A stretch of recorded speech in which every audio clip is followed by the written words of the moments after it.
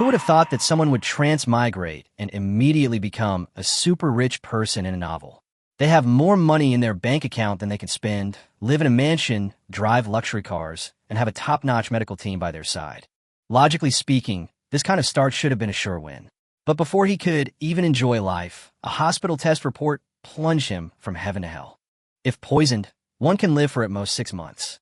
After 6 months, the toxin will fully manifest, causing heart failure and organ damage. Even with a lot of money, one can only wait to die. This unfortunate man was named Jiang. Just when he thought he was doomed to spend his final days lying in a hospital bed, a strange invitation suddenly appeared before him. At first, Jiang thought it was some kind of prank. But after he clicked agree, everything changed completely. He discovered that he could actually make deals with people from different worlds. Some people come from a world of cultivation and possess elixirs that can prolong life. Some people come from interstellar civilizations, and the laser weapons and gene serums they bring out far surpass the technology of Earth. There are also people from the Lord's world, whose rare resources, even a small amount, could cause a sensation on Earth. What others consider ordinary goods might be highly sought-after treasures in another world. And those things that only exist in fantasy can actually appear in Jiang Da's hands once the transaction is successful. Fellow Taoist, greetings. A gentle voice came from behind. The other person's language was different from that of Blue Star, but the communication space automatically translated, and Jiang heard it clearly. He turned his head and saw an ordinary-looking young man bowing to him. The young man was wearing a blue robe with a cloth bag hanging at his waist. He seemed easygoing, but there was a hint of wariness in his eyes. Jiang also cupped his hands in greeting. Hello, my name is Jiang. Nice to meet you. The young man smiled slightly. Jiang Hong, greetings, fellow Taoist. I find your attire peculiar. May I ask which world you come from? Jiang Hong sized up Jiang, a hint of doubt in his mind. This man was clearly physically weak, like an ordinary person. Yet how could an ordinary person join the Time-Space Club? Jiang didn't rush to answer, instead asking, Brother Jiang, this shouldn't be your first time matching, right? Jiang Hong nodded. That's right, fellow Taoist. You are from the 7th world I was matched with. The worlds of the previous few are similar to mine, but they cultivate martial arts, while I cultivate immortality. Jiang was shocked. An immortal cultivator? He had actually encountered a living immortal cultivator. He suppressed his surprise and said, I come from a technological world. Jiang Hong looked puzzled, clearly unaware of what technology was. Jiang gave a simple explanation. Technology is divided into science and technology. Science studies the universe, nature, and the laws of the world, while technology transforms these research findings into actual creations. Humans can use these creations to go to the sky, enter the sea, and even travel among the stars.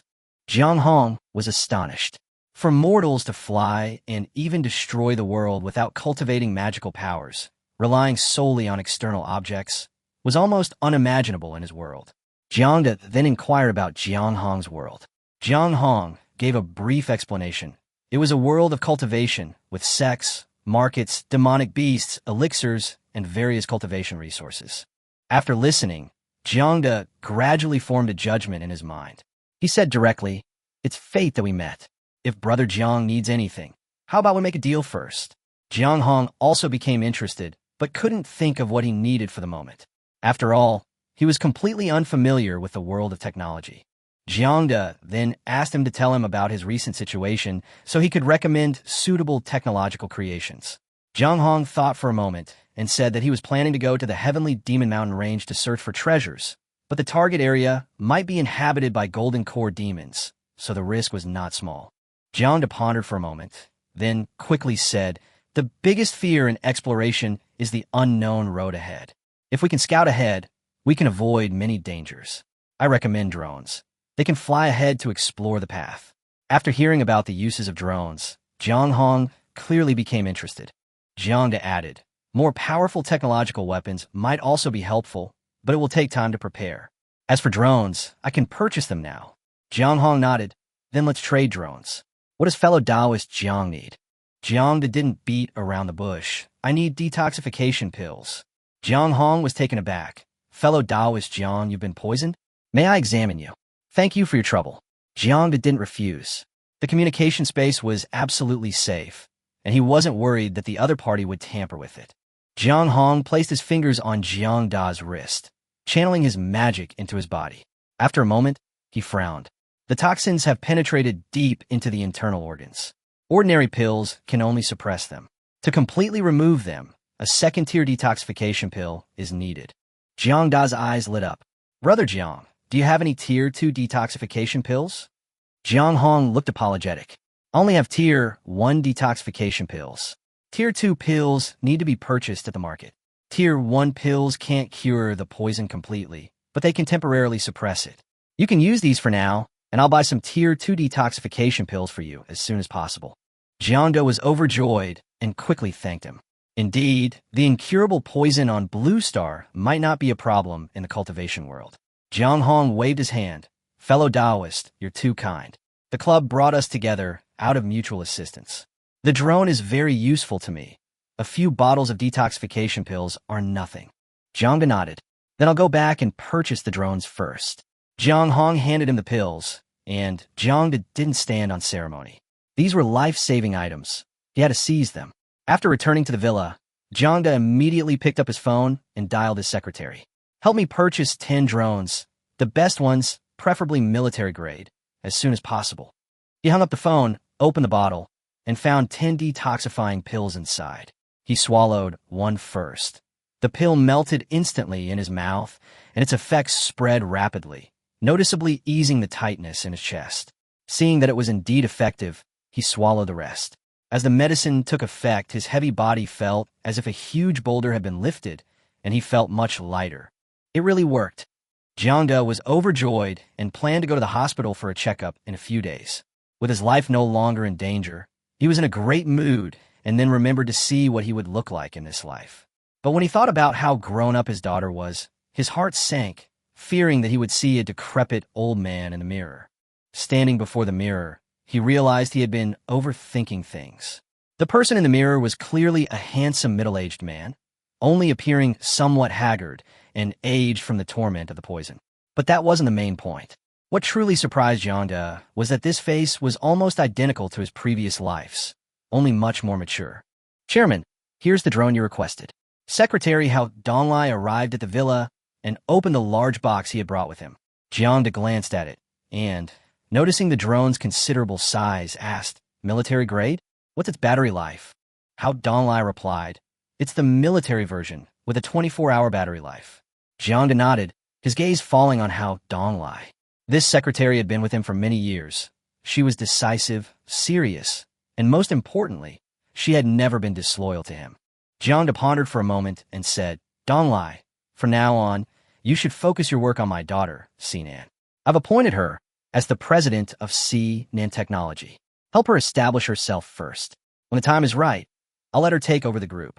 Hao Donglai was visibly taken aback. The chairman's attitude towards Jiang Sinan had never been like this before. Could it be that the father-daughter relationship had improved? That would be a good thing. He immediately stated earnestly, Chairman, rest assured, I will assist Miss Jiang well. Jiang Da responded, a cold glint flashing in his eyes, and then instructed, also, keep a close eye on Zhao Qian and try to gather as much evidence as possible. Evidence is essential if they want Zhao Qian to leave with nothing. Hao Donglai also noticed the change.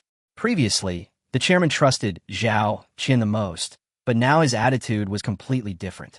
However, he had long disliked Zhao Qian's style, so he naturally nodded in agreement. After arranging company matters, Jiang Da dismissed Hao Donglai.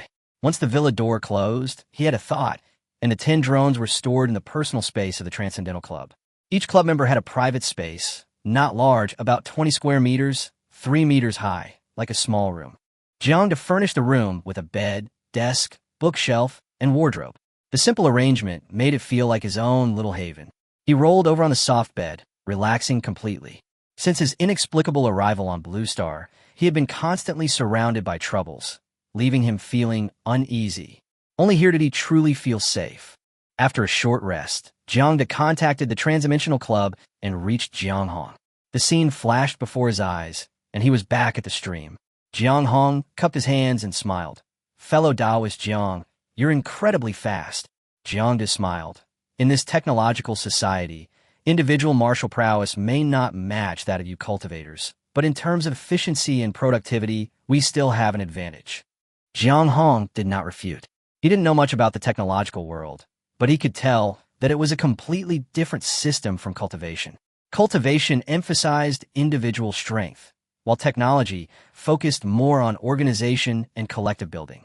Jiang Dai waved his hand, and 2 drones appeared in front of him. He said, "Brother Jiang, let me teach you how to use them first. These are military drones with a flight time of 12 hours. They have clear images and are equipped with thermal imaging, electro-optical radar, and other systems. These are solar charging devices." After the introduction, he directly controlled the drone to fly around the communication space a few times. Jiang Hong, being a cultivator, had a strong memory and comprehension and quickly learned the basic operation.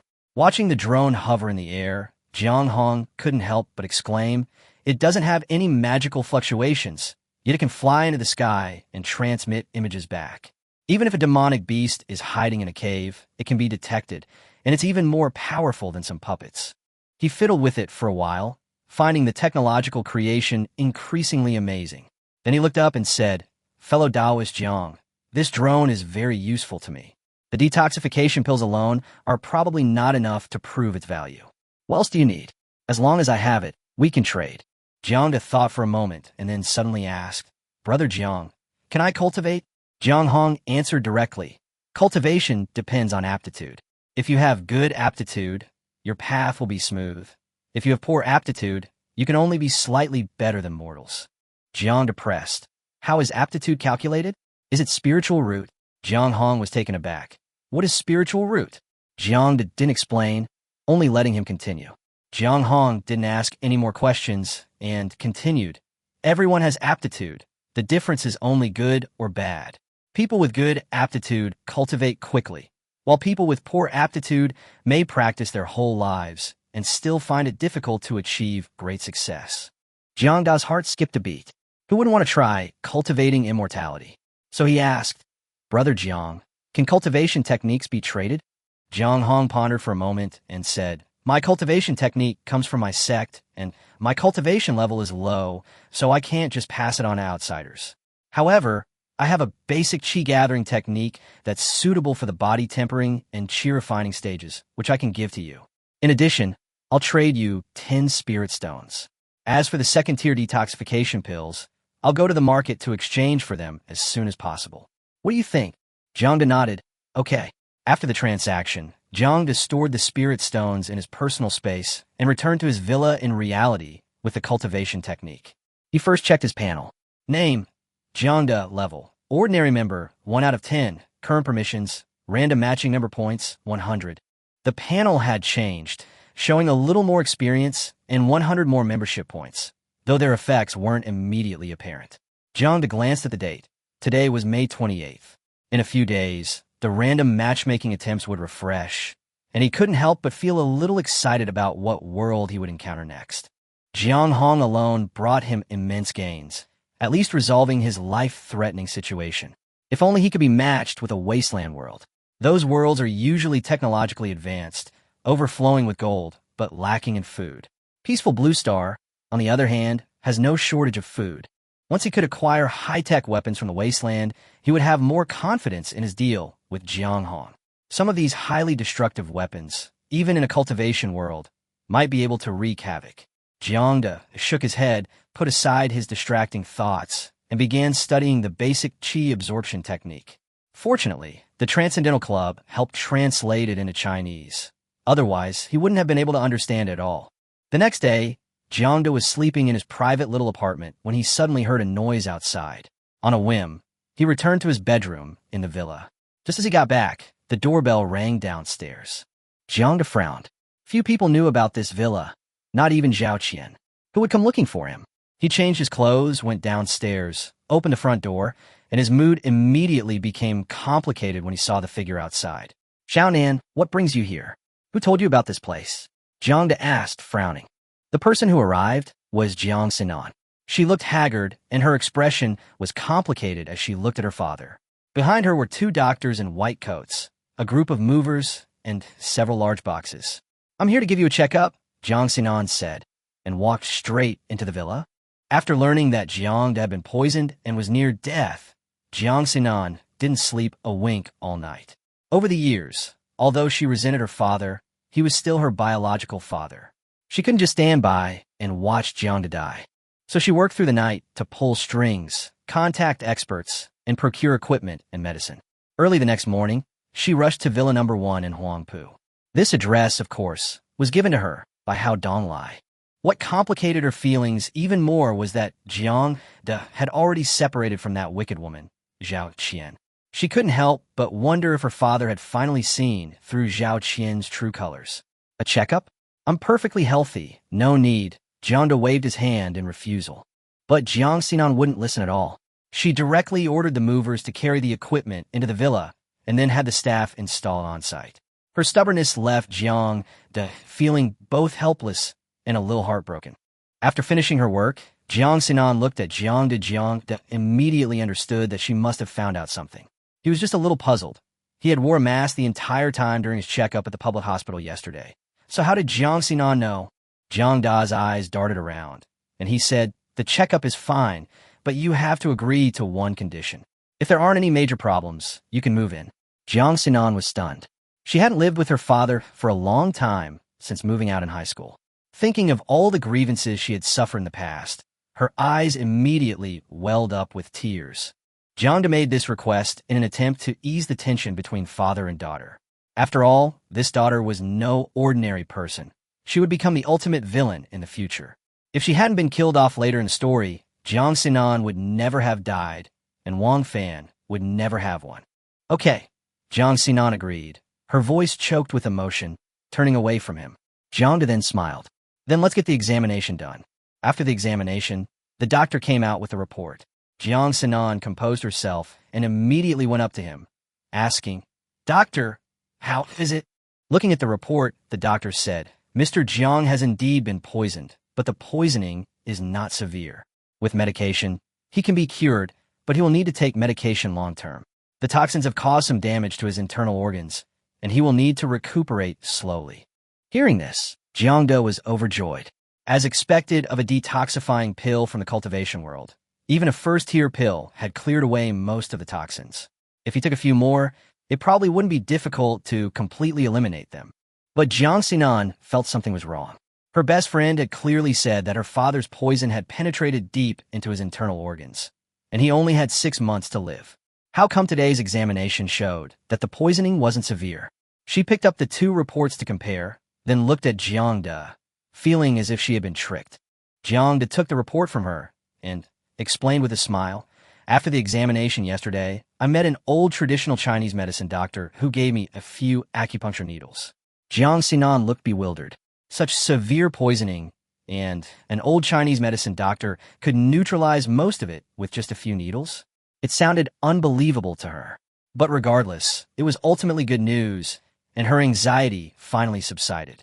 Jiang wrote a check and handed it to the experts, saying, "Thank you for your hard work. Please take this." The experts smiled and accepted it.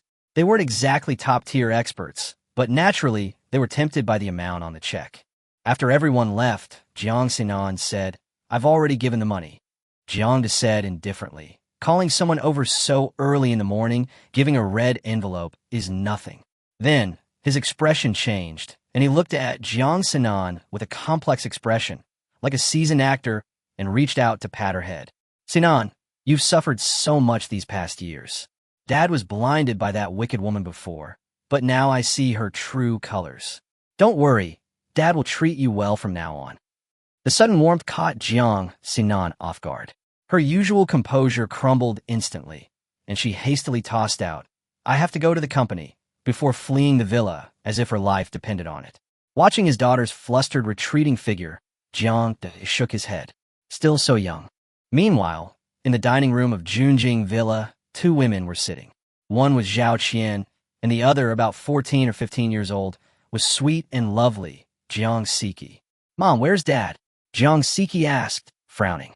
Zhao Qian sighed and briefly recounted what had happened yesterday. Jiang Siki exploded upon hearing it. "Impossible. Doesn't my dad hate that bastard the most? How could he possibly give her the shares?" Zhao Qian's face darkened. "Your father might have discovered something." "Never mind. Let's not talk about that now. Jiang Sinan is a menace. We must deal with her as soon as possible. Jiang Siki was startled and looked at Zhao Qian in alarm. Mom, what do you mean? Don't worry about this. Zhao Qian waved her hand, then looked at her daughter and said, Siki, you're not young anymore. You should start thinking about the future. Get closer to the eldest son of the Wang family. I heard you've been getting very close to a poor guy named Wang Fan lately. What can someone like that do for you? The man you'll marry in the future will definitely be a talented young man, like the eldest son of the Wang family. Jiang Siki hesitated for a moment, then said, Mom, Brother Wang Fan is very capable. Oh well, I won't tell you anymore. You'll see later. With that, she ran off. Zhao Qian watched her daughter's retreating figure, a helpless expression on her face. She was still too young. Jiang Siki ran out of the villa, and after confirming that no one was around, her face immediately turned cold. Jiang Sinan, trying to fight me for the family fortune? You're asking for death. She took out her phone, dialed a number, and her voice instantly became sweet and aggrieved. Brother Wang Fan, boo-hoo, I've been bullied. That bitch Jiang Sinan is trying to steal my family fortune. Time flew by. These past 2 days, Jiang had truly experienced the life of the wealthy at Villa No. 1 in Huangpu. He was surrounded by luxury every day, and whatever he wanted could be obtained with a single phone call. He couldn't help but sigh at how comfortable the life of the rich was. Thinking back to his past miserable days, it was truly a story too painful to recount. To his even greater surprise, Jiang Sinan was surprisingly good at cooking. Jiang then remembered that years ago, because of his neglect, Jiang Sinan had started learning to cook at a young age to please her father. Ironically, it wasn't until today that he was truly tasting a meal made by his daughter's own hands. Finally, I can match with new friends. Looking at the calendar, which had jumped to June 1st, Jiang, who had originally planned to celebrate the holiday, immediately felt that matching with friends was more important. Matching in progress. Matching complete. Community space under construction. Construction complete. Enter. Without hesitation, Jiang said, Enter. In a flash, he found himself in a vast, open space. Looking around, it appeared to be the rooftop of a skyscraper.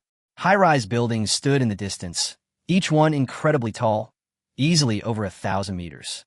Between the buildings were what looked like flight paths, with spacecraft occasionally gliding by, creating an atmosphere reminiscent of a futuristic world.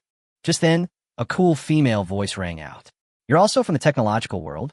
Jiang looked in the direction of the voice and saw a woman who appeared to be around 20 years old. She was dressed in a black leather jacket and pants, looking sharp and aloof, but her face clearly showed a hint of disappointment. Jiang was a little puzzled. What was she disappointed about? But he still politely said, Hello, I am Jiang from Blue Star. The woman waved her hand and said bluntly, Uncle, you don't look like a novice. Let's skip the pleasantries and get straight to the point. Jiang felt a little uncomfortable being called uncle, but considering the age difference between them, he couldn't really object and could only nod in agreement. The woman immediately asked, Tell me about the natural resources of your world first. Has nature been damaged? Jiang was speechless for a moment, then asked her if she should introduce herself first. The woman replied that they needed to confirm each other's needs before they could communicate effectively. Jiang could only say, My world is in the information age, which has been developing for over 200 years since the first industrial revolution. Industry has indeed had some impact on the environment, but overall it's not too bad. The woman's eyes lit up instantly after hearing this, and her attitude became serious. Hello, my name is Dai Shuier, and I come from Azure Star. My world has highly advanced technology, while your world is probably not even a level 1 civilization. I think we can become friends. Upon hearing this, Jiang roughly guessed her needs. You want supplies like food, right? Dai Shuier coughed lightly to cover her embarrassment, then nodded. That's right, I need food. Jiang was somewhat surprised. A world with such advanced technology, yet still lacking food? Dai Shuier sighed and explained. They didn't lack food to fill their stomachs. Synthetic foods were enough to sustain them, and the air could be purified by technology. What they truly lacked was purely natural food. Because of the rapid pace of technological development, vast amounts of natural resources on Azure Star have been plundered, turning mountains, forests, and rivers into deserts, and even the air is filled with an unpleasant odor. The lush green mountains, clear waters, natural grains, and fresh meat and vegetables described in historical records are almost like legends to her. After becoming a member of the Time-Space Club, the first thing Dai Shuer wanted to do was not to befriend powerful people or seek opportunities, but to obtain real natural food and taste the flavors described in history books. To put it bluntly, she was fed up with synthetic food and technologically processed products. Unfortunately, the world she was matched with before were either wastelands or zombie apocalypses, where people struggled to survive, let alone trade food with her. That's why she showed disappointment when she saw that Jiang also came from a technological world, thinking she had encountered another resource-scarce world. Upon hearing this, Jiang's heart stirred. So, your world is considered a 2-star civilization? Dai Shuer nodded. More or less. We've been developing our star system for a long time, and we're just one step away from truly leaving it. We originally thought we'd have to wait until we discovered other life-bearing planets to get our hands on natural food. She then looked at Jiang. Let's trade food. What do you need? Jiang pondered for a moment. When high technology was mentioned, images of nuclear fusion, spaceships, mechs, and laser weapons popped into his mind. But these things were too advanced for him to use right now. Remembering that the Jiang group's main business was batteries, he asked, "Do you have any advanced battery technology?" Dai Shuer casually remarked, "Nuclear batteries?" Jiang quickly waved his hand. "Too high-end, we don't need that. Solid-state battery technology will suffice." Of course, he wanted nuclear batteries, but without the corresponding industrial foundation. Even if he acquired the technology, it would be difficult to implement. Technological development must ultimately proceed step by step. Dai Shuer thought for a moment. Solid-state battery technology? It's outdated. But no problem. Jiang was speechless. What was considered cutting-edge solid-state battery technology on Earth was already obsolete on their end. But it was good that the deal was done. Jiang asked her how much food she needed. Dai Shuer blurted out, "Let's start with 500 tons.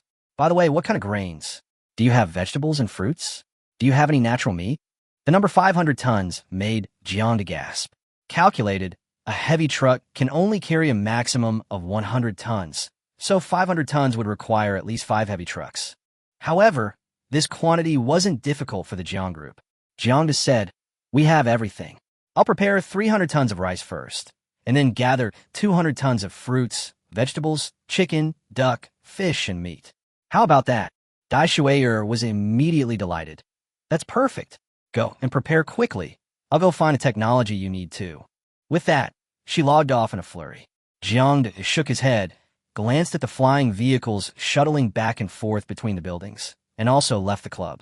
Back at the villa, he took out his phone and called Hao Donglai, asking him to prepare 300 tons of rice, 200 tons of fruits and vegetables, and meats such as chicken, duck, fish, beef, and mutton, all of which he required to be all natural and as varied as possible. Although Hao Donglai was puzzled as to why the chairman suddenly needed so much grain, he didn't ask further. For ordinary people, 500 tons of supplies would be difficult to obtain, but for the Jiang group, it was just a matter of making a phone call. That evening, Jiang ate alone at the villa. Although Jiang Sinan had moved in, she left early and returned late every day, and the father and daughter rarely saw each other. Jiang knew that she was indeed very busy after taking over the company, but it was also possible that she was avoiding him. After all, their relationship had been terrible in the past, and even if they wanted to improve it, they couldn't go back to the way things were overnight. They could only work things out slowly. After dinner, Hao Donglai called to say that all the food and supplies were ready.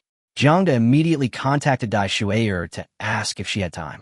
Dai Shuer, who had obviously been waiting, readily agreed. So Jiang drove alone to the warehouse that Hao Donglai had rented. More than half an hour later, he arrived at the warehouse and opened the door. Inside, bags of rice were neatly stacked, along with a large quantity of vegetables, fruits, and ingredients such as chicken, duck, fish, and meat, all neatly categorized and piled up. Jiang frowned as he looked at the supplies in front of him. His personal space was too small to hold so much stuff, so he had no choice but to trade directly. After contacting Dai Shuer, a flash of light appeared before his eyes, and he reappeared on the platform of that building. "Is the food ready?" Dai Shuer asked expectantly. Jiang nodded, and with a thought, he directly communicated with the outside world, pulling the pre-prepared rice and vegetables into the communication space. The next second, piles of grain and vegetables appeared before him, and the air was filled with the unique aroma of food. Dai Shuier took a deep breath, as if captivated by the aroma. She walked to a basket of apples, picked up a bright red one, and asked, "Is this an apple?" Jiang said yes. Dai Shuier didn't stand on ceremony. She casually wiped herself off and took a bite. The sweet juice instantly burst in her mouth, a sweetness she had never experienced before that made her eyes light up. So sweet, so delicious. She devoured a large apple in a few bites, and even after throwing away the core, she looked like she hadn't had enough. Jiang, watching this, realized that he had underestimated Dai Shuiyer's craving for natural foods. Dai Shuier was very satisfied with the batch of goods. With a wave of her hand, a stack of documents and a box of samples appeared in front of Jiang. Jiang took them and looked through them. He had started out in the battery business, so he could naturally understand the contents of the documents. When he saw the data, he was surprised. 1300 Wh/kg? Dai Shuier replied casually, "Yes, the energy density is too low. It's been phased out long ago." Jiang was speechless for a moment. The energy density of mainstream lithium-ion batteries on Blue Star is only around 300 kiloliters per 100 kiloliters. What's outdated technology for Dai Shuier is enough to shake up the industry on Blue Star. At this moment, Dai Shuier took out another stack of documents and handed them to him. "Here, take this too, for technology iteration." Jiang opened it and saw that it was lithium-air battery technology with an energy density as high as 3000 Wh/kg. Another piece of advanced data far exceeding the current level on Earth. He didn't stand on ceremony, but still asked, "How do I exchange this?" Dai Shuier blinked. Consider it a small gift. She knew that whether she could eat good food in the future depended entirely on Jiang, so she naturally wanted to build a good relationship first. Jiang shook his head. "That's too much. Why get back? I'll send you some local delicacies from Earth." Dai Shuier immediately clapped her hands in agreement. The two then mentioned membership points, which could be earned through transactions or gifts. Dai Shuier thought these points were useless, but Jiang argued that just because they were useless now didn't mean they would be useless later. Then, Jiang remembered something else and asked her if she could get her hands on high-powered weapons. Dai Shuier gave him a strange look, as if she suspected he was an arms dealer. Jiang didn't explain. The club had rules against pressing for details. Dai Shuier didn't ask any more questions, only saying that she could get her hands on most weapons except for those with massive destructive power like antimatter. Jiang asked her to make a list, and that he would contact her if needed. Dai Shuier reminded him that top-tier weapons couldn't be obtained simply by exchanging food. Natural food was indeed precious to her, but her world wasn't entirely devoid of food. Synthetic foods and nutritional paste could at least fill one's stomach, though they were difficult to swallow. Jiang smiled and said he would bring her something that would satisfy her. Then, he asked about the gene serum. Dai Shuier asked him if he wanted the medical type or the enhancement type. Jiang chose the enhancement type. She thought for a moment and said that the enhancement serum did exist, but it was currently only at the initial stage, and its effect on the body was limited. Jiang was most concerned about safety, asking if there would be any harm. Dai Shuier stated that basic gene enhancement drugs were already widely available, the technology was mature, and there was no danger. As for intermediate enhancement drugs, it was said that some laboratories were still researching them, but there were no results yet. Jiang then asked if he could get his hands on her. Dai Shuier was very confident. She could get anything as long as he could produce something that interested her. After hearing this, Jiang understood that this girl's identity was probably not simple. The two chatted for a while longer before Jiang returned to reality with the documents he had obtained from the transaction. On his drive home, he called Hao Donglai and asked him to prepare a large quantity of food, including both frozen and vacuum-packed ready-to-eat meals. It was already late at night when Jiang returned to Villa No. 1 in Huangpu. Standing at the front door, he saw the lights still on in the second-floor bedroom, Jiang Xinan's room. He frowned. It was almost midnight. Why wasn't she asleep yet? The car noise startled Jiang Xinan. She came out in her pajamas and saw Jiang but didn't speak, only looking at him with a questioning gaze. Jiang explained that he had gone out to run some errands and then asked why she wasn't asleep yet. Jiang Xinan said she had just looked at some documents. Jiang frowned and reminded her that the company was running well and there was no need to work so hard. Jiang Xinan fell silent. She had just taken over the company and already encountered trouble, She didn't know how to explain it. Jiang sensed something was wrong and directly asked her what the problem was. Jiang Sinan sighed and said that Yuanheng Power Battery Research Lab had made a breakthrough in solid-state batteries, leading to competition from industry peers and acquisition attempts from foreign companies. If this new technology falls into the hands of other companies, Sinan Technology's market share will be significantly squeezed, and in severe cases, it may even face bankruptcy. Jiang frowned slightly after hearing this, feeling that things were too coincidental. He had just obtained solid-state battery technology from Daishuier, and now news of a breakthrough had also come from Blue Star. He asked Yuanheng what the energy density of its batteries was. Jiang Sinan said it reached 500 Wh/kg, far exceeding the performance of traditional lithium batteries. Moreover, the fact that Yuanheng dared to hold a public auction suggests that the technology is likely mature and ready for mass production. Jiang nodded, then smiled, turned around, and went back to the car to get a document. All right, get some rest. I'll give you a surprise tomorrow. Jiang Sinan looked at the document in his hand, her eyes full of doubt. She couldn't help but wonder if this so-called surprise meant that her father was going to transfer all the remaining shares of Sinan Technology to her. Jiang, unaware of her overthinking, took the documents and went upstairs. Back in his room, he took a shower and went to bed comfortably. Jiang Sinan was left sleepless all night. The next morning, Jiang was startled when he saw the dark circles under his daughter's eyes. What happened to her? Xiaonan, what's wrong? Jiang looked at his daughter's tired face and was surprised, as if she hadn't slept all night. Jiang Sinan rolled her eyes. Last night, he deliberately kept her in suspense, but deliberately didn't make things clear. How could she possibly sleep? She didn't explain, just remained silent. Jiang smelled the aroma coming from the dining room. His eyes lit up, and he assumed his daughter had made breakfast herself. His tone was filled with joy. Jiang Sinan opened her mouth, intending to say it was takeout, but ultimately held back. Sitting down at the table, she finally couldn't contain herself and asked directly, "What was the surprise you mentioned last night?" Seeing how anxious she was, Jiang stopped being coy and went upstairs to the bedroom. He quickly returned with a document on solid-state battery technology and 2 battery samples. He said calmly, "This is the latest solid-state battery technology. Here are 2 samples. Take them to the lab to test them."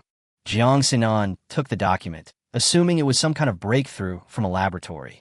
But as soon as she opened the file, her expression froze. Energy density of 1300 Wh/kg? How is that possible? Impossible. It's important to understand that before the breakthrough at the Far East Research Lab, the theoretical energy density of solid-state batteries was only around 500 Wh/kg. Even with current progress, it's impossible to jump to that level overnight. Jiang frowned and put down his chopsticks, his tone turning serious. "Didn't I teach you? No matter what happens, don't rush to deny it." Jiang Sinan was speechless. If it were a few days ago, she would definitely have talked back, but now that Jiang Da's attitude had changed, she had lost her former confidence. Jiang picked up a fried bun and continued, "The data and samples are all here. Whether it can reach the required values or not, we'll know once we take it to the lab for verification. Are you a child to dismiss it so easily?" Jiang Sinan blushed, snorted, and tried to leave. Jiang, however, directly ordered, "Sit down and eat. Go to the company after you finish eating. It's not safe for you to drive in this state. Have your secretary pick you up." Jiang Sinan didn't object, which was taken as tacit agreement. After breakfast, as soon as her secretary arrived, she rushed to Sinan Technology with documents and samples. Looking at the company logo at the top of the building, she took a deep breath and secretly vowed to make the company a success. Upon entering the company, Jiang Sinan went straight to the Technology Research and Development Department. The employees greeted her warmly. Although she had only been in her position for a short time, she had quickly gained control of the company thanks to her status as the eldest daughter of the Jiang family and her decisive and efficient methods. Call the technical director and the others to the conference room for a meeting. Soon, all the key members of the technical department arrived. Jiang Sinan distributed the solid-state battery data and told them to take a look. At first, everyone was curious, but after seeing the key data, their expressions changed completely. A middle-aged expert slammed the data on the table and angrily said, "Nonsense! What kind of technology is this? Even the Far East Research Lab has barely reached 500, and this is directly 1300? It's utter nonsense." The others frowned, finding the numbers exaggerated and childishly scribbled. The technical director wanted to speak, but out of respect for Jiang Xinan's status, he remained silent. The next second, Jiang Xinan slammed her hand on the table, her palm going numb with pain, but she stubbornly endured it. She coldly rebuked, "You call yourselves experts? You have no right to speak without verification. How can you do technology if you don't verify things first and just deny them outright? How can you make any breakthroughs if you don't break free from your mental shackles? Are you all children who just dismiss things without thinking?" The core team members were stunned by the reprimand. Was there really any need to verify such outrageous data? Jiang Xinan watched their silence, secretly pleased. She had 2 battery samples brought up and ordered directly. Take them to the lab for testing. I need accurate data before the end of the workday. Also, all confidentiality agreements have been signed. This is company secret. Anyone who dares to leak it will be facing legal action. After saying that, she got up and left, leaving the technical backbone looking at each other in bewilderment. Someone whispered to the director what to do. The technical director was silent for a moment, then picked up the documents and samples and said, "General Manager Jiang is right. Without verification, we have no right to speak. Let's test it first." The middle-aged expert's face turned red, and he snorted coldly. "Test it then. I want to see if this so-called all-solid-state battery is going to fly." Meanwhile, in Villa Number 1 in Huangpu, Jiang, having seen his daughter off, sat cross-legged on the bed, holding 2 spirit stones in his hands, and began his first formal practice. He had received the cultivation technique several days ago and had been studying it. After all, it was something he had never encountered before, and he had to consult Jiang Hong about many obscure parts. Only today did he finally understand the qi absorption method. According to the cultivation technique, as long as one draws qi into the body to temper the skin, flesh, tendons, and bones, completing the initial tempering, one can reach the first level of body tempering. After an unknown amount of time, Jiang opened his eyes, his brows slightly furrowed. Drawing qi wasn't difficult. Spiritual energy was scarce on Blue Star, but he had spirit stones, and with the help of the technique, he could easily draw spiritual energy into his body. The problem is that the body tempering efficiency is too low. Am I really that bad? Jiang sighed, looked down at the time, and was shocked to find that more than 6 hours had passed, and it was already 3 o'clock in the afternoon. He remarked on how quickly time flew by, then opened the message How Donglai had sent. The supplies he'd asked for last night were all ready, and the warehouse address had been sent. Very efficient. Jiang got up, preparing to go to the warehouse. The Blue Star delicacies he'd prepared for Dai Shuer had arrived. He needed to transfer those supplies there. Every time Jiang returned to the rooftop of the building and saw the flying machines shuttling between the skyscrapers, he was still filled with a strange sense of awe. He couldn't help but ask Dai Shuer, "Do you build these buildings so tall because there's not enough land?" Dai Shuer nodded. "Our planet has tens of billions of people, and land is scarce, so we can only build buildings higher and higher." Jiang nodded, looking at the skyscrapers that were often thousands of meters high, and couldn't help but exclaim, "Your building technology is really amazing. Here you go, the food you wanted." After a moment of reflection, Jiang waved his hand, and a large amount of food appeared out of thin air. Vacuum-packed cooked food, frozen dishes, and various Blue Star snacks, which quickly piled up into a small mountain. Dai Shuer's eyes lit up, and she casually picked up a bag of snacks. Inside the package were bright red, soft-squeezed things. Curious, she asked, "What's this?" Jiang didn't explain, only telling her to try it. Dai Shuer tore open the packaging, picked one up, and put it in her mouth. The spicy flavor exploded instantly, and she couldn't help but gasp, exclaiming, "Is this what spiciness is? How amazing!" Jiang was taken aback and couldn't help but ask if her planet didn't even have chili peppers. Dai Shuer shook her head and said that they had appeared in historical footage, but unfortunately, they all disappeared after a disaster. Jiang shook his head, feeling sorry for her. Then he waved his hand again, and a dining table appeared, covered with steaming Chinese dishes, braised pork ribs, braised lamb chops, cola chicken wings, and braised eggplant. The aroma filled the air. Dai Shuer was immediately drawn to the food, her mouth practically watering. Jiang smiled and said that he had specially asked the chef to prepare Chinese dishes before they arrived and invited her to try them. Dai Shuer didn't stand on ceremony and immediately sat down. Jiang asked her if she knew how to use chopsticks, and she asked him to demonstrate. Jiang picked up a piece of beef and put it in his mouth, and Daishuer tried to imitate him by picking up ribs. Although her movements were clumsy, she could manage to use them. After eating a piece of pork rib, Daishuer almost cried with emotion. Only then did she understand what real food was. Compared to this, the synthetic food she used to eat would be something even a dog would dislike. After eating her fill, Daishuer patted her stomach, still wanting more, and asked if there was any more of this kind of food. Jiang told her that there were similar dishes in the frozen food he had given her. They were all prepared, frozen, and packaged, and could be eaten after heating, but the taste wasn't as good as freshly made ones. Daishuer was already quite satisfied. Even if the taste was a little off, it was still far better than synthetic food. Before leaving, she winked playfully, telling Jiang to contact her if he needed anything in the future, and to remember to bring more food next time he came. Jiang nodded, a thought forming in his mind, and left the communication space. Back at the villa, Jiang sat cross-legged on the bed and began practicing his martial arts.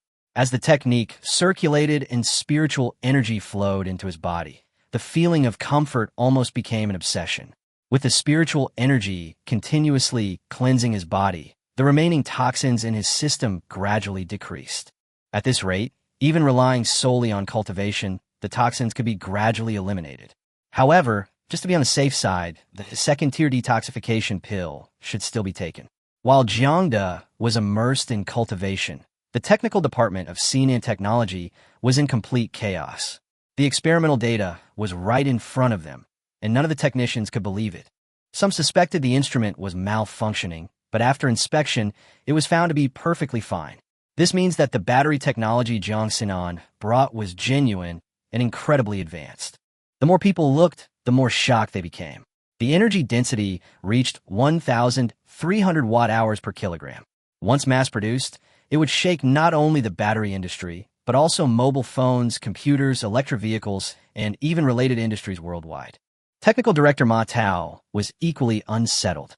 He had originally thought that this technology was at most slightly better than that of the Far East Research Lab. But now the data clearly showed that it was not just slightly better, but more than twice as good.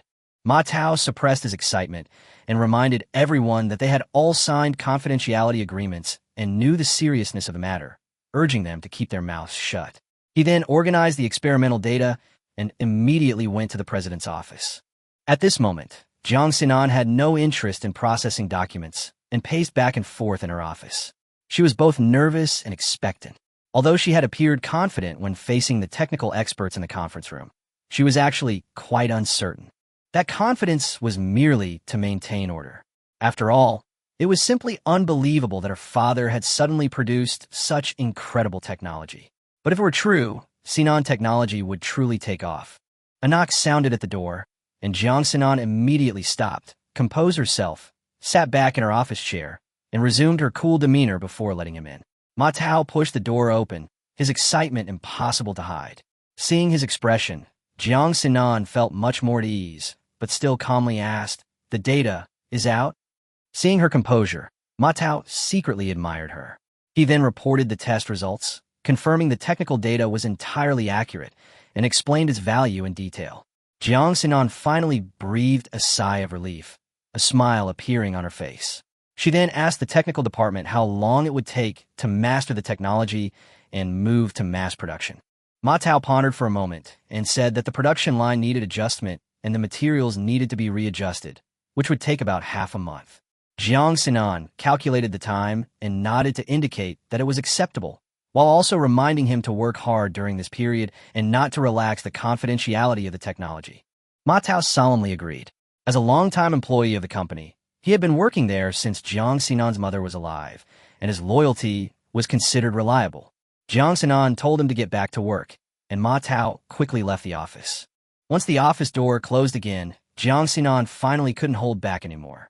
She jumped up excitedly, threw herself onto the sofa, and, as excited as a child, couldn't help but whisper, "That's awesome." Only when the knocking sounded again did she quickly get up, straighten her slightly wrinkled clothes, and sit back gracefully in her office chair, resuming her aloof demeanor, and say indifferently, "Come in." The battery industry has been in turmoil lately. This is because Far East Research Labs has achieved a major technological breakthrough, allowing data that previously remained only in the laboratory to now be mass-produced. After the news broke, relevant companies both domestically and internationally were thrown into a frenzy. Whether it was battery manufacturers, mobile phone and computer companies, or electric vehicle companies, they all rushed to the Yuanhang Power Research Laboratory.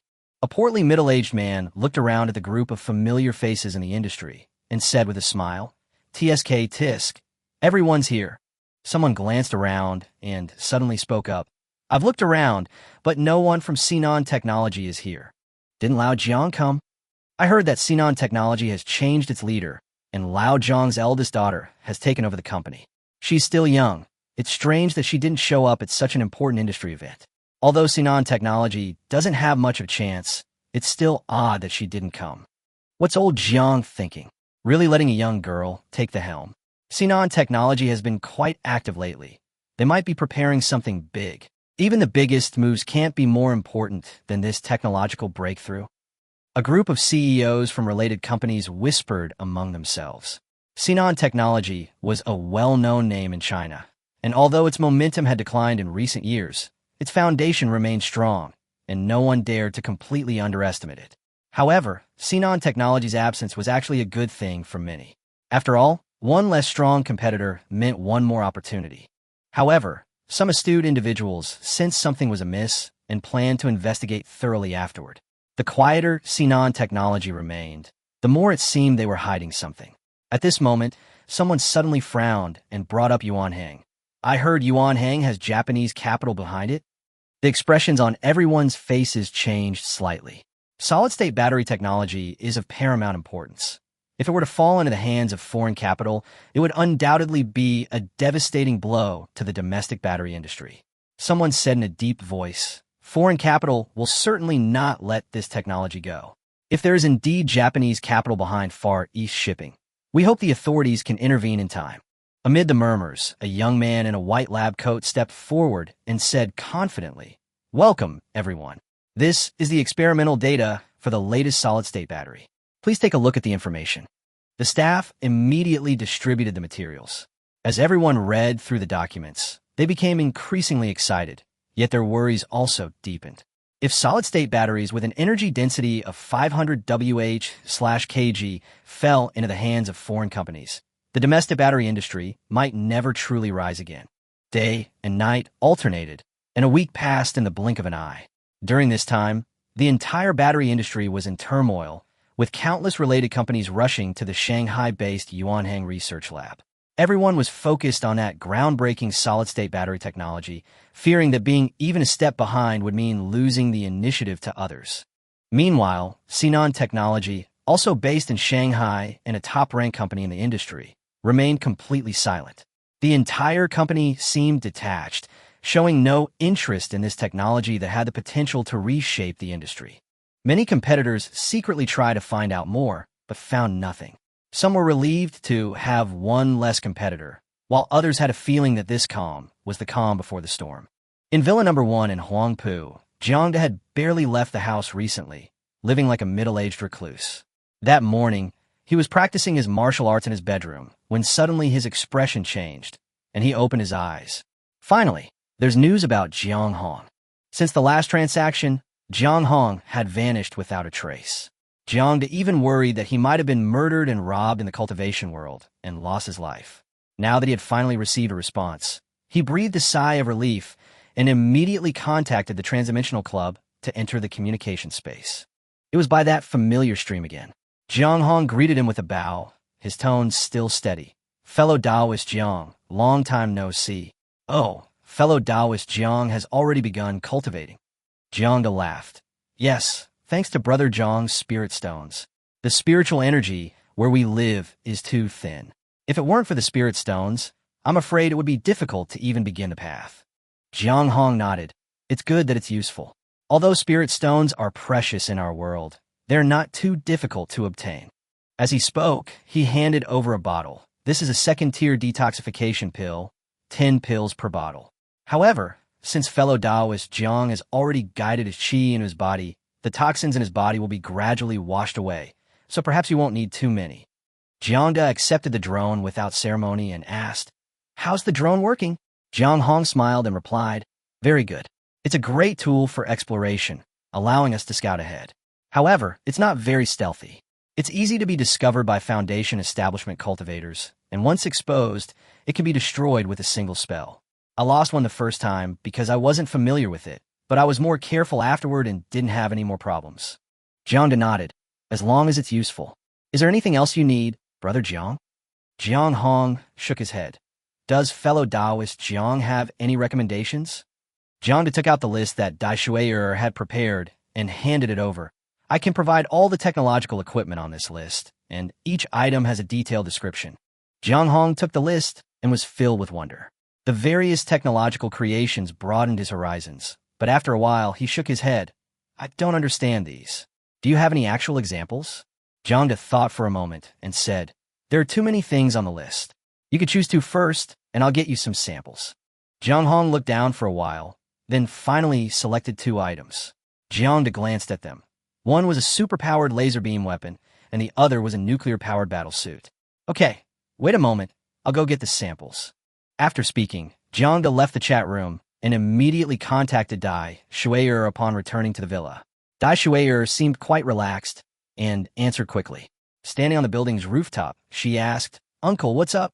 Jiang got straight to the point. Can you get the super-powered laser beam weapon and the nuclear-powered armor first? Dai Shuier blinked. Uncle, what are you planning to use for the trade? Jiang said, we'll discuss the specific items later. I need to show the samples to the client now. All right, Dai Shuier nodded in agreement. In the Time-Space Club, promises weren't just empty words. Going back on one's word would be punished. After saying that, she logged off to retrieve the goods. A few minutes later, Dai Shuier reappeared, carrying two large items. One piece resembled a Gatling gun, radiating a cold, black light, clearly a super-powered laser beam weapon. The other was a nuclear-powered battle suit with a silver shell of unknown material. It wasn't as bulky as one might expect, but rather remarkably sleek and stylish. Dai Shuier explained, laser beam weapons can easily tear apart missiles and satellites, and even penetrate the outer shell of spacecraft. Nuclear-powered armor is equipped with a fusion reactor, which theoretically has almost unlimited energy, but it also has a lifespan. If it is used in frequent battles, its lifespan will be greatly shortened. Jiang nodded, understood. I'll take the items first. We'll discuss the specifics of the transaction when I return. Dai Shuier nodded thoughtfully. Jiang didn't delay any longer, immediately logged off with the two pieces of equipment and reconnected with Jiang Hong. Jiang Hong had been waiting in the communication space. Upon seeing him return, he immediately stepped forward and asked, fellow Taoist Jiang, did you bring the item? Jiang picked up the laser beam weapon with both hands and smiled. This is it. It's a super-powered laser beam weapon. Theoretically, it can penetrate many substances, but its power in the cultivation world still needs to be tested. He then pointed to the silver armor. This is a nuclear-powered armor, equipped with a fusion reactor and a magnetic field defense system. As for its specific defensive capabilities, Brother Jiang will have to test it himself to know. Let me teach you how to use it first. Jiang Hong listened attentively, and following Jiang Da's instructions, picked up the laser beam weapon and pulled the trigger. The next instant, a beam of light shot out, directly blasting a small hill several kilometers away to pieces. Jiang Hong's expression changed slightly. The power was clearly beyond his expectations. He pondered for a moment, then summoned a flying sword and thrust it towards the nuclear-powered armor. Bang!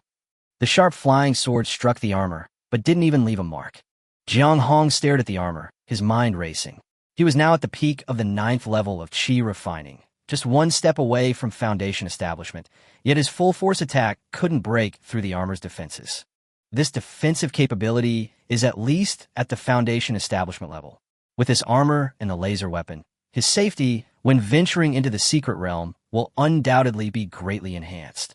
Jiang Hong no longer hesitated and said directly, fellow Taoist Jiang, I'll take both of these pieces of equipment. What would you like to exchange them for? Jiang pondered for a moment, then asked, what can Brother Jiang offer? Jiang Hong thought for a moment, then took out 2 porcelain bottles and said, these are the youth-preserving pill and the longevity pill. 5 pills in each bottle. The youth-preserving pill can repair skin imperfections and keep one's appearance youthful. 1 longevity pill can extend the life of a mortal by 10 years, but it is ineffective for cultivators. Jiang Da's eyes lit up. These were all good things. He nodded in agreement and then asked, Brother Jiang, Do you have any protective treasures? Jiang Hong took out 2 talismans. These are protective talismans. They can withstand attacks from the 9th level of Qi refining. Jiang thought for a moment and nodded. Jiang Hong breathed a sigh of relief when the deal was done, and then asked, "Fellow Taoist Jiang, do you have any more drones?" Jiang smiled and said, "Yes. I'll exchange these 2 talismans for 5 drones. How about that?" "Sure." Jiang waved his hand and took out 5 drones. Jiang Hong put them away, a satisfied smile appearing on his ordinary face. He cupped his hands in farewell and said, "Fellow Taoist Jiang, see you next time." Jiang watched him leave, looking at the youth-preserving pill, longevity pill, and 2 protective talismans in his hand, feeling extremely pleased. This harvest was indeed quite good. After leaving the communication space, Jiang didn't delay and immediately contacted Dai Shui'er. "Uncle." Dai Shui'er looked at him with a smile, her face full of anticipation. Jiang took out a porcelain bottle and said, "These are 2 youth-preserving pills. After taking them, they will not only repair skin imperfections, but also make the skin more supple. Most importantly, they can fix your appearance, so it won't change even when you get old." Dai Shui'er's eyes lit up. "This is a good item, but we have similar ones in our world, though none as powerful as yours." Jiang smiled faintly and took out another porcelain bottle. "These are 2 longevity pills. 1 pill can extend your life by 10 years. 2 pills, that's 20 years. This time, Dai Shui'er was finally moved. Extending one's lifespan by 20 years was not something easily achieved, even in her technologically advanced world. Current biogenetic technology could only extend a person's life by a maximum of 3 to 5 years. More importantly, this elixir can be taken repeatedly. 2 pills last for 20 years, so what about 3? 10? Wouldn't that extend one's lifespan by 100 years? Thinking of this, Dai Shui'er's breathing quickened, and she immediately said, "Good stuff, I'll take it." Jiang chuckled. "Little girl, the nuclear-powered armor and laser weapons are good, but they're industrial products after all. They're not quite enough to exchange for longevity pills." Dai Shui'er snorted but didn't refute. She could have managed to fool some feudal natives, but Jiang also came from a technologically advanced world, and his perspective wasn't inferior to hers. She could only ask, "What else does Uncle want?" Jiang asked, "Do you have any lightweight protective gear?" His biggest concern right now was safety. Blue Star might seem ordinary, but it had an unreasonable protagonist like him, so he had to be careful. Dai Shui'er thought for a moment. "There's a kind of protective item. Wait for me." As soon as she finished speaking, her figure disappeared. Not long after, Dai Shui'er returned carrying a small leather suitcase, opened it, and took out a set of black bodysuits. This is the black gold type 1 combat suit. Its toughness is incredibly impressive, capable of withstanding a 12mm bullet head-on. It goes without saying that it can withstand ordinary collisions, but you still have to be careful around the head, which isn't covered. Jiang took the clothes and found them to be soft to the touch, like ordinary tight-fitting underwear. "This thing can be bulletproof?" he asked skeptically. Dai Shui'er smiled. "Super high-tech, you wouldn't understand even if I told you. Here, let me test it for you." She dressed the dummy in a combat suit, took out a gun, and fired. 1 shot, and the dummy was unharmed. Jiang was truly astonished. He had to admit, this kind of advanced technology was beyond his imagination. "Okay, give me 2 sets. Dai Shui'er smiled slyly. 2 sets wouldn't be enough with 2 longevity pills. Jiang shook his head. 20 years of lifespan for 2 sets of bulletproof vests. You've already gotten a great deal. "These aren't ordinary bulletproof vests," Dai Shui'er said discontentedly. "They're super high-tech stuff we found in the ruins of a civilization." "Civilizational relics?" Jiang's heart skipped a beat, but he didn't press the matter. He simply said helplessly, "Then I'll replenish your supplies. Is that all right?" "Sure." Dai Shui'er's expression immediately changed, and she agreed readily. Jiang looked at her and couldn't help but chuckle softly. Back at the villa, Jiang took a second-tier detoxification pill. The medicine quickly dissolved in his body, completely eliminating the remaining toxins, and a feeling of relief washed over him. "Comfortable," he murmured, lying on the bed, his face beaming with undisguised joy. He really hit the jackpot in this deal. A few drones, some supplies, and a few persuasive words, and he got 3 youth preservation pills, 3 longevity pills, 2 amulets, and 2 sets of black gold type I combat suits. Isn't this the joy of getting something for nothing? Jiang smiled and took out a set of black gold type one combat suits, putting them on. The material was soft and fit snugly against the skin, making it exceptionally comfortable to wear. The combat suit was a complete set, including a top and pants, providing full body protection except for the head. 2 sets of combat suits, one of which naturally had to be given to Jiang Sinan. He also needed to give her a protective amulet. He always felt that Zhao Qian wouldn't give up easily. Jiang Sinan wasn't safe right now. If anything happened to him and his daughter, Zhao Qian would become the sole legal heir to the Jiang group. We need to get rid of Zhao Qian as soon as possible. Jiang narrowed his eyes, picked up his phone, and dialed Hao Donglai's number. Donglai, how's the evidence I asked you to collect coming along? On the other end of the line, Hao Donglai immediately replied, "Don't worry, boss, it'll be ready in 3 days at most." Jiang nodded, "Good." After hanging up, he sat cross-legged on the bed, took out 2 spirit stones, and began practicing his cultivation. That evening, Jiang Sinan dragged her tired body back to the villa. Seeing the meal laid out on the table, a smile involuntarily appeared on her face. This scene reminded her of her childhood, filling her heart with a long-lost warmth. Jiang walked to the dining table and sat down. "Come and eat." Jiang Sinan hummed in agreement, washed her hands, and sat down opposite her father. Neither of them spoke much at the table. The atmosphere between father and daughter remained somewhat awkward, and they could only finish their dinner in silence. After dinner, Jiang Sinan was about to go upstairs when Jiang suddenly took out a small leather suitcase and said, "Wear this outfit tomorrow, and keep this amulet close to your body." Jiang Sinan opened the suitcase and picked up the black and gold type-I combat suit inside. The material was excellent, but it looked more like underwear. She was about to speak when Jiang said, "Wear it tomorrow." Without further explanation, he turned and left. Jiang Sinan pursed her lips, but ultimately picked up the suitcase, took the amulet, and went upstairs. Chapter 012 Divorce, Despair. The next morning, when Jiang came downstairs, he saw Jiang Sinan preparing to leave. So he asked her, "Did you put on the clothes I gave you?" Jiang Sinan nodded and pulled up her sleeve to show him. The inner lining was cool and close-fitting, and it was exceptionally comfortable to wear. Of course, she wouldn't be foolish enough not to wear it. Jiang asked again, "Where's the amulet?"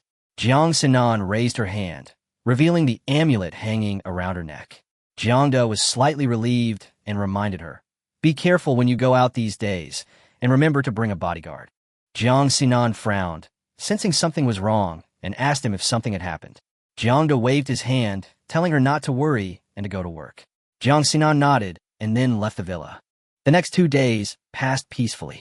Then, around 10 a.m. on June 12th, Hao Donglai arrived at the villa and handed Jiang a stack of documents and video recordings. "Chairman, everything you're looking for is here." Jiang opened the file, his face quickly darkening. It detailed all the underhanded dealings Zhao Qian had made behind the scenes at the Jiang family business over the past decade.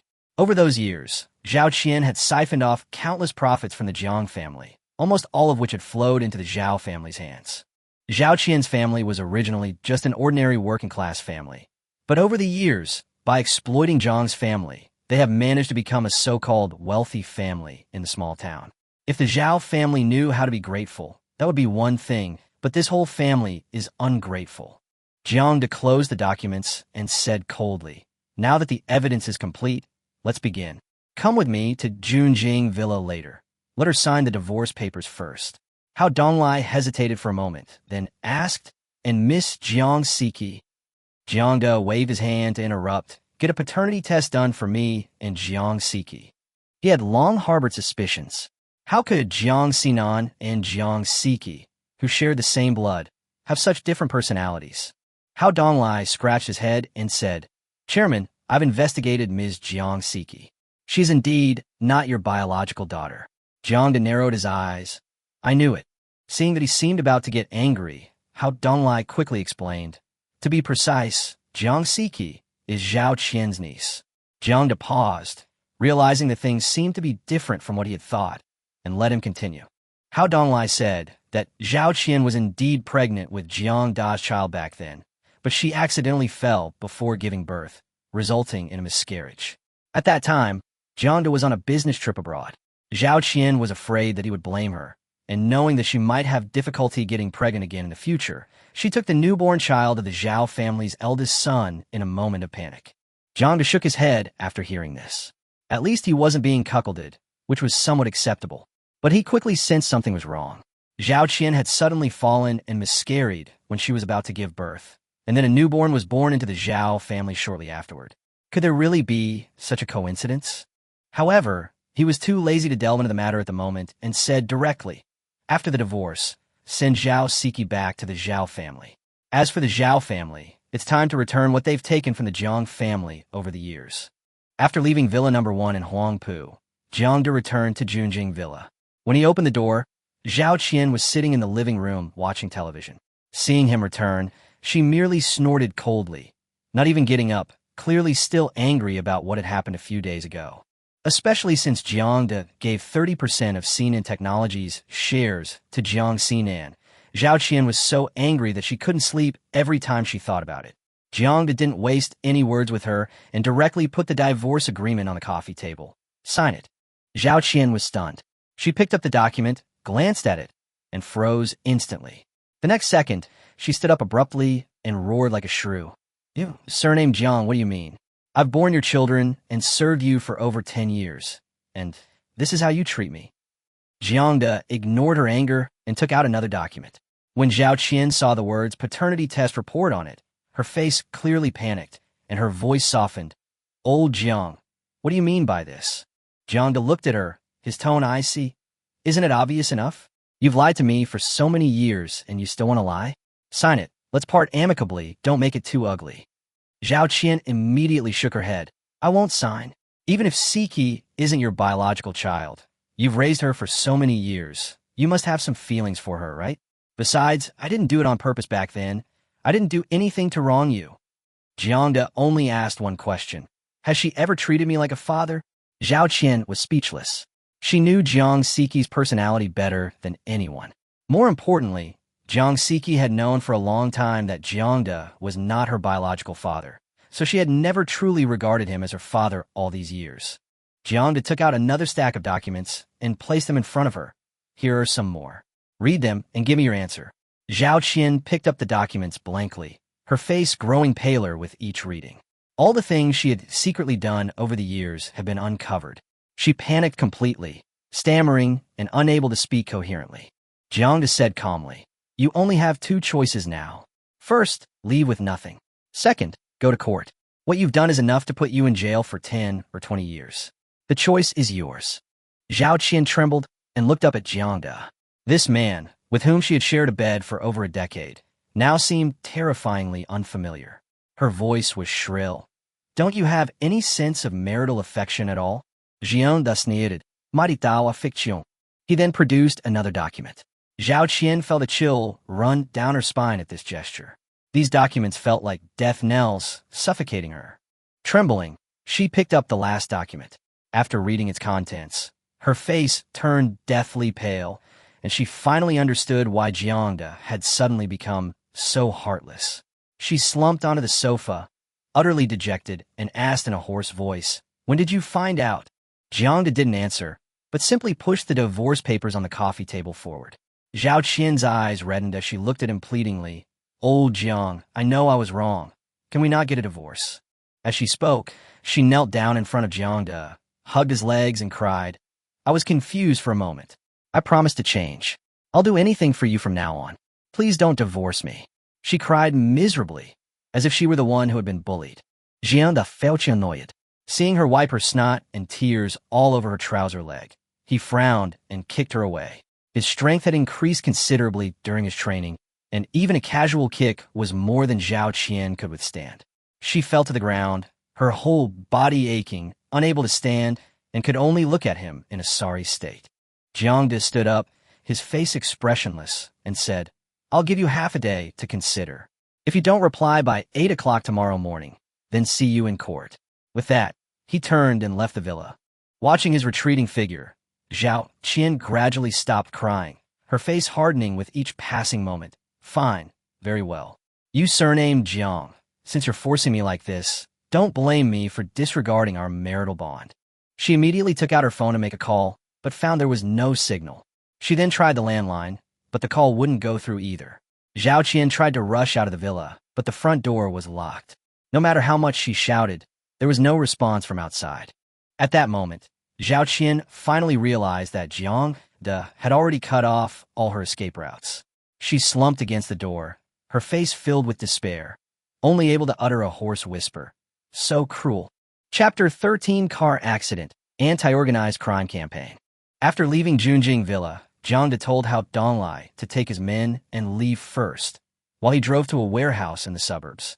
The warehouse was filled with supplies that had been prepared in advance. Rice, dried fruit, and seasonings were neatly stacked, while refrigerated display cases contained fruits and vegetables, and frozen cases contained chicken, duck, fish, beef, and mutton. These items were specially prepared by Hao Donglai at Jiang Da's request. Yesterday, he received a set of black gold Type 1 combat suit from Daishuer, and since he had promised to replenish supplies, he naturally couldn't break his promise. He selected some rice, fruits, vegetables, and meat from the warehouse, contacted Daishuer, and handed the goods over, thus completing the transaction. With that matter settled, Jiang Da wasn't in a hurry to return. Instead, he wandered around outside, taking in the sights of the world. Blue Star and Earth aren't actually that different. Their histories, cultures, and entertainment are quite similar. The only difference might be the addition of a so-called protagonist. But Jiang Da didn't care about Wang Fan. According to the original ending, at his peak, Wang Fan would only be a powerful warrior with a conglomerate behind him, capable of influencing the world to Gaju, a concept encompassing overall situation, overall structure, and overall power. Ultimately, he was merely a protagonist of an era, not a chosen one whose existence rendered the world inoperable. In Jiang Da's view, the true protagonist is someone who saves the nation from peril and strives for its rise. A scoundrel like Wang Fan, devoid of any moral compass, doesn't deserve that title. Having figured all this out, Jiang Da completely lost interest in Wang Fan. He now only wanted to develop himself. It was best if Wang Fan didn't bother him. If he did, he could simply trade some space-based weapons with Dai, Shui and blast the so-called protagonist to smithereens. Jiang Da had been shopping until evening when Hao Donglai suddenly called, just as he was about to return to Villa No. 1 in Huangpu. As soon as he answered, Hao Donglai's voice was urgent. "Boss, something terrible has happened. Miss has been in a car accident." Jiang Da's heart sank, and he immediately asked, "Where is she?" Hao Donglai quickly replied, "She's being taken to the central hospital. Judging from the young lady's tone, she should be all right, but her bodyguard is seriously injured." Jiang Da suppressed his emotions and coldly ordered, "Go to the accident scene first and find out whether it was an accident or someone was manipulating things behind the scenes." After hanging up the phone, Jiang Da felt a wave of fear. Fortunately, he had changed Jiang Sinan into the black gold Type 1 combat suit beforehand and given her a protective amulet. Otherwise, the consequences would have been unimaginable. Zhao Qian's name flashed through his mind, but he felt it was unlikely. After all, he had cut off all of Zhao Qian's contact with the outside world. Upon arriving at the hospital, Jiang Da finally saw Jiang Sinan. He stepped forward and asked, "Are you all right?" Jiang Sinan's eyes reddened, and upon seeing her father, she instantly broke down, throwing herself into Jiang Da's arms and sobbing uncontrollably. In the past, she and her father had a strained relationship, and she could only endure her grievances in silence. Now, with her father's attitude changed, and she's suddenly experiencing this shock, she just wanted to cry out all the grievances in her heart. Jiang Da gently patted her back and whispered comfortingly, "It's all right, it's okay now." After a while, Jiang Sinan slowly calmed down. Looking at her father, she understood that the bodysuit and the amulet she was wearing were definitely not ordinary items. When the accident happened, her car collided with a large truck. The moment the car overturned, she thought she was going to die. But when she came to her senses, she felt no pain at all. The violent impact and crushing seemed to have been blocked by the black gold Type 1 combat suit, and even her exposed hands, feet, and head were protected by a layer of fluorescent light. Only then did she understand why her father had so solemnly made her wear the corset and insist that she carry a talisman with her at all times. Jiang Sinan said in a low voice, "Xiao Ying is still in the operating room." Jiang Da reassured her, "Don't worry, I've already arranged for a senior doctor to operate on her. She'll be fine." Xiao Ying's real name is Li Ying, and she's Jiang Sinan's bodyguard. She had only been Jiang Sinan's bodyguard for a few days when she was involved in this car accident. She was quite unlucky.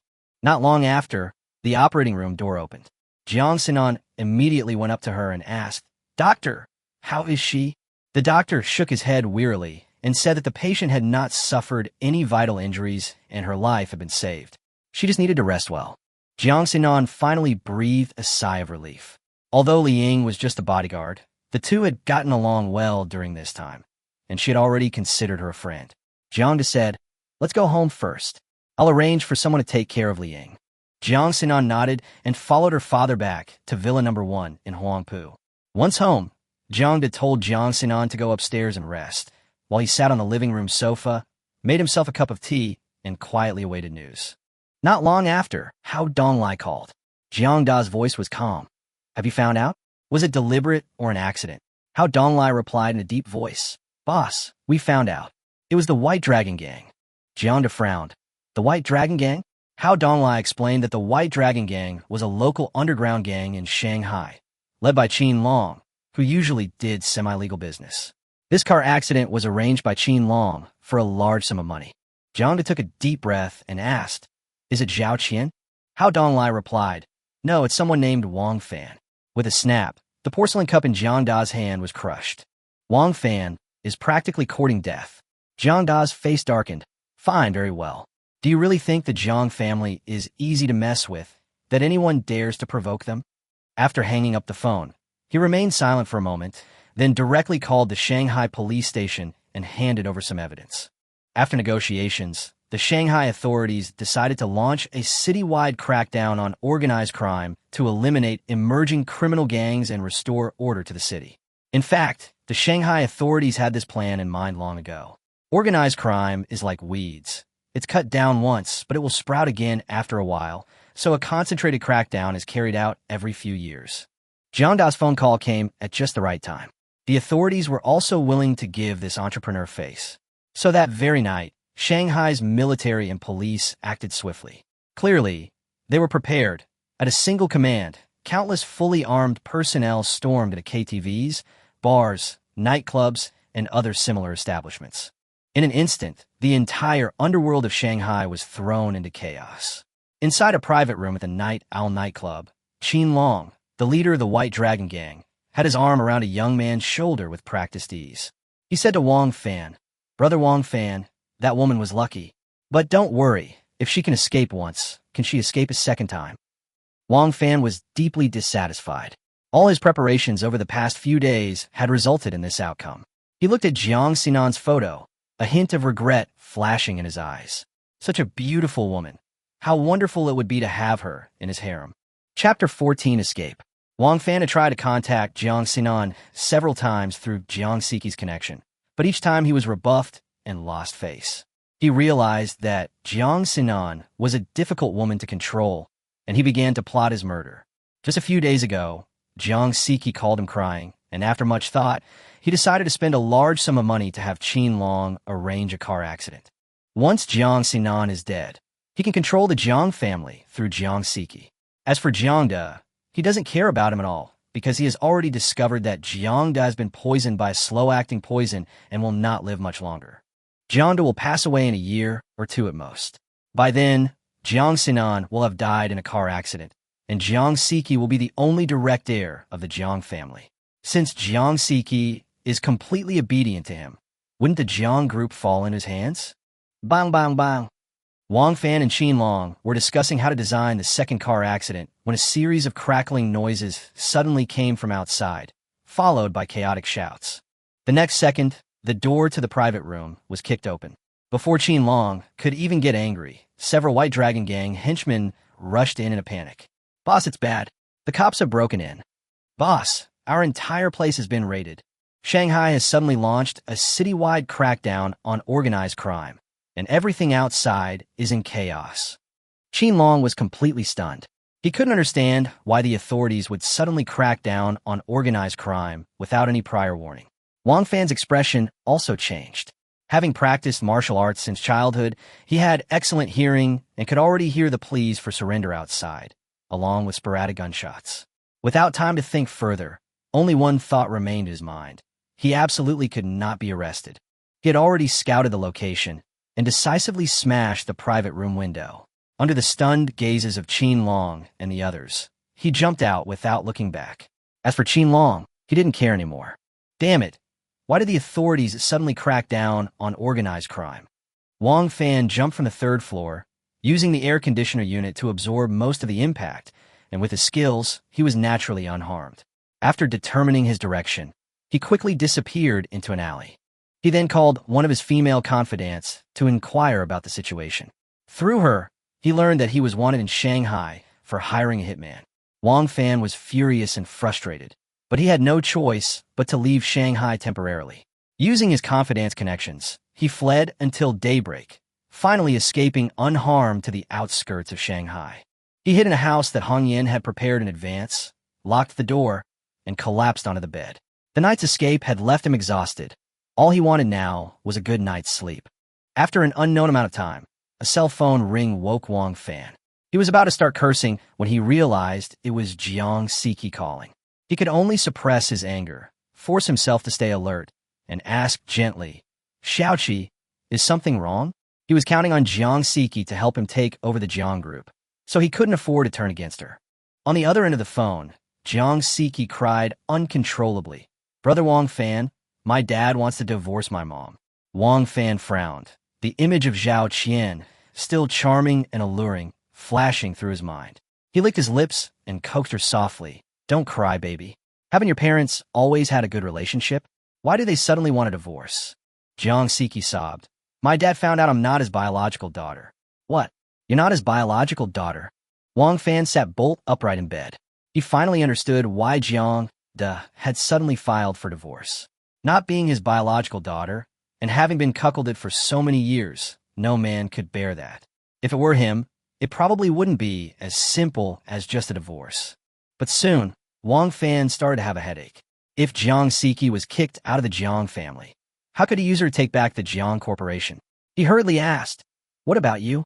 You and your father have been together for so many years.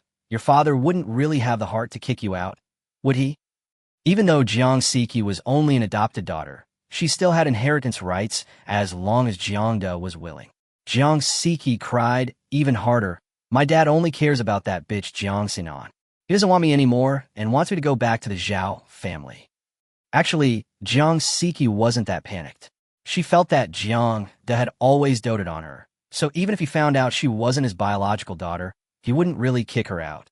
After all, whether someone was his biological daughter or not wasn't something she could decide. She said this only to confide in Wang Fan and get some comfort and affection. But Wang Fan didn't think that far ahead. He just felt that Jiang this stupid woman, was useless. Exhausted, Wang Fan didn't bother to deal with it anymore. He just casually comforted her.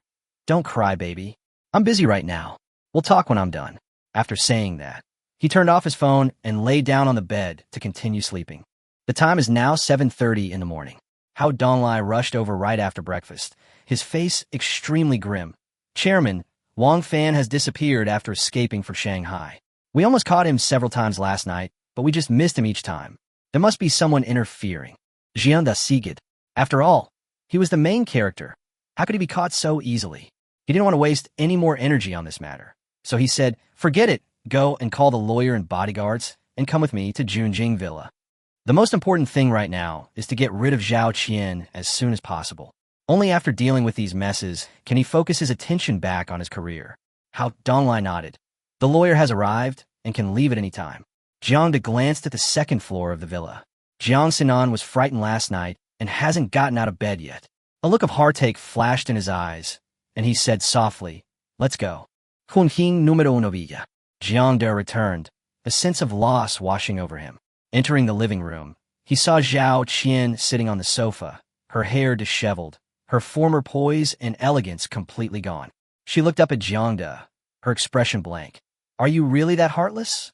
"Jano da laughed inanjir. I'm heartless. What you did wasn't heartless." Zhao Qian was speechless. She knew very well what she had done. If those things were taken to court, her life would be completely ruined. It seemed that Jiang hadn't made a big scene, as if he still had some lingering affection for her as husband and wife. But Jiang didn't think that way at all. He didn't want to take things to court because he didn't want to be a laughingstock. He'd get a divorce first and settle the score later. "All right, sign it," Jiang said, pushing the divorce papers in front of her. Zhao Qian looked up again, her voice trembling. "You and Siki have been father and daughter for so many years. Are you really willing to kick her out of the Jiang family? Was all your previous doting on her fake? Jiang didn't answer. Even he himself couldn't understand what had happened to him before.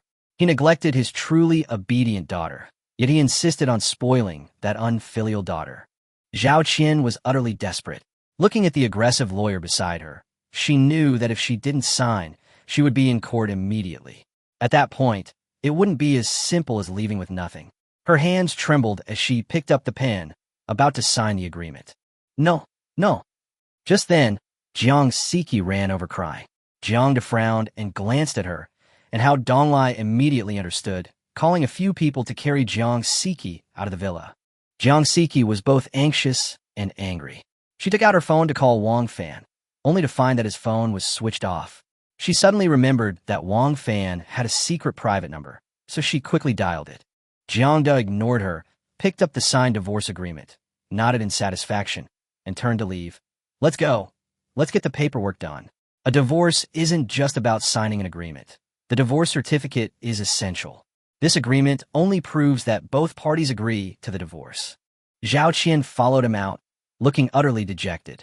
At the marriage registry office, she completed all the formalities like a puppet on a string. After a flurry of activity, Jiang De received the divorce certificate, legally ending his marriage with Zhao Qian.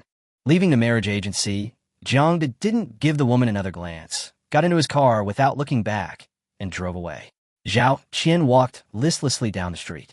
When she reached an intersection, a truck suddenly rushed out and violently struck her, throwing her into the air.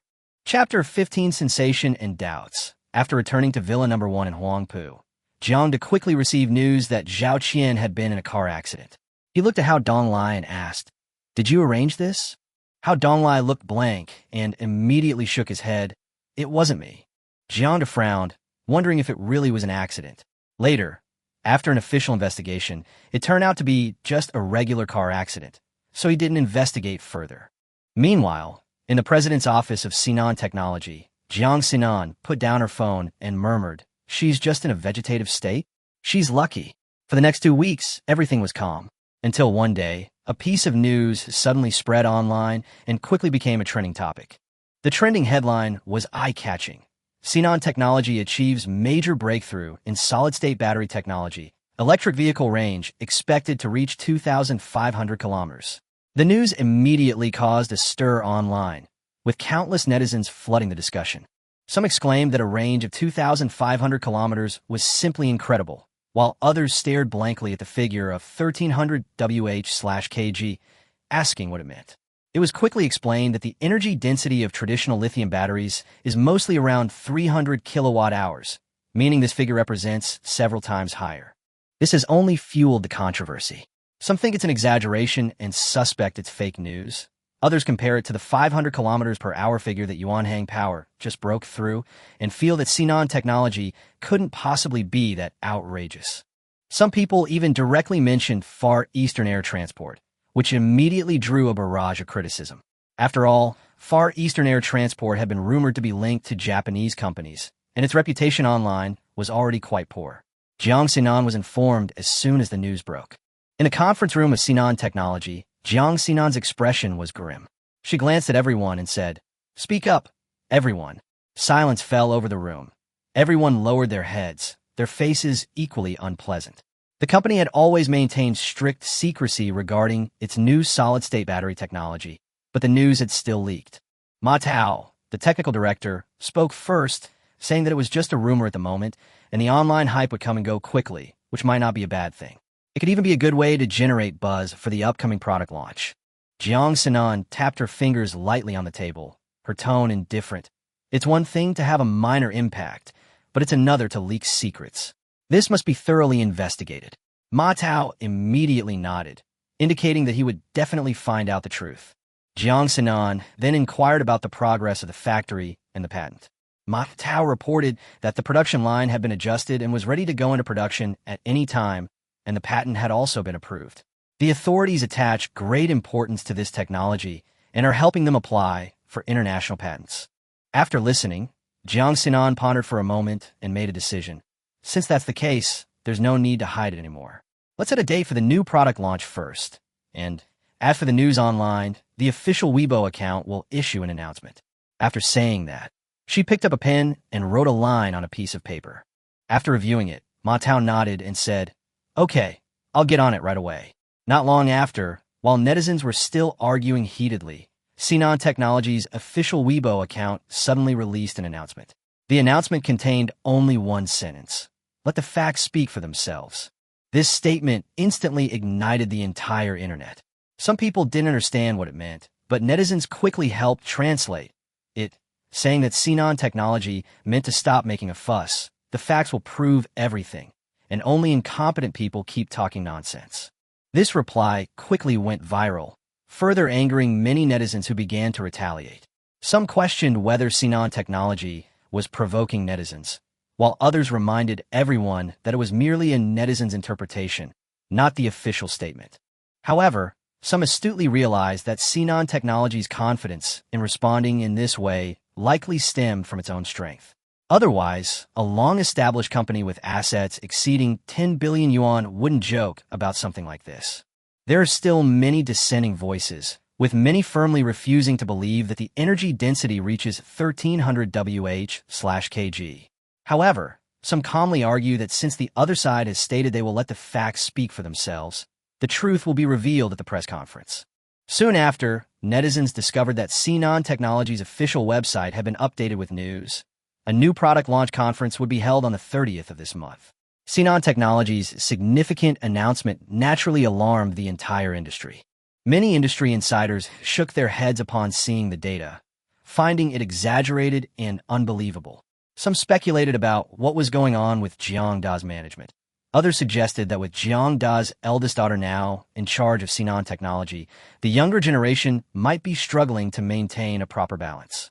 Some speculate that the company may indeed be conducting related research, but the news has been exaggerated and distorted after it was released. However, Sinan Technology's official Weibo account statement, "Let the facts speak for themselves," coupled with the official website directly announcing the press conference date, has led these industry insiders to believe that something more is amiss. Sinan Technology is, after all, a company with an industrial value of tens of billions of yuan. It wouldn't make such exaggerated claims. If this is truly a scam, its reputation built up over many years will completely collapse, and who would dare to purchase their products in the future? Therefore, many industry executives started calling Jiang. They had previous dealings and naturally had each other's contact information. Of course, some people simply didn't believe it, convinced that Sinan Technology was just trying to attract attention, and even compared this incident to certain fraudulent cases from years ago. A battery industry insider who is active online has even posted a statement saying, "If Sinan Technology can really achieve a solid-state battery capacity of 1300 Wh/kg, he will livestream himself doing a handstand and eating excrement." The moment the post was published, the comments section buzzed. Netizens joked that Lao Chi was here to freeload again, and pressed him on whether he had kept his promise to drink urine while upside down. Despite the ridicule, expert Chi remained unfazed. Being criticized was irrelevant to him. As long as he had buzz, he could make money.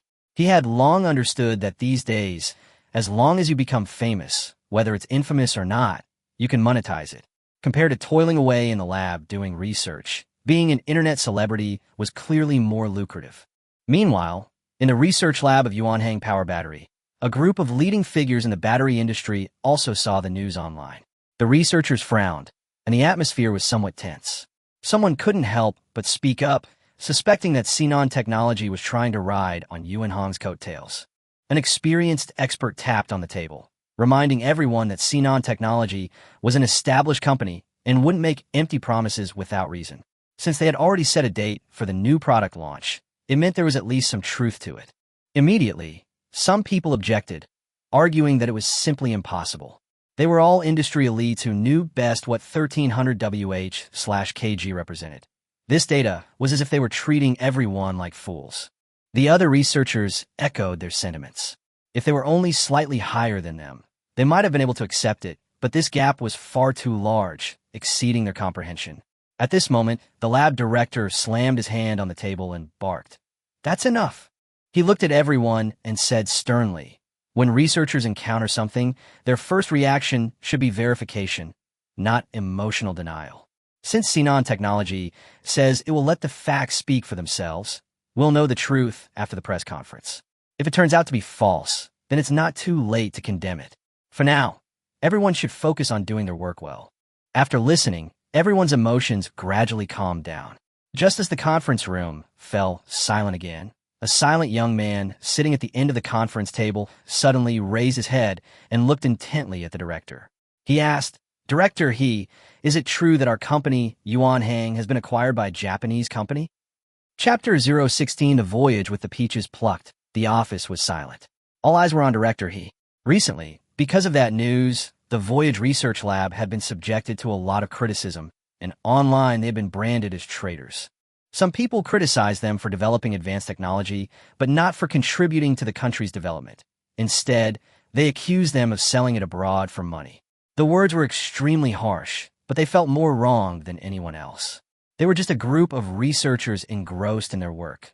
What had they done to deserve this? And yet, they were accused of doing it for money when they hadn't seen a single penny from start to finish. After a long silence, Director He finally said in a low voice, "We are researchers. These things are not our concern." A young man slammed his fist on the table and retorted angrily, "This is the result of our tireless work day and night. Why should the Japanese steal our fruits with just a few words? Why shouldn't we be concerned?" Director He frowned. "This is a decision made by head office." The young man became even angrier. "Head office can just sell us out without a word? We absolutely will not allow the Japanese to take our technology like this." These words caused the pent-up emotions of the crowd to erupt completely, and everyone chimed in to agree. Director He was so angry he couldn't speak, but there was nothing he could do. The head office has Japanese shareholders, who quietly increased their stake and quickly became the controlling shareholder. What can a research lab director change? Not to mention him, even the head office's owner is now in dire straits. Just then, there was a knock on the conference room door, and two middle-aged men entered. They were very humble, bowing to everyone before saying to Director He, "Mr. He, everyone, please give us your guidance." Director He's face was grim, and he didn't respond.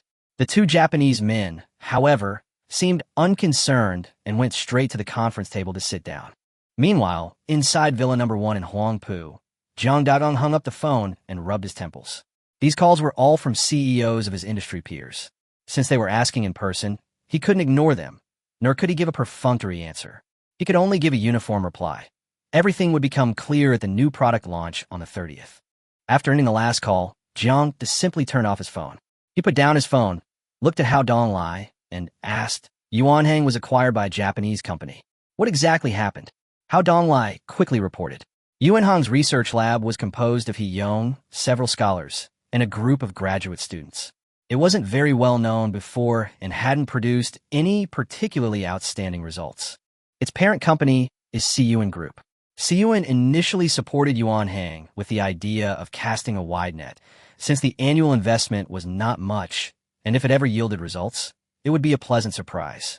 Therefore, over the years, apart from not shortchanging them financially, Siyuan Group has not paid particular attention to Yuanhang. Siyuan has many other research labs of similar size. The problem lies in the fact that Siyuan Group has been expanding into the Japanese market in recent years, and for business cooperation, it has become very close to Panasonic, which also holds a stake in Siyuan. After news of the breakthrough in Far East technology spread, Panasonic immediately verified its authenticity. Upon confirmation, they promptly contacted Siyuan shareholders and swiftly acquired a large number of shares. By the time Siyuan Group realized what was happening, control of the company had already changed. Panasonic had acquired absolute control, and even though Siyuan's founder was unwilling, there was no way to maintain the stalemate for the time being. Panasonic has now sent people to Yuanhang. If nothing unexpected happens, that technology is likely lost. Unfortunately, this is a business transaction, and the government can't directly intervene. Initially, the authorities planned to intervene forcefully, but after Sinan Technology submitted its patent documents, their attitude changed. However, the authorities weren't going to let Japan off easily and put forward many conditions. In order to obtain the long-range navigation technology, Japan had no choice but to grit its teeth and agree. Jiang shook his head after listening. Siyuan Group hadn't made any major mistakes, just been too careless, allowing Panasonic to exploit the situation. He then asked, "What about our company? What has Panasonic done?" Sinan Technologies' solid-state battery technology with an energy density of 1,300 watt-hours per kilogram has been revealed, and the news is all over the internet. Panasonic can't possibly ignore it. They spent a lot of money to acquire Far Eastern Air Transport. But if Sinan Technologies' technology is real, then Far Eastern Air Transport's achievement of 500 watt-hours per kilogram will be significantly less valuable. How Donglai said, Panasonic sent a lot of industrial spies to our company to steal technical data. However, because of the previous leak, the young lady has strengthened security measures, and they didn't get anything. Instead, they were tricked by some false information. Jiang nodded. Security also needs to be strengthened. Contact the authorities and see if we can apply for a gun license. How Donglai agreed and immediately went to handle it. Jiang picked up his tablet and turned on the internet. The news that the Yuanhang Research Lab had changed hands and been acquired by a Japanese company had spread far and wide, and the internet was in chaos. Netizens have forgotten about Sinan Technology and are all criticizing Yuanhang and Siyuan. Some are accusing Yuanhang of treason, while others say that Yuanhang is just a research lab and that the real target of criticism is its parent company, Siyuan Group. Some even claim that Siyuan was tricked by the Japanese, and now even its founder can't protect himself. But netizens didn't care about the details. They only saw that China had just achieved a technological breakthrough, and Japan had already reaped the benefits. If it weren't for the sudden leak of Sinan Technologies news, causing an even bigger sensation, Yuanhang and Siyuan would probably have been trending on social media for all the wrong reasons. After putting down the tablet, Jiang returned to his bedroom to prepare for his cultivation practice. He always took this matter very seriously, as it was a path to immortality, and no amount of caution was too much. To avoid delaying his cultivation, he even contacted Jiang Hong in the cultivation world, exchanging some practical technological products for spirit stones and pills. Chapter 017 Press Conference, a shock to the audience. On June 30th, Sinan Technologies' press conference was officially held. Several days had passed since the leak, but the news continued to spread, attracting not only domestic media, but also many foreign media outlets. Representatives from companies in the new energy vehicle, mobile phone, and computer industries were almost all present. Initially, these manufacturers didn't take it too seriously, thinking that the rumors online were somewhat exaggerated. However, as the controversy grew, they couldn't sit still any longer and had to send people to verify whether Sinan Technologies' so-called all-solid-state battery was real or not. The huge venue was already packed with reporters carrying cameras and microphones.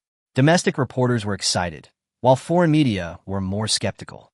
After all, such terrifying battery performance would elicit disbelief from anyone. Whether they believed it or not, they still wanted to join in the fun. If Sinan Technology really made a fool of itself, they could be the first to report it. Many reporters at the scene began to whisper among themselves. Some people couldn't help but exclaim, if the data circulating online is true, wouldn't that be even more impressive than Far Eastern Air Transport? Another person chimed in. Unfortunately, Far Eastern Air Transport's success was snatched away by Japan's Panasonic Group. Someone chuckled. I heard Panasonic paid a heavy price to secure the deal with Far East. If Sinan Technologies' technology is real, that'll be interesting. If there really is a 1300 Wh/kg solid-state battery, Panasonic will have suffered a huge loss this time.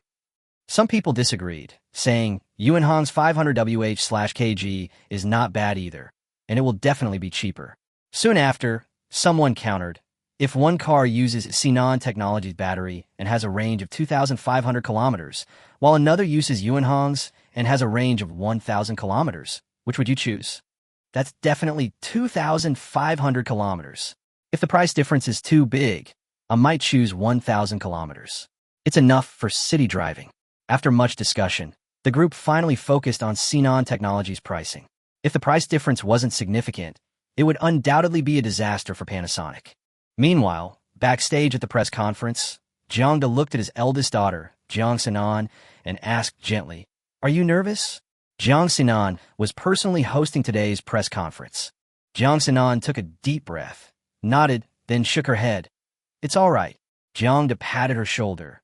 Don't be nervous, just follow the procedure. Jiang Sinan responded, then turned to her secretary and asked, Is the live broadcast arranged? In addition to the media present at the press conference, it was also simultaneously streamed online. She wanted everyone to see Sinan Technologies' technological strength more directly. The secretary immediately replied, "The live stream is now live." Jiang Sinan glanced at the time and said to Jiang, "Dad, it's almost time. I'll head over first." Jiang smiled and nodded. "Go ahead." Jiang Sinan straightened her custom-made women's suit, took another deep breath, and strode towards the front desk. Jiang, on the other hand, went through a private passage to the press conference hall, found a seat in the front row, and quietly watched his daughter walk onto the stage, the center of attention. As Jiang Sinan appeared, the previously noisy venue instantly fell silent. All cameras and eyes were focused on the capable and beautiful figure in the center of the stage. After taking her position, Jiang Sinan calmly began to speak. "Ladies and gentlemen, welcome to the Sinan Technology new product launch. Without further ado, let's begin." As soon as she finished speaking, the large screen behind her lit up. The livestream chat room buzzed with excitement. "Is this the legendary, beautiful CEO? I'd heard that Sinan Technology was led by a beautiful CEO. I didn't expect it to be true. She looks no more than 20 years old, right? So young to be a CEO?" Soon, someone revealed, she is the daughter of the chairman of the Jiang Group and the current president of Sinan Technology. She is a true rich, beautiful, and powerful woman. The screen was instantly flooded with comments. Netizens were first attracted by Jiang Sinan's appearance, and then they began to discuss her identity. Meanwhile, in the front row, some business leaders began to whisper among themselves. Someone recognized her. "Is this old Jiang's eldest daughter? She's really beautiful. Old Jiang has great genes. Where's old Jiang? All his old friends are here. Why isn't he showing up?" Soon, someone pointed to a corner. "Isn't that over there?" Several executives looked in that direction and indeed saw Jiang sitting in an inconspicuous spot. "Hey, hiding well enough? Afraid of being caught by old friends?" Someone glanced at Jiang a few times, then whispered, "Don't you guys think old Jiang looks a lot younger?" The others gave a few casual replies, their attention quickly returning to the press conference itself.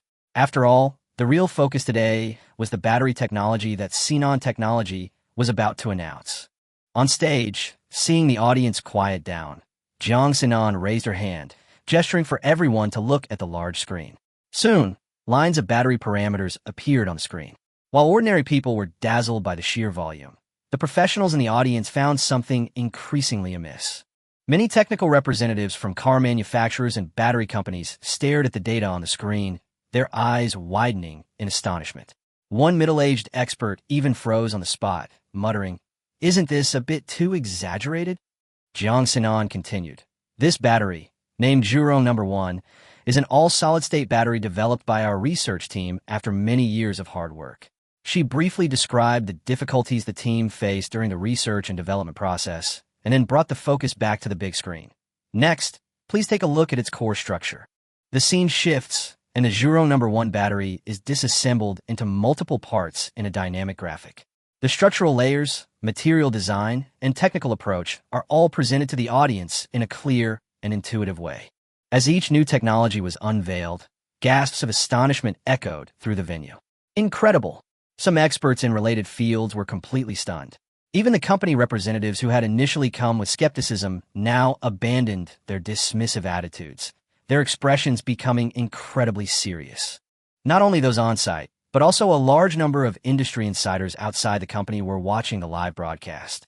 At Panasonic's headquarters in Japan, in a conference room, Panasonic executives watched the live broadcast of a Zhurong One satellite's technical demonstration, their expressions increasingly grim.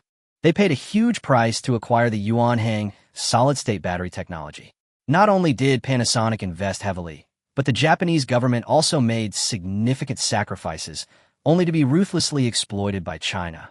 They initially thought that mastering the 500 Wh/kg long-range battery technology would be enough to give them an advantage in the global battery industry. But before they could even celebrate, Sinan Technology launched the Zhurong 1. Several high-ranking executives, unable to withstand the pressure, collapsed into their chairs upon seeing this. For Japan, the situation isn't quite hopeless. After all, they still possess 500 Wh/kg solid-state battery technology. While not as advanced as the Zhurong 1, it can still maintain a degree of competitiveness if prices are lowered. The real disaster is for companies that rely on traditional lithium-ion batteries for survival. The situation is clear. Once this press conference concludes, the global battery industry will face a brutal reshuffle. And this reshuffle is destined to impact the entire world. At the press conference, as the data was continuously displayed on the big screen, someone finally couldn't remain seated any longer. A foreign journalist abruptly stood up and loudly questioned, "Impossible. This is absolutely impossible." Chapter 0, 18 Instant Success, Pricing and Negotiation Meeting. Faced with the questions raised on site, Jiang didn't waste words explaining. Security guards stepped forward to maintain order and subdue the troublemakers.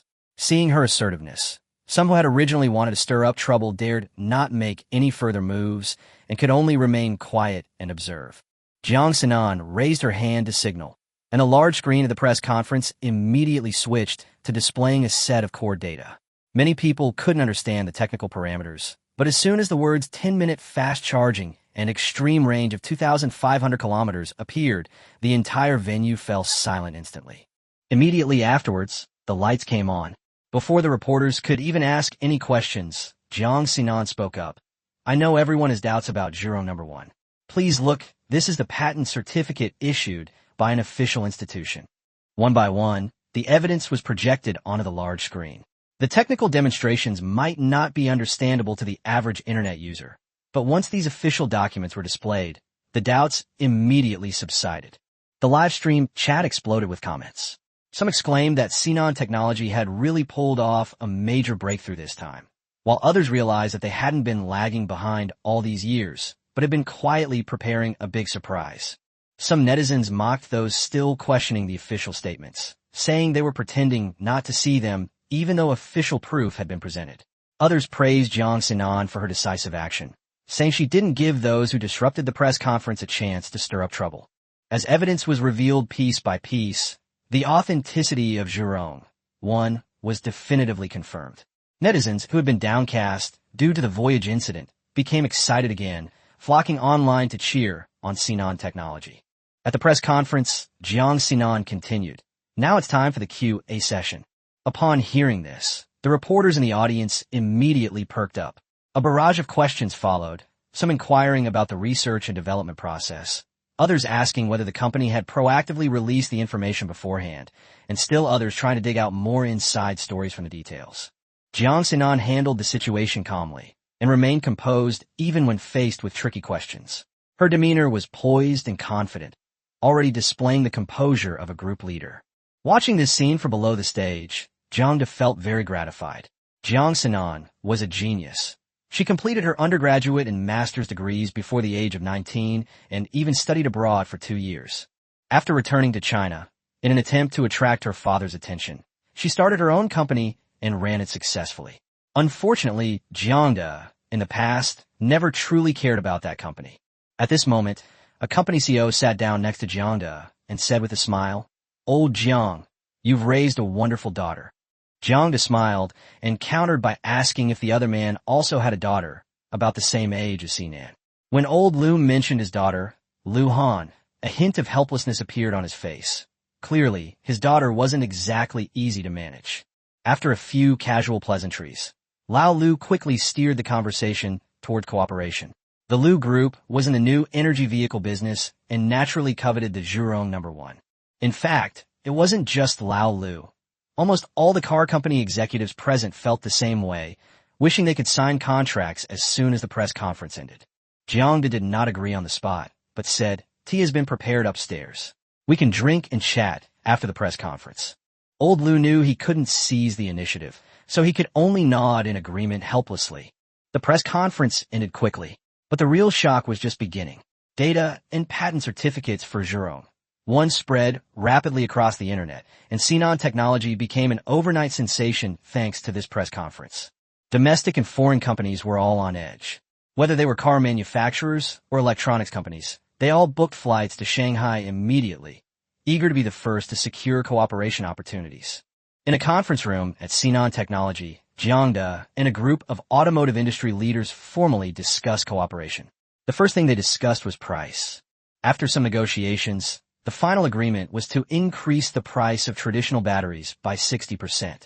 Although this price was not low, considering the performance of the Jiang, many car company executives only discussed it briefly before accepting it. After the price was agreed upon, the real competition began. Jiang number 1 had just been successfully developed, and its production would certainly be limited in the short term, so everyone wanted to get a larger share. Old Jiang, it's settled then. I'll take 30% of the omnipotent energy. Old Jiao, you've gone too far. You're asking for 30? Are you trying to fly to the moon? I'm not greedy. Just give me 20%. For a moment, the huge conference room became as lively as a vegetable market. These usually calm and experienced bigwigs were arguing heatedly over the share. Jiang De and Jiang Xinan didn't rush to interrupt, but simply watched them argue quietly. Once the situation had calmed down, Jiang De stood up and said with a smile, "Gentlemen, there's no need for this. Xinan Technologies' factory is expanding, and production will soon increase. Let's divide the first batch of output equally. We'll discuss the subsequent distribution once the specific production figures are available." Although the group was reluctant, they knew that this was the only option for the time being, so they agreed for the time being. The rest of the process was straightforward. The lawyers quickly drafted the contract, and the car company executives signed it in turn, officially finalizing the first round of cooperation. After dealing with the car company, Jiang De led Jiang Xinan to another conference room. This room was filled with executives from mobile phone, computer, and other electronics companies. The negotiation process was similar to that with the car manufacturers. Soon, cooperation agreements were finalized one after another. Manhwa, Dami, and other well-known Chinese mobile phone manufacturers all stated that they would redesign new models based on the battery performance of Jiang, one as soon as possible. According to their estimates, the new model will be officially released in at most half a month. After the two meetings ended, Jiang Da and Jiang Xinan were about to go to their office to rest when a middle-aged man chased after them. The father and daughter turned around and recognized each other as the CEO of a battery company. The other party said with a forced smile, "Chairman Jiang, can we talk?" Jiang De immediately saw through his intentions and said, "Old Tao, I know what you want to say. As fellow Chinese companies, Xinan Technology won't try to monopolize the profits. The company will formulate its bylaws as soon as possible. You can wait for news." Tao Yang was still somewhat uneasy and awkwardly asked if he could give a definite answer. Jiang De thought for a moment and said, "How about this? Could you please pass on a message to the other industry professionals? We'll hold an industry consultation meeting in 2 weeks. Collaborating with peers is an inevitable choice. As long as the core technology is in our own hands, the patent fees alone will bring huge profits every year. Of course, Xinan Technology keeps the truly crucial new material synthesis technology strictly confidential and has not even applied for a patent." Hearing Jiang Da's words, Tao Yang finally breathed a sigh of relief. What he feared most was that Xinan Technology would monopolize the market. Otherwise, traditional battery companies like them would probably have no choice but to wait for bankruptcy. Now that he knew there was still room for negotiation, he immediately promised to deliver the message. Clearly, Tao Yang hadn't come alone, but rather as a representative pushed forward by a group of Chinese battery manufacturers. After the emergence of Jiang, these competitors were the most panicked. Everyone knew that once this new type of battery was mass-produced, traditional batteries would inevitably be quickly phased out. After exchanging a few simple pleasantries and seeing Tao Yang off, Jiang De and Jiang Xinan went to the chairman's office on the top floor. Seeing his daughter lying listlessly on the sofa, Jiang De smiled and asked, "How are you feeling?" Jiang Xinan sat up, tilted her head, and replied, "Very tired, but also very satisfied." Jiang De nodded, about to say something more, when his expression suddenly froze. The next second, his consciousness entered the hyperdimensional club. Dai Shui'er contacted him. Chapter 019 Gene Enhancement, Aptitude Improvement. "All right, you've been busy all day. Go and rest for a bit," Jiang De said to Jiang Xinan. Jiang Xinan tilted her head. Her father had just said he had something to discuss, so why was he suddenly telling her to leave? But she didn't ask any further questions and got up to return to her CEO's office. After she left, Jiang De locked the office door and went directly into the transdimensional communication space. It was the same familiar rooftop of the building. Jiang De looked at Dai Shui'er, whom he hadn't contacted in a long time, and asked, "Little Shui'er, what happened that you suddenly called me?" Without exchanging pleasantries, Dai Shuai asked immediately, "Uncle, do you still have any longevity pills?" Her tone was urgent, clearly indicating that she was in trouble. Jiang was somewhat surprised. "You used up the 2 pills I gave you so quickly?" Dai Shuai said with a bitter face. "I ate one myself and took the other one for research. Now my grandfather has suddenly become seriously ill and needs to be saved." Jiang frowned and asked, "Your medical standards are so high, yet you can't even cure your grandfather's illness?" The civilization that Dai Shuai lives in has entered the space age, and its biological and genetic technology is extremely advanced. In theory, most diseases should have been conquered long ago. Dai Shuai sighed. "To put it bluntly, my lifespan is coming to an end. I've tried all sorts of life-extending gene drugs, and I've developed drug resistance. It's also my fault. After getting the life-extending pill, I was so happy that I forgot about Grandpa." Jiang didn't know what to say for a moment. He couldn't very well scold her for being unfilial. He thought for a moment, then took out a longevity pill. "All right, I have one left here." Dai Shuai was overjoyed and immediately took out a small combination lockbox. "Uncle, here are 10 doses of gene evolution potion. How about I exchange them for 1 longevity pill?" "Okay." Jiang agreed without hesitation. Logically, Dai Shuai should be the one in a hurry right now, and he could easily take this opportunity to ask for more benefits. But there's no need to do that. It would only damage their relationship. Besides, exchanging 10 gene enhancement potions for 1 longevity pill is already a good deal for him.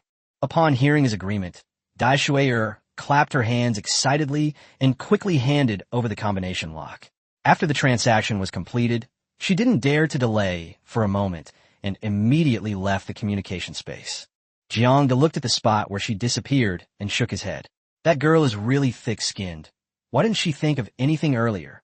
She only got worried when her grandfather was on the verge of death. Back in his office, Jiang placed a briefcase on the table and carefully read the instructions for use of the medicine. When he saw the needle on the medicine, his expression immediately turned grim. "You still need to get a shot." He hates injections the most, but he has to endure them in order to become stronger. Jiang took a deep breath, closed his eyes, and inserted the needle into his vein. The medicine was slowly injected into his body, and he gasped in pain, inwardly cursing, "Why can't this stuff be taken orally?" After finishing the injection, he dropped the syringe and slumped weakly into his chair. Soon, his body began to heat up and turn red like a boiled crab. The burning sensation spread throughout his body, the pain almost unbearable. Jiang gritted his teeth and practiced breathing exercises to try and alleviate the pain. He soon discovered that the breathing exercises not only reduced the pain, but also accelerated the absorption of the medicine. It took about 10 minutes for his skin color to gradually return to normal. Jiang let out a long breath, feeling as if he had just walked through the gates of hell. For those 10 minutes, he felt as if he had been thrown into a furnace, wanting to scream but unable to, even losing his voice. He sat up and looked down at himself. His skin was covered with a layer of grayish-black sweat, and he felt sticky and uncomfortable all over. The office has a private bedroom and bathroom, and Jiang immediately took a shower. After washing up, he stood in front of the mirror, looking at himself in disbelief. She originally looked to be in her 40s, already middle-aged, but she appeared several years younger. The wrinkles around her eyes had faded considerably, making her look like she was in her mid-30s. And this is only the beginning of the drug's effects. Once fully absorbed, he should become even younger.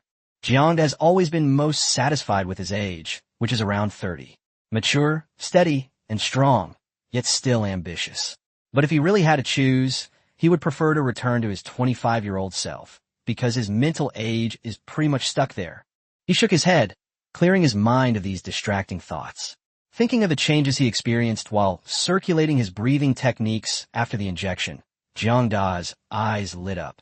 He didn't even put on his clothes, but sat cross-legged in the bathroom, took out 2 spirit stones, and began cultivating. His eyes lit up as soon as he started practicing the breathing technique. This time, the breathing technique ran much faster, and the absorption of spiritual energy was much smoother than before. In other words, his cultivation aptitude had improved. Jiang was shocked. The gene-enhancing drug was originally only used to improve physical fitness, but he never expected it could also improve one's aptitude for cultivation. This was a completely unexpected delight. He quickly realized a possibility. The so-called aptitude for cultivation might be related to human genes. The fewer useless genes one has, the better one's physical condition, and naturally, the better one's cultivation aptitude. And the effect of gene enhancement drugs is precisely to eliminate useless genes and strengthen beneficial ones. Thinking about this, Jiang became even more excited. This is a major discovery, and it means he has gained a new bargaining chip in his deal with Jiang. Jiang had always worried that Jiang was still weak, and technological products like drones were attractive to him. But once Jiang became stronger, these ordinary technologies might not be useful anymore. At that point, only things like mushroom-shaped missiles and planet-destroying cannons would likely impress him. But using such a weapon of mass destruction for a transaction just doesn't feel quite right. Things are different now. Genetic serums prove that technology also has immense value. If Jiang knew there was something that could improve cultivation aptitude, he would definitely be tempted. From their previous conversation, Jiang knew that Jiang's aptitude was not good. He had been cultivating for nearly 20 years since childhood and had only just reached the 9th level of qi refining. As Jiang pondered, he continued to practice the breathing technique. Suddenly, a soft click came from inside my body. Jiang immediately calmed down, and a look of surprise appeared on his face. We made a breakthrough.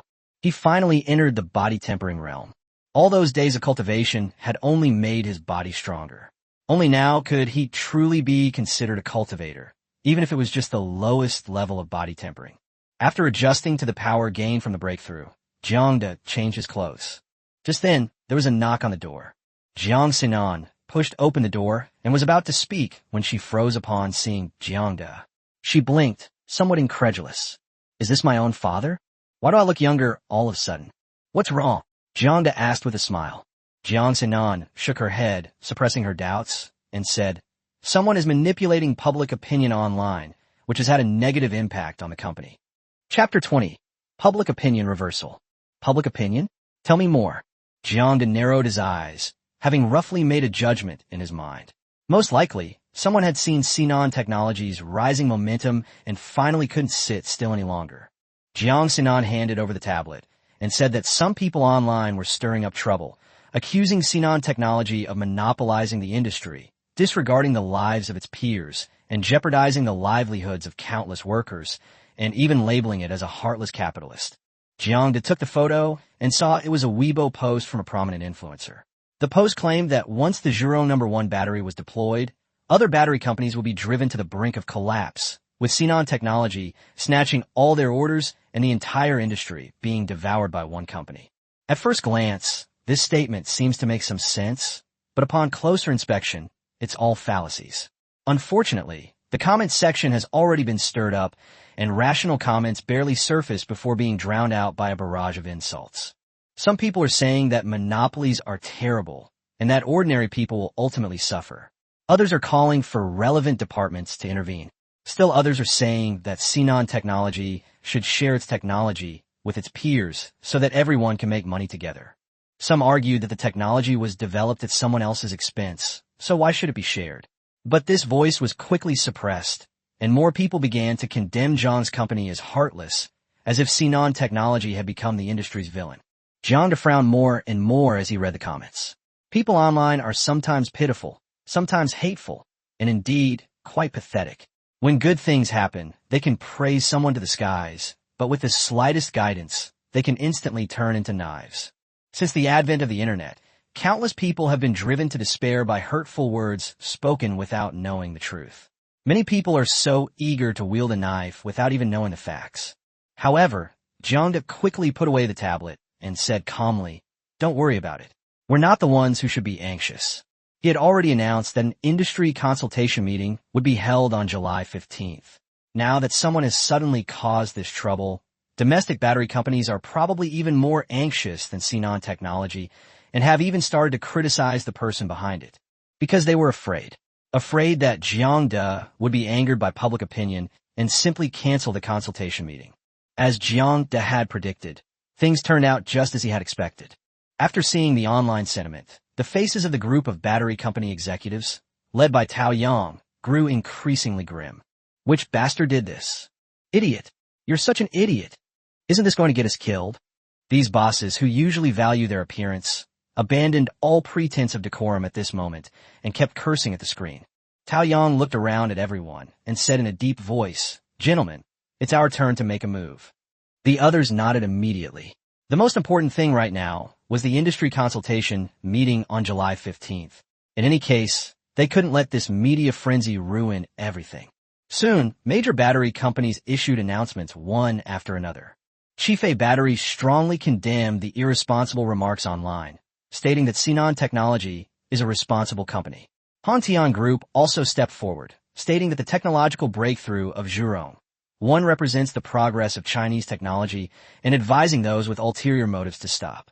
Companies such as Fengtian Energy and Jinda Battery have also spoken out, unanimously condemning the online rumors and clearly standing on the side of Sinan Technology. This scene completely baffled netizens.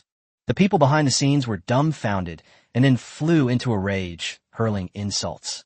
This was originally an attack on Sinan Technology on behalf of those battery companies, but instead of being appreciated, the parties involved collectively jumped out to defend the other side.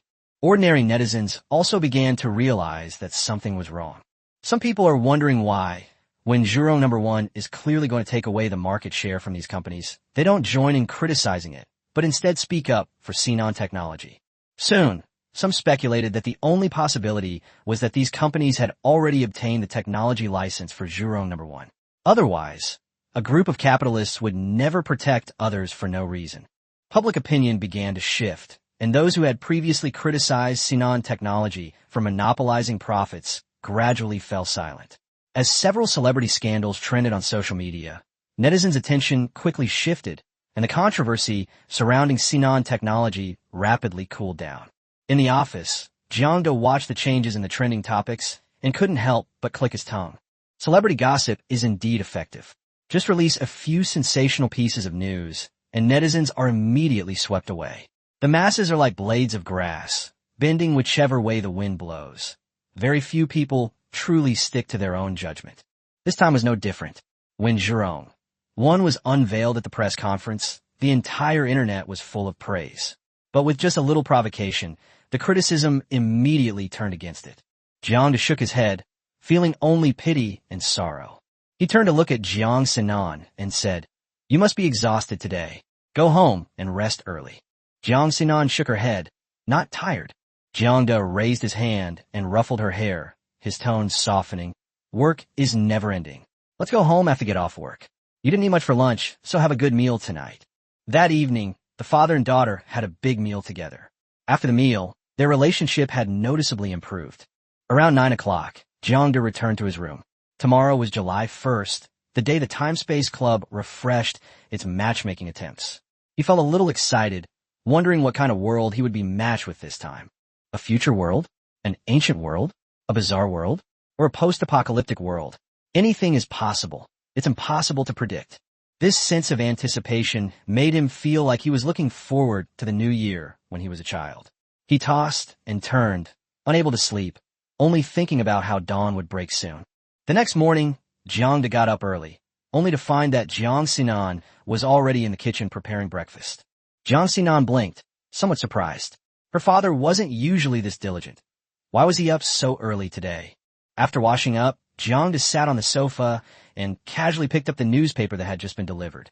He paused slightly when he saw a news item about the auction of islands in the South China Sea. China rarely auctions off islands. This news was quite interesting. Dad, dinner's ready." Jiang Sinan flicked a strand of hair, her voice tinged with unease.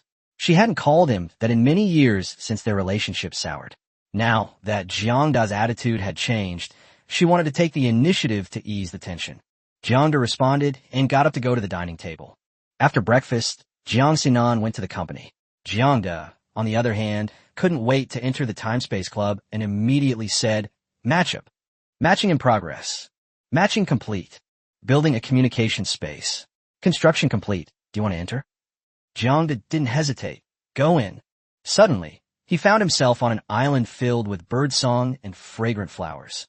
Before he could even look around, an excited voice, almost cracking with excitement, rang out, "Holy crap! Holy crap. Holy crap. Holy crap. Holy crap. This is my cheat code. Awesome. Awesome. Chapter 21, third match, Island World. Hearing that excited voice, Jiang couldn't help but facepalm, feeling embarrassed for the other person. He turned his head and saw a young man of about 20 years old excitedly looking around. Jiang was speechless. At this age, still so immature, the young man soon saw Jiang, and a hint of embarrassment flashed across his face, clearly realizing that he had just made a fool of himself. He chuckled awkwardly and quickly greeted, "Uncle." "No, brother, nice to meet you. By the way, brother, what's the situation on your end? It seems the club is still trading. Do you have any grain? Do you have any metals like gold, silver, or iron? Can we trade?" A barrage of questions came at him, and Jiang immediately deduced that the other person was a newbie. Someone like him, a veteran who had already gone through 2 matching sessions, wouldn't be so excited. However, recalling his first meeting with Jiang believes he acted quite composedly. He said in a gentle tone, "Let's introduce each other's situations and resources first, so that it will be easier to cooperate." The young man paused for a moment, then quickly nodded and said seriously, "My name is Yang. I originally came from Azure Star, but I was captured by a mysterious force and brought to the island world. Not only me, but according to the system, everyone on Azure Star has been captured and brought here." At this point, Yang's mood visibly somber. He wasn't alone. He had parents, older brothers, and younger siblings. But now he was barely able to take care of himself, let alone worry about anything else. The most important thing right now is to survive. After hearing this, Jiang's expression turned somewhat strange. This setting was similar to the novels about universal lords he had read in his previous life, except that here they were island lords, not lords. They should be similar in essence. Both are about developing power. Jiang said, "Your world is amazing, but it's also in a bad situation. It's like there's a giant hand controlling everything in the dark." Yang smiled bitterly. Anyone can see that. People are shouting conspiracy theories in the chat channel every day. But so what if someone is really manipulating things? Weakness is the original sin. On Azure Star, we are dominated by capital and those in power. In the island world, we are dominated by mysterious forces. It doesn't really matter. On the contrary, for an ordinary person like me, it might even be an opportunity. Jiang nodded. "It's good that you can think positively.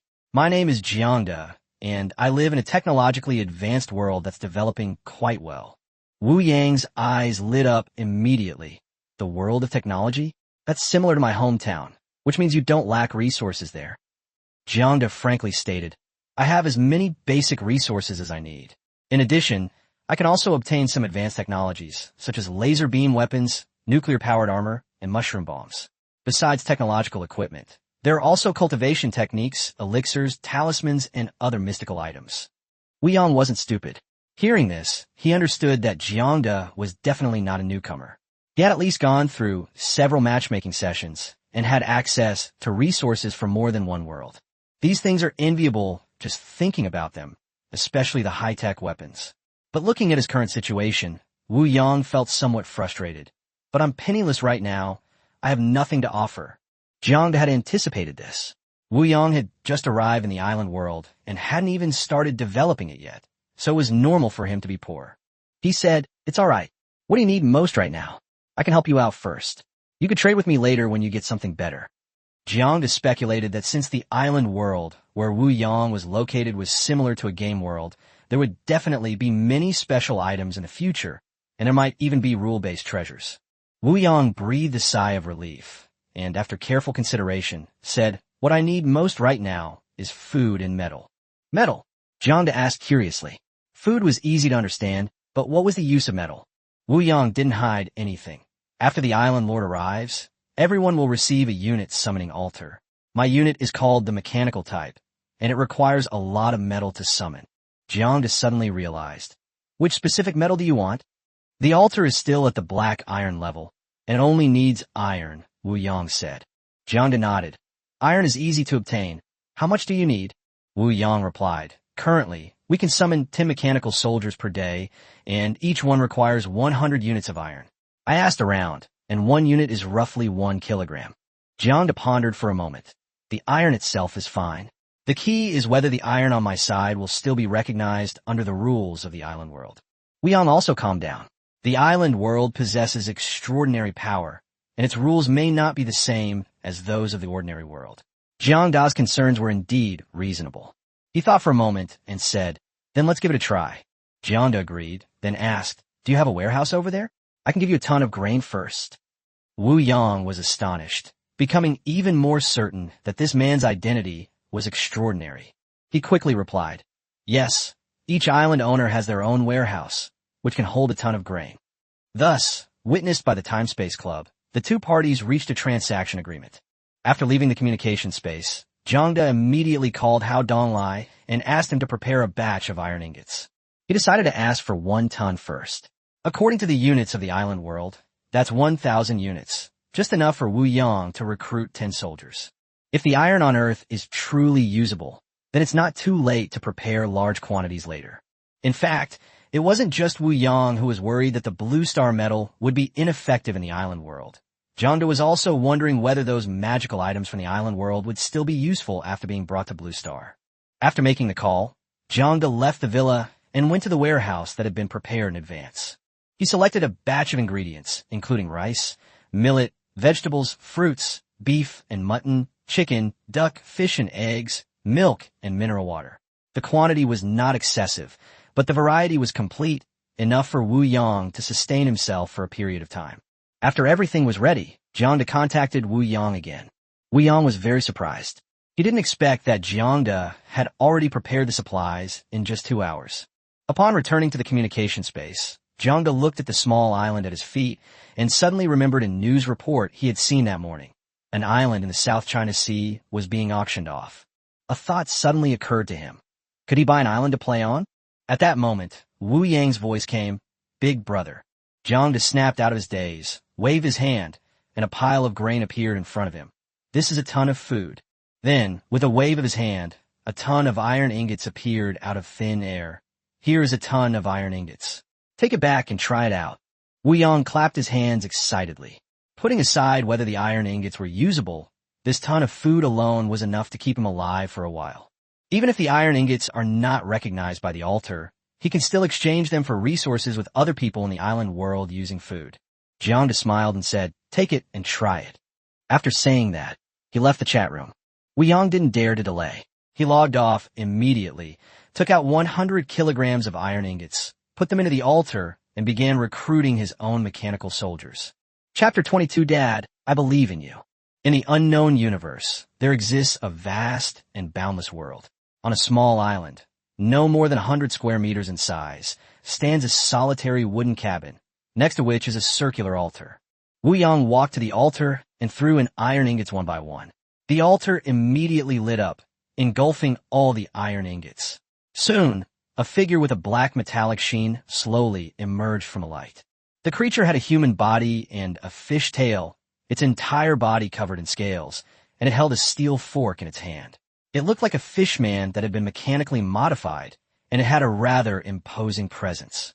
Wu Yang stared at it, muttering to himself, "It has a good aura, but I wonder how strong it is."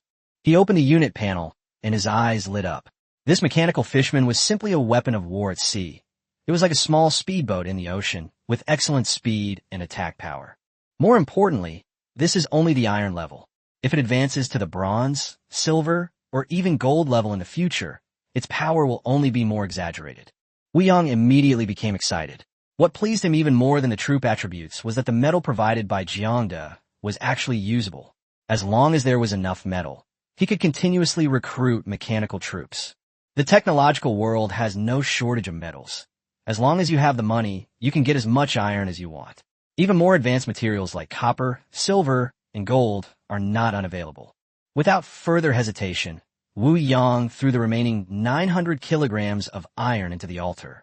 10 mechanical fishmen were quickly recruited, and he immediately ordered them to go into the sea to collect treasure chests. It's currently the beginner phase, and treasure chests occasionally float ashore, serving as a survival guarantee for new island owners.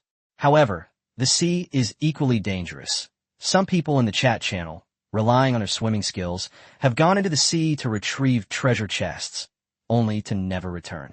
Meanwhile, on Blue Star, Jiang Da had just returned to his villa when he received a message from Wu Yang.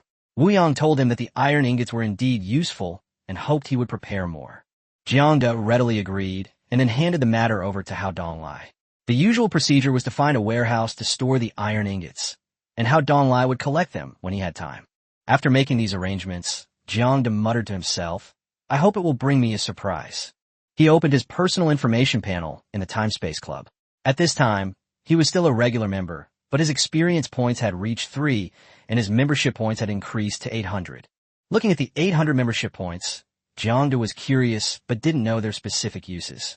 Then, a thought struck him, and a potion appeared in his hand, the basic gene enhancement potion he had obtained from Ushered.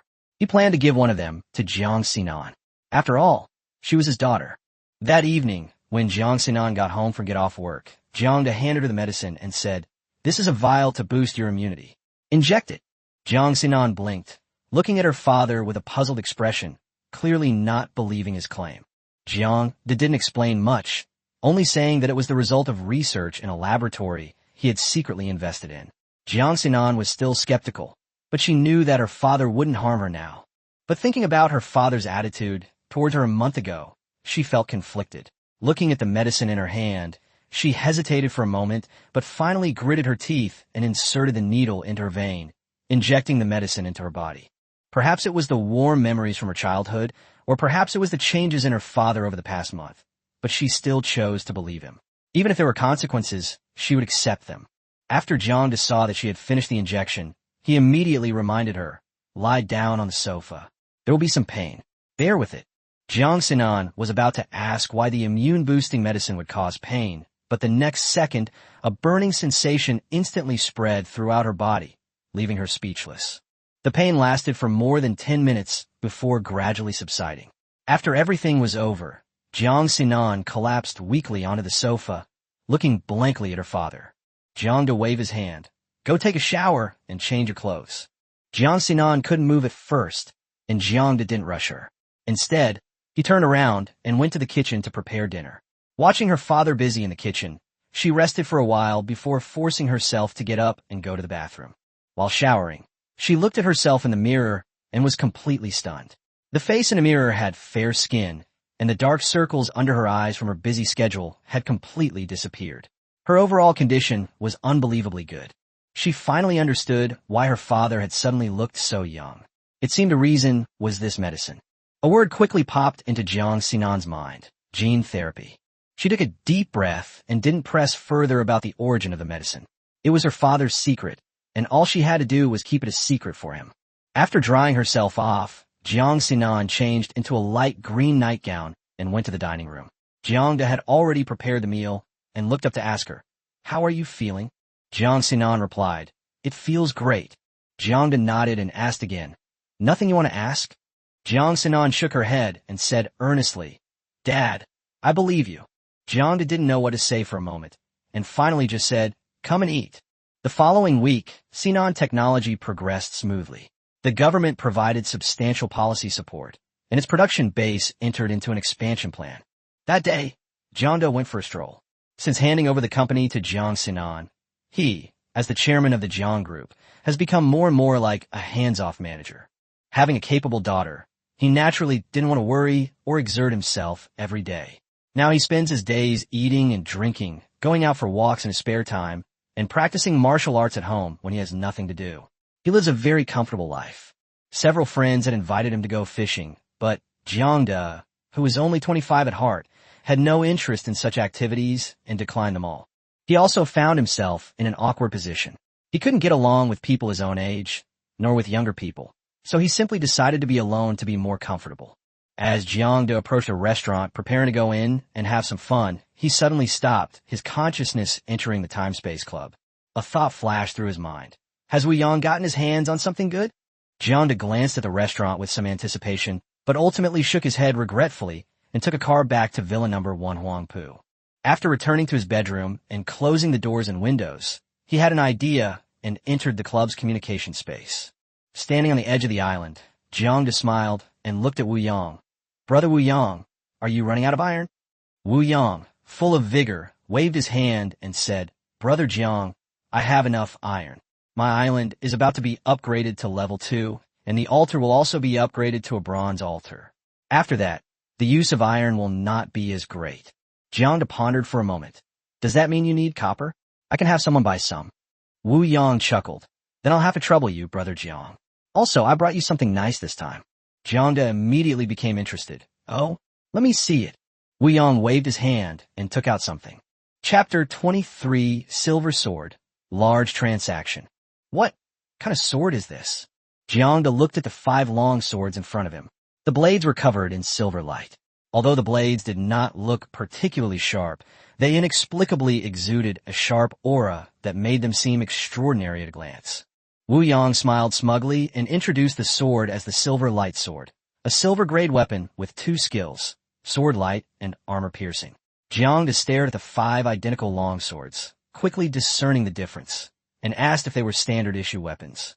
Wu Yang didn't hide anything, frankly admitting that what he got from the treasure chest wasn't a finished product, but a template for crafting the Silver Light Sword. As long as there were enough materials, he could continuously produce this kind of sword. There would be many more transactions in the future, so he naturally wouldn't treat Jiang like a fool. Jiang couldn't help but admire Wu Yang's luck. A silver-grade weapon was quite rare at his current level. Wu Yang nodded in agreement, but the production cost wasn't low either, requiring 10 units of silver per weapon. He had previously exchanged food for 50 units of silver at the trading market, which was enough to barely craft 5 swords. Jiang picked up a silver sword and examined it for a moment, thinking it was indeed a good item, but unfortunately, it wouldn't be of much use to his planet, Blue Star, for the time being. Wu Yang wasn't surprised.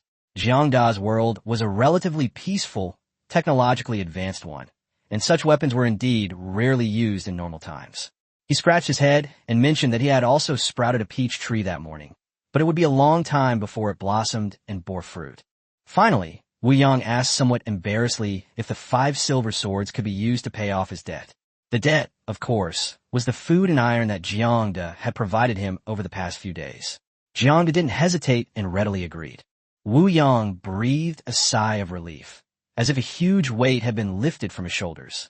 But thinking about the large amount of resources needed for future development, he couldn't help but sigh again, realizing that the road ahead was long and arduous. The two chatted about the situation in the island world for a while longer before logging off. After leaving the communication space, Jiang didn't immediately return to reality, but instead went to his personal apartment. Looking at the 5 silver swords neatly arranged on his bed, he felt it was time to contact Jiang Hong. Firstly, he could see if Jiang Hong was interested in this weapon, and secondly, he could get Jiang Hong to help assess the true power of the Silver Light Sword. With this in mind, Jiang immediately sent a message to Jiang Hong. However, Jiang Hong seemed to be busy and didn't reply immediately. Jiang wasn't in a hurry. With a thought, he returned to the villa in reality and casually picked up a silver sword. It must be said that this sword looked very beautiful, even more stylish than those decorative swords online. He originally wanted to find a place to test it out to see if the Silver Light Sword could unleash its original power in the world of Blue Star. After all, the rules are different in different worlds, and this must be confirmed. Just as Jiang was about to leave, Jiang Hong finally replied. He raised an eyebrow, re-entered the communication space, and appeared by the familiar stream. Upon seeing Jiang Hong greeted him with a cup-fist salute, then revealed a look of surprise. He could tell that Jiang had already reached the 2nd level of body tempering, and couldn't help but marvel at the changes he had made in the few days since they last met. Jiang smiled and said that he had to thank Jiang Hong for the resources he had provided earlier. He had indeed broken through yesterday, and his rapid improvement was not only due to the resources, but also largely due to his improved aptitude. Jiang Hong said that Jiang was exceptionally talented, but he was inwardly shocked. He had previously investigated Jiang's aptitude, and it wasn't particularly outstanding. Logically, it should have taken at least half a year for him to break through to the 2nd level of body tempering, but he didn't expect him to achieve it so quickly. Jiang didn't continue the topic. Noticing Jiang Hong's disheveled clothes and bloodstains, he asked if he had just been in battle. Jiang Hong replied calmly that he had gone on an adventure in the forest and had just killed a ferocious bear. For those in the cultivation world, battles are practically a daily occurrence. To become stronger, to obtain opportunities, one cannot avoid fighting.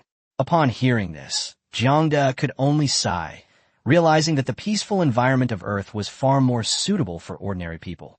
Jiang quickly got down to business, and Jiang reached out and took out the silver light sword, smiling as he said that he had just acquired a good item and wanted to ask him to test its power.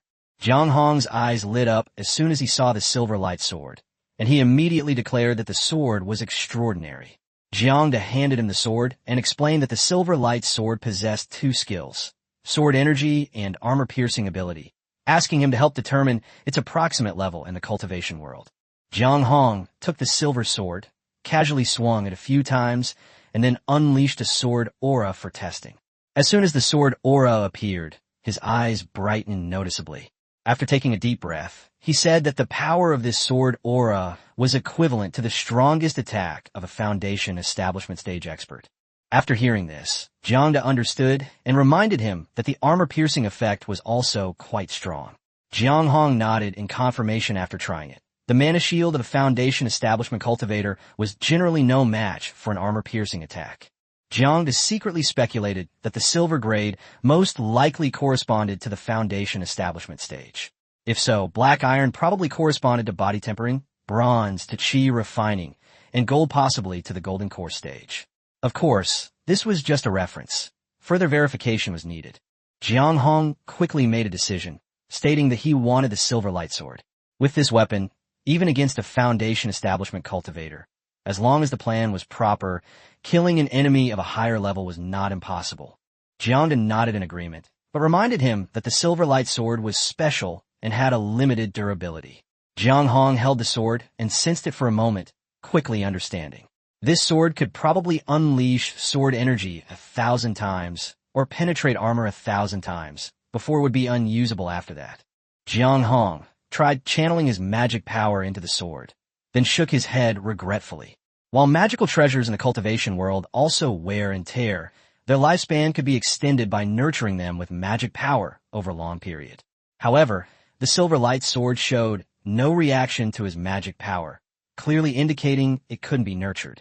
After a moment's hesitation, Jiang proposed trading with spirit stones. Jiang naturally had no objections. Jiang explained that the silver light sword was quite powerful.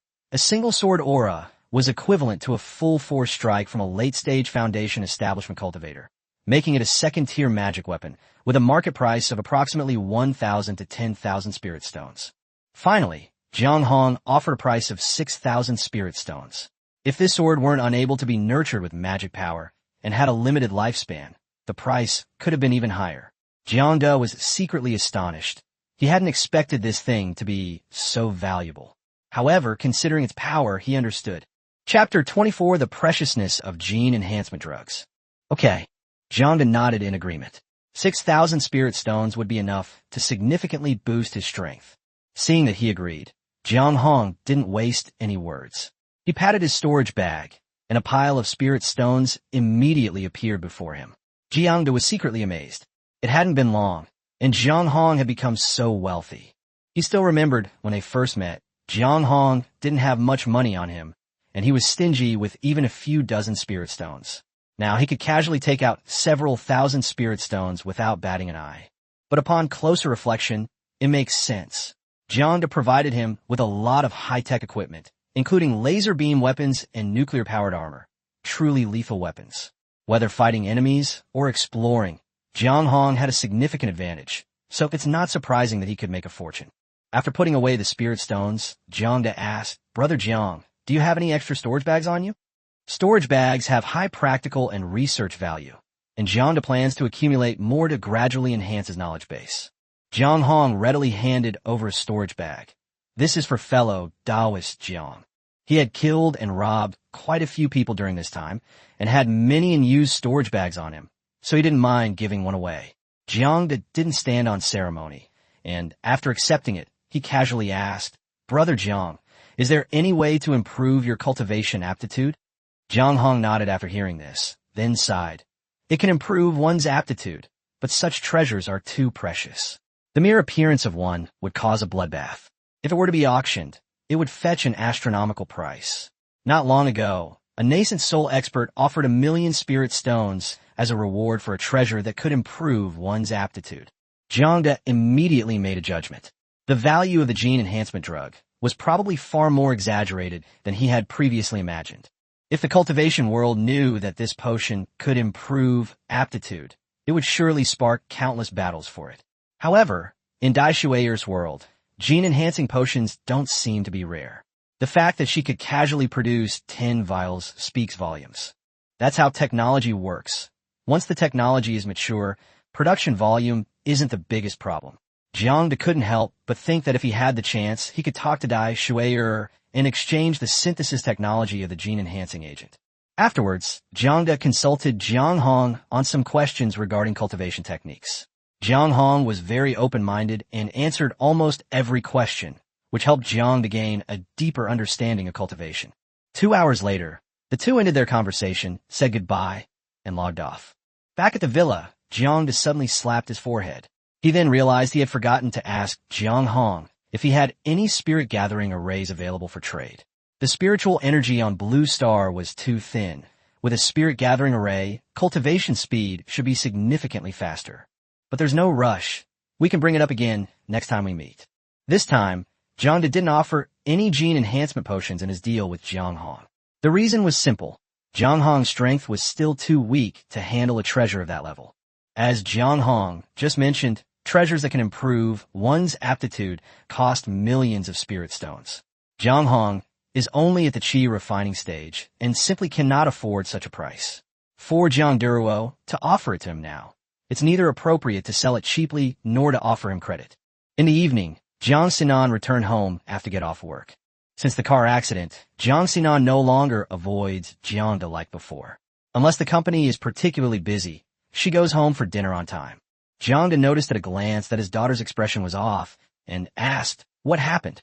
Jiang Sinan said in a deep voice, "The emergence of Zhurong No. 1 has put Sinan technology in the eye of the storm. Domestically, things are relatively stable for now, thanks to official coordination and the upcoming industry consultation meeting. But the international giants are already getting restless." This afternoon, she received news that a representative of a foreign consortium was about to arrive in China, with Sinan technology as their target and even the intention to acquire the company. Jiang sneered after hearing this. Acquire Sinan technology? Which conglomerate has such a big appetite? Although Sinan technology is not publicly listed, the value of its Zhurong, one all-solid-state battery technology, is already considerable. Some financial institutions have even given it a valuation of hundreds of billions. With the official rollout of Zhurong 1, it's only a matter of time before Sinan technology grows to a trillion yuan scale. Moreover, the all-solid-state battery is just the first technology Jiang has presented. The more advanced lithium-air battery is yet to come. Further down the line, he could trade with Dai Shueyer for even more advanced technologies, such as nuclear fusion technology.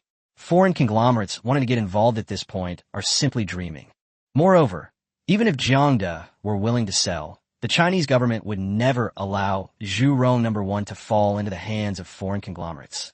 Jiang Sinan explained, "It's the Billy Group. They started in the energy industry and at their peak controlled a large amount of oil and natural gas. Even in the 21st century, they still have a lot of influence in the West. It is said that they have a presence behind some well-known domestic and foreign power battery companies." Jiang waved his hand and said calmly, "It's all right. This is China. A Western conglomerate can't turn the world upside down." Jiang Sinan was still somewhat worried. "I'm afraid they'll tamper with the raw materials." Jiang stated that the polymer materials needed for the Zhurong 1 satellite are all produced domestically. Therefore, the material issue alone does not pose a threat for the time being. Seeing that Jiang Sinan wanted to say more, Jiang said directly, "Don't worry. The Billy Group representative is here, just refuse. He controls resources from several worlds and possesses mysterious powers, so he has little fear of so-called conglomerates. If you really provoke him, you can simply exchange a few space-based satellites with Dai Shueyer and send them into space ahead of time to create a strategic deterrent. Of course, it's best not to use this weapon unless absolutely necessary. Otherwise, it will only make the outside world more wary of him." Seeing her father's confidence, Jiang Sinan felt much less pressure. She had indeed been nervous when she first heard that the Billy Group was coming to acquire the company. After all, it was a long-established conglomerate with hundreds of years of history, immense capital, and an astonishing foundation. But upon closer examination, Sinan technology is currently mainly developing in China, and it can be self-sufficient in raw materials and technical equipment. In addition, with official protection, it seems that there is indeed no need to be too afraid. 3 days later, in the morning, Jiang Sinan was reviewing documents at his office when his secretary came in and reported, "President, representatives from the Billy Group have arrived." Jiang Sinan had already made up her mind and simply nodded, "Please invite them to the reception room first. I'll be there in a bit." The secretary was taken aback, hesitating slightly. "President, isn't this a bit inappropriate? That's a representative of the Billy Group." Jiang Sinan frowned slightly and looked up at her. The secretary panicked and quickly changed her words. "I'll take care of it right away." After saying that, she quickly left the office. Chapter 25, The Billy Family, Investment. In a meeting room of Sinan Technology, several blonde-haired, blue-eyed foreigners sat on the sofa, their expressions not very pleasant. One of the middle-aged men couldn't help but mutter a curse, believing that Sinan Technology was underestimating the Billy family. After all, the Billy family was a well-known super-rich tycoon in the West, and they sent people to inspect a small Chinese company, yet they weren't greeted at the airport or given a welcoming ceremony. They were only received by ordinary employees. This treatment was completely different from the adoration they had received in the past. Wherever they went, especially to some small and medium-sized countries, they were always given a grand welcome. Now, being left out in the cold, they naturally felt embarrassed.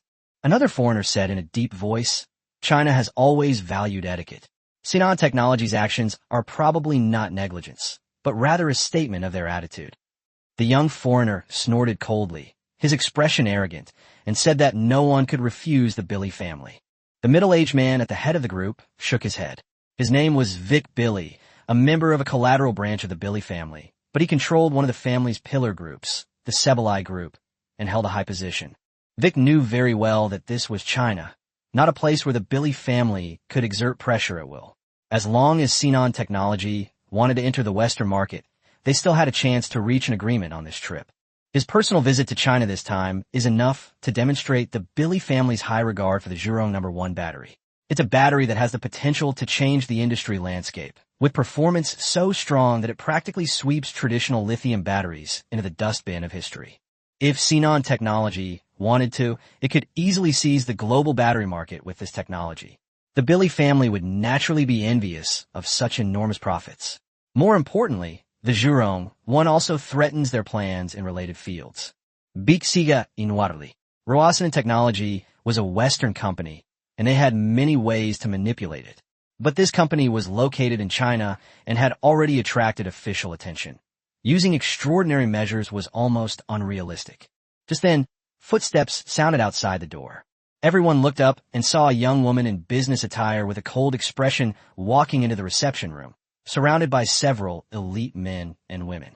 Vic recognized at a glance that the other party was Jiang Sinan, the current president of Sinan Technology and the daughter of the chairman of Jiang's group. He immediately stood up and said with a gentlemanly smile, "Hello, esteemed Ms. Jiang. This is Vic Billy, CEO of the Sebalai Group, greeting you." Vic, familiar with Chinese etiquette, didn't overdo it, simply bowing slightly to show respect. The Westerners who had been complaining just moments before immediately fell silent. They can be arrogant and conceited, but they won't behave too out of line in front of outsiders. Jiang Sinan's eyelids twitched slightly. The Sabili Group was a behemoth ranking among the world's top 100 companies, with businesses spanning multiple industries. She had originally thought that at most, those who came this time would be peripheral figures of the Billy family, but she hadn't expected it to be the CEO of the Sabili Group. In the eyes of the Billy family, Sinan Technology's current size is indeed insignificant. Even with a valuation of hundreds of billions of RMB, it's far from enough. However, the fact that they sent Vic clearly indicates their determination to acquire Zhurong No. 1.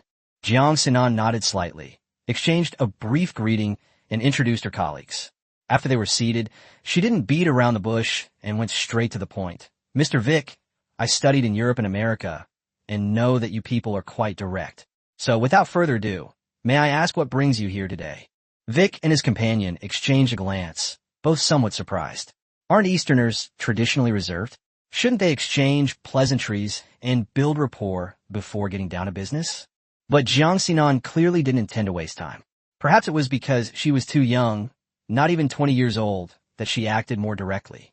Vic quickly regained his smile and said in a friendly tone, "President Jiang, the Billy family comes with friendship and hopes to reach a cooperation agreement with your company." Jiang Xinan asked knowingly, "What kind of cooperation?" She knew, of course, that the Billy family couldn't simply be trying to curry favor, but the proper procedures still had to be followed.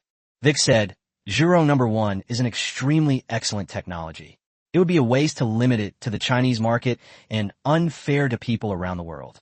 Advanced technology should benefit more people.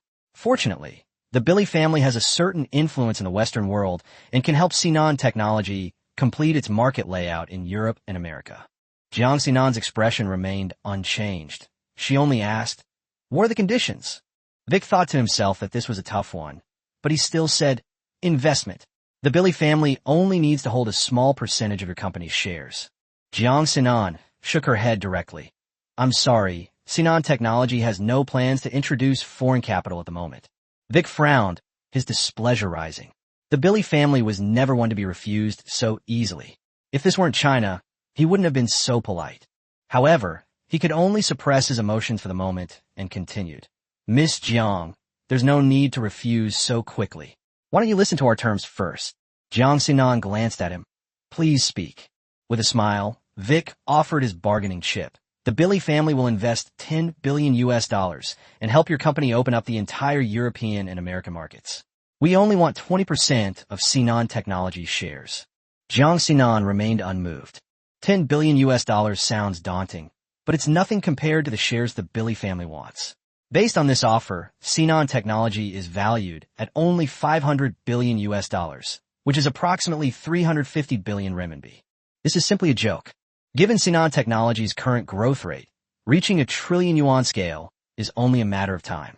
Not to mention, the company also has an even more powerful iterative technology, lithium-air batteries, that have not yet been released. Once the technology is developed, a valuation of trillions of dollars will be impossible to ignore. Trying to take 20% of the shares for a mere $10 billion is simply too greedy. As for the European and American markets, Jiang Sinan was indeed somewhat tempted, but the Billy family was not the only option. So she refused again. "I'm sorry, Sinan Technology has no financing plans at the moment." Vic's face finally darkened, and his tone became somewhat authoritative. "I think your father should be informed of this matter. Miss Jiang is still young. Don't make a decision you'll regret. As the president of Sinan Technology, you are responsible for the company." These words already carried a threatening connotation. Jiang Sinan no longer stood up politely and said in a cold voice, "Mr. Vic, I can make the decision about Sinan Technology. I am sorry." After saying that, she led her people away. In the reception room, only Vic Billy and his group remained, their faces growing increasingly grim. Chapter 26 Industry Consultation Meeting. The meeting room was eerily quiet, and Vic Billy and the others looked rather grim. The young man couldn't help but ask, "Uncle Vic, what do we do now?" Vic Billy stood up with a gloomy face, leaving only the words, "Go back first." No one can refuse the Billy family's kindness. After saying that, he led his men outside. But as soon as they stepped out of Sinan Technology's gate, they were surrounded by a group of reporters. Cameras and microphones were instantly set up, flashes went off constantly, and questions rained down on them. "Mr. Vic, it is said that the Sabili Group wants to cooperate with Sinan Technology. How are the talks going? What is the purpose of your visit to China this time?" The reporters rushed in, almost blocking the way. Fortunately, Vic Billy had bodyguards clearing the way, and the group quickly got into their cars and left without lingering. The reporters could only watch the convoy drive away, but they didn't leave. Instead, they continued to stake out Jiang Sinan. The Sabili Group is a super conglomerate ranking among the world's top 100, and is rumored to be backed by an ancient financial group. The sudden arrival of such a behemoth in China, and its appearance right outside the door of the rising star Sinan Technology, is bound to attract media attention. Not only the media, but also ordinary people are curious about the intentions of the Chevrolet Group. However, neither the Chevrolet family nor Sinan Technology has responded publicly. Of course, journalists never miss an opportunity to capitalize on a hot topic. Since both sides remain silent, they can still publish the news based on a single photo and a few guesses. For a period of time afterward, things seemed calm on the outside. The Billy family appeared to have truly given up on Sinan technology, making no further moves since Vic Billy left. The calmer things seemed, the more uneasy Jiang Sinan felt. She couldn't believe that a world-class conglomerate would truly remain indifferent after being rejected by a small company. Since the other party hadn't made a move, she could only remain inactive for the time being. Days passed quickly, and July 15th arrived. This was the day the China Battery Industry Conference was to be held. At 10 a.m., Jiang De and his daughter Jiang Sinan arrived at the venue, surrounded by a group of elite men and women. Jiang De looked at Hao Donglai beside him and asked, "Donglai, which companies are here today?" Hao Donglai immediately replied, "Chairman, almost all the top-ranked battery companies in China are here, a total of 87. Jiang De nodded. "Let's go in and chat with everyone." Upon entering the venue, Jiang De was immediately greeted with great enthusiasm. Industry leaders, including many former giants who now had to suppress their arrogance, came forward to greet him. The reason is simple. Sinan Technology has a significant technological advantage. Even if all these companies unite, it will be difficult to find an effective breakthrough. Targeting Sinan Technology essentially boils down to attacking its raw materials and cash flow. With the official support of the Chinese government and direct supply from its own mines, Sinan Technology has no worries about raw materials. As for funding, Sinan Technology has already signed contracts with major companies and is not short of money either. Regarding bank loans, Sinan Technology did indeed have some debts previously. However, with official scrutiny, which bank would dare to cause trouble? Unless Sinan Technology itself made a mistake. Old Jiang, it's been a while since we got together. We have to have a good drink today. Old Jiang, do you look younger? I think so too. What kind of skincare products are you using? His colleagues exchanged pleasantries with smiles. Over the past 1 or 2 decades, they had all interacted to varying degrees, and some had even maintained good relationships. Jiang didn't put on airs and responded with a smile throughout. After exchanging pleasantries, Jiang De raised his hand and said with a smile, "Everyone, almost everyone has arrived. Let's get down to business first. Lunch at Taoyuan Grand Hotel. We'll drink until we drop." Everyone nodded in agreement. They also wanted to settle things as soon as possible to put their minds at ease. Jiang De then walked up to the platform at the front. The hall quickly quieted down, and all eyes fell on him. Jiang De glanced around and got straight to the point. "Gentlemen, we're all old acquaintances, so I won't stand on ceremony. Regarding Juro number 1, Sinan Technology won't keep it all to ourselves. After discussions within the company, we've decided to license some of the technology. Please see the contract for the specific terms." As soon as the words were spoken, the staff began distributing the contracts to the various executives. Everyone immediately flipped through them, their expressions changing accordingly. The contract terms were similar to what Jiang De had described. Sinan Technology would license a portion of its technology for a fee as high as 6%. While this percentage was high, they could still accept it. What truly disappointed them was that the most crucial polymer material synthesis technology, as well as a certain core component technology, were not within the scope of the license. This means that in the production of Jurong 1, core components and polymer materials still have to be purchased from Sinan Technology. In other words, even with the license, they're still being held hostage. If anyone offends the Jiang family, Sinan Technology will immediately face a crisis if it refuses to sell core components and materials. The CEOs all wore complicated expressions. Did they really have to do business with Sinan Technology from now on? Those who had built their businesses from scratch were especially resentful. Someone couldn't help but ask, "Old Jiang, I have no problem with the patent fees. But could you also license the core components and polymer materials to us?" Jiang Da's smile remained unchanged, but his answer was straightforward. "These two are my company's core technologies, so I apologize." Inside the meeting room, dozens of CEOs looked at each other in bewilderment. Some wanted to continue the discussion, but judging from Jiang Da's attitude, there was clearly no room for negotiation. Upon closer examination, they realized the terms weren't actually that bad. As long as they cooperated according to the rules set by Sinan Technology, they could still make money steadily. The only problem was that they would have to pay patent fees and spend money to purchase core components and materials. In this way, Sinan Technology can earn money from one business twice, without having to develop the market itself, as the market will naturally be developed by companies like them. Thinking about this, many people felt like they had been wronged. While everyone hesitated, the The first person to step forward was Tao Yang from Dow Battery. He said directly, "Okay, Dow will sign this contract." Now that the words were out, Tao Yang didn't hesitate any longer. He had his secretary bring a pen, quickly wrote his name on the contract, then stamped it with the company's seal, and the contract officially came into effect. Chapter 27 Reactions from All Sides. At the industry consultation meeting, seeing Tao Yang sign the contract first, the other bosses did not hesitate any longer and all put down their pens and stamps. Of the 87 companies present, not one refused. The reason was simple. The potential profits were simply too great. Even if Sinan Technology were to take a portion, the amount they would receive would far exceed their previous expectations.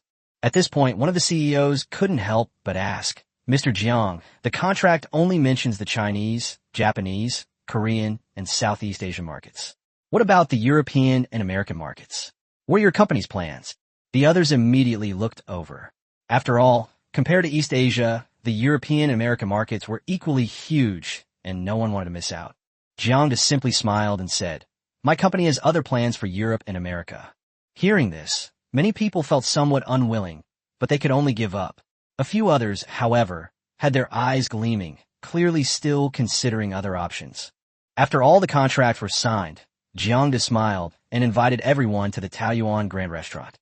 When they left the venue, the area was already packed with reporters. Today's battery industry consultation meeting had already attracted attention. The media and the general public were eager to know the outcome, and now that the CEOs of major companies had appeared, they naturally swarmed around them. However, Jiang was prepared and had arranged for security guards to stop the reporters. The reporters had no choice but to watch helplessly as a group of executives left the building in a grand procession. The Taoyuan Grand Restaurant had been booked by Sinan Technology, and the space was quite spacious. The 87 companies not only brought their CEOs, but also their secretaries and assistants. Some even had 5 or 6 entourage members with them. In a private room at the restaurant, Jiang and his daughter sat with Tao Yang and several other bosses, eating, drinking, and chatting casually. The atmosphere seemed quite harmonious. While they were celebrating, in a presidential suite at a hotel in Shanghai, Vic Billy and others had already received detailed information about the negotiation meeting. Vic Billy held up a copy of the contract, his face grim. "Gentlemen, the results are in. Sinan Technology did indeed license Zhurong No. 1 to various companies, but they've taken precautions." He continued, stating that the scope of the license does not include a single core component, nor the crucial polymer material synthesis technology. More importantly, Sinan Technology has not applied for patents for either of these core technologies. In other words, their original plan to obtain the complete technology through licensing companies has completely failed. During this time, they've been trying to find a solution. Since they couldn't acquire a stake in Sinan Technology, they decided to steal the technology directly. They sent in industrial spies, but failed. They then tried targeting the licensing company, but that's no longer an option. However, they had actually anticipated this, so despite their disappointment, they did not completely lose their composure.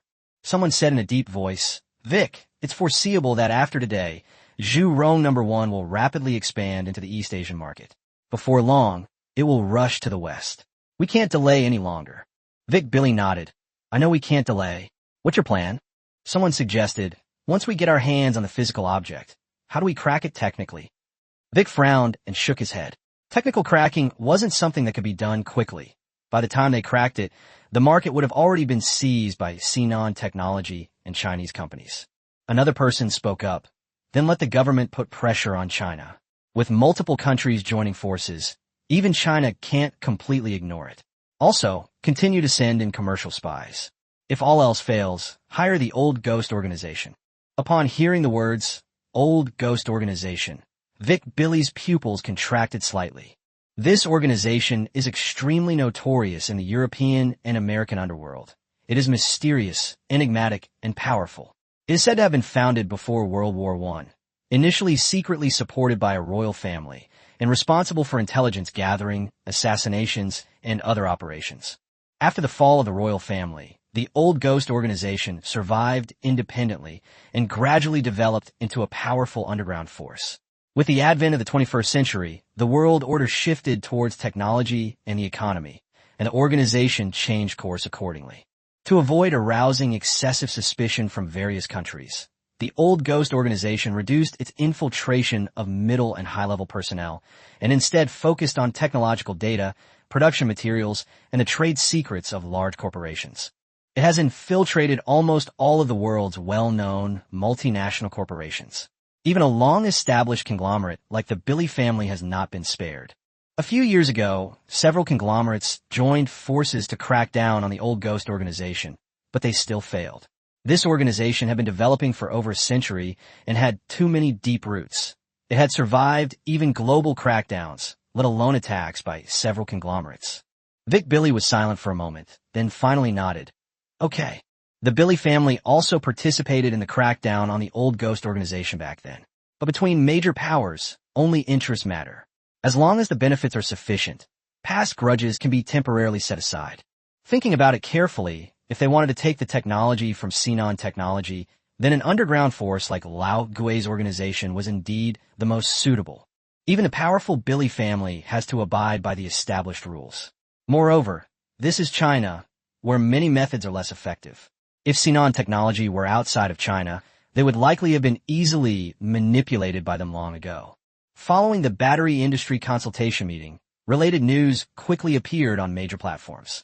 Both business leaders and the general public learned through various channels that major Chinese battery companies had obtained licenses for the Zhurong One technology.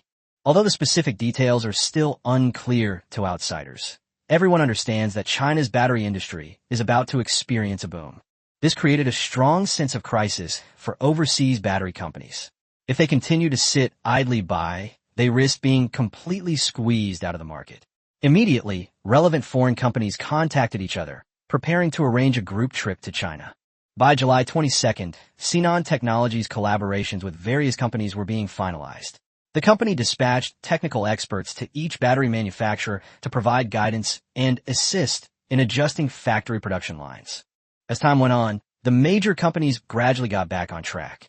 That day, in the chairman's office of Sinan Technology, Jiang was looking through documents and said with a smile, "Not bad. After the first batch of orders is completed, the subsequent orders will be handed over to our partner companies. After outsourcing the orders, Sinan Technology only needs to earn patent fees and money from core components and polymer materials." At this moment, Jiang Sinan looked at a document in her hand and suddenly asked, "Dad, do you know about the old ghost organization?" Jiang paused, his expression immediately turning serious. "Why bring up this organization all of a sudden?" Jiang Sinan asked in surprise, "Dad, you knew?" Chapter 28, The Old Ghost and the Sharp Sword. Jiang fell silent. Of course he knew about the old ghost organization. It had been mentioned in Wang Fan's script long ago. This organization played a significant role in Wang Fan's rise to the top. The plot is roughly as follows. Ghost King, the leader of the old ghost organization, comes to China to carry out a mission, but is surrounded and attacked by the special Chinese department, Sharp Sword. He is seriously injured and is rescued by Wang Fan. The Ghost King realized that Wang Fan was no ordinary person, and knowing that his own life was nearing its end, he simply took him in as a successor and let him inherit the old ghost organization. When Jiang saw this, he thought it was outrageous. The old ghost organization is essentially a Western underground force, initially comprised almost entirely of white people. It was only later, in order to expand, that it absorbed many people of other skin colors, but the core remained predominantly white. It's as absurd as a Chinese person running for president of the United States and succeeding, that Wang Fan, a pure Chinese person, was able to smoothly inherit such an organization. Even more outrageous is that those originally unruly white people are now extremely loyal to Wang Fan, and they wouldn't even flinch if he asked them to die. Thinking of this, Jiang pulled himself out of his thoughts and looked at his daughter. "I know a little. What's wrong?" Jiang Sinan looked somewhat worried. "The authorities have sent word that we should be careful lately. Someone from the Western Old Ghost organization has infiltrated Shanghai, and our target is likely us." Jiang nodded. "Official news? Do you know who they sent this time?" Jiang Sinan shook her head. "I don't know yet. Dad, do you know a lot about this organization?" Jiang explained simply. The Old Ghost organization is very famous in the Western underworld. They are good at dirty work, such as stealing business intelligence and assassination. Jiang Sinan immediately realized, business intelligence? then they're probably after Sinan technology, or rather, they're after Zhuro number 1. Jiang nodded. They probably want to steal the technology. What's the official response? Jiang Sinan said, the authorities have already deployed a lot of people to hide throughout the company and have also strengthened the company's security. Jiang pondered for a moment. Just defending is too passive. You should communicate with the authorities and see if you can lure them out. Jiang Sinan frowned slightly. Lure them out? Jiang nodded. Let's reveal the location of the Zhurong, 1 technical data, and lure them to come to us. Jiang Sinan hesitated for a moment. Will they take the bait so easily? Jiang smiled and said, whether it works or not depends on how the message is spread. If we do it cleverly, they won't be afraid of not being fooled. Come, let me explain in detail. Subsequently, Jiang told Jiang Sinan his ideas, including how to release the information without leaving a trace, how to make arrangements in advance, and how to take the opportunity to wipe out the old ghost organization's forces in China. Finally, he instructed, prepare a plan as I told you, and then communicate with the officials. This matter requires their cooperation. Jiang Sinan nodded. Okay. With a plan in mind, she didn't delay and immediately returned to her office to contact the authorities, preparing to lay a trap for the old ghost organization. The Sharp Sword is a special, clandestine department of the Chinese government dedicated to combating foreign criminals who infiltrate China. The authorities have been paying close attention to the old ghost organization, a force with a notorious reputation in the Western underworld. In recent years, the old ghost organization seems to have developed some kind of illness, desperately trying to extend its tentacles into China. The Chinese government, of course, cannot allow this and has secretly dealt with many related personnel. This rotten force has been opposing China and the West for a long time. Now that they dare to come to China to cause trouble, the government is determined to make sure these vermin never return. Team leader Lin, President Jiang of Sinan Technology, contacted us and sent us a plan. Please take a look. A young woman with a ponytail handed a document to a middle-aged man with strong features and sharp eyes. Oh, let me see. The middle-aged man took the document, carefully flipped through a few pages, and quickly said, this is a solution. Simply going on the defensive is the biggest weakness. It seems the president of Sinan Technology is no ordinary person. The young woman blinked and smiled. That's why we young people are the pillars of this era. Group leader Lin, you can't underestimate young people in the future. Lin chuckled, a hint of disdain on his square face. You really think this was the idea of that young female CEO? The young woman was taken aback. Isn't that right? Lin shook his head. This is clearly the work of Chairman Jiang of the Jiang Group. The young woman thought about it and agreed that it made sense, so she stopped worrying about it and asked, what do you think, Lin Group? Lin stood up. The plan is usable, but it needs further refinement. Send the word to a meeting. Meanwhile, on a street in Shanghai, an ordinary-looking old Chinese man looked at the tall buildings on both sides and couldn't help but sigh. China is developing so fast. He still remembers that 30 years ago, China was far from being as prosperous as it is today. Cars were rare on the streets, people dressed plainly, and there were mostly low-rise buildings along the roadside. But nowadays, China is filled with towering buildings, dazzling lights, and luxury cars on the roads, and people's clothing has long since kept up with the world's trends. The old man shook his head, turned and walked into an alley, knocked on the gate of an inconspicuous courtyard, and stepped inside. In the courtyard, 10 young men stood in neat rows, all with East Asian features. Upon seeing the old man, they immediately bowed respectfully. Your Majesty, the Ghost King. The old man did not respond, but walked straight into the room and dropped his disguise. When he reappeared, he was no longer the old Chinese man, but an elderly white man. This man was none other than the leader of the old ghost organization, the Ghost King. He sat down in a chair and asked casually, how far have you infiltrated Sinan Technology? A young man looked nervous. Your Majesty, it seems the Chinese authorities have noticed us, and the infiltration is not going smoothly. Waste. The Ghost King grabbed the teapot and smashed it. The young man trembled, lowered his head, and dared not dodge or make a sound, letting the teapot smash on him. The Ghost King calmed down, his brows furrowed. Sinan Technology is acting strangely. How could a mere small company suddenly develop such a groundbreaking technology as Zhuro number 1? There wasn't a single hint about it beforehand. This is highly unusual. What were the results of your investigation into the Jiang family? The young man trembled, momentarily at a loss for words. The Ghost King said coldly, "Speak." The young man had no choice but to speak up. "Your Majesty, please forgive me, but nothing unusual was found." The Jiang family father and daughter had been behaving normally before this. The Ghost King frowned, sighed, and asked again, "What about the information I asked you to collect?" The young man quickly handed over a document, saying, "We've collected all the information. These are the details of people connected to the Jiang family." The Ghost King hummed in agreement, took the document, and casually flipped through it. But when he turned to one of the pages, his previously nonchalant expression suddenly froze. That page contained Wang Fan's personal information, and next to it was a photo of Wang Fan.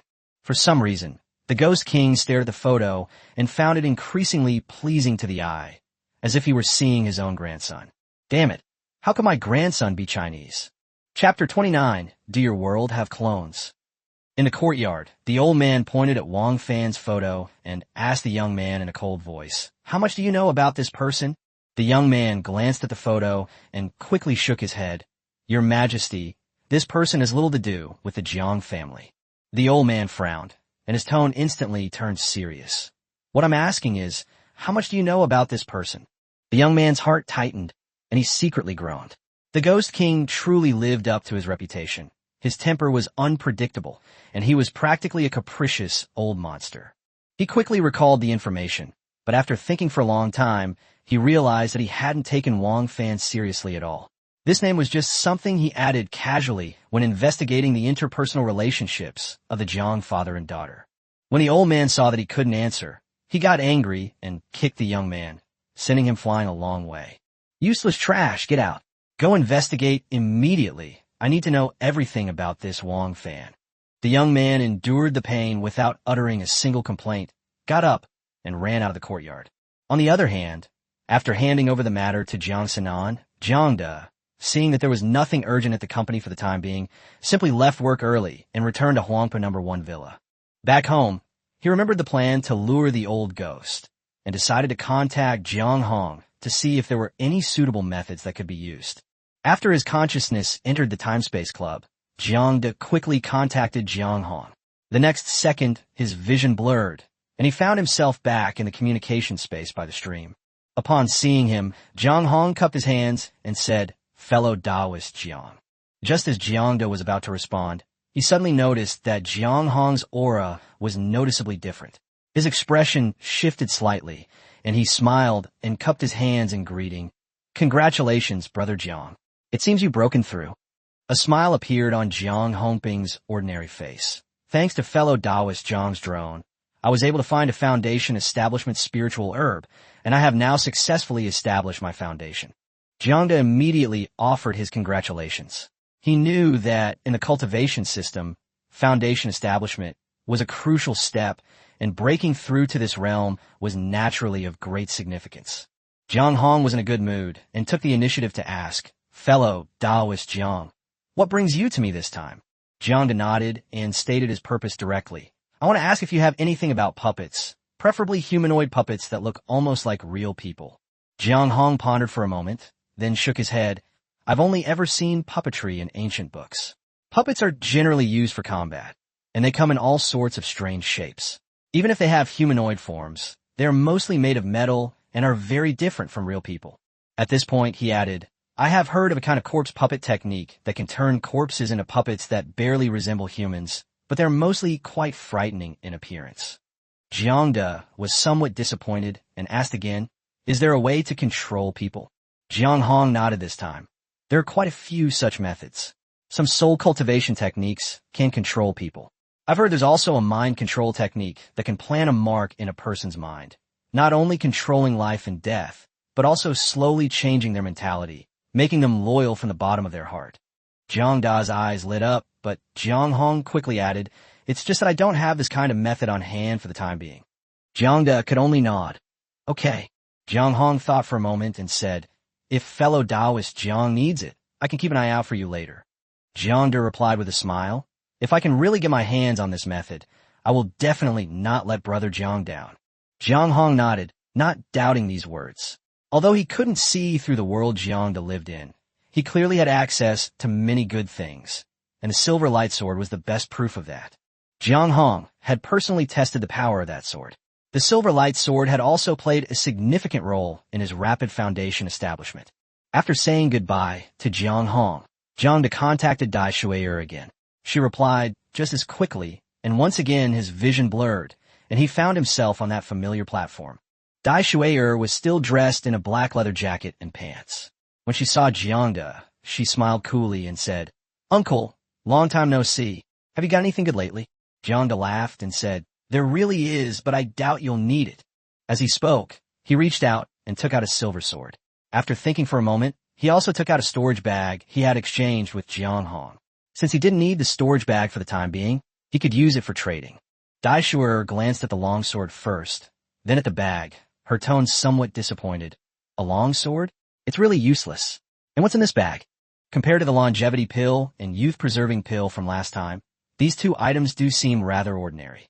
Jiang smiled and said, "Don't be too quick to underestimate them." As soon as he finished speaking, he gripped the silver sword and casually swung it towards a distant building.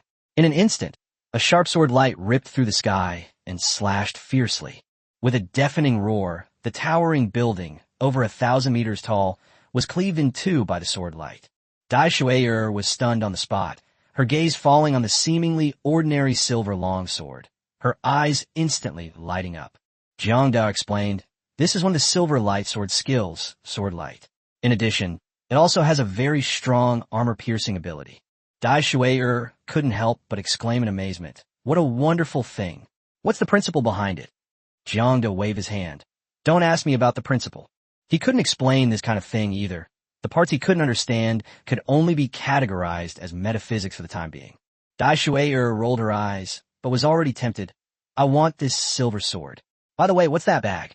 Having witnessed the example of the silver light sword, she naturally dared not underestimate that inconspicuous little bag again. Jiang, on the contrary, was somewhat curious. "Your world has such advanced technology. Weapons of this power shouldn't be rare, right?" Dai Shui'er stroked the silver sword and laughed. "It's already quite powerful, and the design of the longsword itself is a great disguise. The enemy will think I'm using a cold weapon, but when I unleash a slash of light, that scene will be quite interesting." Jiang was speechless. This girl was really a bit cunning. However, he still reminded him, the silver light sword has durability. It's a consumable item. Dai Shui'er nodded. "I felt that. So, Uncle, could you give me a discount? And what about this bag? It must be something special, right?" Jiang picked up the storage bag. This is called a storage bag. Inside there is a space, roughly equivalent to a single room of about 10 square meters, which can store all kinds of items. However, it can only hold inanimate objects, not living things. Dai Shui'er's eyes lit up immediately. "Space technology?" Jiang explained. "To be more precise, it should be considered a creation of metaphysics, not a technological product." Dai Shui'er didn't seem to care much. The principles may be different, but the results are similar. "Space creation? Huh? We also have research labs over there studying space science, but unfortunately, we haven't made any progress. I never expected that such a small bag could contain such a large space." She then asked, "Can I try it out?" Jiang handed over the storage bag and briefly explained how to use it. Following his instructions, Dai Shui'er probed the space with her consciousness and quickly found it empty. With a thought, she could access things at will. She couldn't help but exclaim again, "This is good stuff." Jiang laughed and said, "The club will allocate personal space to its members. You probably don't need this usually, right?" Dai Shui'er thought about it and felt it made sense, but her eyes quickly darted around. "Even if we don't need it, we can use it for research." "Okay, Uncle, I like both of these. Tell me, what do you want to exchange this time?" Jiang didn't beat around the bush and asked directly, "Does your world have clones?"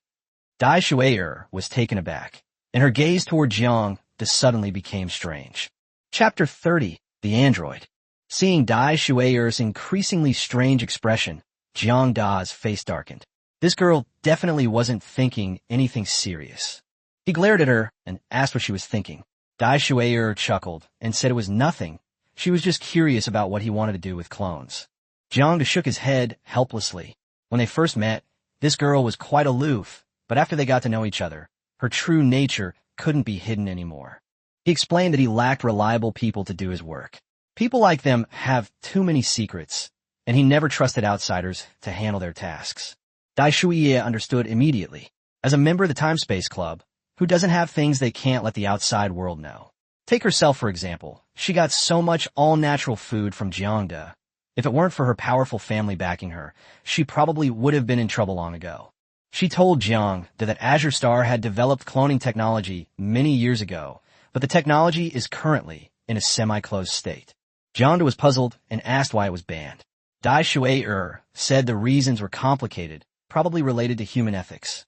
Each clone develops an independent personality and emotions after birth, and society's attitude towards them is very divided.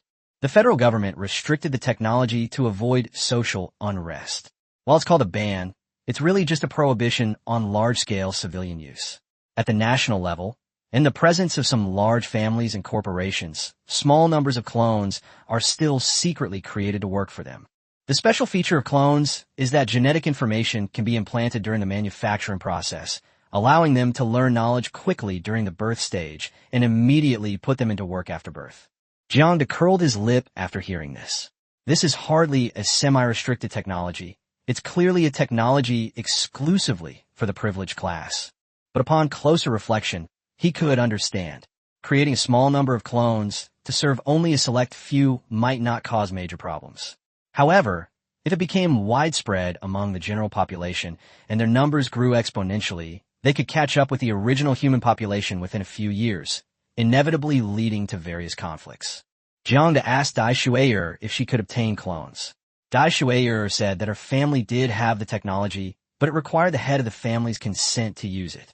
Jiang casually asked her what her relationship was with the head of the family. Dai Shuiye replied somewhat haughtily that he was her grandfather. Only then did Jiang realize that this girl was a daughter of a prominent family. After thinking for a moment, Dai Shuiye suggested that if you want to ask someone to do something, you don't necessarily have to use a clone. Androids are also quite good. Jiang immediately became interested upon hearing the words android. Dai Shuiye explained that androids look almost identical to humans, but their core is intelligent AI. Jiang frowned and asked, "How intelligent is the AI? Is it too rigid?" Dai Shuiye smiled and said, "The artificial intelligence technology on Azure Star is very advanced, and the androids can even have their personalities programmed. They can be chosen from a variety of types, including lively, serious, obedient, and aloof. They will obey any command given. Of course, since they are not real people, they lack a certain warmth. But in Jiangda's world, unless you examine them closely, almost no one can see through their disguise."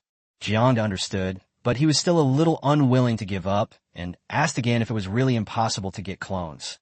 Dai Shuiye said with some distress that if she had the time, it wasn't entirely impossible to do it, but it was just too troublesome. Moreover, Jiang needed to do genetic design in advance to determine what type he wanted, which was a headache just to think about. Seeing this, Jiang had no choice but to back down and decided to use androids first. Dai Shuiye clapped her hands and immediately agreed, asking him how many she wanted. She was clearly in a good mood, knowing she would soon have the storage bags and the silver light sword. Jiang thought for a moment and said, "Let's start with 20. Dai Shuiye blinked and couldn't help but say that he really wasn't being polite. Jiang smiled and asked in return, "Compared to the silver light sword and the storage bag, 20 androids shouldn't be much, right?" Dai Shuiye didn't refute. Transactions between two worlds are inherently difficult to measure with a unified value. Storage bags and silver swords might not be rare in the cultivation world or island worlds, but they are rare treasures on Azure Star. Conversely, the same applies to the androids on Azure Star. After much calculation, Jiang suddenly realized that Azure Star seemed to be the least valuable world, currently only possessing basic resources such as food and steel. High-value items such as laser beam weapons, nuclear-powered armor, black gold Type 1 combat suits, youth-preserving pills, longevity pills, and silver swords all come from the world of Jiang, Dai Shuiye, and Wu Yang. Thinking about this, Jiang sighed inwardly, realizing that he could only be a middleman for the time being. After a moment's thought, Dai Shuiye agreed to arrange 20 androids for him, and then asked how the genders would be divided. Jiang said that half would be male and half female, and half would be of Eastern and Western races. Dai Shuiye listened with a puzzled look, not understanding what Eastern and Western races meant. Jiang paused for a moment, then asked in return, "Does that mean their world only has one skin color?" Dai Shui'er nodded and agreed. However, historical records indicate that a long time ago there seemed to be people with both dark and white skin, but experts speculate that it might have been a skin disease. Jiang was speechless. What kind of skin disease? The experts from Azure Star are truly talented. He told Dai Shui'er to wait a moment, then logged off and returned to the villa. He found a tablet, searched for some photos of people from the East and West online, and then returned to the chat space to show her the tablet. Dai Shui'er glanced at it, frowned, and said, "What the hell is this? There are such strange people." Jiang was too lazy to explain, and only told her to design her appearance according to the race of the people in the film, while reminding her not to make her look exactly the same, but to try to be as pretty as possible. Dai Shui'er said irritably that she wasn't that stupid, and then said that she would deliver the goods in 3 days at the latest. Jiang nodded and handed her the silver sword and storage bag. Since the Dimensional Club was there to keep him in check, he wasn't worried about her reneging on the deal. However, he quickly thought of something else and asked if the androids were mass-produced. Dai Shui'er nodded and said that they were indeed mass-produced, but they were all high-end products, so he could rest assured. Jiang then asked if they had any custom-made models. Dai Shui'er blinked and said, "Of course." Jiang pressed for details about the differences between the two. Dai Shui'er explained that the custom-made version uses better materials and more advanced intelligence. If there are still subtle differences between mass-produced androids and real people, then the top-of-the-line custom-made version is almost indistinguishable from a real person. Jiang immediately asked her to customize one for him and inquired about the time frame. Dai Shui'er calculated and said it wouldn't take too long and could be delivered together with the other 20 units. Jiang asked about the price of the custom-made item. Dai Shui'er waved her hand and said, "Never mind, I'll just give it to him as a gift." Although the custom-made android was expensive, it was nothing to her. Jiang didn't stand on ceremony, thanked her, and accepted the gift. Chapter 31, Identity Arrangement. Omniscient and omnipotent Jiang Xiaoqi. Dai Shui'er kept her word. If she said 3 days, she really meant 3 days. 3 days later, in the afternoon, Jiang received her message and flashed to the transdimensional communication space. On the rooftop, Dai Shui'er waved her hand, and figures appeared out of thin air. Pointing at the crowd, she said, "Look, 21 androids. The ones in red are custom-made." Jiang looked over and saw that 20 of them were all wearing identical silver leather jackets and pants, except for the leader, who was wearing a red leather jacket. Apart from the different outfits, he couldn't see much difference, except that the red-clad androids' features were more refined. These androids stood motionless, eyes closed like lifeless sculptures. Jiang asked, "Is it not activated yet?" Dai Shui'er nodded and handed him a wristwatch. "It's brand new and hasn't been activated yet. Here, take this. It contains the AI terminal, which will be used to issue commands to the android AI." She went on to explain that the watch contains various skill programs, including combat, cooking, driving, and medical skills. As long as they are implanted as needed, androids can immediately master and use them. Jiang was somewhat surprised. Anthropology is a skill that often requires years or even a lifetime of study, but in Dai Shui'er's world, a single program can replace countless hours of hard work. He suddenly realized the crucial question and asked, "What about language? Our world is different from yours." Dai Shui'er was clearly prepared. "We can download the language pack of your world into the smart brain terminal and then implant it into them as needed." Jiang smiled and gave a thumbs up. "Not bad, thorough." After the transaction was completed, Jiang bid farewell to Dai Shui'er and returned to his personal little nest. However, the space was far too small. With 21 androids placed inside, there was almost no room to even step. Back at the villa, Jiang first downloaded the Blue Star language pack to the smart terminal, and then added information on laws and customs of various countries. After doing this, he waved his hand, and 2 female androids appeared before him. He implanted mainstream languages such as Chinese, English, and Japanese into them through a wristwatch, and added skills such as combat, reconnaissance and counter-reconnaissance, driving, and medical care. He then clicked to activate the AI.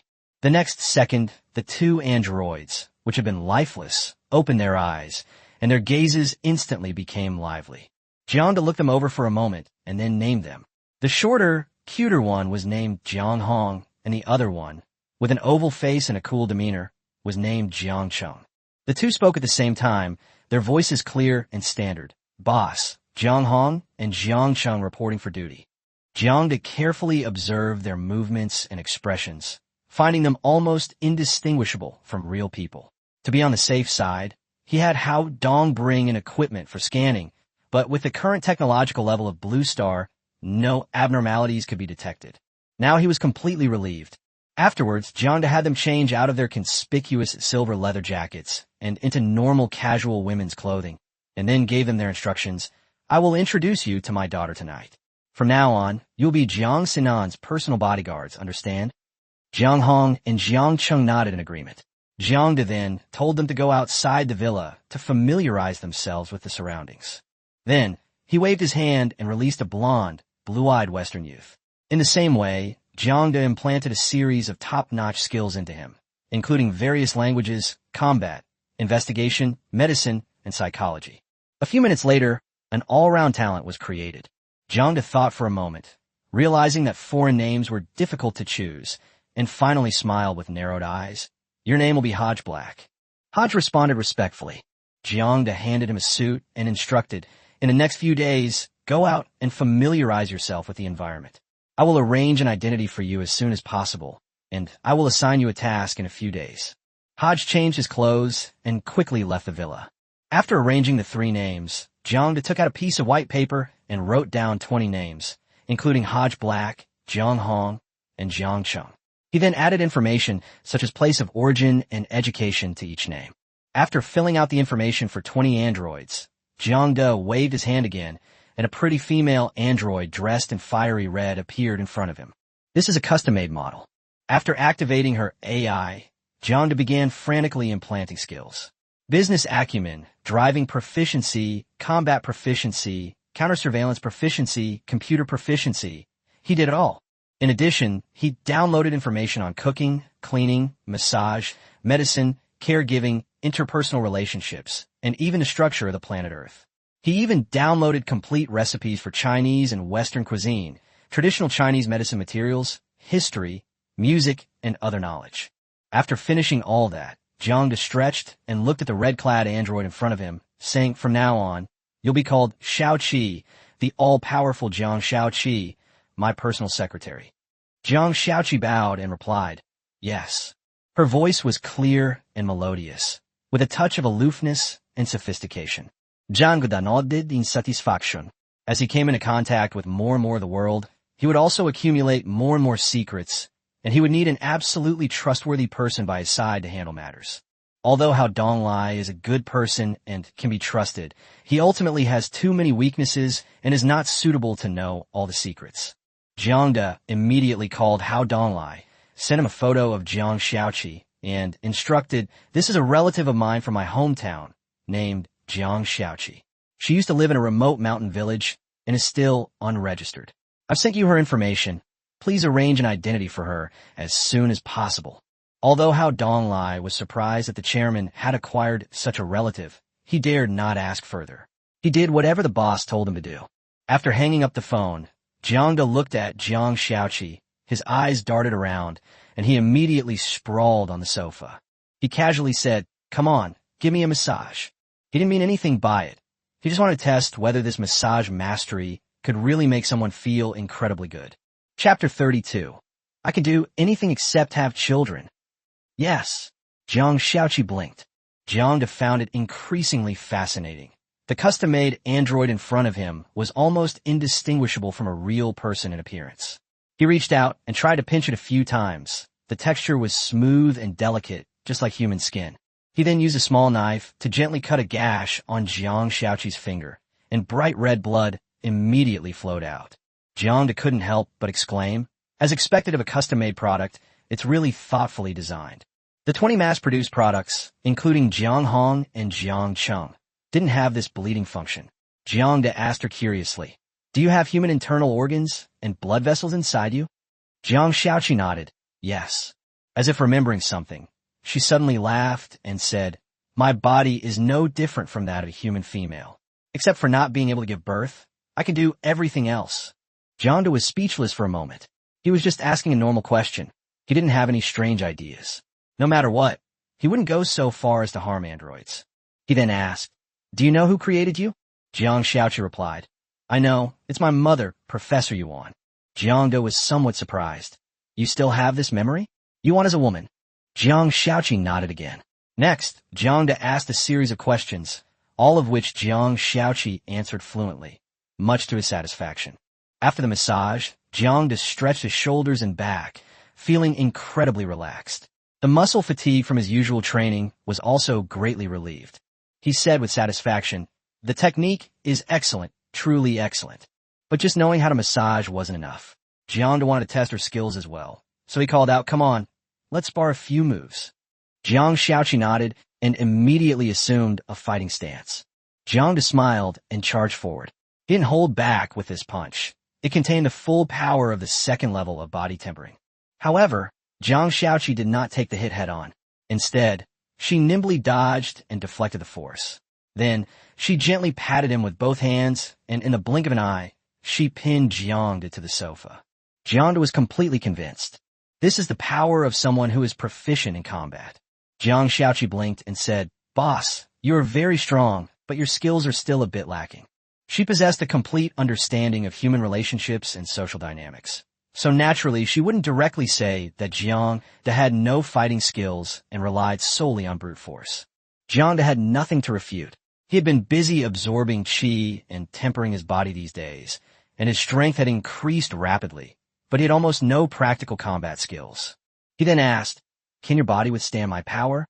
Jiang Shaoqi replied, "Yes. My body uses many rare materials, so it can withstand even stronger materials, though it will experience wear and tear." Jiang nodded. Jiang spent the entire afternoon exchanging various kinds of knowledge with Jiang Shaoqi. Before they knew it, it had gotten dark. In the evening, Jiang Shaoqi went into the kitchen to prepare a big meal. Just then, the villa door opened, and Jiang Sinan returned home from get-off work. As soon as she entered, she saw several more people in the villa and paused slightly.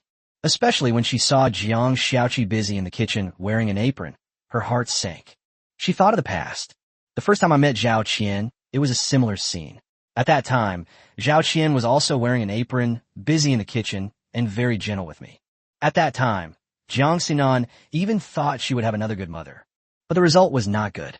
Jiang Sinan looked at Jiang with a complicated expression, wanting to ask something, but feeling she had no right to. Her father was a man, and it was normal for him to need a woman's company. As his daughter, she had no right to criticize him. The problem is, this woman looks about the same age as her. Is that really appropriate? She asked hesitantly, "What is this?" Jiang casually introduced her. "Her name is Jiang Shaoqi, and she's your distant cousin. She found me after graduating from university and is now helping me with some things." Jiang Sinan blinked and looked at Jiang Shaoqi suspiciously. "Do I really have such a distant cousin?" "Maybe so. Let's just assume it exists." Jiang had no idea that in that short time, a storm had been raging through his daughter's mind. He then pointed to Jiang Hong and Jiang Cheng and said, "These two are your personal bodyguards. From now on, they will protect you closely, and you'll even sleep in the same room, understand?" Jiang Sinan was immediately shocked. "It's that serious?" Jiang Da's expression darkened. "You don't understand the old ghost organization. It's a mysterious and powerful underground force with a large number of mercenaries and professional assassins under its command. We must be careful now that we've run into them." Jiang Sinan's heart sank, and she subconsciously looked at Jiang Hong and Jiang Cheng. Can these two seemingly delicate women really protect themselves? At least in terms of appearance, she's a far cry from her current bodyguard. Her current bodyguard is all muscle, a real muscle Barbie, and looks intimidating just standing there. Jiang noticed her doubt and leaned back on the sofa with a smile, saying, "Don't underestimate them. Although they are small in stature, they are very strong and skilled in combat. They are extremely formidable." Since her father had said so, Jiang Sinan had no choice but to believe him. She looked away and then at Hodge Black beside her. This time, Jiang didn't explain much, only saying that this person had other plans. At dinner, Jiang picked up a piece of beef and put it in his mouth. It was tender and smooth and tasted quite good. It has to be said that Jiang Shaoqi truly deserves her reputation as a skilled cook. Her cooking skills are indeed outstanding. As he ate, he asked, "Sinan, How's the setup going with Legion? When can we close the net? Jiang Sinan put down her chopsticks and replied, We've reached the final step. We should be able to close the net in 3 days at the latest.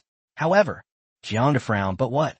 Jiang Sinan said, Recently, I discovered that the old ghost organization is conducting a large-scale investigation into Wang Fan. Jiang da feigned ignorance. Wangifa, your sister's friend? Jiang Sinan gave a listless Jiang seemed lost in thought.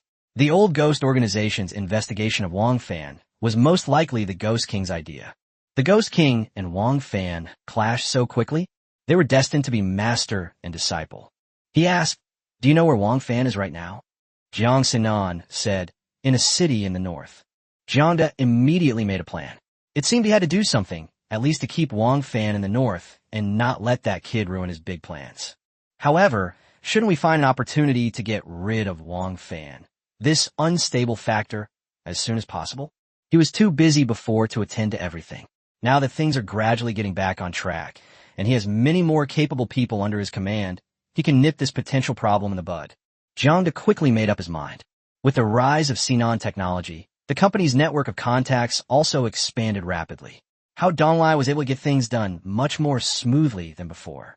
For example, obtaining identity documents used to take a long time, even with complete documentation. But now, Jiang Xiaoqi's complete set of identity documents was obtained in just one night. The following morning, Hao Donglai arrived at the villa and handed over a file folder. Chairman, this is Ms. Jiang Xiaoqi's ID card and related documents. Chapter 33 choc, trappe, interception, explosion. Jiang took the file bag, pulled out the documents, and glanced at them. It contained Jiang Xiaoqi's complete personal information. Even though they knew these identity documents were fake, they looked exactly like the real ones, with even the place of birth clearly written down. Jiang nodded in satisfaction, handed the documents to Jiang Xiaoqi, and then looked at Hao Donglai. Not bad. You've worked hard these past few days. Your bonus will be doubled this year. Hao Donglai's eyes lit up, and he quickly thanked him. His annual bonus was already substantial, and now that it had doubled, it meant his income had increased dramatically. Jiang Da hummed in agreement, then instructed, Also, hand over your work to Xiao Qi. From now on, Xiao Qi will be my personal secretary. Hao Donglai was startled. He glanced at Jiang Xiaoqi subconsciously, then looked nervously at Jiang Da. Chairman, what about my work afterwards? Jiang Da smiled and said, Go to the group and serve as the general manager. Help me manage Jiang's group well. Hao Donglai was stunned. The surprise came so suddenly that he almost couldn't react. The general manager of Jiang's group held a position second only to the chairman and president. This position brings not only an increase in income, but also a huge leap in status. One is the chairman's secretary, and the other is the group's general manager. The implications are completely different. Hao Donglai immediately bowed. Thank you for your guidance, Chairman. Jiang Da waved his hand. Doing your job well is the greatest thanks you can give me. All right, hand over to Xiao Qi, and go to the group tomorrow to take up your post. Today, the Jiang group is essentially a one-man show run by Jiang Da.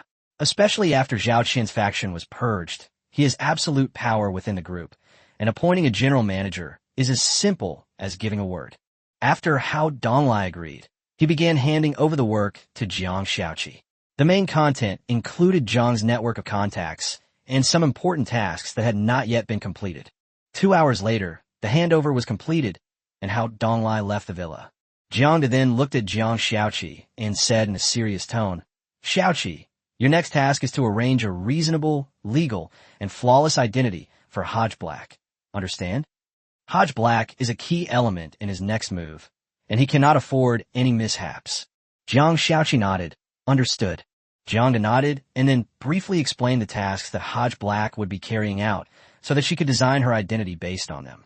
Jiang Xiaoqi was already nearly omnipotent, and with her computing power far exceeding the technological level of Earth, handling this matter was not difficult.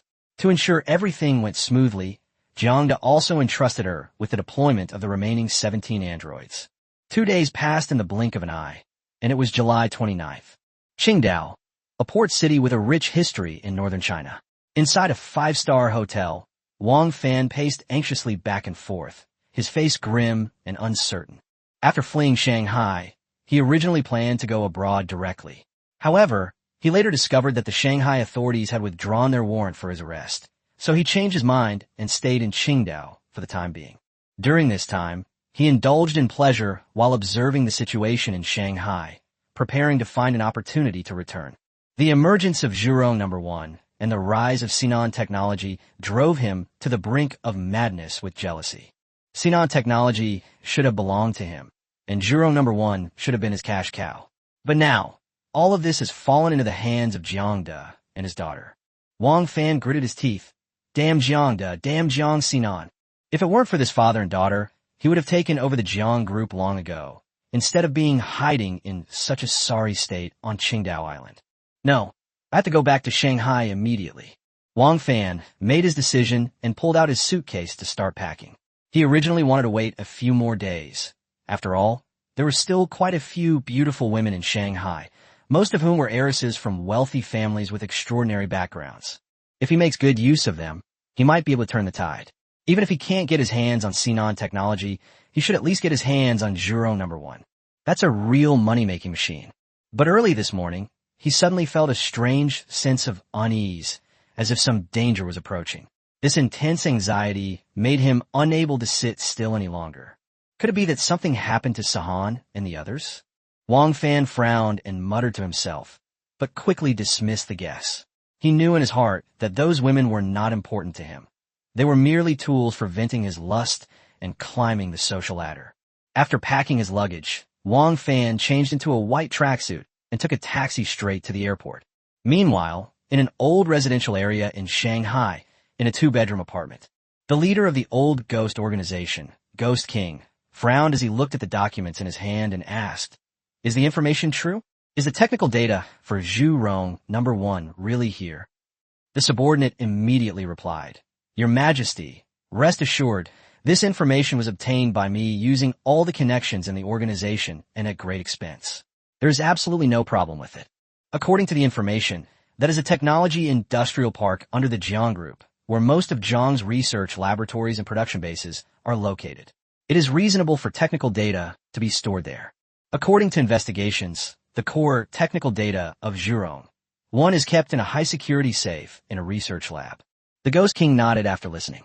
He had always trusted the organization's intelligence capabilities. Over the years, they had almost never made a mistake. But he still cautiously instructed, check it again to make sure there are no surprises. Also, have someone develop an action plan and get started as soon as possible. The longer he stayed in Shanghai, the stronger his unease became. The subordinate responded and left. On the other side, traffic was backed up in long lines on the highway leading from Qingdao to the airport. Sitting in the taxi, Wang Fan's face grew increasingly grim. Damn it, why did the traffic have to be so bad at this time? The taxi driver was also puzzled. That's strange, this road is usually quite smooth. Why is it so congested today? Wang Fan got off the car and kept checking the time on his phone, his anxiety growing. He looked around and suddenly saw a motorcycle next to him, his eyes lighting up. He walked over quickly and said to the blonde-haired young man on the motorcycle, "Brother, can I borrow your motorcycle?" The blonde-haired man took off his helmet and glanced at him sideways. "Who are you?" Wang Fan took out a wad of cash. "Lend me the car to the airport. I'll return it to you. This is the fee." The blonde-haired man glanced at the money and sneered. "Trying to throw money at me? Kid, you got guts." Wang Fan's face darkened, and he was about to take a hard line when a voice suddenly came from the side. "Brother, need a car? You can borrow mine." He turned his head and saw a blonde, blue-eyed foreign youth get off the motorcycle and hand him a helmet with a smile. Wang Fan thought to himself that foreign friends were more reliable. He immediately thanked them, put on his helmet, and climbed onto the vehicle.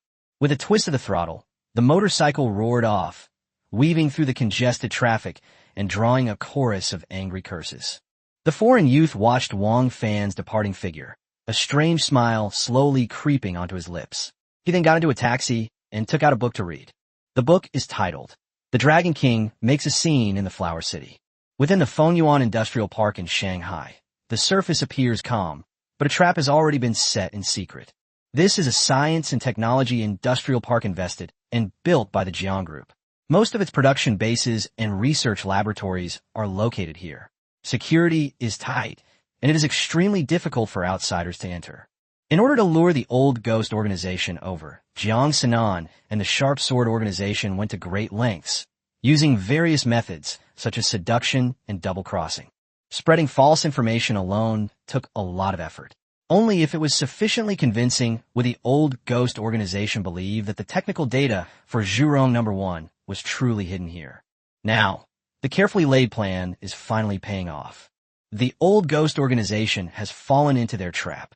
At the same time, on a country road leading to the airport in Qingdao, a speeding motorcycle suddenly made a loud noise. Boom! A burst of fire erupted, scattering fragments everywhere. With a horrified, "Holy crap!" a white figure was thrown into the air by the explosion and crashed heavily to the ground, his fate unknown. The sudden explosion instantly triggered chaos in the surrounding area. Chapter 34 Attack, Breakout, Escape. Team Leader Lin, we found out everything. I can hardly believe it. In a building not far from Fengyuan Industrial Park, a young woman named Xiaosha stood by the window, reporting the situation to Lin Zhu, the head of Sharp Sword in Shanghai. Team Leader Lin frowned at her. What did you find out? What surprised you so much? Xiaosha took a deep breath and said, You'll never guess who's leading this team organized by Old Ghost. Lin, holding binoculars and surveying the industrial park, casually remarked, Could it be that the Ghost King himself has come? Xiaosha gave a thumbs up. Team Leader Lin is amazing. He really guessed right. It's Ghost King Black. Lin Zhu turned his head abruptly, his face full of surprise. Impossible, right? Is the news confirmed?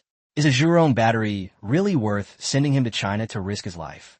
While Zhurong No. 1 is indeed highly valuable and strategically significant, the Ghost King is, after all, the leader of a century-old organization. It seems illogical for him to personally appear in China for such a mission. Xiaosha nodded seriously. The news is confirmed. The Ghost King visited China once 30 years ago, and we at Sharp Sword have his file. Lin scratched his head, still unable to figure it out, and finally said coldly, Forget it. Whoever comes here, if they dare to cause trouble in China, arrest them first. At 9 p.m., in a building in Fengyuan Industrial Park, Ghost King Blake and a group of his men had quietly taken cover. The park security was completely unaware and had no idea when these people had infiltrated. The old Ghost organization, having thrived in the complex Western world for a century, naturally possessed its own unique abilities. If it weren't for the Sharp Sword organization's extensive network of surveillance cameras both inside and outside the park, they probably wouldn't have been discovered at all. A subordinate whispered, Your Majesty, that white building ahead is the Power Research Lab under the Jiang Group. The technical data for Zhurong No. 1 is in a safe in the lab. Our inside man has already scouted the area. Security is lax, and we can act at any time. Ghost King Blake squinted at the front, responded softly, and glanced at the time. Give the order that we act immediately when the time comes. The order was quickly transmitted via radio. It was 2 a.m. This is the time when people are most tired. Those who are asleep are already deep in their dreams, and those on duty are constantly dozing off. Just then, Ghost King Blake, leading a group of elites, moved silently toward the building where the Power Research Lab was located, like several black shadows. Seeing the drowsy security guard at the door, Blake shook his head dismissively and then gestured for one of his men, who was skilled at picking locks, to come forward. The research building was heavily guarded and sealed off with a large iron gate every night to prevent unauthorized entry. The subordinate moved very quietly, quickly reaching the iron gate.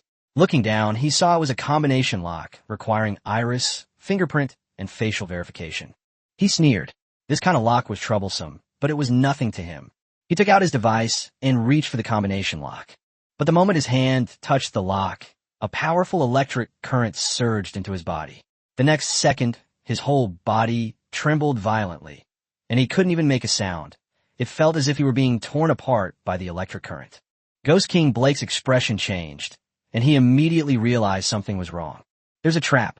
Before he could give the next order, a flurry of footsteps echoed all around. The security guard, who had been dozing off, suddenly pulled out a silenced rifle and fired without hesitation. Damn it, we're surrounded. Despite his alarm, Blake immediately ordered, Activate Plan B with Team 2.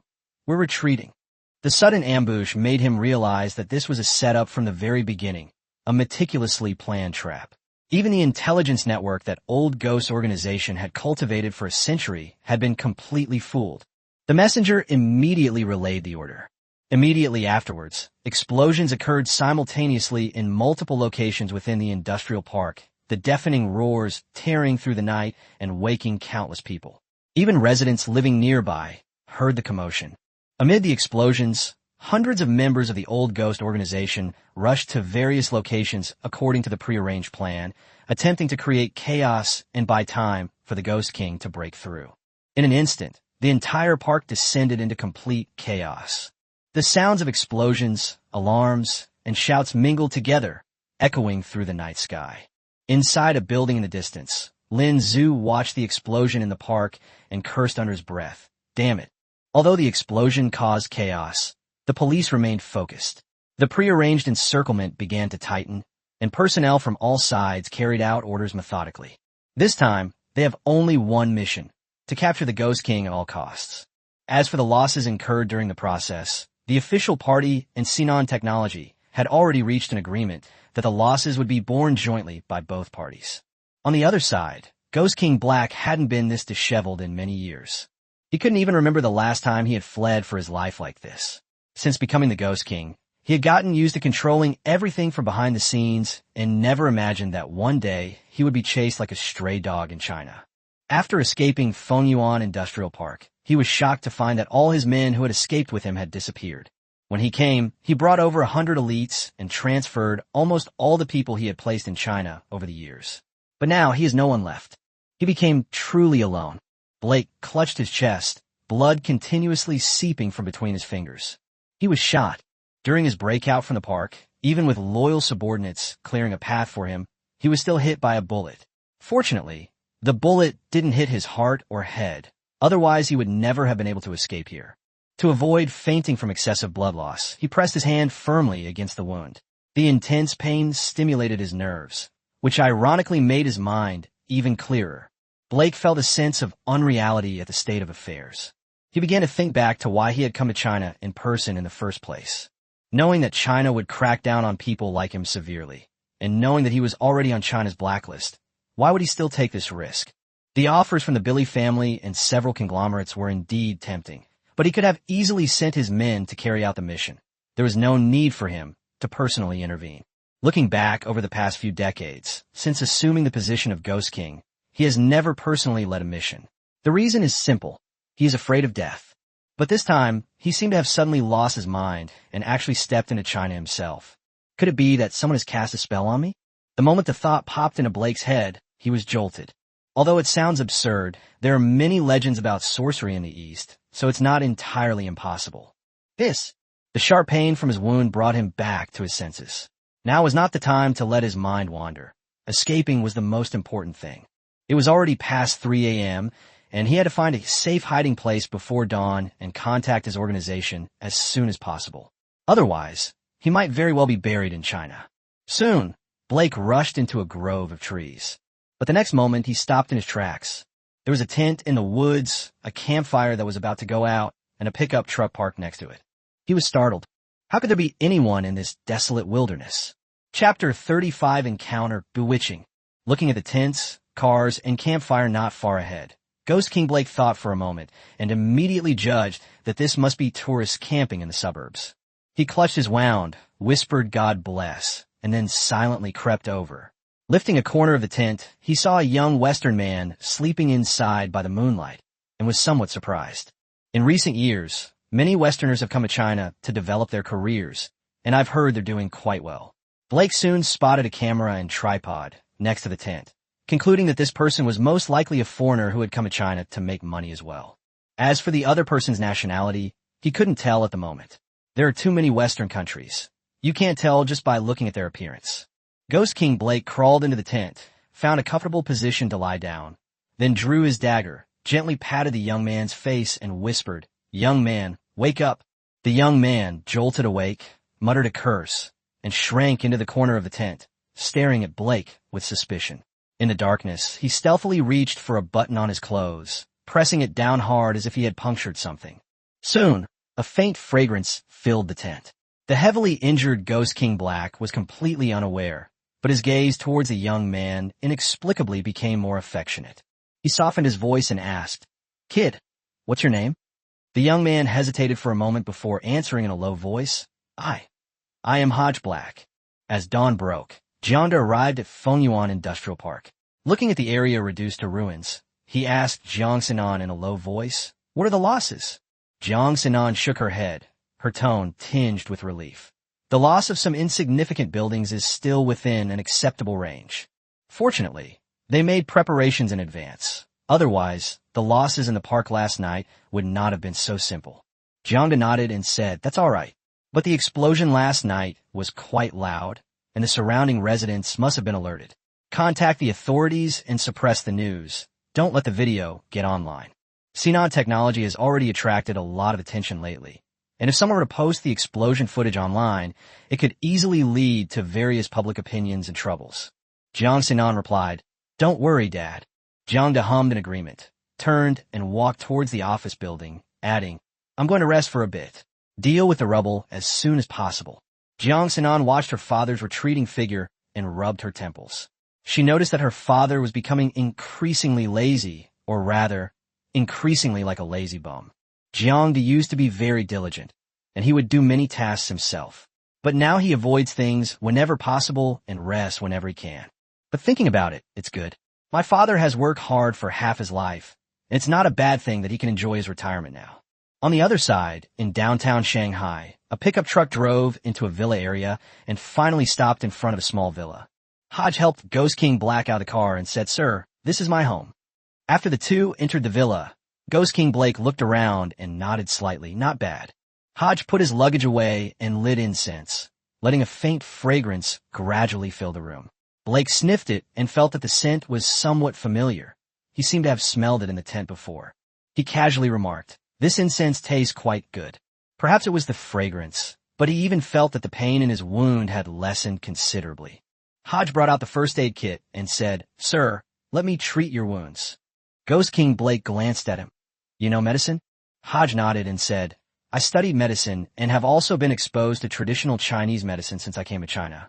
You must remove the bullet now, stop the bleeding, and bandage it. Otherwise, if you delay, the wound will worsen and become very dangerous." Upon hearing this, Ghost King Black's brows suddenly furrowed. The next second, he sprang up, grabbing Hodge's neck with one hand, his eyes blazing with murderous intent. "Kid, who exactly are you?" Hodge looked terrified, his face filled with panic, and he said with difficulty, "Sir, I am just an ordinary Briton. Have you misunderstood something?" Ghost King Blake sneered. "An ordinary person? That's more likely to fool a ghost. How could an ordinary person remain so calm upon seeing a gunshot wound? Especially in China, a country with strict gun control. Even Westerners would be instinctively wary upon seeing a gunshot wound victim in China." Aside from a brief moment of panic when he was first awakened, Hodge remained remarkably calm throughout. Even when he saw the wound, he seemed unfazed by such sights. This made Blake suspicious of his identity. Hodge was being choked so hard he could barely breathe, but he still managed to explain urgently, "Really, I'm just an ordinary person." Ghost King Black frowned, finally releasing his neck, but quickly endured the pain and tied Hodge up again. After returning to the sofa, he took a few deep breaths, turned on Hodge's computer, entered a mysterious website, first contacted his underlings in China, and then ordered people to investigate Hodge Black. Leaning back on the sofa, Ghost King Black fell into deep thought. Hodge also had the surname Black. Could he be from a collateral branch of the Black family? The Black family is an old and established family in the Western world, and the Ghost King Black himself comes from this family. The larger the family, the more branches it has, and even if he is the current head of the family, it is impossible for him to know every member of every branch. Not long after, Hodge Black's information was sent over. Ghost King Blake opened and read the document, finally letting out a sigh of relief. The information was flawless. Hodge's life story from childhood to adulthood, when he came to China, and the reasons for his arrival were all clearly documented. The information also confirms that Hodge did indeed come from a branch of the Black family, but that branch had long since declined, and now only Hodge and his grandfather remain. After confirming his identity, Ghost King Black released Hodge from his restraints and said in a deep voice, "Boy, come here and heal my wounds." His injury could no longer be delayed. According to available information, Hodge is a Harvard Medical School doctor and an expert surgeon. Removing the bullet would not have been difficult for him. More importantly, Hodge had served in the military and worked as a field medic. This explains why he didn't react much to the gunshot wound. Hodge rubbed his wrist, which was still sore from being strangled, and snorted coldly, clearly dissatisfied with the rough treatment he had just received. The Ghost King Black, seeing this, wasn't angry. On the contrary, he found him more and more pleasing to the eye. A little arrogance is normal for young people. Looking at Hodge, Ghost King even had a thought. If he could train this kid and let him take over the old Ghost organization and the Black family in the future, wouldn't he be able to retire and enjoy a peaceful life? After all, Hodge was a member of the Black family, so he wasn't an outsider. So, Ghost King Black humbled himself and tried to appease him. Only then did Hodge reluctantly agree to remove the bullet from his body. However, Black the Ghost King did not notice that when Hodge turned his head to look at the wisp of incense on the coffee table, the corners of his mouth curled up slightly. Chapter 36, Fourth Friend Match. Boss, Hodge has initially gained the trust of Ghost King Black. In Villa No. 1 in Huangpu, the newly appointed Secretary Jiang Xiaoqi reported to Jiang Da. Jiang Da's expression darkened, and he asked her if she was sure.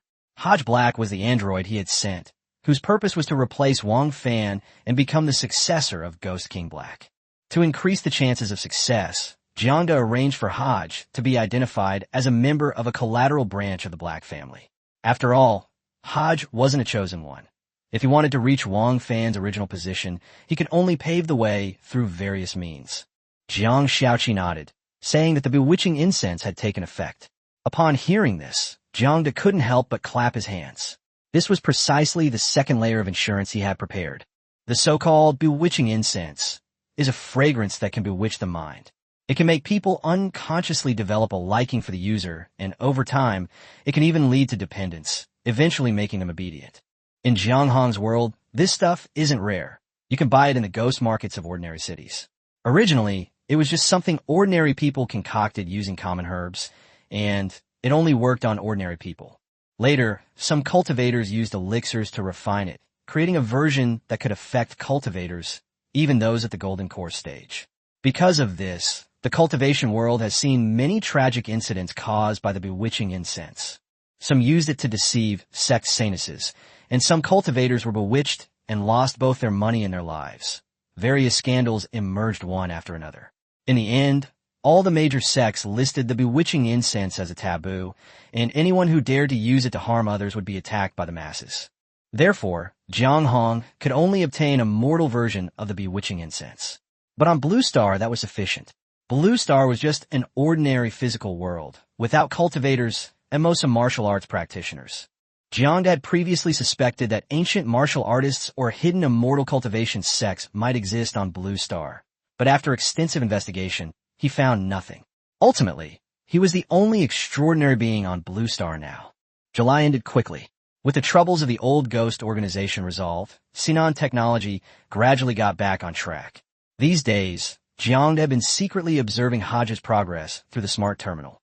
Under the influence of the bewitching incense, the Ghost King Black did indeed grow closer to Hodge. However, the Ghost King had long held a high position, and even as a mortal, his temperament far surpassed that of ordinary people.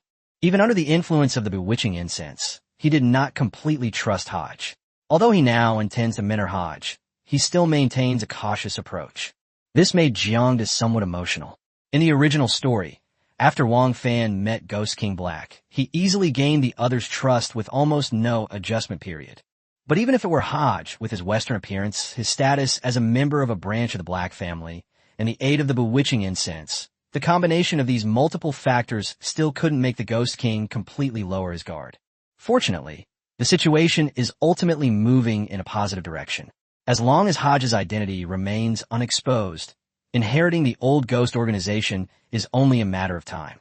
On the morning of August 1st, Jiang Sinan went to work, and Jiang Xiaoqi was sent out on an errand by Jiang Da. Only Jiang Da remained in the entire villa. His face lit up with anticipation, because the matchmaking limit for the Time-Space Club had been refreshed. This time, he was going to do his fourth matchmaking attempt. Jiang Da immediately issued the command, "Match." A prompt appeared quickly, indicating that matching had begun. Subsequently, It showed that the match was successful, the communication space was being built, and asked if one wanted to enter. Jiang didn't hesitate and chose to enter. The next second, his vision blurred, and when he reappeared, he was already standing in an unfamiliar square. He looked around and saw tall buildings and a fountain in the center of the square, and immediately judged that this must be a modern technological world. But soon, he realized something was wrong. The surrounding high-rise buildings were dilapidated. The fountain had long since dried up. The ground was pitted and uneven, and large patches of dried blood remained everywhere. The end times. The thought immediately popped into Jiang's mind. The world they were matched with this time was actually the apocalypse. When he first became a member of the Hyperspace Club, he was quite looking forward to the post-apocalyptic wasteland. After all, these kinds of worlds often have advanced technology, while gold and jewels might be as worthless as stones there. If he could exchange food for a large amount of scientific data and gold, his development on Earth would definitely be much smoother. But ever since he was matched with Ushered, his expectations for this world have diminished considerably. How could a mere post-apocalyptic world compare to an interstellar civilization that has already entered the space age? Just as Jiang was pondering, a cold, piercing female voice rang out. "Are you from the technological world?" The voice was clear and melodious, yet chillingly cold. Jiang turned his head and saw a woman dressed in a black leather jacket and pants standing there. The woman appeared to be in her early 20s, tall and with delicate features. She exuded a cold and murderous aura and faintly carried the scent of blood. Standing there, she was like a sharp blade, ready to be drawn at any moment. Jiang began by introducing himself. "Hello, my name is Jiang, and I come from a peaceful, technological world." Upon hearing the word peace, the woman's icy expression finally changed. The word was familiar to her, yet felt as foreign as something from the last century. She paused for a moment, then said her name was Chun Xing. Looking around at the ruins, her voice hoarse, she said, "You see, this is the apocalypse. This communication space merges the environments of our two worlds, but in reality, my world is far worse off." Jiang nodded and asked her what kind of apocalypse that place was, whether it was a zombie apocalypse or a nuclear wasteland. Chun Xing only said a few words: nuclear war, viral infection, zombies. Seeing her distressed expression, Jiang didn't know how to comfort her. After thinking for a moment, he simply got to the point and asked her what she needed. Chun Xing quickly calmed down and uttered only two words: food. Jiang wasn't surprised. In the apocalypse, the most scarce resource is always the supplies needed for survival. He told Chun Xing directly that he had plenty of food, as much as she wanted, but it depended on what she offered in exchange. Chun Xing's answer was gold. She knew that in her world, gold was worthless, no different from a roadside stone. But in a peaceful world, it was still a precious metal that could buy anything. This wasn't her first time using friend matching. In peaceful worlds, gold and jewelry often proved invaluable. Trading gold, which was useless to her, for food that could sustain life seemed like a perfectly worthwhile deal. Jiang simply shook his head. "Sorry, gold is nice, but I don't need it." Chun Xing raised an eyebrow slightly and asked again, "What about the scientific data?" Jiang smiled and said, "That depends on the technology." Chun Xing rattled off technologies such as artificial intelligence, laser guns, and high-energy materials. But after she finished speaking, she noticed that Jiang's expression remained completely unchanged. Chun Xing's heart sank, and she couldn't help but sigh. The friend she was matched with this time seemed to be a bit high-level. Chapter 37: Starry Sky, The Deal. Chun Xing rubbed her temples, recalling the friend she had matched with last time. The other person was incredibly excited when they heard she was willing to exchange gold for food, but unfortunately, they only made one transaction before mysteriously disappearing. What she lacks most right now is a stable food supply. As long as the food supply continues, her power can continue to expand, and she might even have the opportunity to clear out a city, turn it into a base, and truly gain a foothold in the apocalypse. After becoming a member of the Time-Space Club, Chun Xing's ambition was completely ignited. As long as she could overcome the initial difficulties, she believed that her rise to power was only a matter of time. After looking at what she had taken out, Jiang shook his head. "These technologies are too ordinary. Is there anything else?" Chun Xing sighed, took out a rhombus-shaped crystal, and handed it over. "What about this?" Jiang's eyes flickered slightly. He had already embarked on the path of cultivation, and his senses were much sharper than before. He immediately noticed that the crystal contained a huge amount of energy. Xing explained, "This is called a divine crystal.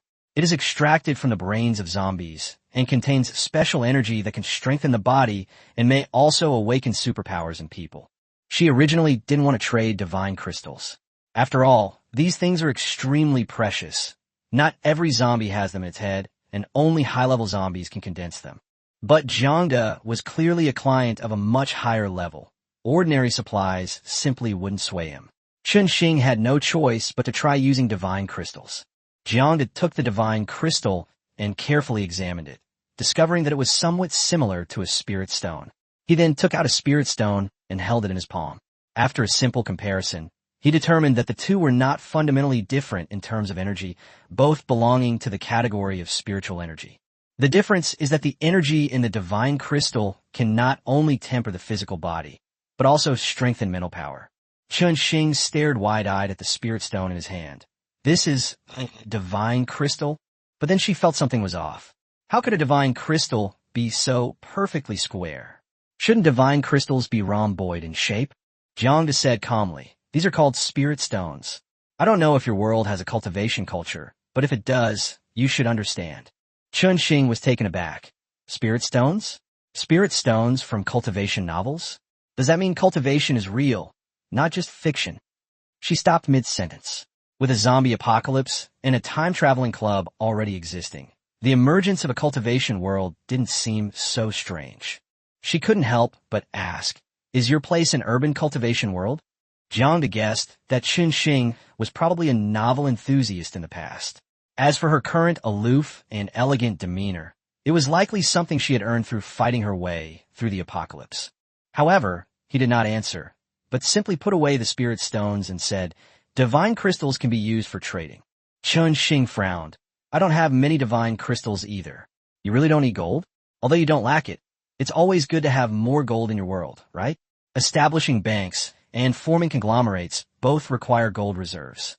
Moreover, I've heard that cultivators can refine gold into refined gold to make magical treasures." Upon hearing this, Jiang seemed to have thought of something and nodded, saying, "Then let's trade using a combination of gold and divine crystals. Whether used for research or to enhance oneself, divine crystals have considerable value." A fleeting smile crossed Xing's cold and beautiful face, which, though brief, still amazed Jiang.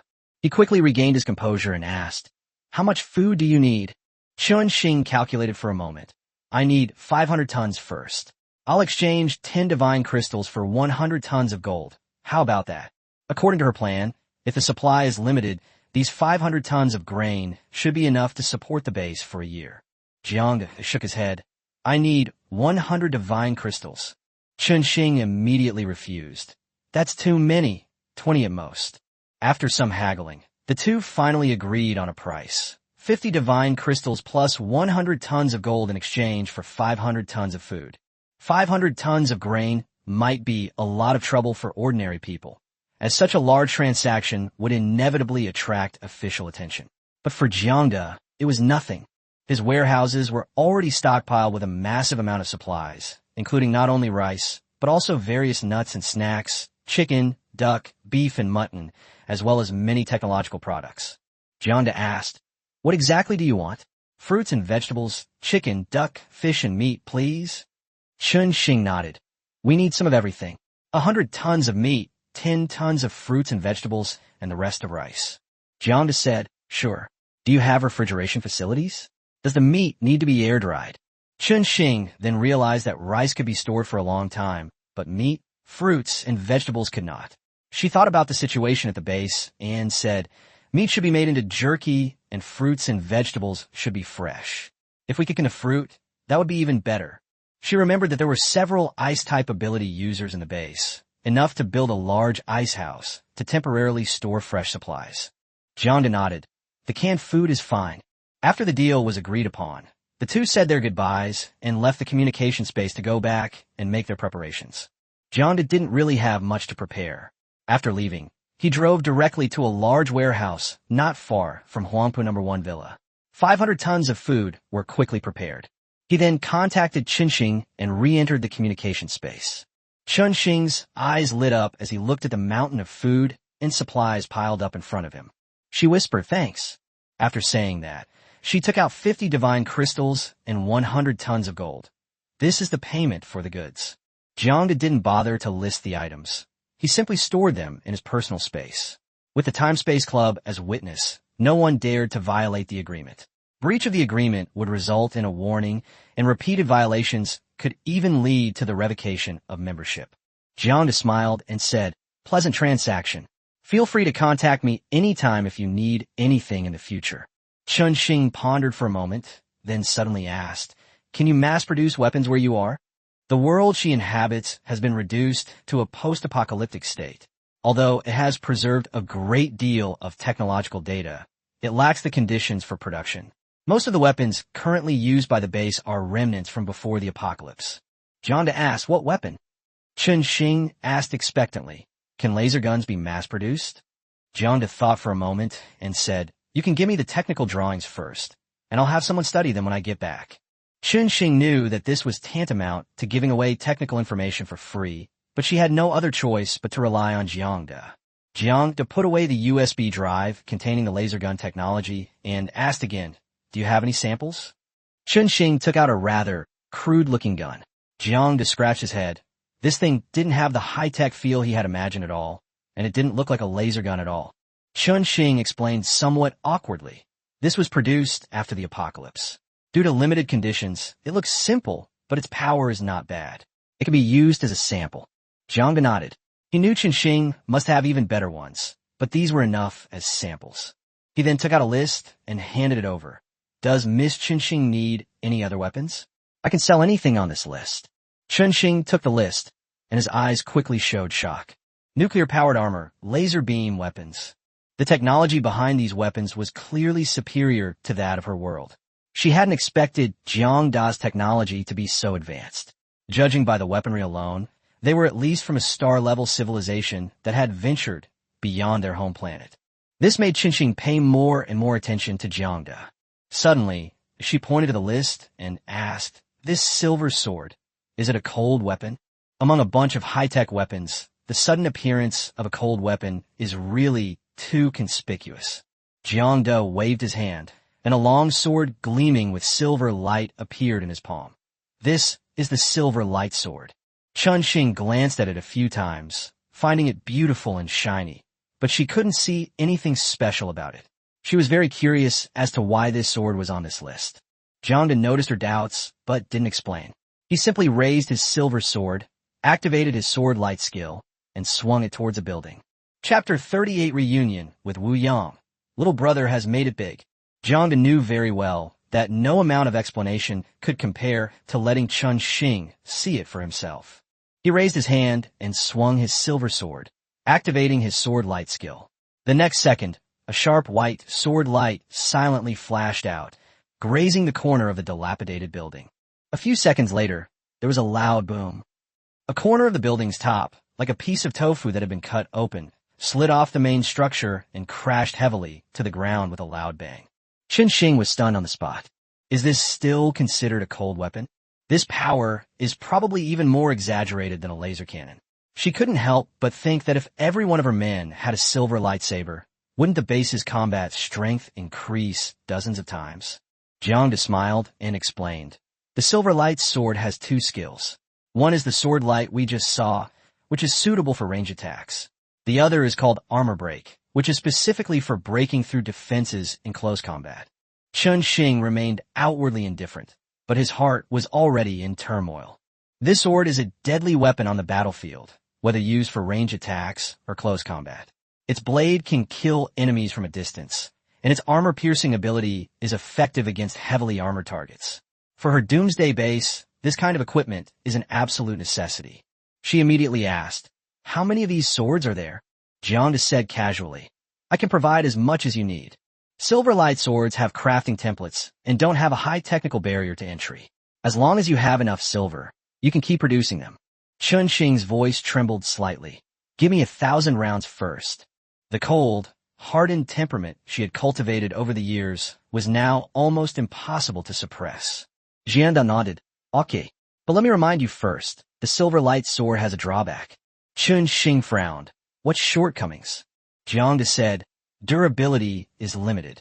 Each silver light sword can only activate its skill 1,000 times before it becomes unusable.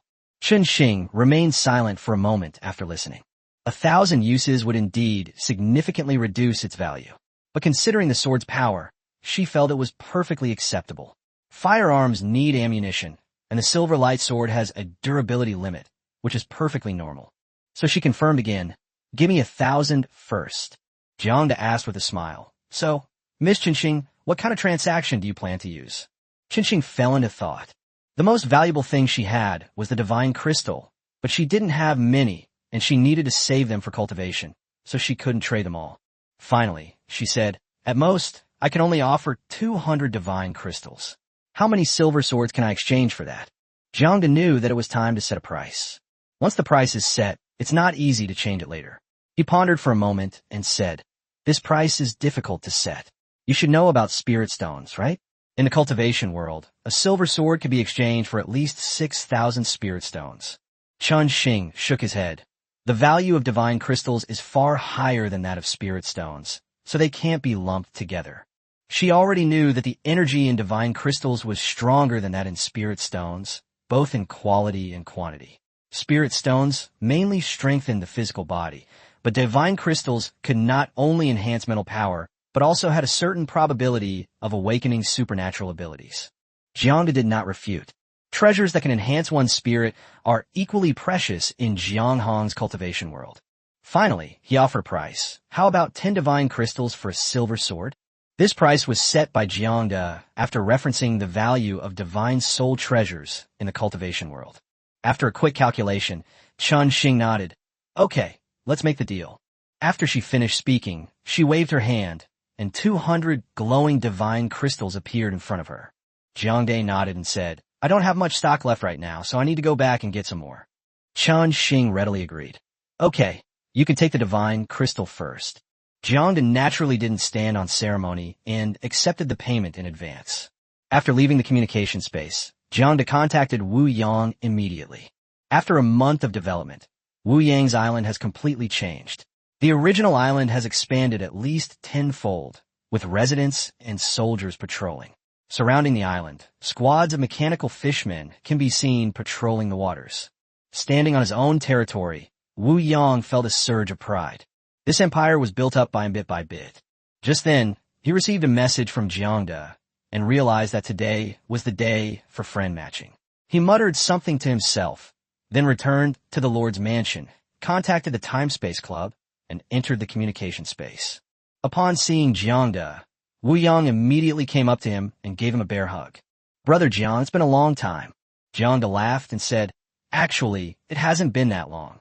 The two continued their business dealings. Wu Yang needed a large amount of metal for developing the island, including resources such as iron, copper, and silver, which were mainly supplied by Jiang. The island world certainly has these resources, but obtaining them isn't easy. You either have to trade food or take risks to acquire them. Wu Yang has only been in the game for a short time and doesn't have many good items. A significant amount of metal is still owed to him. Jiang cut to the chase. "Brother, have you gotten your hands on anything good lately?" Wu Yang smiled and said, "I do have some, but I don't know if Brother Jiang needs them." As he spoke, he waved his hand, and a pile of items appeared on the ground. Jiang glanced at it and found that the variety was quite mixed, including pills, props, and most of them were skill books. Wu Yang introduced them one by one.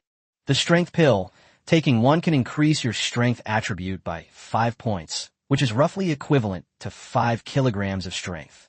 The marrow cleansing pill can enhance physical fitness and endurance.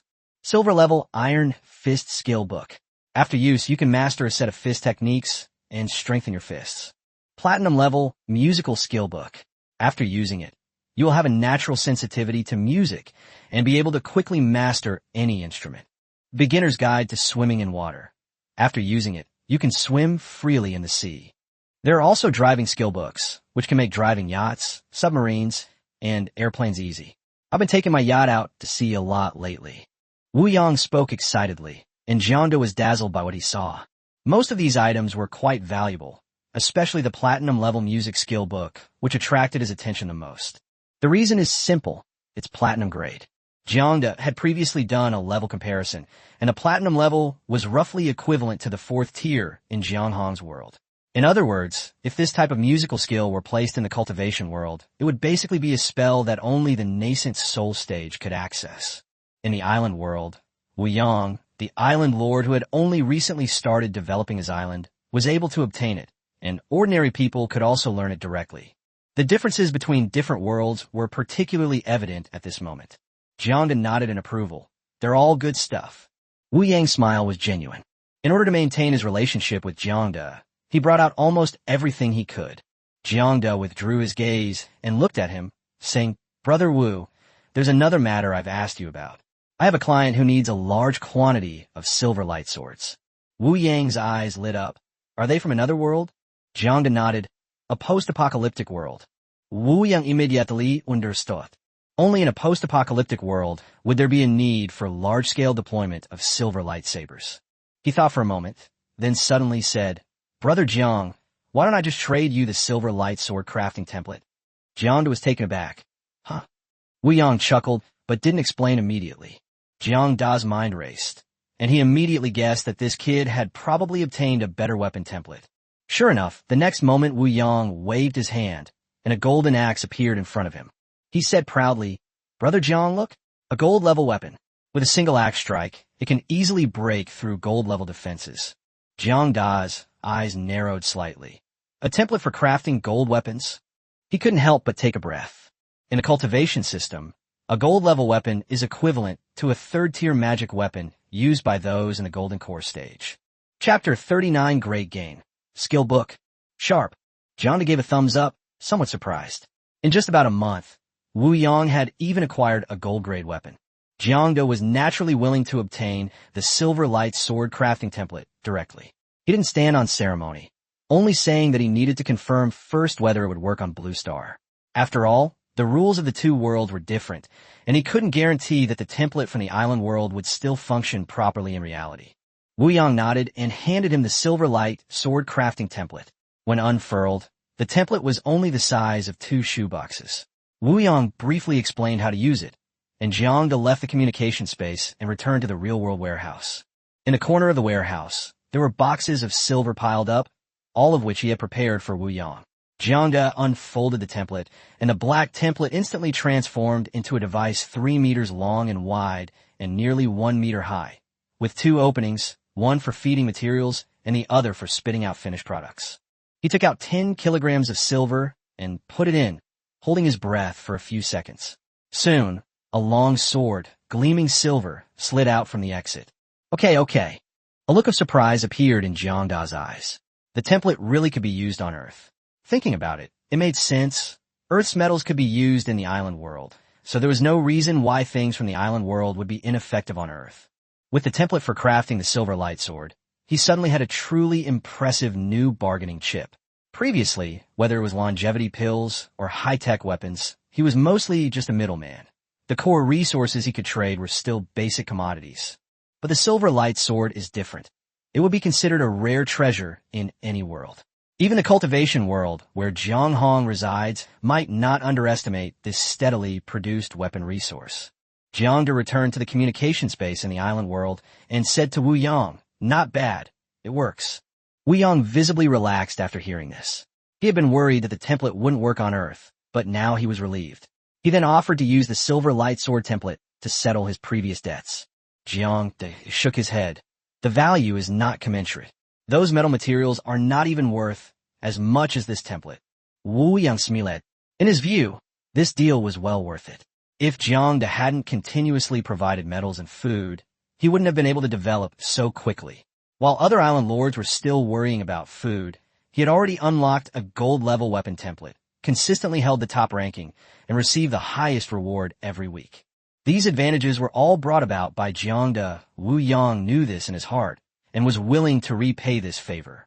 Seeing his resolute attitude, Jiang stopped refusing, but not wanting to take advantage of him for nothing, he took out a vial of gene enhancement drug and handed it to him.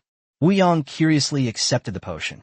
Upon hearing that it could improve physical attributes, he immediately returned to the island world to check his stats. A moment later, he reappeared with a face full of surprise. "Big brother, This is amazing. It's equivalent to a gold-grade potion, capable of significantly enhancing physique and strength. Jiang smiled and nodded. It's good that it works. The two eventually reached an agreement to settle all previous accounts. With no debts, Wu Yang felt relieved, and Jiang also felt a weight lifted from his shoulders. At this moment, Wu Yang pointed to a pile of items on the ground and said, "Brother Jiang, these are all yours too." Jiang immediately shook his head.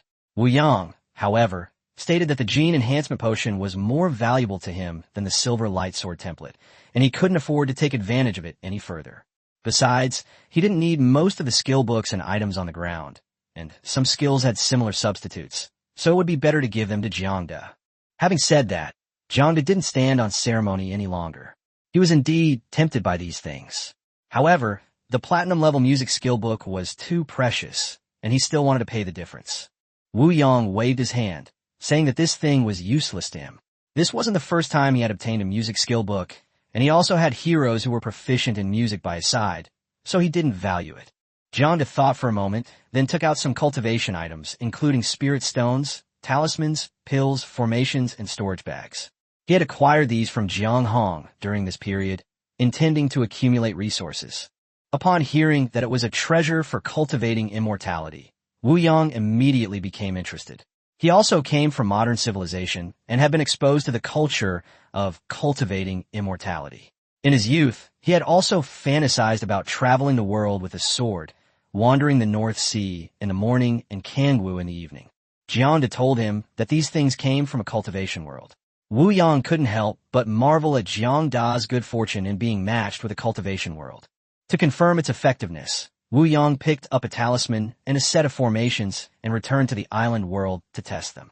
He returned shortly after, pleased, indicating that both the formations and the talisman were working. This would significantly improve his survival capabilities on the island. Finally, Wu Yang chose a second-tier defensive formation.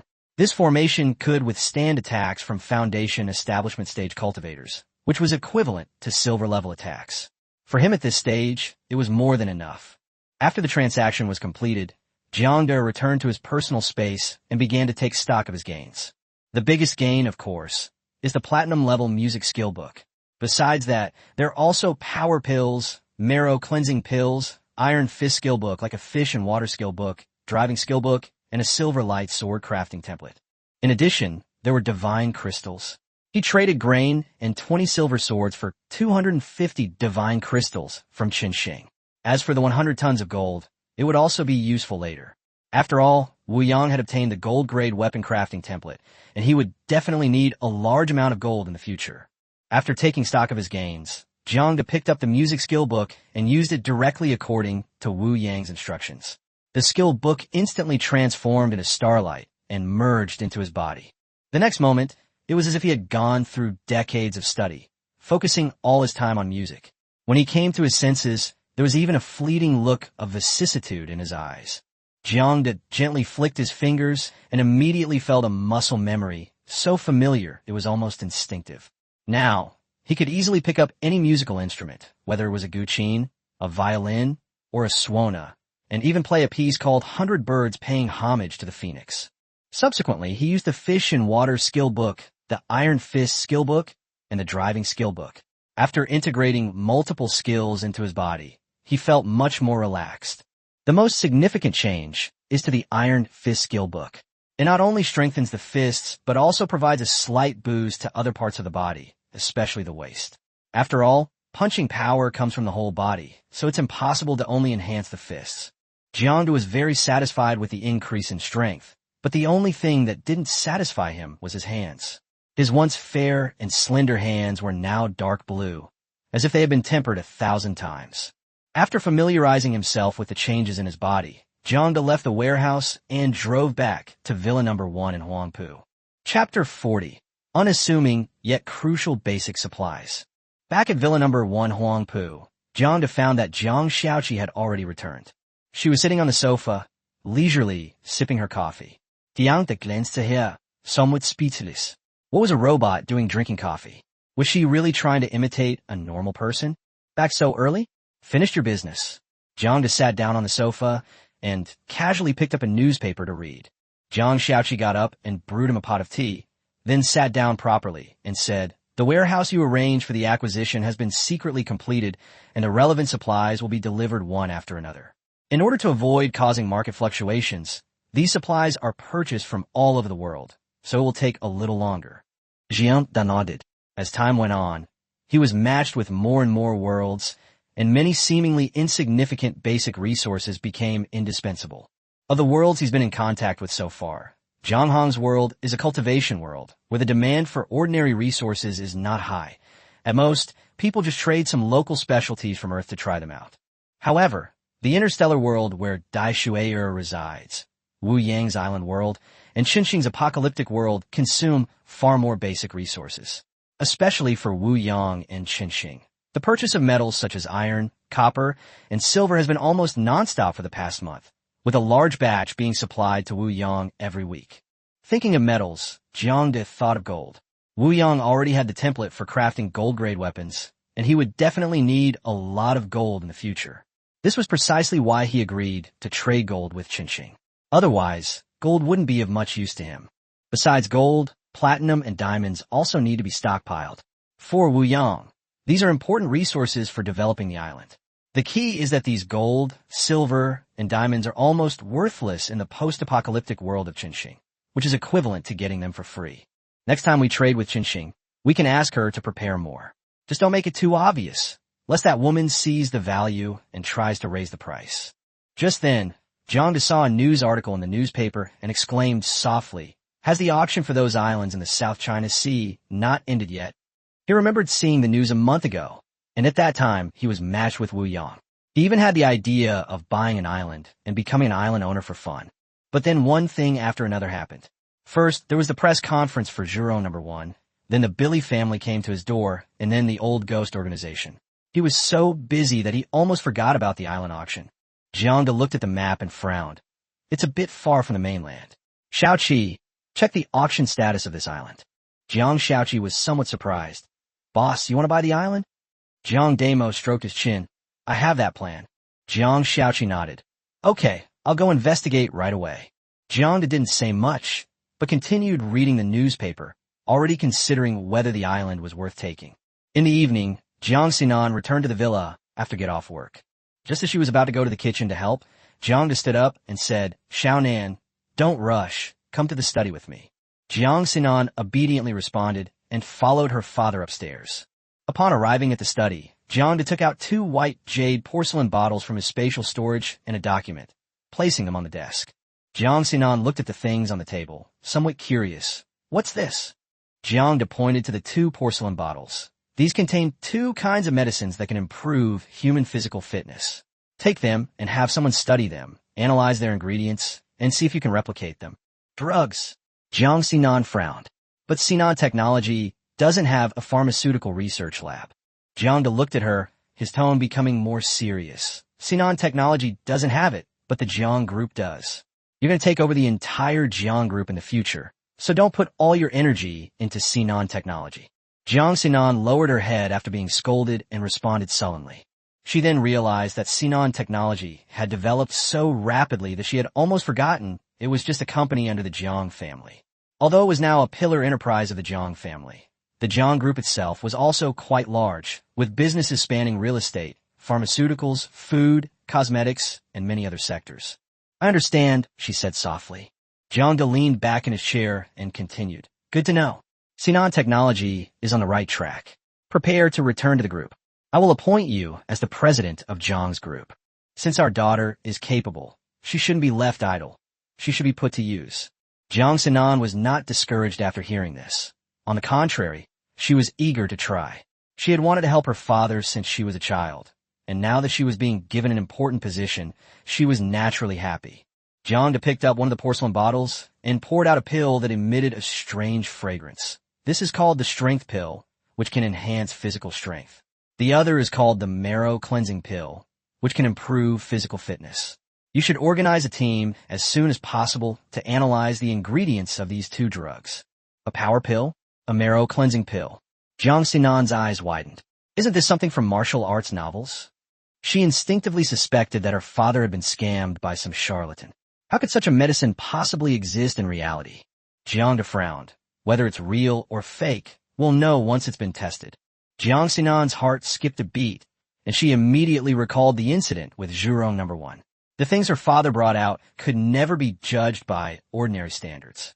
She quickly composed herself. Dad, don't worry. I'll arrange it as soon as possible. Jiang nodded. This matter is confidential.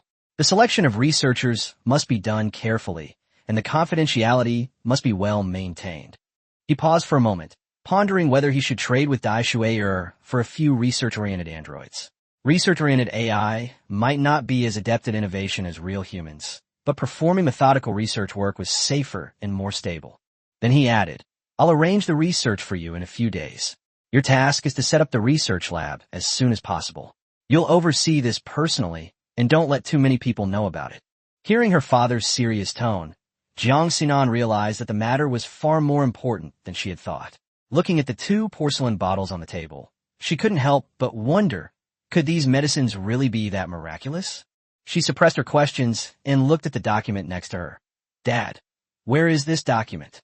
Jiang said, this is a magical mask technology that I named Fairy Beauty. It can repair skin imperfections, smooth wrinkles, and, simply put, it can make people regain their youth. He obtained the Fairy Beauty facial mask formula from Dai Shuai in a transaction. In addition, he also acquired scar removal drugs, height-increasing drugs, drugs to eliminate body odor, and production technologies for various incurable disease medications. For example, he possesses the technology and drugs related to cancer, leukemia, and AIDS. However, the interests involved are too great, and he cannot easily reveal them before the Jiang family truly rises to prominence. The Zhurong number 1 alone has already attracted the attention of world-class conglomerates and families.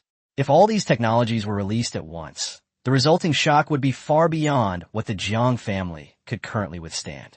Jiang Xinan flipped through the documents, becoming more and more surprised. According to the information, this Fairy Beauty face mask can actually make people regain their youth. Chapter 41. Far Voyage, Job Hopping, Daydreaming, Old Ghost Returns to Europe. Looking at the results described in the materials, Jiang Xinan's first reaction was disbelief. Removing acne scars, smoothing wrinkles, moisturizing skin, and restoring youth. These words sounded like exaggerated advertisements. She was about to put the documents down when the image of the gene serum she had been injected with, and Zhurong number 1, suddenly flashed through her mind. Thinking of this, Jiang Xinan's attitude immediately changed. She had personally experienced the gene-enhancing drugs, in particular. Since the injection, her physical abilities had been continuously improving, and now her strength even surpassed that of an average, strong man. Since all of this was true, the information before her might not be mere speculation. Jiang Xinan stopped doubting and began to carefully examine the documents. After a while, she put them down, her gaze towards her father filled with complexity. She even suspected that Jiang might have received some kind of extraterrestrial technological inheritance. Otherwise, where did these amazing technologies come from? But she dared not ask, afraid that if she asked too many questions, her father would dislike her or even abandon her. She cleared her mind and said seriously, Dad, I'll order the equipment as soon as possible. As for the researchers, Jiang nodded and took over, saying, I'll arrange the researchers. Jiang Xinan responded, then remembered something else and asked, Dad, do you still remember the Far Voyage Propulsion Research Laboratory? Jiang asked with some confusion, Yuanhang? I remember. Wasn't it acquired by Japanese capital? Jiang Xinan smiled and said, It was acquired, but they can only acquire research labs, not people's hearts. Yuanhang is already disintegrated. People with backbone are unwilling to serve the Japanese. Jiang understood. So they want to switch jobs? Jiang Xinan snapped her fingers. That's right. And it's Yong, the head of the research lab, who's trying to jump ship to Sinan technology. Jiang pondered for a moment. The acquisition of Yuanhang by Japanese capital had caused a huge uproar in society at the time. Countless people on the internet accused them of treason, and the researchers in the lab were doxxed and cyberbullied. In reality, those who bury themselves in research are the most wronged. Their research labs are sold off, their research results are sold off, and they have no say in the matter. Ultimately, they are merely tools in the hands of capital. Jiang was interested in these talents. Sinan Technology needed research capabilities, and it would certainly benefit from acquiring them. However, he was more concerned about another point. He asked, "Are they in any trouble?" Jiang Sinan replied, "Don't worry. At most it's just a matter of breach of contract penalty." Jiang shook his head. "What I'm worried about isn't the penalty for breach of contract, but whether any of these people will be bought off by Japanese capital and take the opportunity to infiltrate Sinan Technology." Jiang Sinan's face darkened. She immediately realized that this possibility was not small. She said earnestly, "I will conduct a rigorous screening of every new employee." Jiang nodded. "Let's contact Legion later. They're more professional in this area." Jiang Sinan replied, "Understood." Jiang thought for a moment and then brought up another matter. "Could you help me contact the person in charge of Sharp Sword in Shanghai? I have something to discuss with them." Jiang Sinan was a little confused, but Jiang just smiled and didn't explain.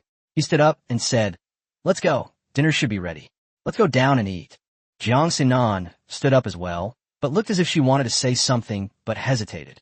Jiang noticed something was wrong with her and asked, "What do you want to say?" After hesitating for a long time, Jiang Sinan asked nervously, "Dad, is Jiang Shaoqi really my cousin?" Jiang frowned. "What do you think?" Jiang Sinan remained silent. Jiang was too lazy to explain further and simply waved his hand. "All right, don't overthink it. Let's go downstairs." Jiang Sinan followed absent-mindedly. As they neared the stairwell, she stopped again, her fingers nervously twisting together. She stammered, "Dad, if you need someone to keep you company, I don't object. But isn't little Seven too young?" She emphasized the word younger sister very much. Jiang was speechless for a moment. Did he really need to find an AI android to accompany him? He turned around and gently tapped his daughter on the forehead. "Don't overthink things all the time. Shaoqi is your cousin." Jiang Sinan covered her forehead, her eyes filled with anticipation. Really? She didn't object to her father finding another partner, but Jiang Shaoqi was too young. Jiang also said she was his cousin, meaning she was probably younger than her. The thought of accepting a woman younger than herself as a stepmother was something she simply couldn't bring herself to do. In her opinion, even if her father were to find someone, he should be around 30 years old. A 10-year age difference would at least be acceptable. Jiang roughly guessed what his daughter was thinking, and could only conclude that she was completely overthinking things. Saying Jiang Shaoqi was his cousin was just a casual assumption. The identity document issued to Jiang Shaoqi also listed her age as 25. Moreover, Jiang Shaoqi usually acts coquettishly, throws tantrums, and makes jokes, and does seem like a young girl. But Jiang knows very well that it's just an AI simulation of human behavior. Jiang Shaoqi doesn't truly possess a complete personality of her own. She merely simulates human brain neurons through calculations, which is why her words and actions resemble those of a real person. Jiang Hong, Jiang Cheng, and Hodge Black, among others, are essentially the same. Meanwhile, in a port city in Europe, after many twists and turns, Ghost King Black and Hodge finally escaped from China and arrived at the small European country of Cell. The old Ghost organization had been operating here for more than 10 years, and this place could be considered one of their strongholds. Stepping onto his own territory, Ghost King Black finally breathed a sigh of relief. But the thought of this mission filled him with pent-up anger. In all these years, he had never suffered such a great loss. This time, not only was the loss heavy, but it also completely destroyed the old Ghost organization's years of planning in China. He also developed a deep hatred for the Billy family because of this. If it weren't for the Billy family, why would he have gone to China? Not only did he not gain anything from the trip, but he almost lost his life. Thinking of this, his gaze towards Hodge Black softened considerably. If he hadn't met Hodge, he might not have been able to escape so easily. Hodge gazed at the boundless sea and asked, "Uncle Martin, where do we go next?" Ghost King Blake stood up. "Let's rest in the Kingdom of Sail for a few days first, and then I'll take you to Paris." Hodge asked, "Paris? Is that the headquarters of the old Ghost organization?" Having spent these past few days by Ghost King's side, Hodge already knew about the existence of the old Ghost organization and that the man before him was its leader, so he asked questions without any hesitation. Ghost King Blake smiled mysteriously and said meaningfully, "You could say that, but you could also say that. You'll find out later." Hodge nodded, and as he lowered his head, a red glint flashed in his eyes as he began to analyze the hidden meaning in the sentence. At this moment, Ghost King Black looked into the distance and said, "Let's go, my men have arrived." Hodge followed his gaze and saw several black cars pull up and stop in front of them. The doors opened, and a group of burly white men in black suits got out and bowed respectfully to Ghost King Blake. Ghost King Blake regained his spirited demeanor. He waved his hand and laughed. "Come on, my good nephew. Let me broaden your horizons." At this moment, he showed no trace of the disheveled state he had in China. Chapter 42, Research-Oriented Bionic Humans. Villa número 1, Wanpo. After dinner, Jiang Fong wiped his mouth, stood up and said, "It's getting late. Everyone should get some rest." Then he went upstairs. Jiang Sinan put down her chopsticks, watching her father's retreating figure, then glancing at Jiang Xiaoqi, who was clearing the dishes, still feeling puzzled. Could it be that nothing really happened between them? Or was she just overthinking things? She sighed, tapped her head to forcefully shake off those chaotic thoughts, and then got up and went to the study. Jiang returned to his room, locked the door, lay down on the bed, and then entered the Time-Space Club to contact Dai Shui'er directly. Dai Shui'er responded quickly. On the rooftop, when Jiang saw her again, he was immediately startled. Dai Shui'er was covered in blood, looking as if she had just fought her way out of a battlefield. Jiang frowned and asked, "How did you get like this?" Dai Shui'er didn't seem to care at all, and casually said, "It's nothing. I just finished a fight, and the enemy's blood is splattered on me." Her casual tone only deepened Jiang Da's confusion. According to her previous statements, wasn't Azure Star relatively peaceful? Dai Shui'er rolled her eyes and explained that the peace there was only on the surface. Internal strife was never insignificant. When a real conflict of interest arose, they would act just as decisively. This incident is also related to the batch of grain that Jiang traded to her. Dai Shui'er took the grain to trade with friendly forces, originally intending to make a profit and solidify the alliance. But the news was leaked, and the hostile forces set up an ambush at the trading location.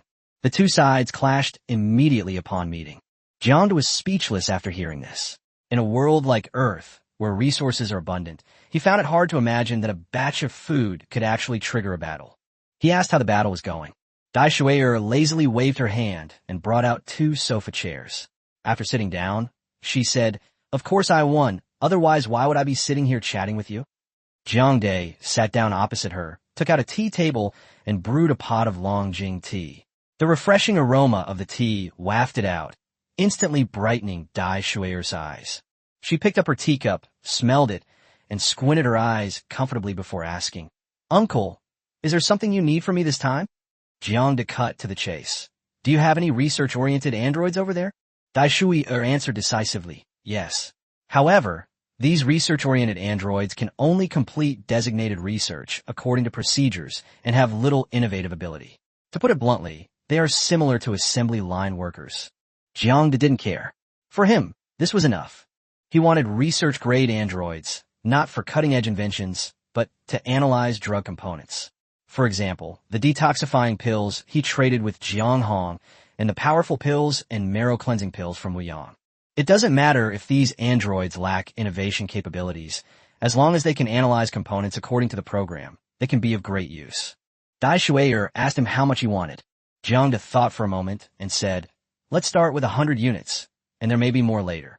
Dai Shui'er nodded in agreement, then asked, "So what will you use as a bargaining chip this time?" Jiang asked her what she needed. Dai Shui'er stroked her chin and pondered for a moment, then said that there was no shortage of food for the time being, and asked if there were any longevity pills and youth-preserving pills left. Jiang smiled and shook his head, saying that he also lacked both of those things. Dai Shui'er clearly didn't believe it, but didn't press for details. Instead, she asked about the storage bag and the silver sword from last time. Jiang pondered for a moment and said that he didn't have any storage bag for the time being, but he still had a few silver light swords.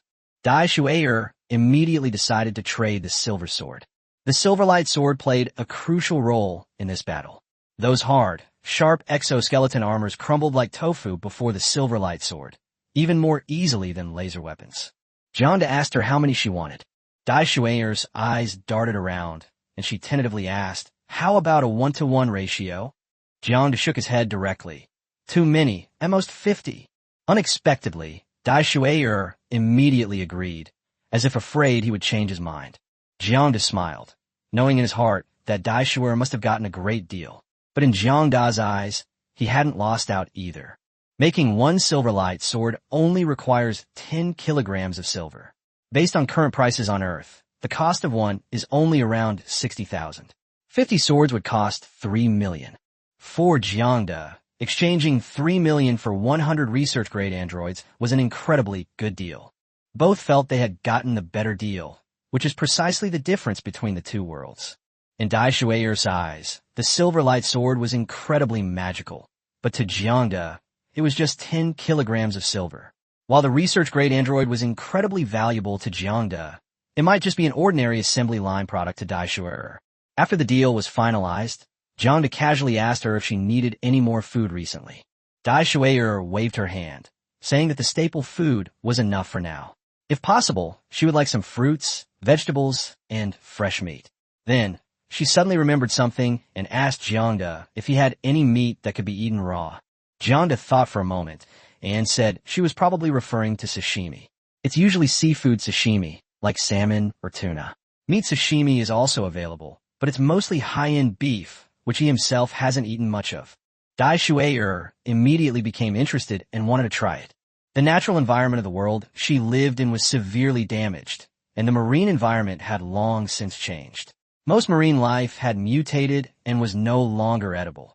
Even if it was occasionally edible, it was difficult to swallow.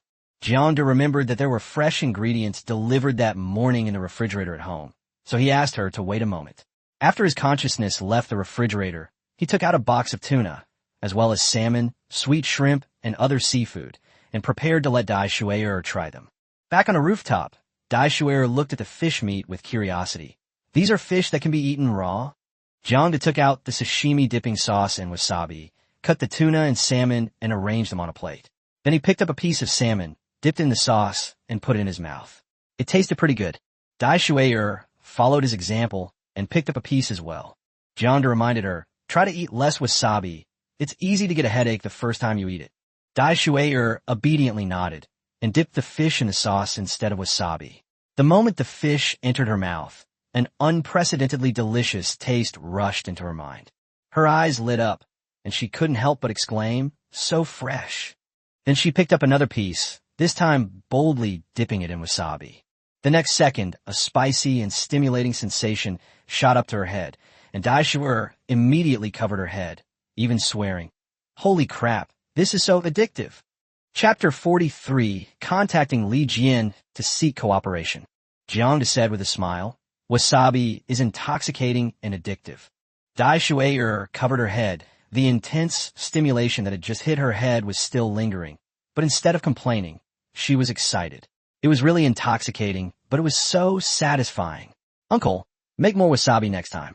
Jiang Da blinked, surprised that the girl was actually attracted to wasabi. However, since the customer had need, he naturally wouldn't refuse, so he nodded in agreement. The two chatted for a while longer before Jiang Da took his leave and logged off. Dai Shueyer said she would arrange for the production of research-grade androids for him as soon as possible. Jiang Da also promised to prepare the silver light sword quickly and agreed to complete the transaction in 3 days. After leaving the communication space, Jiang Da sat cross-legged on the bed and began cultivating the body tempering technique. The next day, August 2nd, early in the morning, Jiang Sinan finished washing up and came to the living room on the first floor. Looking into the dining room, she saw that Jiang Xiaoqi was already preparing breakfast. These past few days, Jiang Xiaoqi has been in charge of making breakfast at home, and Jiang Sinan has almost gotten used to it. There's no way around it. Jiang Xiaoqi's cooking is just too delicious. On the table were soy milk, tea eggs, fried dough sticks, pan-fried buns, milk, and sandwiches, all made by Jiang Xiaoqi herself. Jiang Sinan picked up a pan-fried bun and tasted it. It still tasted great. She couldn't help but admire Jiang Xiaoqi's cooking skills. In contrast, Zhao Qin clearly couldn't cook, yet she insisted on pretending to be a virtuous wife and loving mother, and the dishes she made were barely edible. Jiang Sinan sighed, thinking that it would be better if Jiang Xiaoqi were a little older. She felt that Jiang Xiaoqi would be quite suitable to be her stepmother. Not only was she a good cook, but she also had a gentle personality and was caring. She could handle both work and family matters perfectly. The problem is, Jiang Xiaoqi is too young. She had seen Jiang Xiaoqi's ID card. She was only 25 years old, just 5 or 6 years older than herself. Thinking of this, Jiang Sinan glanced at her father again. She was only 19 years old, while Jiang Xiaoqi was 25, yet her father claimed that Jiang Xiaoqi was his cousin. The more she thought about it, the more she felt that the age on that ID card was probably wrong. Jiang Xiaoqi looked at her, a hint of red light flashing in her eyes, and then asked in a natural tone, "Sinan, is something bothering you?" Jiang Sinan opened her mouth, but then shook her head. "Nothing, I was just thinking about work." After saying that, she didn't say anything more. She quietly finished her breakfast and then left the villa with her 2 bodyguards, Jiang Hong and Jiang Cheng, to go to the company. After arriving at the company, Jiang Sinan first held a routine meeting. Back in her office, she remembered her father's instructions from the previous night, took out her phone, and dialed a number. After the call connected, a female voice came from the other end. "Hello, Sinan?" Jiang Sinan said, "Xiao Xia, does your Ling group have time? My father wants to see him. He has something to discuss." Xiao Xia was taken aback for a moment. "Your father? Chairman Jiang? Okay, I'll go ask team leader Lin right away." Jiang Sinan smiled and said, "Thank you for your help. Let's go shopping together sometime." Xiao Xia sighed helplessly, saying that she was destined to be a busybody and that shopping was a luxury for her. After chatting casually for a few minutes, Jiang Sinan hung up the phone. Meanwhile, inside the Sharp Sword organization, Xiao Xia put down her phone, thought for a moment, and then got up and walked into an office. "Team leader Lin, are you free? I need to report something to you." Lin Dong put down the documents in his hand and looked at her. "Speak, what is it?" Xiao Xia said, "Mr. Jiang Da, the chairman of the Jiang group, wants to meet with you. He said he has something to discuss." Lin Dong was somewhat surprised. During this period, when Li Jian was dealing with the Jiang group, it was always Jiang Sinan who handled things. Jiang Da himself had almost never shown his face. The fact that he suddenly wanted to see him clearly meant it was no small matter. He asked, "Did they say what was specifically about?" Xiao Xia shook her head. "It was Jiang Sinan who contacted me, but she didn't say what she wanted to say." Lin Dong thought for a moment and said, "I don't have time today. Let's do it tomorrow. Have him come to the branch office to see me at 10 a.m. tomorrow." Xiao Xia nodded and left, quickly relaying the message to Jiang Sinan. After receiving the reply, Jiang Sinan immediately called Jiang Da. "Dad, Lin Dong, the team leader in charge of Lijian Modu, wants to meet you at the Lijian Modu branch at 9 o'clock tomorrow morning." Jiang Da responded, "Understood." After hanging up the phone, he got up and went to his study, where he organized the relevant technical information about the laser gun, selected some key parameters, printed them out, and prepared to use them to persuade Lin Dong the next day. His purpose in contacting Sharp Sword this time was precisely for the manufacture of laser guns. Blue Star is different from Earth, where he lived in his previous life. On Earth, in China, private companies are prohibited from researching and manufacturing weapons. But on Blue Star, China, private companies are allowed to develop weapons and equipment, although the censorship is extremely strict. Jiang Da wanted to help Qinxing produce laser guns, so he had to cooperate with the government. However, the government wasn't easily accessible. He needed a suitable intermediary. Lin Dong, the Shanghai-based head of the Sharp Sword organization, with whom he had just collaborated, was the perfect choice. The next day, August 3rd, at 9 a.m., Jiang Da arrived at the administrative street. Most of Shanghai's official departments, large and small, are located here, as is the Shanghai branch of the Sharp Sword organization. The car stopped in front of the Sharp Sword branch building. Jiang Da straightened his clothes and led Jiang Xiaoqi into the building. After explaining their purpose, the staff led him to an office where he met Lin Dong, the head of the Sharp Sword organization in Shanghai. Lin Dong greeted Jiang Da warmly. "Hello, Chairman Jiang, please have a seat. I must thank your company for your cooperation in successfully capturing the members of the Old Ghost organization last time." Jiang Da smiled and said, "Chief Lin, you're too kind. That's what citizens should do. I also want to thank the authorities for protecting ordinary people." Lin Dong laughed heartily upon hearing this, and the two exchanged a few brief pleasantries.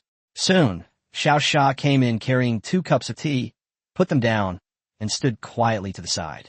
Lin Dong didn't beat around the bush and asked directly, "Chairman Jiang, what brings you here to see me today?" Jiang Da put down his teacup, took out the documents he had prepared in advance, and handed them over. "Team leader Lin, this is a set of weapons technology documents. Please take a look." Lin Dong was somewhat surprised. He had assumed that Jiang had come because the old ghost organization had made some move that required Li Jian's intervention. Unexpectedly, the other party had produced a weapons data sheet. He took the documents and opened them. When he saw the name on the first page, his first reaction was that it was absurd. The document's title boldly proclaims, Laser Gun Manufacturing Blueprints. This thing sounds more like a fantasy weapon from a science fiction novel. If it weren't for Jiang Da's status, Lin Dong would have even thought the other party was joking with him. But he patiently continued reading. The more he read, the more serious his expression became. Although he couldn't fully understand many of the technical parameters, his education and knowledge allowed him to discern some of the intricacies. This document does not appear to be fabricated. There is indeed something in it. Lin Dong put down the documents, his gaze becoming serious, and asked, Chairman Jiang, may I ask who the researcher of this technology is? Jiang simply smiled and did not answer. Lin Dong frowned slightly. This needs to be kept secret? Chapter 44, Verification. Lin Dong remained silent for a moment, no longer dwelling on the researcher's identity. The most important thing right now was to confirm the authenticity of the information. If anyone else had presented him with this kind of technical information, he would most likely have dismissed it as science fiction. But sitting across from him was Jiang Da, the chairman of the Jiang group. Given Jiang's status and position, there was no reason for him to come all this way to play such a joke on him. Lin Dong looked up and asked, what does Chairman Jiang mean? Jiang Da smiled and said directly, I'd appreciate it if group leader Lin could help me make the connection. Lin Dong immediately understood. Jiang Da wanted to cooperate with the military but lacked suitable channels, so he approached him. After all, Sharp Sword itself belonged to the military system, making him the most convenient option. After a moment's hesitation, Lin Dong said, how about this? Give me some time. I'll call you when I have news. Jiang Da knew that Lin Dong would definitely need to find someone to verify the authenticity of the technology first, which was within his expectations. So he nodded and said, okay, I'll leave this to team leader Lin. After saying this, he got up to leave. Lin Dong did not try to stop him and saw him out of the office. Back inside, Xiao Sha saw Lin Dong's serious expression and couldn't help but ask, Team leader Lin, what's going on? Lin Dong waved his hand. You can go out first. Xiao Sha didn't dare ask any more questions and left immediately. Only Lin Dong remained in the office. He sat in his chair, looking at the laser gun manufacturing data, his brows furrowing deeper and deeper. His biggest dilemma was the authenticity of the information. If it was fake, he would inevitably bear responsibility if he rashly contacted the military. But if it was real and he ignored it, the consequences would only be more serious. If this technology were to fall into foreign hands, he might not even have time to regret it. This Chairman Jiang has really given me a difficult problem. Lin Dong shook his head helplessly, but finally picked up his phone and dialed an old classmate's number. Old classmate, are you busy? There's something I'd like to ask you. Okay, you're in Shanxing, right? I'll come over now. See you this afternoon. After hanging up the phone, Lin Dong gave Xiao Sha a few brief instructions and then booked a flight to Shanxing. Upon arriving in a mountain city, he went to the faculty and staff residential area of the Mountain City University according to the address and knocked on a door. The person who opened the door was a middle-aged man wearing glasses and a white short-sleeve shirt. He was about the same age as Lin Dong, but he had a strong scholarly air about him. Old Lin, what brings you here all of a sudden? Weren't you transferred to Shanghai? The other party invited Lin Dong into the house. Lin Dong said with a smile, Old Zhao, I've come this time to ask you for a favor. Zhao Qing rolled his eyes. I knew you wouldn't come here unless you needed something. So, what do you need me, a mere school teacher, for? Lin Dong laughed and said, You're a distinguished professor, not just an ordinary teacher. If you're willing, you can easily get into the Chinese Academy of Sciences. With a few years of development, becoming an academician isn't out of the question. Zhao Qing shook his head and picked up a palm leaf fan to fan himself. Stop with the formalities. There's no need for formalities between us. Just say what you need to say. Lin Dong stopped exchanging pleasantries, took out the documents Jiang had given him from his bag, handed them over, and said seriously, Old Zhao, take a look at this for me. Zhao Qing took the documents, and the first thing he saw was a few big words. Laser gun manufacturing technology. He was speechless for a moment. Whose science fiction novel is this? Lin Dong remained expressionless. Take a closer look. Zhao Qing frowned. Knowing Lin Dong as he did, The other man wouldn't have gone out of his way to tease him with a science fiction premise.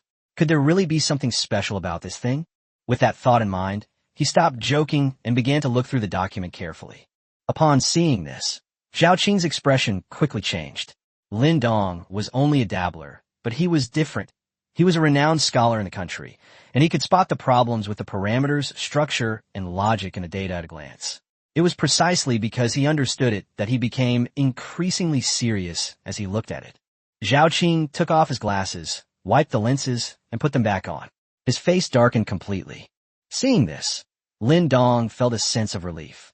Zhao Qing's reaction at least indicated that this information was anything but simple. About an hour later, Zhao Qing finally put down the documents, picked up his teacup to moisten his dry lips, and said, "Old Lin, this document is quite remarkable." Lin Dong immediately pressed, "Is it true?" He didn't care whether it was simple or not. He only cared whether the laser gun could actually be made. China has been researching laser weapons for a long time and has achieved some results, but most of them are still unstable and bulky. However, the laser gun in this document is equivalent to directly miniaturizing laser weapons. What does this mean? It means that the level of technological maturity has completely changed. Anyone with a grasp of technology knows that any early technological creation is often bulky, large, and even crudely shaped. Only with technological advancements do they gradually become smaller and more sophisticated. However, the laser gun described in this document seems to be a one-step solution. If miniaturized laser weapons are achievable, then large laser cannons won't be far behind. Zhao Qing took off his glasses and said in a deep voice, "Based on the existing parameters, the logic is sound. However, the data is incomplete and lacks some core parameters, so I cannot guarantee it 100%. But at least it doesn't seem like fabrication." That's enough. A hint of excitement flashed in Lin Dong's eyes. Just then, Zhao Qing suddenly changed his attitude and got up to walk to the refrigerator. He took out a big watermelon and said with a smile, "Old Lin, come and have a taste. My son just brought this over. It's homegrown and very sweet." Lin Dong immediately sensed something was wrong. He'd been inside for so long, and Zhao Qing had only poured him a cup of tea. Now, suddenly bringing out a watermelon was clearly suspicious. He thought for a moment and immediately understood what the other person was thinking. So he smiled and put the documents away. "Old Zhao, you're too kind. Maybe next time. I have something to do, so I'll take my leave now." Before Zhao Qing could even speak, he opened the door and slipped out like a rabbit. "You Lao Lin." Zhao Qing was furious. This old man wouldn't even let him finish his sentence. Lin Dong knew perfectly well that Zhao Qing simply wanted to keep the data for research. But this data didn't belong to him, and Jiang was clearly going to cooperate with the military. If he left the data in Shancheng, what would that mean? So rather than waiting for Zhao Qing to speak and put himself in a difficult position, it's better to just slip away. He wasn't worried about truly offending Zhao Qing. The two had been classmates for decades and knew each other's personalities well. Even if Zhao Qing looked furious, he figured the worst that could happen was he'd get him a few more drinks next time they met. Upon returning to Shanghai, Lin Dong did not delay and immediately headed to the East China Academy of Science and Technology. The Eastern Academy of Sciences is affiliated with the Chinese Academy of Sciences and maintains a cooperative relationship with the Eastern Theater Command of the Chinese People's Liberation Army. Every year, it provides the Eastern Theater Command with a large amount of advanced weapons technology. Lin Dong's special status meant that even though the materials he submitted seemed somewhat futuristic, no one dared to underestimate them. Upon receiving the materials, the Eastern Academy of Sciences immediately organized personnel to conduct research and verification. As the research progressed, the researchers' expressions grew increasingly grave. Soon, the data caught the attention of the true experts. An elderly man in his 60s came out, his voice trembling with excitement. "There's no need to verify it anymore. This information is genuine." Chapter 45 Eastern Academy of Sciences. Academician Qin. Old Qin. In the research lab at the Eastern Academy of Sciences, a group of researchers who were engrossed in their work stood up to greet the elderly man as he entered. This elderly man, named Qin Yuan, is one of the few academicians of the East China Academy of Sciences and a senior weapons expert in China. He has participated in many cutting-edge weapons projects in the country. Qin Yuan nodded to everyone, his gaze falling on the documents on the table. He said in a deep voice, This document is incomplete. It's missing the most crucial core data. Who sent it? Tell them to provide the complete document as soon as possible. A staff member stepped forward and answered somewhat nervously. Mr. Qin, this document was sent by Lin Dong, the head of Sharp Sword in Shanghai. Upon hearing this, Qin Yuan immediately understood. It's someone from Sharp Sword. Have him come over, and I'll talk to him personally. The staff member quickly agreed and turned to contact Lin Dong. Lin Dong did not leave the Eastern Academy of Sciences. Upon learning that academician Qin wanted to see him, he immediately rushed to a conference room. There were two people sitting in the conference room. Qin Yuan and a man around 50 years old, Li Aigua, the president of the East China Academy of Science and Technology. Upon seeing Lin Dong enter, Li Aigua greeted him with a smile. Little Lin, long time no see. You've brought us a wonderful gift this time. Please have a seat. Facing these two big shots, Lin Dong was somewhat nervous. Although he was the head of the Sharp Sword organization in Shanghai, in terms of position and status, he was no match for the two men before him. Qin Yuan said in a kind tone, "Don't be nervous. Tell me where this document came from." Lin Dong composed himself and then recounted in detail how Jiang had approached him and asked him to deliver the materials to the East Asia Institute of Science and Technology. After listening, Qin Yuan nodded. I'm not very familiar with the Jiang group, but I know Sinan technology. Their Zhurong number 1 is quite good. The Eastern Academy of Sciences is also researching it, but there haven't been any major results yet. Qin Yuan's tone clearly showed his approval of Sinan technology. Li Aigua seemed to be deep in thought. You mean this Chairman Jiang intends to enter the weapons manufacturing field? Lin Dong cautiously said, he didn't say it explicitly, but he probably had this idea. Li Aigua and Qin Yuan exchanged a glance. Then Li Aigua said, here's what we'll do. You contact Chairman Jiang first and ask him to come to the East China Academy of Sciences when he has time. We'll discuss the specifics in person. Lin Dong nodded and asked, should I have him bring the complete information? Li Aigua shook his head. No need to say it outright. Let's see what he thinks. This kind of thing doesn't need to be explained explicitly. If Jiang is truly sincere about cooperation, he will naturally bring the complete information. As for whether he wants to sell the technology to the government, cooperate in development and production, or even set up a weapons manufacturing plant, that can only be determined after the meeting. Lin Dong understood and stood up to take his leave of the two big shots. It was almost midnight when Lin Dong left the meeting room. He didn't care how late it was and was about to tell Jiang the news immediately. But after checking his phone, he realized he had forgotten to save Jiang Da's number. Left with no other option, he could only call Xiao Xia. Xiao Xia was half asleep when her boss woke her up in the middle of the night, and she wanted to curse him out. But to avoid being retaliated against, she could only force herself to stay awake, find Jiang Da's phone number, and send it to him. After getting the number, Lin Dong dialed it immediately. At this time, at Villa number 1 Huangpu, in the bedroom, Jiang Da was still awake, sitting cross-legged on a meditation cushion, practicing his breathing exercises. He felt the mattress was too soft and uncomfortable to sit on, so he simply bought a meditation cushion, which made him look more like a hermit. In the dead of night, the phone rang suddenly, sounding particularly jarring. Jiang Da picked up his phone and saw it was an unfamiliar number, but it didn't sound like a sales call. So he answered, "Hello, who is this?" Lin Dong's voice came through the phone. "Chairman Jiang, it's me, Lin Dong." Jiang Da was taken aback, then became serious. A call at this hour usually meant there was news from the Eastern Academy of Sciences. He asked, "Team Leader Lin, is something the matter so late?" Lin Dong said directly, "Chairman Jiang, I've already submitted the information you gave me to the Eastern Academy of Sciences. Currently, Dean Li and academician Qin are both taking it very seriously." Worried that Jiang Da might not understand the significance of these two men, Lin Dong gave them a special introduction. In short, Li Aigua and Qin Yuan were both top figures in the entire eastern part China. Finally, Lin Dong's tone became serious. "Brother Jiang, I've done everything you asked. Now I just want to hear the truth. Is that technology complete?" He was also panicking. What if Jiang Da only had incomplete information? Then he, the middleman, would also be in trouble. Jiang Da almost chuckled. This guy had changed his form of address in his haste. But Lin Dong was indeed older, so calling him brother wasn't exactly an advantage. He replied, "Don't worry, the technology is complete. Here's what I'll do. I'll go to the Eastern Academy of Sciences in person tomorrow. No, this morning." Lin Dong breathed a sigh of relief. "That's good. Jiang laughed and said, "Then it's settled.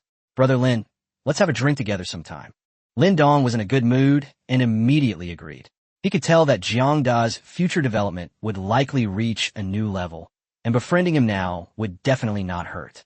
After exchanging a few brief pleasantries, Jiang Da hung up the phone, got up to wash up, and prepared for bed. He was still in the physical training phase, and practicing martial arts couldn't completely replace sleep. The next morning, Jiang Da had breakfast with Jiang Sinan and Jiang Shaoqi. Jiang Sinan took a sip of milk and asked, "Dad, when are you free to go to the company?" Jiang Da asked, "What is it?" Jiang Sinan said, "It's nothing serious. It's just that some projects need your approval as chairman." Jiang Da nodded. "Let's wait a few days. I'm busy with something lately." Jiang Sinan knew that he had been in contact with Lin Dong recently, seemingly discussing something important, so she didn't ask any further questions. After breakfast, the group parted ways. Jiang Sinan went to the company, while Jiang Da took Jiang Shaoqi to the East China Academy of Science and Technology. Upon arriving at the entrance of the East China Academy of Sciences, Jiang Da found Lin Dong already waiting there. Seeing him get out of the car, Lin Dong immediately came up to him. "Chairman Jiang, you finally arrived? Come with me. Old Qin and the others are waiting for you." Jiang Da, carrying his briefcase, chuckled. "So rushed?" Lin Dong lowered his voice and said, "Of course they're anxious. You don't know, the Eastern Academy of Sciences hasn't produced any new results in a long time. The Eastern Theater Command has been lagging behind in internal military exercises and competitions, and Director Li and the others are under a lot of pressure. Now that they've seen your laser gun data, how could they not be excited?" Jiang Da frowned slightly. "It's just a laser gun. It shouldn't have much impact on the military exercises and competition between war zones, right?" In his view, no matter how powerful a laser gun is, it's still just a light weapon. Shouldn't military exercises and competitions involve tanks, artillery, and fighter jets all participating? I didn't bring the documents from Chapter 46, but I did bring samples. Sensing Jiang Da's confusion, Lin Dong smiled and explained, "If laser guns can be made into guns, then making cannons isn't difficult either. Cannons can be mounted on warships, so naturally they can be further developed into fighter jets." Jiang Da nodded in agreement. Actually, if he really wanted the laser cannon, he could simply trade with Daishuo. She possessed more advanced and mature technology. Qinqing likely had something similar as well, which could be exchanged for a few hundred tons of grain. But he won't reveal anything too advanced for now. His foundation is still weak. If he were to put cutting-edge technology out in the open, it would be like a 3-year-old carrying gold through a bustling market. The Zhurong number 1 alone has already attracted a lot of trouble and covetousness. If it weren't for the Chinese government standing in the way, Sinan technology would probably have been swallowed up by various parties long ago. Lin Dong glanced at his briefcase and asked in a low voice, "Did you bring the complete set of technology?" Jiang Da just smiled and told him not to worry. Lin Dong finally breathed a sigh of relief. He had been worried about this all night. The two entered the conference room, where 2 elderly men with graying temples were already seated. Upon seeing Jiang Da enter, their gazes immediately fell upon him, scrutinizing him. Lin Dong glanced around and asked why Dean Li and Academician Qin hadn't arrived yet. One of the elderly men in a white coat said they would be here soon, then looked at Jiang Da and asked if he was Chairman Jiang. Jiang Da sensed something was off and asked the man's identity. The old man adjusted his thick glasses and introduced himself as Lu Guangda, the director of the Laser Research Department of the Eastern Academy of Sciences. Lu Guangda stated directly that he had reviewed the materials submitted by Jiang Da and that they indeed possessed a certain level of technical sophistication. The person who developed this technology was a true talent. Laser technology is related to national security, and such talent should not be left abroad. He hoped that Jiang Da could bring the researchers to China. Upon hearing this, Jiang Da's face immediately darkened. Lin Dong also sensed something was wrong and tried to call Academician Qin Yuan, but no one answered. Seeing this, another elderly man quickly smoothed things over, saying that Lu Guangda was just being blunt and didn't mean anything by it. They were simply worried about not fully understanding the technology and wanted to invite the developers over to exchange ideas and truly implement it. Jiang Da frowned and remained silent for a moment before standing up abruptly. "I've come to seek cooperation. As for the researchers, I'm sorry. That's a company secret. If neither of you is interested in cooperating, then I'll take my leave." He understood that the other party was clearly after the researcher. Even if such a person existed, it was hard to say whether they intended to poach him.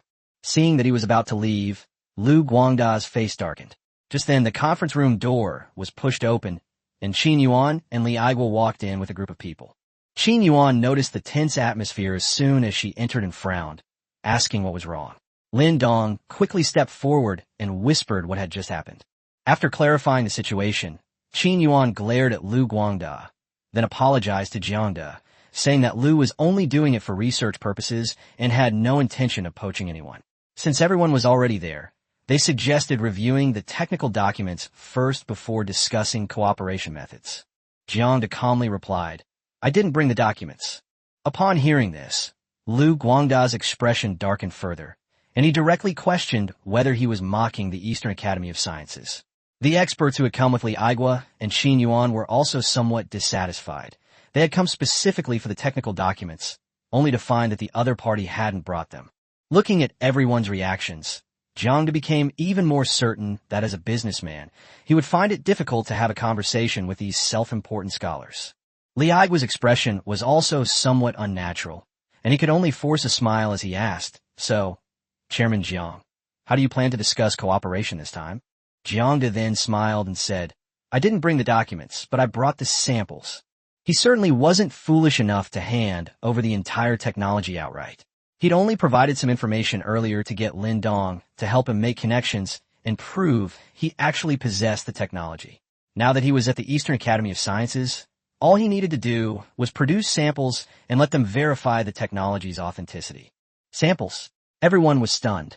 Qin Yuan's eyes lit up, and she stepped forward abruptly, pressing Jiang to confirm if he was serious. The other experts' gazes also instantly turned fervent. The Eastern Taiwan Science Park had previously studied that data and deemed it feasible, but no one could guarantee it could actually be implemented. Most people thought it was just another technology that remained at the theoretical level. Lu Guangda and others originally planned to have Jiang find the person behind the research and development and form a special team to tackle the problem gradually. But now Jiang says that he has already brought samples. Everyone understands what this means. If the sample is effective, it means the technology has passed the most crucial step. Of course, its actual effectiveness and whether it can be mass-produced still require testing. Jiang patted his briefcase and said casually, "We can go to the shooting range now." Without the slightest hesitation, Qin Yuan made the decision on the spot and immediately headed to the firing range.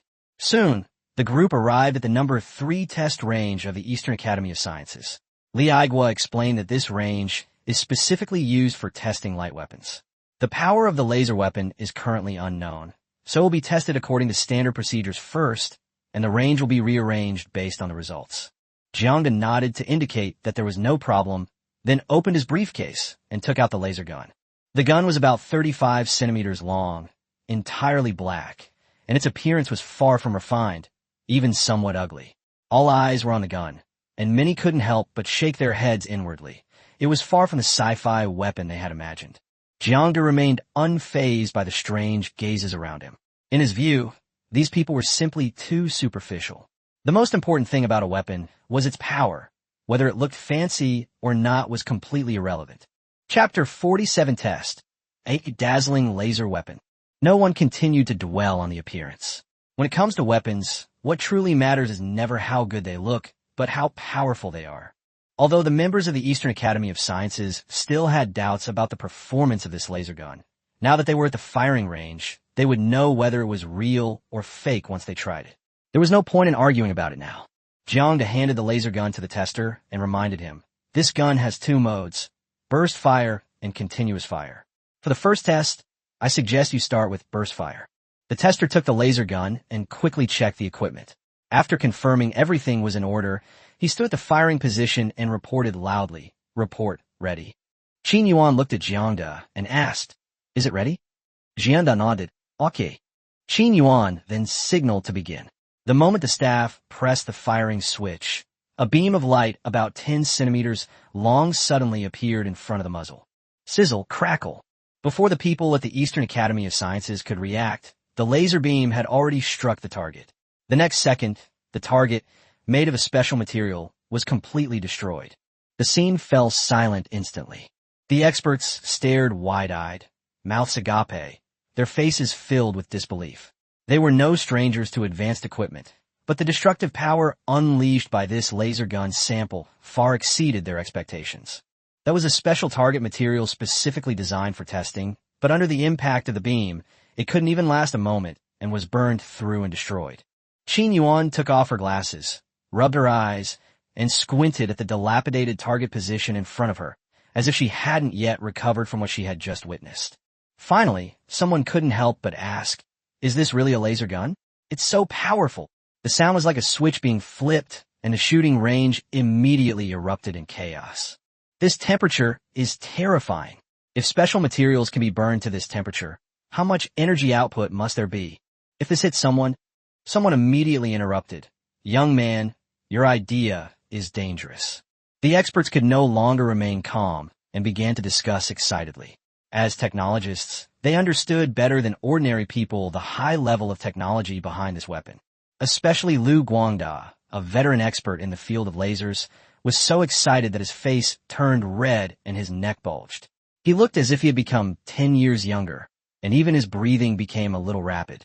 Li Aigua let out a long breath and turned to look at Jiang to compare to the shock of the crowd. Jiang appeared very calm, as if he had known this would be the outcome all along.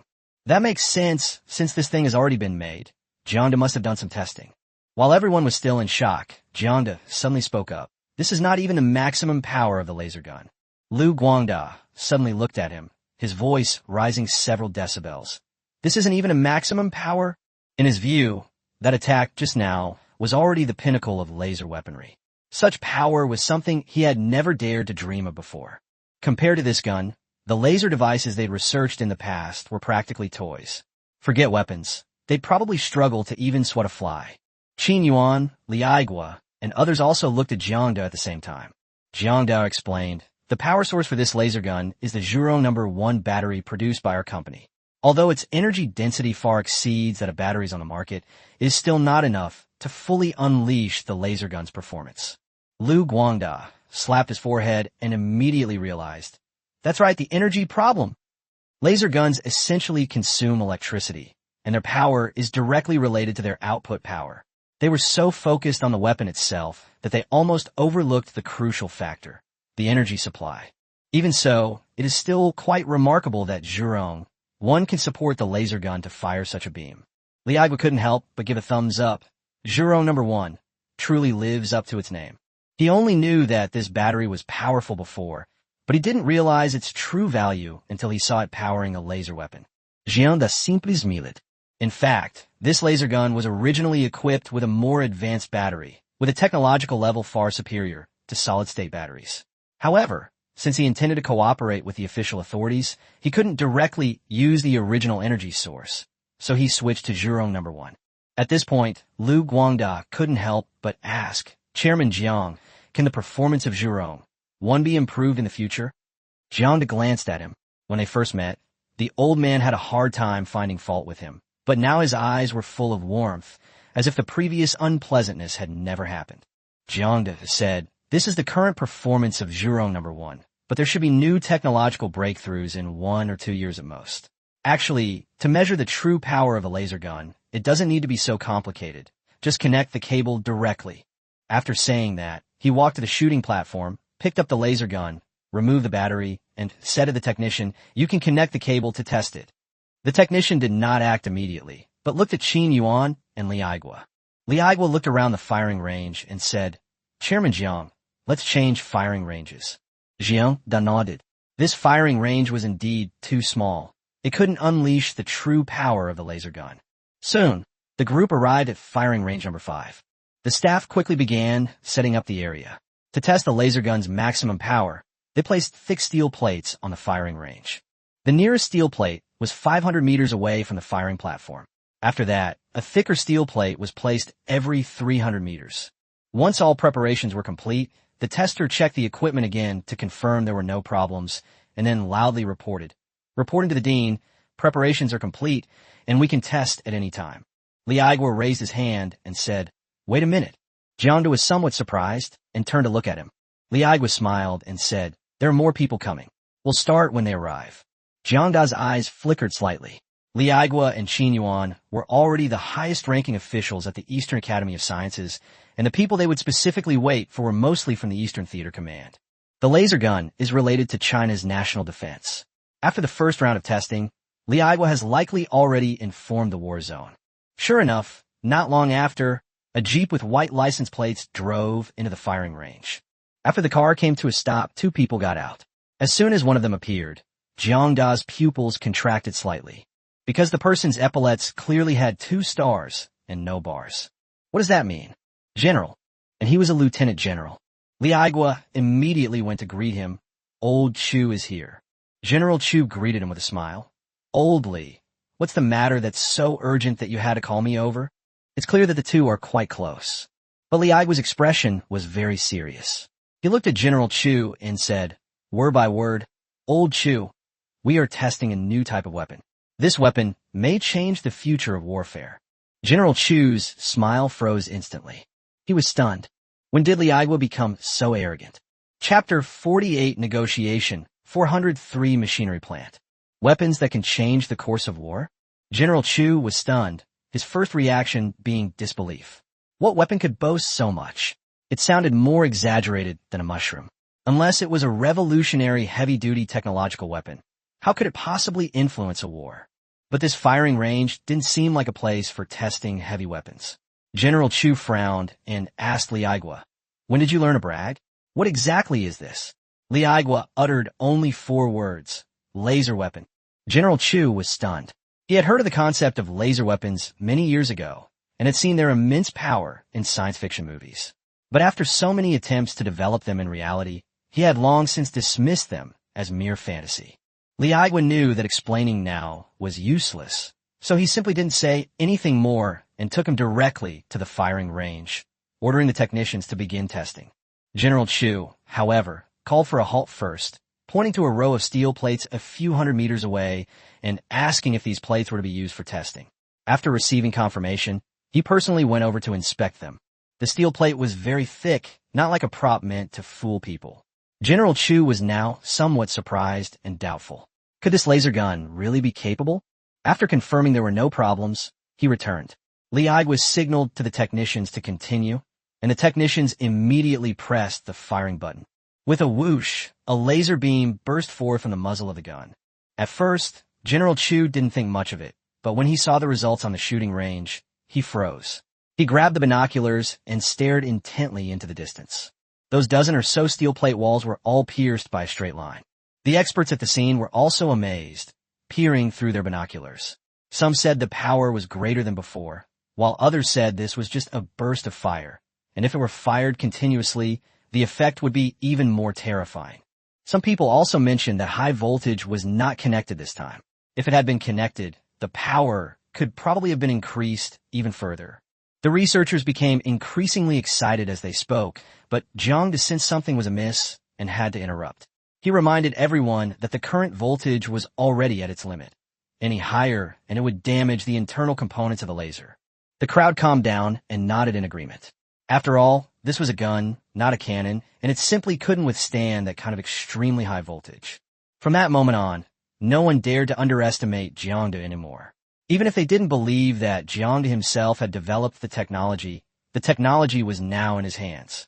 General Chu finally came to his senses and excitedly grabbed Li Aigua, eagerly asking what had happened. Li Aigua first calmed him down, then arranged for everyone present to sign a confidentiality agreement. The people from the East China Academy of Science and Technology were already used to this and quickly signed the agreement. After handling the follow-up arrangements, Li Aigua smiled at Jiang and invited him to his office for a detailed discussion. General Chu then noticed Jiang, but since he hadn't yet understood the situation, he didn't speak rashly. Jiang nodded and followed the others out of the shooting range and into the office building. After they sat down, Li Aigua introduced them to each other. The man before them was Chairman Jiang of Sinan Technology, and the laser gun was brought by Jiang. He then introduced General Chu, Lieutenant General Chu Jianbai of the Eastern Theater Command. Chu Jianbai extended his hand first, smiling as he sized up Jiang. As Jiang shook his hand, a slight thought flickered in his mind, because the name reminded him of Wang Fan.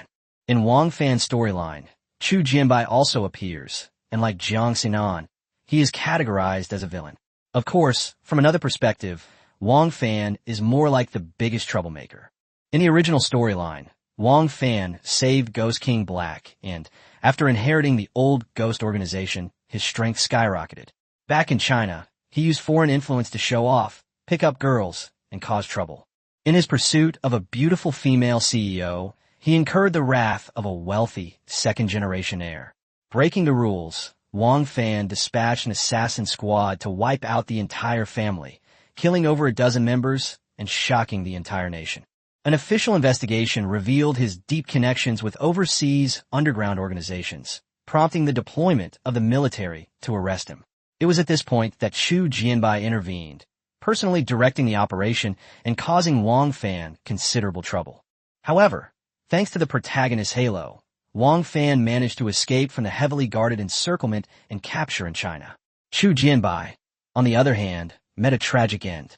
Thinking of Wang Fan, Jiang was briefly lost in thought. He hadn't heard from that name in a long time, and didn't know if the man had been killed in the explosion. According to Jiang Shaoqi's investigation, Wang Fan was most likely still alive. Jiang quickly regained his composure and calmly greeted Chu Jianbai. Chu Jianbai noticed that Jiang Da's gaze was a bit strange, but he didn't think much of it and immediately asked, "Chairman Jiang, did you develop the laser gun?" Li Aigua and Qin Yuan shook their heads secretly. They naturally didn't believe that Jiang Da, the chairman of a group, would personally handle research and development. They just felt that Jiang Da had kept the real researchers well hidden. Jiang Da simply smiled and did not answer. Chu Jianbai realized his question was somewhat redundant. This technology most likely came from Jiang Da's research personnel or team. He felt a pang of regret that such talent wasn't serving the country, but instead working for a company. However, considering certain realities in China, he could only sigh. For various reasons, too many talented individuals have indeed been missed over the years. Chu Jianbai stopped dwelling on it and went straight to the point, asking Jiang Da if he would sell the technology. Jiang Da shook his head, indicating that he had no plans to sell the technology for the time being. Li Aigua and Qin Yuan exchanged a glance, not surprised by the outcome. Jiang Da was a businessman. Naturally, he would choose to maximize his profits. Chu Jianbai pondered for a moment, then asked him how he planned to cooperate. Since the other party had already asked this question, Jiang Da stopped beating around the bush and directly stated his target, 403 Machinery Factory. When the name was mentioned, all three people in the office were stunned for a moment. After a moment's thought, Qin Yuan asked Jiang Da if he was referring to the 403 Military Machinery Factory, which was converted into a private enterprise in 1999. Jiang nodded in confirmation. Since he was going to cooperate with the government, he had naturally made ample preparations beforehand. China does not prohibit private companies from manufacturing weapons, but they must possess the relevant qualifications, and obtaining such qualifications is extremely difficult. Jiang didn't want to wait, so he decided to acquire a company that already had the necessary qualifications. Ultimately, he set his sights on Factory 403.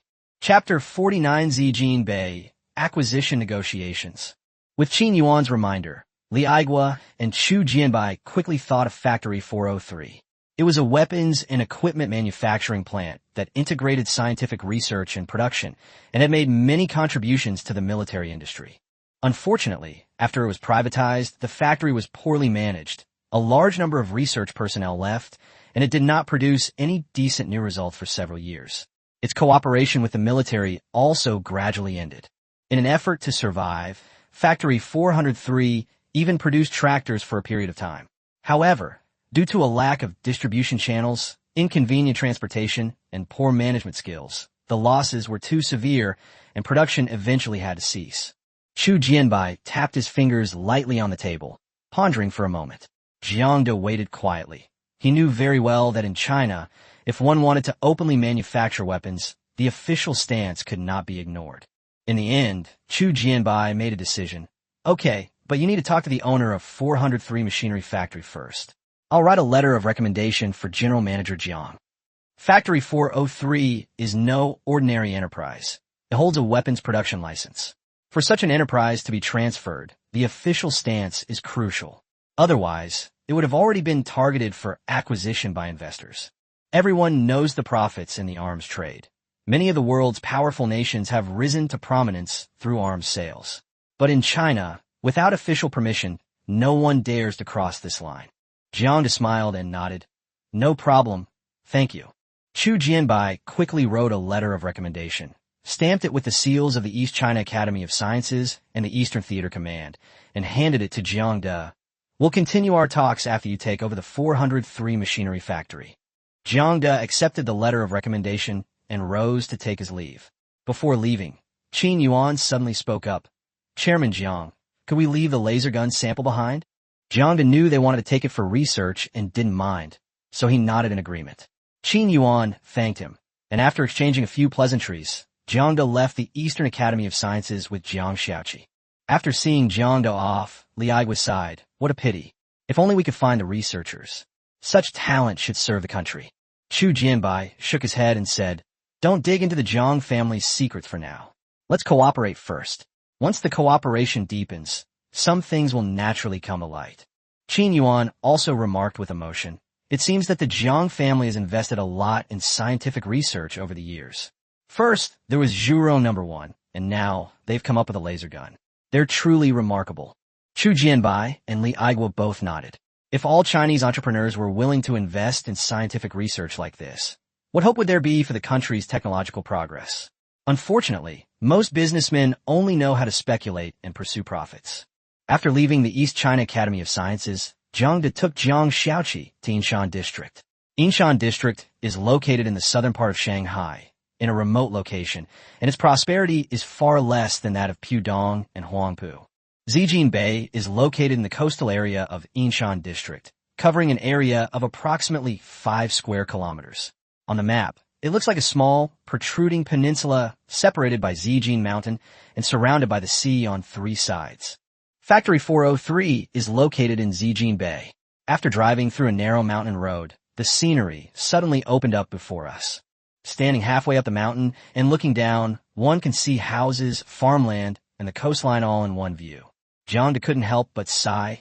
The environment here is nice, it's just a bit remote. But thinking about it, it makes sense.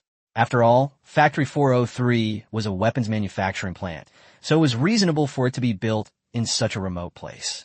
Jiang Shaoqi said while checking the information, because Zijin Bay is isolated by Zijin Mountain and has inconvenient transportation, it has not been fully developed. With the improvement of living conditions, some people have recently proposed to turn it into a bay scenic spot. Jiang De nodded. The person who made this suggestion has good foresight. The environment here is indeed very nice. If it is developed into a tourist area, making a fortune every day is not a problem. As he spoke, he suddenly became interested. Shaoqi, what do you think about us buying the entire Zijin Bay? A red glint flashed in Jiang Shaoqi's eyes, and he said, I don't recommend it. The cost is too high. The land alone will cost at least 7.5 billion. There are also fishing villages here, and the resettlement costs will not be small. The subsequent construction is a bottomless pit, which will cost at least several hundred billion to hundreds of billions. Although Zijin Bay is remote, it is still within the jurisdiction of Shanghai. 5 square kilometers is roughly 7,500 acres. Even if each acre is calculated at 1 million, it would still cost 7.5 billion. Jiang De smiled and said, funding is an issue, but not a major one. Let's focus on securing the 403 machinery factory first. What about Lin Hua's situation? Jiang Shaoqi replied. Lin Hua is 25 years old. His parents died in a car accident when he was 18, leaving him and his younger sister to depend on each other. After graduating from university, he took over the 403 machinery factory and made many changes, but he was never able to turn things around. He had wanted to sell the factory for a long time, but for various reasons, he had not succeeded. Jiang De nodded. The 403rd Regiment was initially built in Zijin Bay because of its remote location. Later, it became privately owned and lost its weapons development capabilities. It's virtually impossible for it to revitalize itself through civilian machinery. As I said before, the location is too remote and the transportation is inconvenient, making development very difficult. Let's go and meet this Mr. Lin, Jiang De said with a smile. In fact, Jiang De had already contacted the 403 machinery factory and arranged to meet with Lin Hua. Jiang De was somewhat surprised when he met Lin Hua. The man was only 25 years old, but he looked 35, clearly having been worn down by the factory over the years. After the two shook hands, Jiang got straight to the point. My secretary should have spoken with you. I wonder what your decision is. Lin Hua sighed.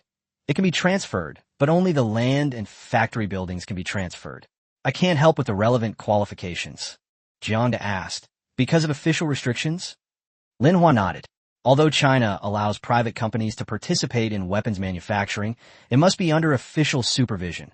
Qualifications cannot be transferred at will. Jiang didn't say much and directly took out the letter of recommendation that Chu Jianbai had given him. Take a look at this. Lin Hua accepted the document with a puzzled look, but upon seeing the seals of the Eastern Theater Command and the Eastern Academy of Sciences, he immediately understood. It turned out that Chairman Jiang had already considered all the key issues. Jiang looked at him and smiled. How is it? Lin Hua was silent for a moment before finally saying, we can talk. Now that the higher-ups have agreed, there's no need for him to cling to that qualification any longer. Without research and development capabilities, it's just an empty shell. It's better to convert it into money as soon as possible so that he and his sister can live a better life. Chapter 50 starting today, I'll become an arms manufacturer. Chairman Jiang, name your price. In front of the gate of Factory 403, Lin Hua looked at Jiang, waiting for his quote. Jiang glanced around the factory area, pondered for a moment, and then said, Brother Lin, you know the situation at Zijin Bay. It's in a remote location, and the value isn't high. I'll offer 100 million. What do you think? 100 million? Lin Hua's expression immediately turned ugly. He felt the price was too low and immediately said, Chairman Jiang, my factory covers more than 300 acres, and the land alone is worth more than 100 million. Add the qualifications and factory buildings, and it will cost at least 500 million. Jiang dava stunt.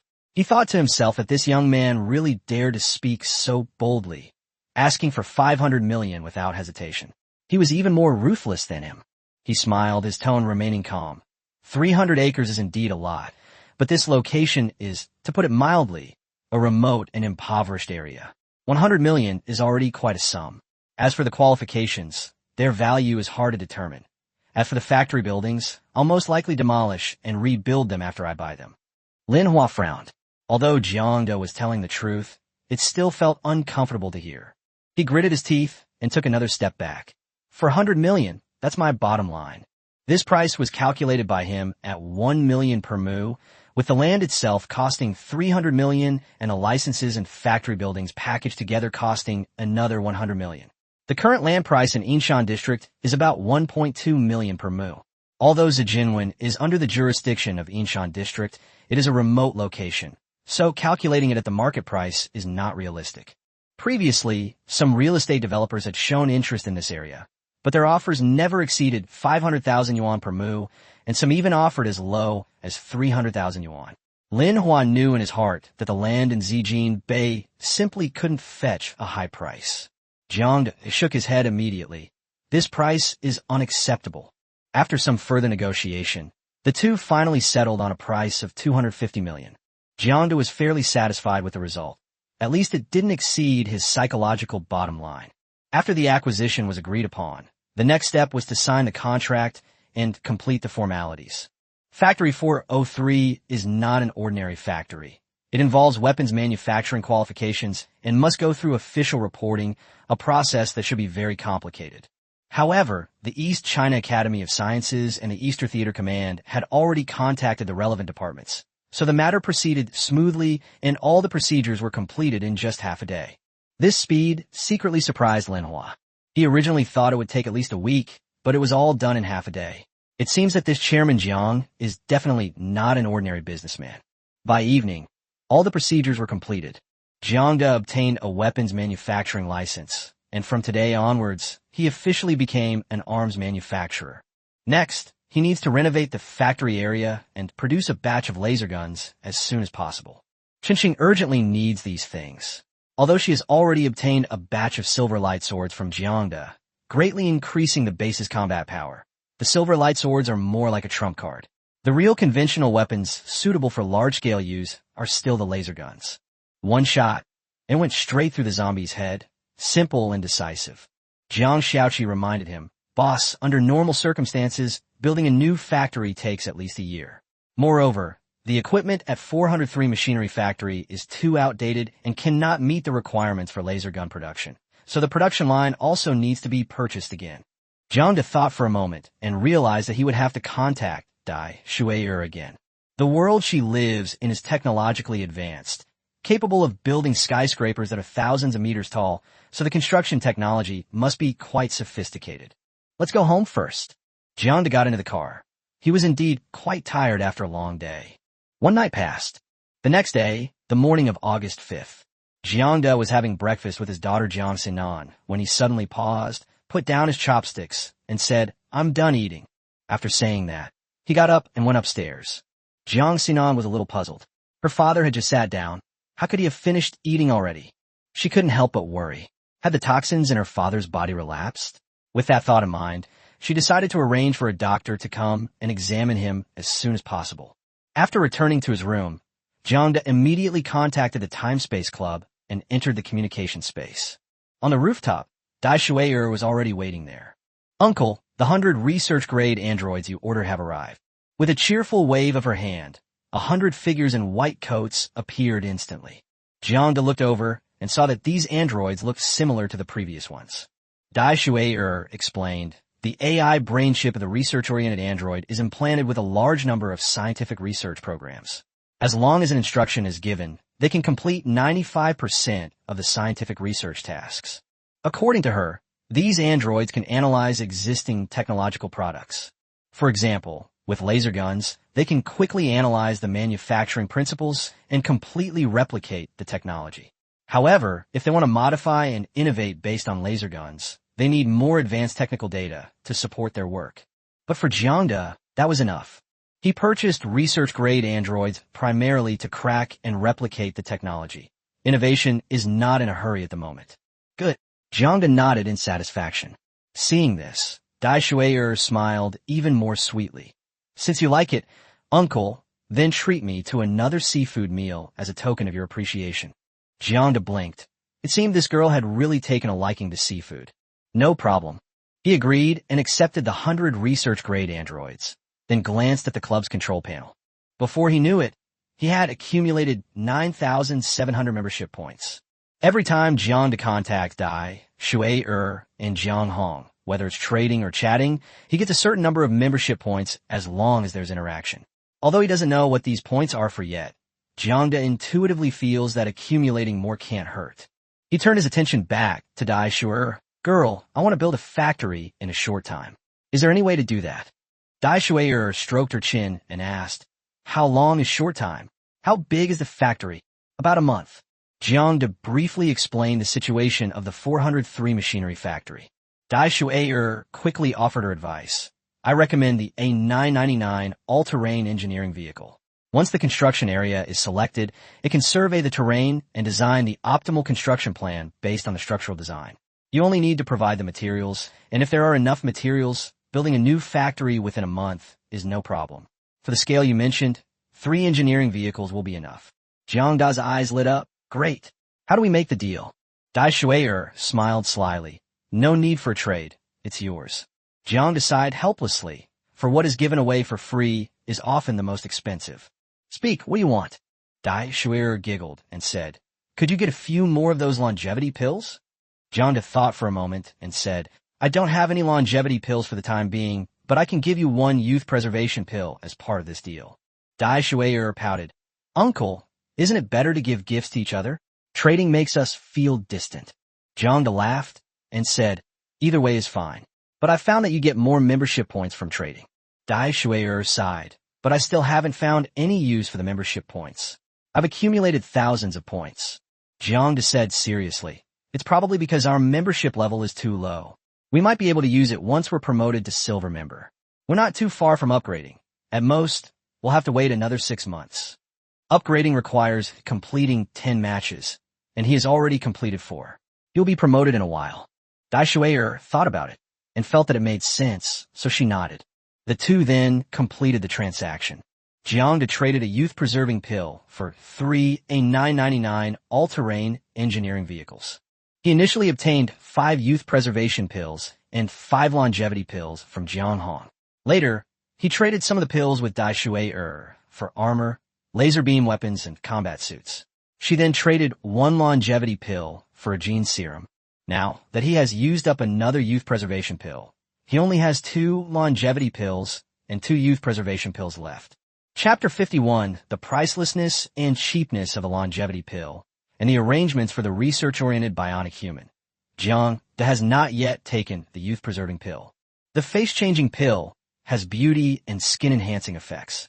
Jiang, who has been injected with the gene-enhancing agent, has become 6 or 7 years younger and now looks only 35 or 36 years old. If he takes the youth-preserving pill again, he will return to the appearance of a 25 or 26-year-old. That's a bit of an exaggeration. A middle-aged man in his 40s who used to pick his feet suddenly transformed into a handsome young man in his early 20s. If outsiders see this, who knows what they'll speculate about? Coincidentally, Jiang is planning to launch the Fairy Beauty facial mask. This mask, which can make people regain their youth, is sure to be a huge hit once it's released. By then, he will be able to find a reasonable explanation for his rejuvenation. Just a few days before the launch of the Xianzi facial mask, take the anti-aging pill. It's a perfect opportunity to advertise this new facial mask. I thought about many things, but reality was just a fleeting moment. Jiang took out a youth-preserving pill and handed it to Dai Shui, saying, "Here you go." Dai Shui excitedly accepted it and was very happy. "Oh, by the way, can you design a production line for me?" Jiang said, suddenly remembering something. "A production line? That makes sense. Building a factory definitely requires a production line. Tell me, what kind of production line do you need?" Dai Shui teased confidently. Jiang glanced at it, then looked away, took out the laser gun production blueprints, and said, "This is it." Dai Shui glanced at it and said, "No problem." As she spoke, she glanced at Jiang suspiciously. Had this guy been matched into another technological world? Little did she know that Jiang planet was just an ordinary technological world. Laser guns and electromagnetic cannons are still considered science fiction. How could she not be suspicious when he suddenly produced a set of laser gun manufacturing blueprints?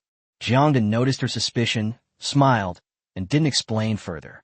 As a member of the Time-Space Club, what worlds I've been matched with is a secret. Just like Dai Shui never mentioned what world she had been matched with. At most she would mention it briefly in chat and complain about it.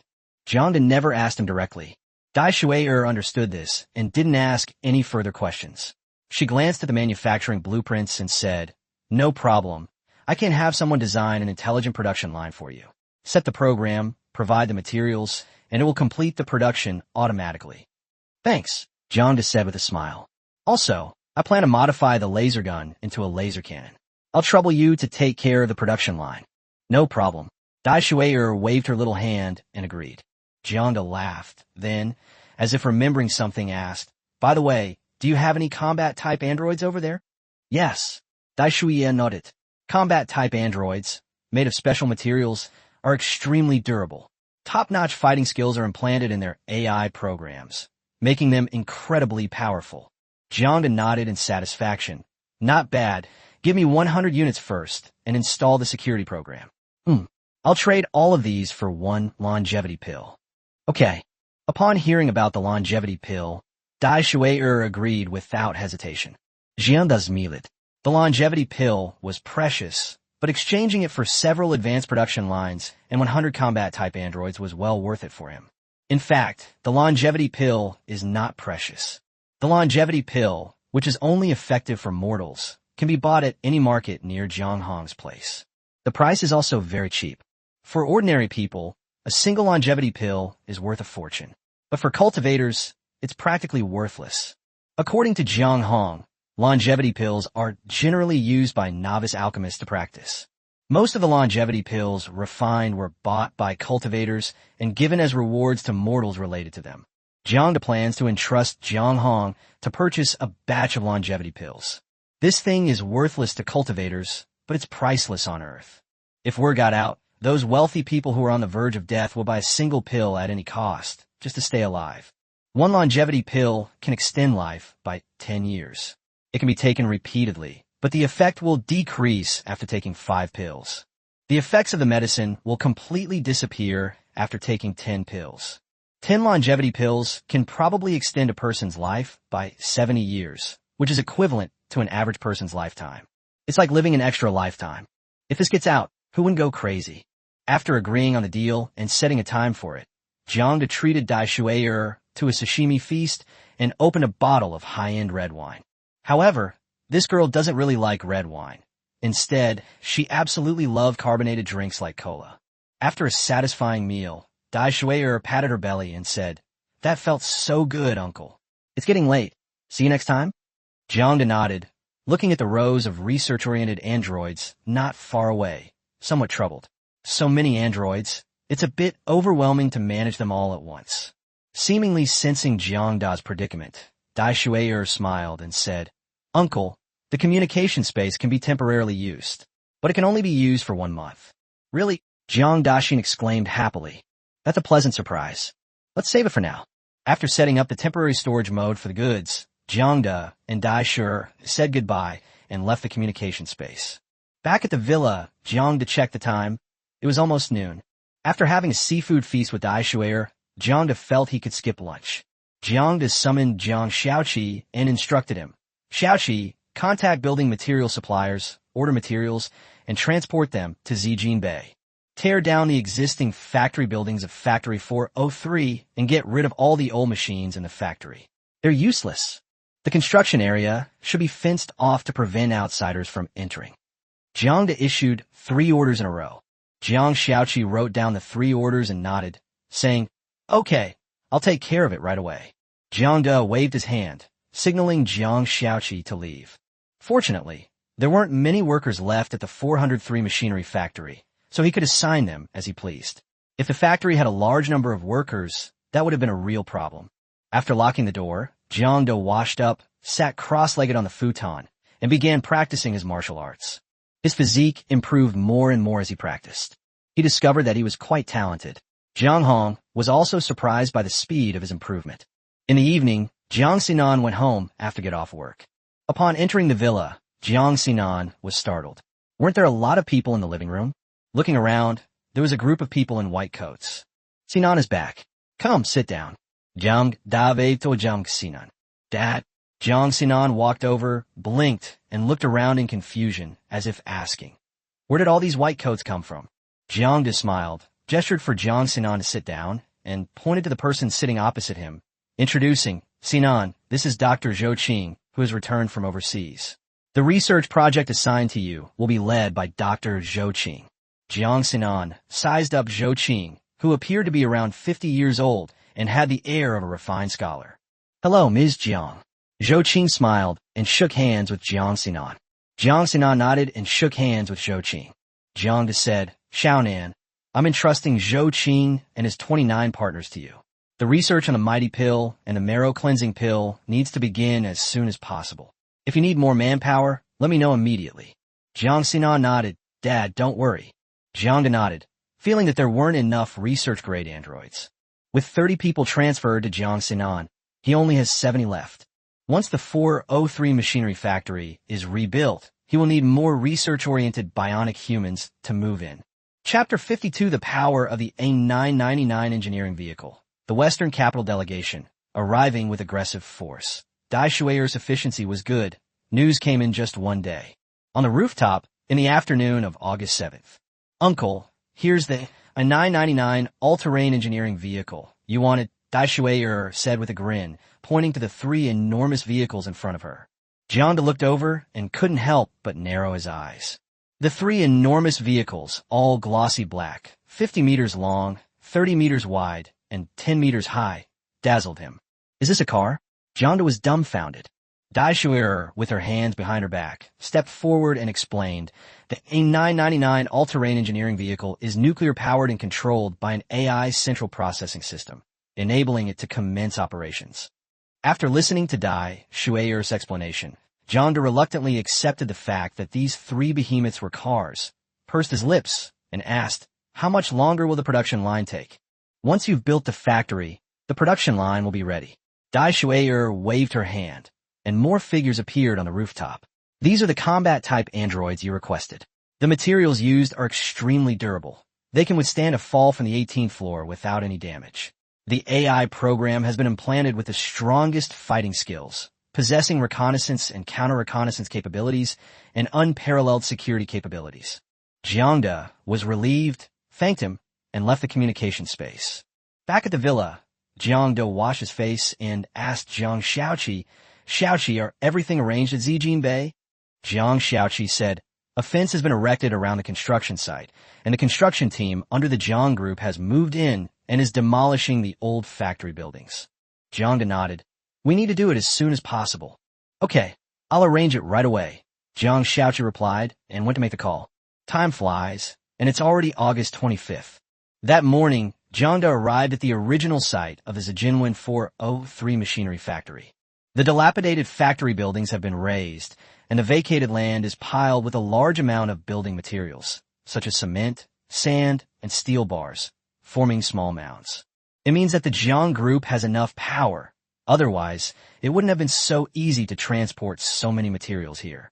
With a wave of his hand, a row of figures appeared in front of Jiang. These were 100 combat-type androids traded from Daishuair. Dressed in all black, 20 women and 80 men greeted Jiang with solemn expressions. Shaoqi, lead them to patrol the surrounding area and make sure no outsiders break in, Jiang instructed. What he's about to do would probably terrify outsiders if they saw it. Understood. Jiang Shaoqi nodded, took over command of 100 combat-type androids, and led them to guard the surroundings. After Jiang Shaoqi and the others dispersed, ensuring there were no outsiders in the vicinity, Jiang waved his hand, and a massive A999 all-terrain engineering vehicle appeared. The massive, glossy black behemoth gleamed in the sunlight, creating a visually imposing presence. Jiang climbed into the driver's cab of the A999 all-terrain engineering vehicle, looking at the futuristic-looking cab with a blank expression. What's the next step? AI system? Jiang Scholte. Beep. The A999 engineering vehicle's intelligence system is at your service. Respected boss, please provide instructions. Jiang blinked, then tried shouting, and actually worked. After a moment's thought, he said, deploy the engineering vehicle. Received, ready to proceed, engineering vehicles are being deployed. The next moment, the massive construction vehicle began to transform, gradually unfolding like a transformer. One by one, robotic arms popped out. Jiang stepped out of the driver's seat and looked at the transformed A999 engineering vehicle with amazement. One after another, engineering robots stepped off the engineering vehicle platform, and one after another, construction machinery was moved out. Wow, that's pretty sci-fi. Jiang looked on and gasped. Boss, the deployment is complete. Please give your instructions. Jiang crossed one arm over his chest and stroked his chin with the other, deep in thought. The original plan was to utilize all 300-plus acres of land in one go. But after thinking about it, it wasn't appropriate. It was too ostentatious. That's 300 acres of land. We don't need it for now. Forget it. Let's rebuild on the original site of Factory 403 first, Jiang finally decided. The original site of Factory 403 was in a good location, with Zijin Mountain to its back on one side and the sea to its front on the other, and a small dock not far away. Design a factory park construction plan that includes factory buildings, research buildings, office buildings, canteens, dormitories, and other supporting facilities, and greening is also essential. Received. Topographical survey completed. 1,000 design plans have been generated. Please check. Zulfast. Jiang lamented that if a construction company were to conduct the survey and design, it would take several months to complete. By operating the virtual screen, Jiang looked at the design plans. The plans were very complete, and each one was perfect. With thousands of architectural styles and different park layouts, Jiang was overwhelmed by the choices. After careful consideration, Jiang finally finalized the construction plan. This design and layout are somewhat similar to the original 403 machinery plant. Jiang thought this design was good and could save him some trouble. All right, let's get started, Jiang said. Receive. As the central processing system issued instructions, the numerous engineering robots inside the 3 engineering vehicles began to move under the control of the AI system. A large construction site gradually took shape.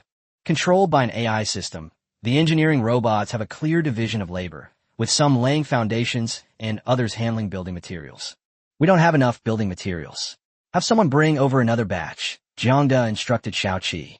It's already arranged, Jiang Shaoqi said.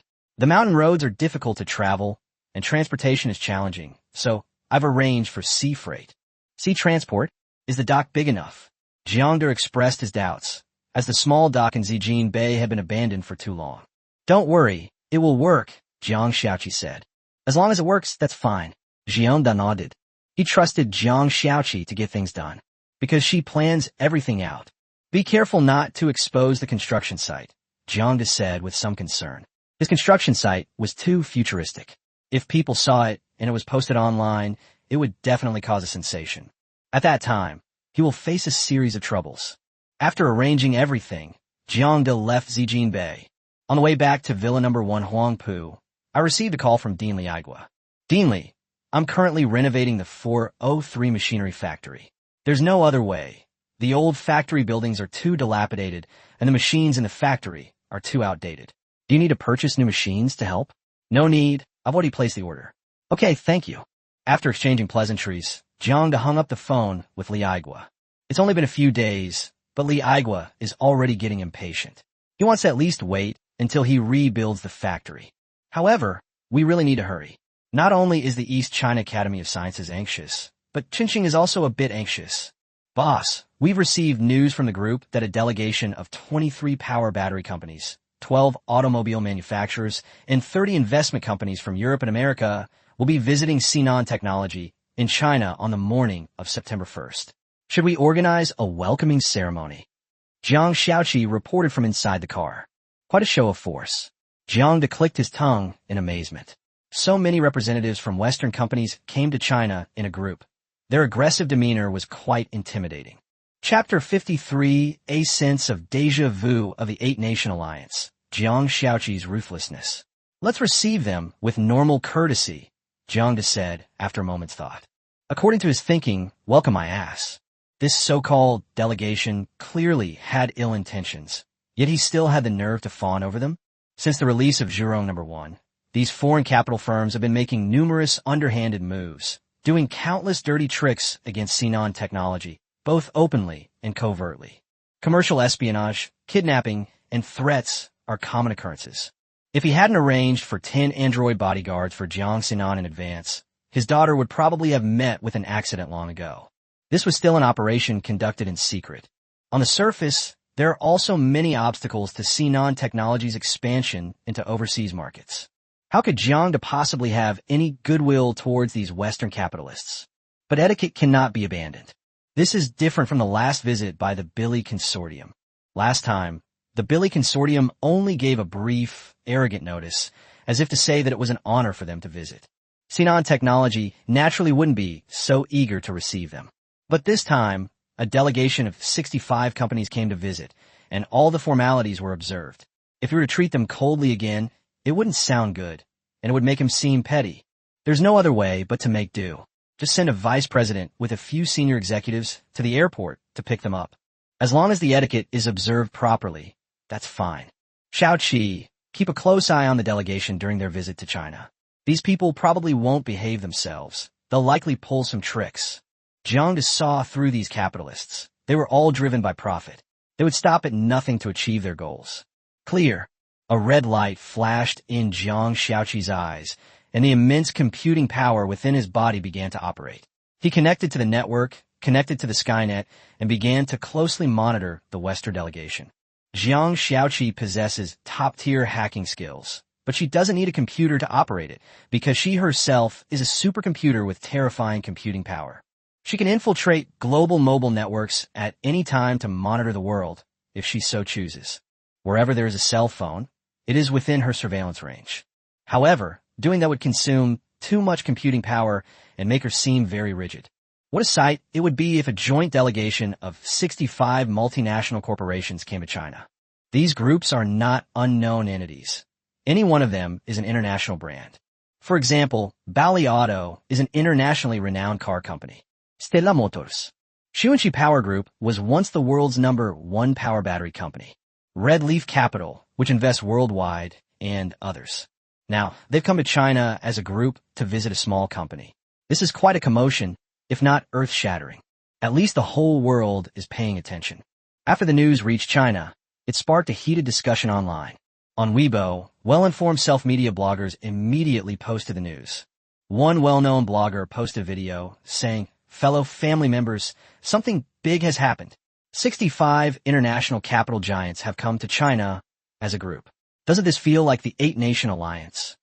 This one sentence stirred up the emotions of netizens. The 8-Nation Alliance was an unforgettable humiliation for the Chinese people. The blogger continued, "Recently, news has spread that 65 international capital firms have joined forces to form a large delegation to visit China. Their purpose is self-evident. Let's analyze this. There are 12 car companies here this time, and these are all international big names. They're usually so arrogant, but now they're getting anxious. But that's understandable. Ever since the Zhurong #1 appeared out of nowhere and reached cooperation agreements with major domestic automakers, foreign automakers have panicked.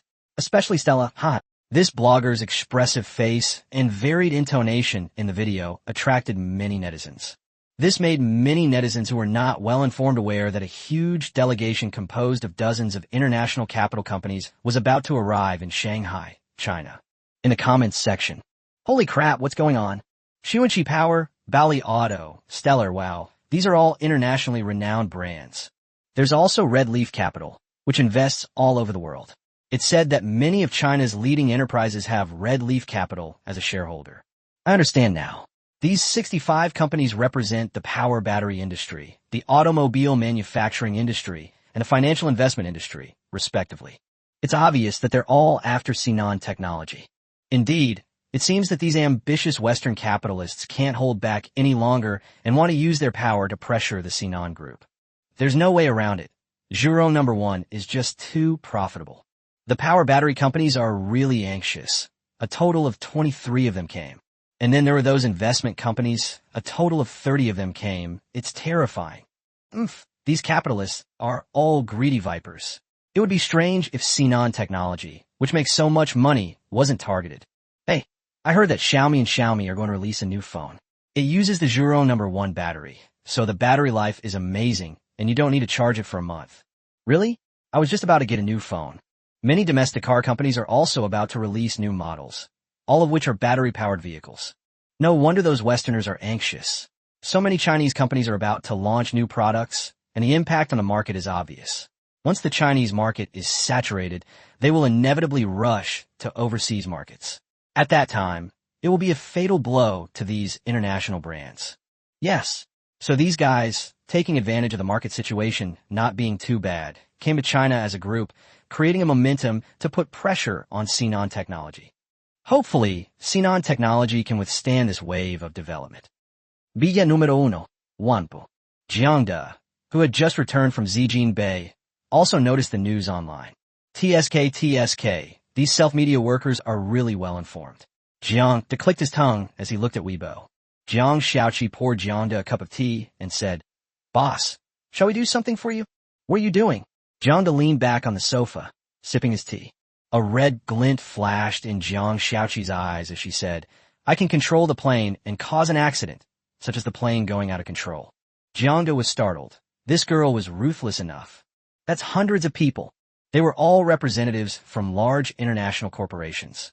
Among them are several group presidents. This time, major capital groups came to China in groups, and in order to create a unified momentum, the leaders of each group were at least vice presidents. If these presidents and vice presidents were to die in a plane crash, it would definitely cause a huge uproar. However, after calming down, Jiang began to consider the feasibility of this matter. In the end, he shook his head and decided against it. Forget it. Jiang shook his head and refused. Jiang Xiaoqi blinked. How could the boss refuse? She calculated the best solution based on her boss's personality. In her calculations, there was a 99.99% chance that her boss would agree to the solution. Why did you refuse? Calculation error? Her eyes flashed intensely red, and she used her calculation ability to the fullest. Jiang was speechless. This girl was trying to simulate human nature every day, but she didn't understand human nature at all. Chapter 54, What if one or two died? Looking at Jiang Xiaoqi, whose head was smoking, Jiang shook his head. This was the result of using his calculation ability to the limit. Jiang sighed. Was she calculating why he had rejected her? No, She's calculating human nature. Human nature, however, is the most difficult thing to calculate. Often, influenced by human nature, people do things that are inconsistent with their own character. For example, a cold-blooded villain might also have a tender side. That's human nature. All right, stop calculating, Jiang said helplessly. Oh, Jiang Shaoqi said blankly, deactivated her computing power, and the white smoke above her head gradually dissipated. Jiang Shaoqi, freed from computing power, regained her agility. Jiang looked at her and wondered if, over time, she might develop a personality. He planned to find some time to consult Dai Shuayer about whether there were any examples of artificial intelligence giving birth to personalities on Azure Star. His eyes flickered, and it was unclear what he was thinking. Southeast Asia, on a small island. Wang Fan, wearing beach shorts and shirtless, lay on a beach chair, holding a tablet computer in his hand, with drinks and fruit beside him. They looked very relaxed, but his face was very gloomy. The tablet computer displayed the news that a delegation of 65 multinational companies would soon be visiting Sinan Technology in China. Sinan Technology. It should have been his. And what about Jiang? Judging by the timeline, even if he's not dead by now, he should be better than, right? But the news online says he's still alive and kicking. Did I misread it back then? That guy wasn't poisoned? That shouldn't be happening. Brother Wang Fan. Just then, a clear, crisp voice rang out. Wang Fan's expression softened, and he returned to his carefree and unrestrained demeanor. Turning my head, I saw a cute girl about 14 or 15 years old, wearing a white princess dress, skipping and hopping over. The girl had bright blue eyes and features that combined the sharpness of Western features with the softness of Eastern features, clearly making her a beautiful mixed-race girl. Little snow pear, why are you out here? Wang Fan stood up and called out gently, his eyes flashing as he looked at the girl. Back in Qingdao, on the way to the airport, the motorcycle suddenly exploded. Fortunately, he had a bad feeling, a twitching brow, and decisively jumped out of the car. Otherwise, he would probably be a dead man on that highway. The motorcycle explosion, combined with the high-speed jump, resulted in significant injuries to him. But he knew that the motorcycle wouldn't explode for no reason. He had been set up. Thinking about how he had been tricked and almost died, Wang Fan gritted his teeth, wishing he could tear the person who tricked him to pieces immediately. But to this day, he still hasn't figured out who is plotting against him. He had his suspicions about the Jiang family, but after careful consideration, he rejected it. Although he had made many underhanded moves against the Jiang family, they were all done through Jiang Siki. No, through Zhao Siki. He hasn't shown his face at all. After much thought, Wang Fan deduced that one of his rivals was plotting against him. He knew so many beautiful women in Shanghai, all of whom were incredibly wealthy and beautiful, with countless suitors. As a playboy, he naturally attracted many rivals in love. Among them are quite a few super second-generation rich kids. Whoever you are, don't let me catch you, or I'll make you regret being born. Wang Fan thought fiercely, but on the surface he greeted the little girl gently. Having experienced the motorcycle explosion and realizing he had been set up, Wang Fan naturally dared not stay in Qingdao City for long. Despite the pain all over his body, he fled Qingdao City. I accidentally saved a little girl who had fallen into a river in a neighboring city. This is the girl in front of me. He later learned that the little girl was actually the daughter of a big shot in the Southeast Asian underworld. The little girl's name is Xiang Shui, and her nickname is Xiao Shueli. Through Xiang Shui's connections, Wang Fan escaped China and came to Southeast Asia, where he gained the favor of that big shot, Xiang. Oh, Brother Wang Fan is looking at Sinan Technology. Xiang Shui came to Wang Fan's side, blinked her big eyes when she saw the content on the tablet, and looked quite cute. Yes, Wang Fan said through gritted teeth as he watched the news. Oh, what's wrong, Brother Wang Fan? Do you have a grudge against Sinan Technology? Although Xiang Shui was young, she had grown up with her father since childhood and was used to the dark side of things. Having been exposed to such influences from a young age, she was no longer an innocent and naive girl. Upon seeing Wang Fan's expression, he immediately sensed something was wrong. This company should have belonged to me, Wang Fan snorted. Wow, Xiang Shui's eyes widened. Sinan Technology belongs to Brother Wang Fan? What, doesn't it look like it? Wang Fan curled his lip. In his mind, what he had his eye on was his. Ever since he moved to Shanghai with his parents, he's had incredibly good luck. Whatever he sets his sights on, he gets it. He can win the heart of any woman he sets his sights on with a mere wave. Over time, in his mind, what he set his sights on was his, and Sinan technology was no exception. That's how domineering they are. Xiang Shui tilted her head and asked blankly, but Sinan technology belongs to the Jiang family. Isn't Brother Wang Fan's surname Wang? Wang Fan grinned and said, Little Shueli, you're still young and don't understand. Sinan technology should have belonged to me, but it's just been taken over by the Jiang family. Oh, Xiang Shui blinked and nodded thoughtfully. Brother Wang Fan, I'm going to find Dad. After saying that, she turned and ran towards the villa behind the beach. Hey, Wang Fan wanted to chat with Xiang Shui, but wasn't this girl running a little too fast? Xiaoxue, what's wrong? Seeing his daughter run back, Xiang Jingyang asked in confusion. Weren't you going to go play with your brother Wang Fan? Why are you back so soon? Xiang Shui wrinkled her little nose and asked, Dad, is it true that Brother Wang Fan said Sinan Technology is his company? What? Xiang Jingyang paused for a moment, then shook his head.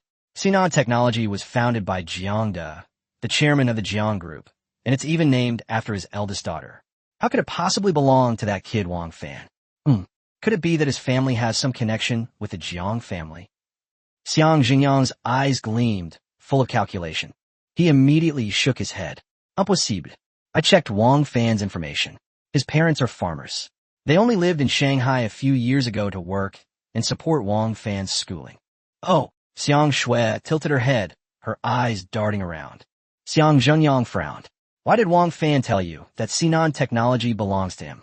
Does he have some ulterior motive? He guessed that was probably the case. There are too many people who have designs on Sinan Technology right now. Western major capitalists are a case in point. He couldn't possibly be unaware of the fact that Western capital was flocking to China. This kid is quite the ambition. Xiang Zhenyang shook his head. He was also quite envious of Sinan Technology, but he couldn't get involved at all. China has protected Sinan Technology too well. The Chinese government doesn't interfere with overt commercial activities. For example, when 65 Western companies visited together and tried to intimidate China, the government didn't take any action. However, if the underworld tactics are used against Sinan Technology, China will not let it go easily. It is said that some time ago, a well-known underground organization in the West attempted to target Sinan Technology, but was defeated in China. On the beach, Wang Fan looked at his tablet computer, and an idea suddenly flashed into his mind. With so much Western capital flowing into Sinan Technology, what would happen if one or two of them died? Chapter 055, The Achievements of Sinan's Biomedical Research Lab. The situation is not good on the morning of August 30th. Jiang and Jiangxi then came to Fengyuan Industrial Park to visit the biomedical research lab established by their daughter. Jiang came over today because Jiang Sinan told him that the research on the Dali Wan power pill and Shi Sui Dan marrow cleansing pill had yielded results. Since he had nothing else to do, Jiang decided to come and take a look. His research into the mighty pill and marrow cleansing pill wasn't for profit. He wanted to see what ingredients were in the elixirs of the island world. Is it like the elixirs in the cultivation world, made from various spiritual herbs? Or is it that the so-called power pills and marrow cleansing pills are simply an evolution of the rules in the island world? We arrived at a white 6-story building, Sinan Biomedical Research Laboratory. Looking at the wooden plaque hanging at the door, Jiang smiled and glanced at his daughter. Jiang Sinan blushed slightly and stammered, I just used the company name. Understood. Jiang couldn't help but burst into laughter. Jiang Sinan pouted, knowing that her father was teasing her. Wasn't you who came up with the name Sinan Technology? Thinking about it, she felt a little happy. The fact that her father named the company after her showed how much he loved her. Let's go in. Jiang smiled and walked into the building. Chairman, miss, you've arrived. Upon seeing the Jiang father and daughter, Zhou Qing quickly stepped forward to greet them. Zhou Qing is a cyborg, assigned to Jiang Sinan by Jiang. All 29 researchers under Zhou Qing are cyborgs. So, although this building seems quite lively with people coming and going, it's actually just Jiang and his daughter. Chairman Jiang, based on the analysis of the elixirs, both the mighty pill and the marrow cleansing pill contain a mysterious factor. Further analysis has revealed that similar factors exist in the atmosphere of Earth, though in extremely rare quantities. Zhou Qing earnestly reported her recent research findings to Jiang and his daughter, Jiang Xinan. Mysterious factor. Jiang pondered for a moment, then reached into his pocket and took out a spirit stone, saying, "Let's test whether this is the mysterious factor in the pill." Indeed, he suspected that the mysterious factor was spiritual energy. Yes. Zhou Qing nodded and accepted the spirit stone. Jiang Xinan was a little confused. What was that? Any other discoveries? Jiang asked. Zhou Qing said, "Apart from the mysterious factor, we found that all the other ingredients in the pill can be found on Earth." You can find them all? Jiang was surprised. So, he could also refine large quantities of marrow cleansing pills and strength pills on Earth? He immediately shook his head, indicating that he didn't care much about it. After all, the marrow cleansing pill and the mighty strength pill are just low-level pills. It's only useful during the body tempering stage. If he has a large number of subordinates to train and wants to build a team of cultivators, he will also refine a large number of marrow cleansing pills and strength pills. But he doesn't need it. They also had no intention of training cultivators on Earth. At most, I'll let my daughter embark on the path of cultivation. If you need subordinates to do things, you could just buy androids. I feel safe using androids. They're practically indistinguishable from real people. Moreover, the android AI possesses terrifying computing power, comparable to a supercomputer. It will meticulously complete any task given to it. If there aren't enough androids in the future, there are always clones, right? He planned to talk to Dai Shui'er about the idea of purchasing cloning equipment and technology in a while. Clones are indistinguishable from real people, and their loyalty is guaranteed. During manufacturing, simply add a loyalty gene to the genes. After thinking for a while, Jiang asked, "Can you refine the great strength pill and the marrow cleansing pill?" Zhou Qing shook his head with difficulty. "Chairman Jiang, although we've identified the ingredients in the pill, replicating it will still be challenging. Especially the mysterious factor in the air. We can't absorb it for the time being, unless..." As he spoke, he looked at the spirit stone that Jiang had given him. "Unless it contains that mysterious element." Jiang nodded. "Indeed, spiritual energy is not something everyone can capture." "Never mind. You can take your time studying it." Jiang shook his head and continued to tour the research room. This research lab has more than just the marrow cleansing pill and mighty pill projects. There are other projects as well. "Are we short-handed?" Jiang asked his daughter. Jiang Xinan frowned and nodded. "With more and more projects, the research lab needs a lot of researchers." "Father, should we recruit some from outside and delegate some of the less important research tasks?" Jiang replied, "No need. I'll arrange the researchers."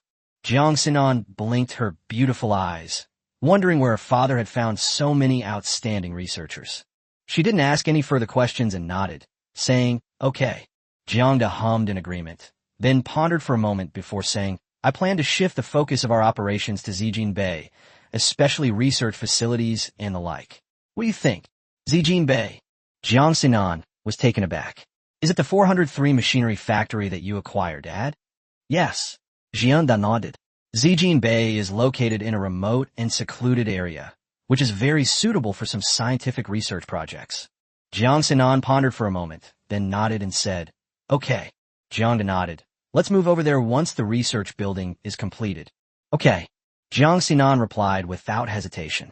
It's indeed inconvenient to locate a biomedical research lab in the Fengyuan Industrial Park. With so many people watching, the secrets of the marrow cleansing pill and mighty pill could be exposed, leading to significant trouble. After all, those are pills that could potentially make someone extraordinary. After touring the research lab with Jiang Xinan, Jiang and the others left. The eldest daughter is off to work at the company, while Jiang he's preparing to go back to the villa to lie down. No, to practice his martial arts. It's time to hand over the position of group president to Sinan. Jiang thought to himself on the way back to the villa. "Boss, there's been a problem with Hotch. We just gotten back to the villa, and we haven't even gotten out of the car yet," Jiang Xiaoqi suddenly said. Jiang stopped in his tracks. "What's going on?" Jiang Xiaoqi said with a grim expression. "Boss, the situation has changed, and our plan is likely to fail." "Oh." Jiang squinted, walked into the villa, sat on the sofa, brewed himself a pot of tea, and said, "Tell me what happened." Jiang Xiaoqi said, "Everything was going smoothly until we arrived at the headquarters of a European old ghost organization. Ghost King Black introduced most of the organization's top leaders to Hodge. Ghost King Black allowed Hodge to participate in the old Ghost organization's high-level meetings, which clearly indicates that he intends to groom Hodge as the next Ghost King. Although there were some dissenting opinions within the old Ghost organization, under the strong leadership of Ghost King Black, the higher-ups tacitly agreed. But 3 days ago, Ghost King Blake seemed like a different person. He mobilized the old Ghost organization's intelligence network to extensively gather information about Wang Fan. The key point is that Hodge was also excluded from the high-level meetings within the old Ghost organization. Hodge, who was originally second only to the old Ghost organization, seems to have suddenly fallen out of favor, and his situation is now very bad. Chapter 56, The Power of Fate. Trading 1,000 combat-type cyborgs after listening to Jiang Shaoqi's report, Jiang frowned and asked, "Is there a problem with Hodge's identity?" Hodge impersonated a member of a collateral branch of the Black family. Although Jiang Shaoqi made it look just like the real thing, it was still fake after all. What is fake can never become real. If it is fake, it will eventually be exposed. Jiang Shaoqi shook her head.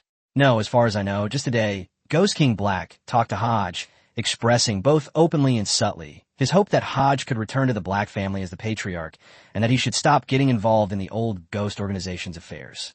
This makes it clear that if Hodge's identity is exposed, Black the Ghost King will only eliminate Hodge, not appoint him as the head of the Black family.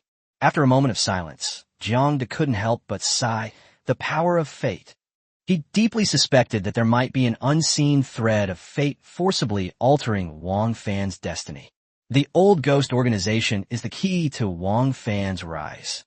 Wang Fan can live without the Jiang group, and he can live without that group of women, but he absolutely needs the old Ghost organization. In fact, by the middle of Wang Fan's storyline, the Jiang group had become almost irrelevant. At that time, Wang Fan owned quite a few companies with market values in the trillions. Naturally, he wouldn't consider a group with a market value of only a few hundred billion RMB a threat. After all, the original storyline didn't include the birth of Zhurong No. 1. Is the bewitching incense also ineffective? Jiang was unwilling to give up. Jiang Shaoqi shook her head. Ghost King Black seemed to be immune to the bewitching incense. Even though Hodge increased the dosage, it didn't work. What about using the bewitching incense on other high-ranking members of the old Ghost organization? Jiang asked. Jiang Shaoqi said, the bewitching incense is useful to other high-ranking members, but Ghost King Black has absolute control over the old Ghost organization. Many of the old Ghost organization's hidden forces are in the hands of the Ghost King. Simply winning over the high-ranking members is not enough to control the old Ghost organization.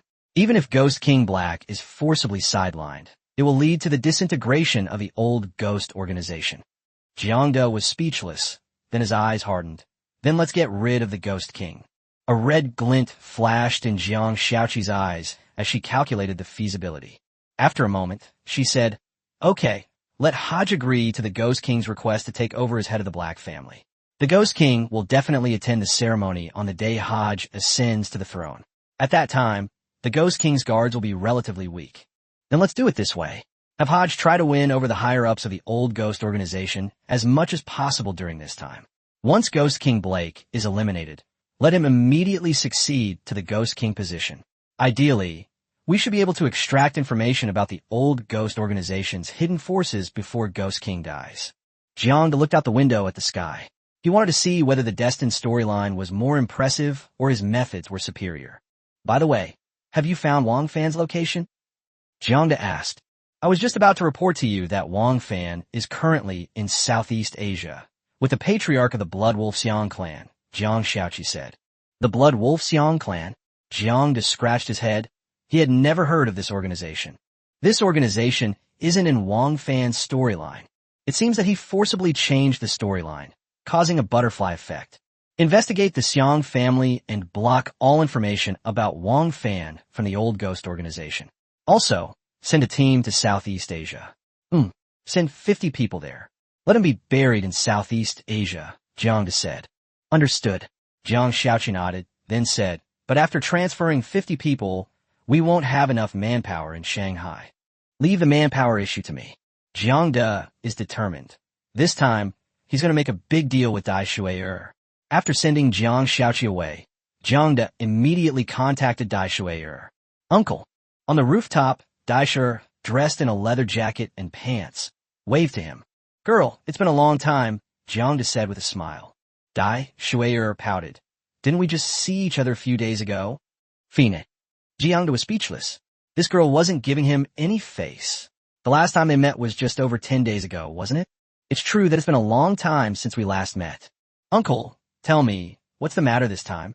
Dai Shui'er leaned lazily against the sofa. Jiang said, let's make a big deal this time. First, give me 1,000 combat-type androids. Then give me another 500 research-type androids, and we'll add more if needed. Dai Shui'er stared wide-eyed and said, Uncle, are you trying to rebel? Jiang rolled his eyes speechlessly. You little brat, you think you can rebel with so few people? Hee, that's true.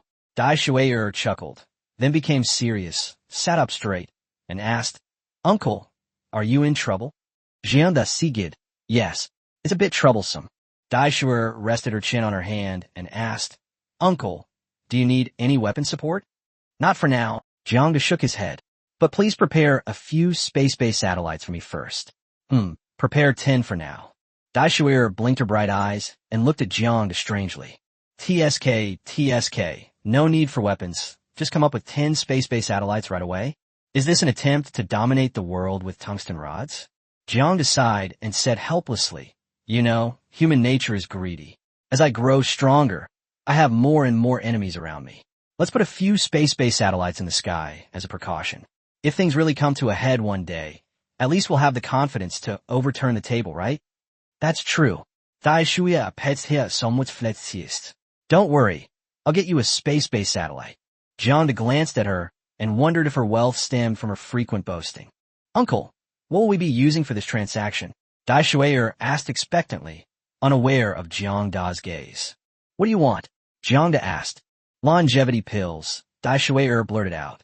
Jiang was not surprised. Of the things he had, only the longevity pill and the youth-preserving pill were currently most attractive to Dai Shui'er. He frowned immediately. He only had one longevity pill left. There are only 2 youth preservation pills left. Oh, Jiang agreed. How about I give you 2 longevity pills?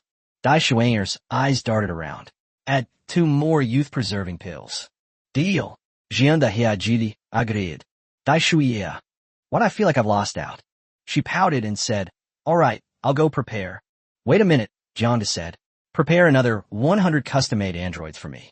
Dai Shui'er's eyes widened. 100 custom-made pieces. After spending a long time with Jiang Xiaoqi and the others, Jiang discovered that there's a difference between customized products and mass-produced products. Computing power is a significant difference.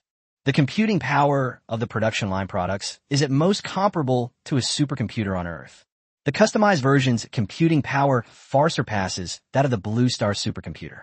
Just think about how Jiang Xiaoqi can control all the mobile networks in the world and monitor every corner of the globe, and you'll understand. That computing power is absolutely terrifying. All right then. After thinking for a moment, Dai Shui'er agreed. A custom-made one it is. It's a piece of cake for her.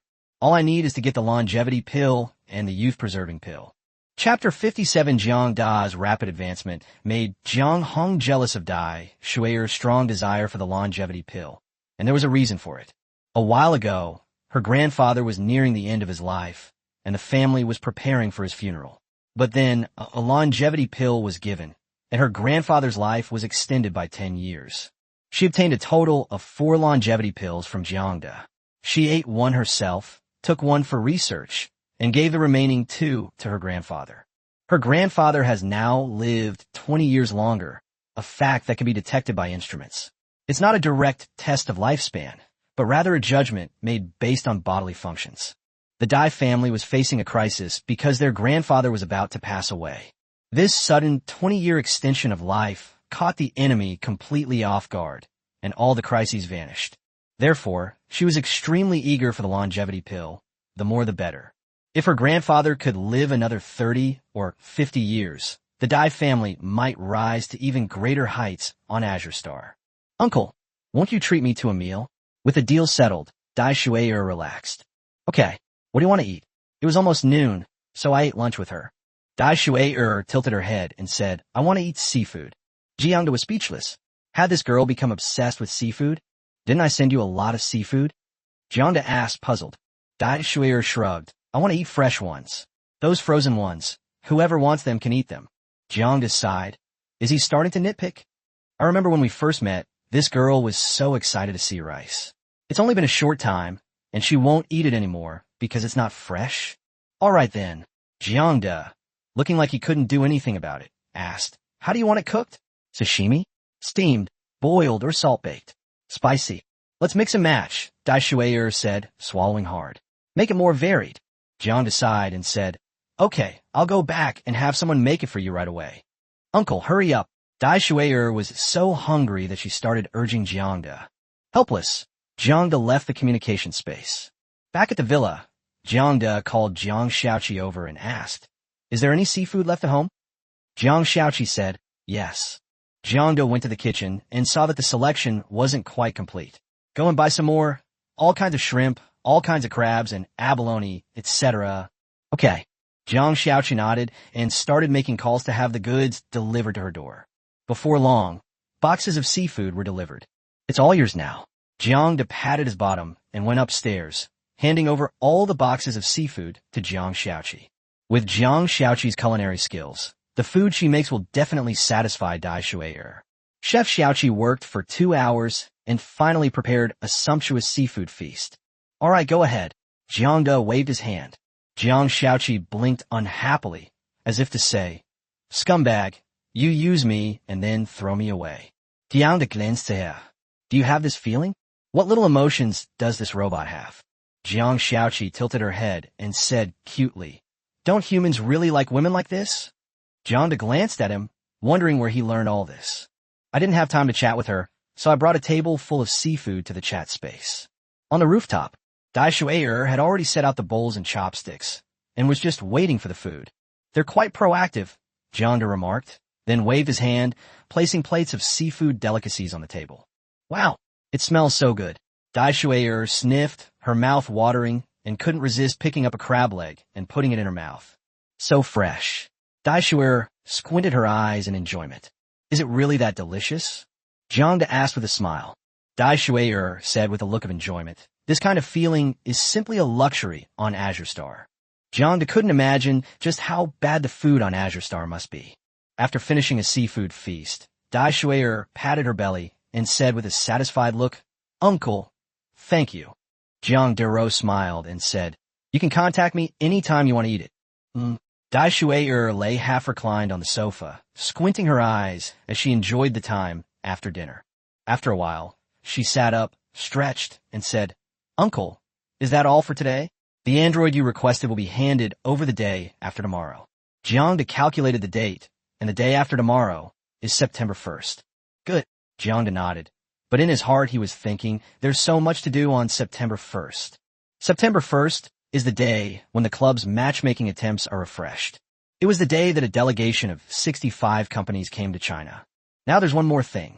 After saying goodbye to Dai Shui, Jiang returned to the villa and immediately contacted Jiang Hong. Speaking of which, it's been a long time since I contacted Jiang Hong. The last time we spoke was probably in early July. I think it was for trading bewitching incense.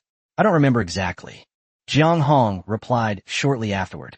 Jiang disappeared from the villa and reappeared in the communication space. Jiang met Jiang Hong by the stream.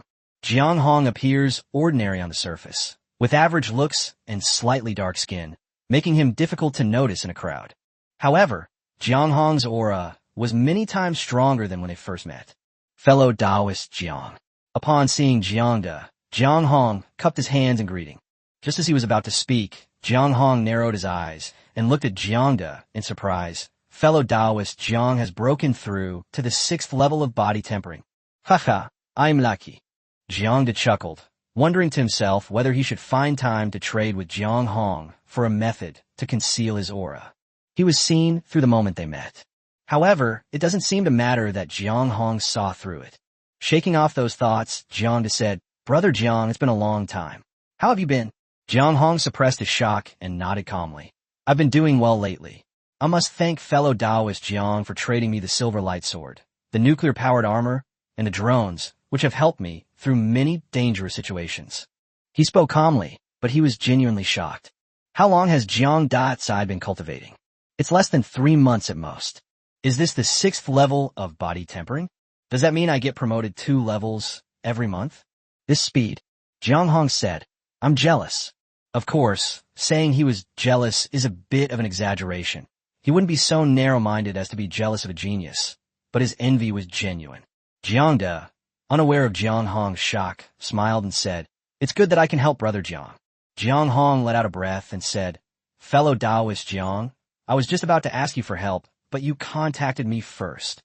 Oh, Jiang Da said, Brother Jiang, what kind of help do you need? Please tell me. Jiang Hong wiped his hand across the storage bag, and a dull, silver sword appeared.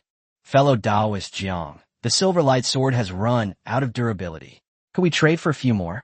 Jiang Hong asked. This? No problem. Jiang Da patted his chest and said, Brother Jiang, how many do you want? I'll give you a discount. Jiang Hong was surprised. Had fellow Taoist Jiang suddenly become rich? If possible, bring 20 more, Jiang Hong said.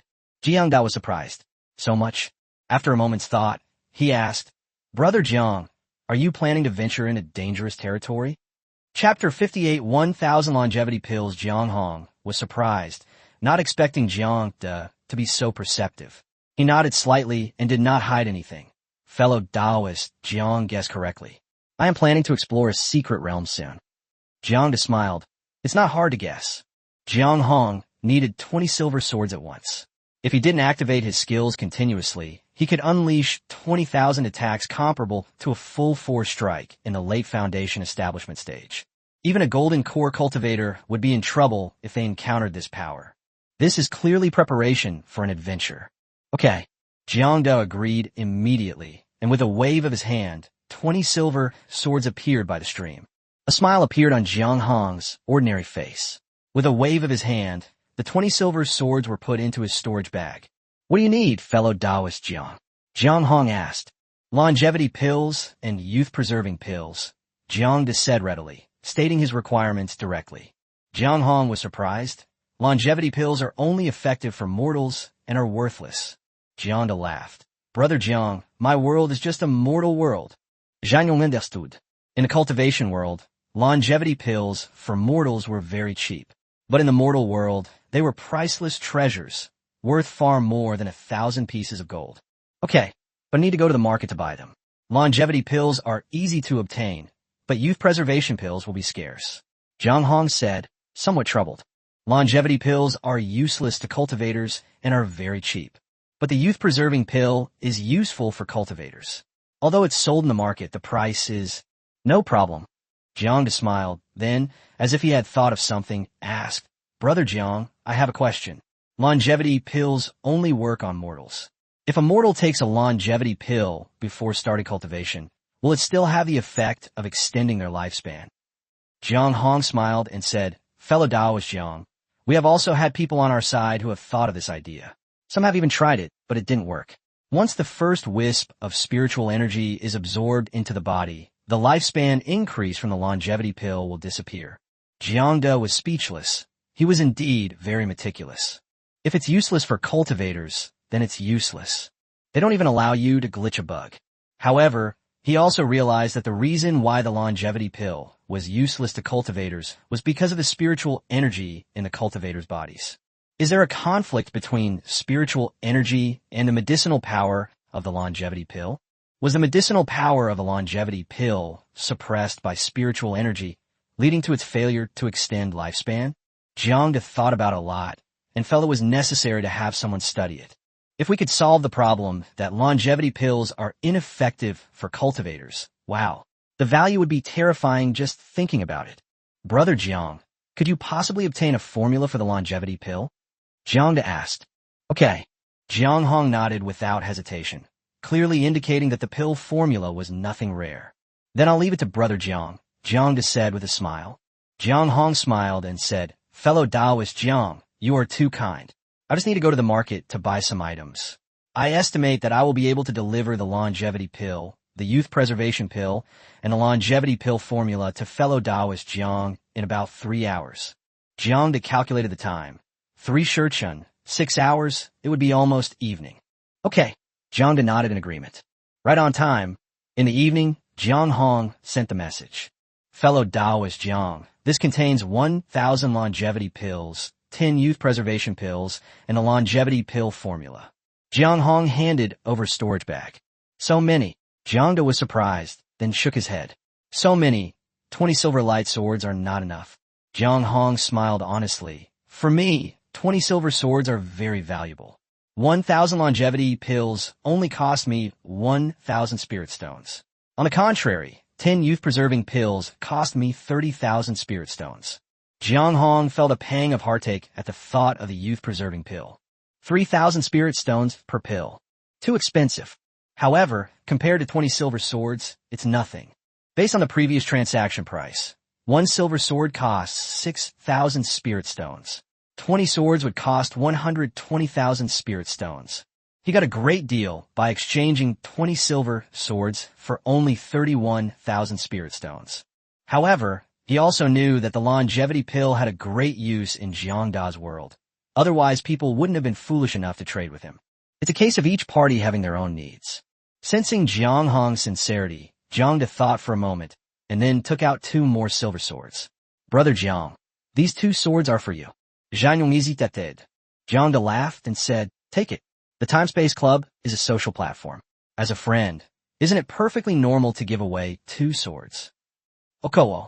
Jiang Hong smiled nonchalantly, accepted the gift, and remembered this great present. The deal was struck, but the 2 did not part immediately. Instead, they sat cross-legged by the stream and chatted about their training experiences. Jiang Da was mainly asking questions, and Jiang Hong was providing answers.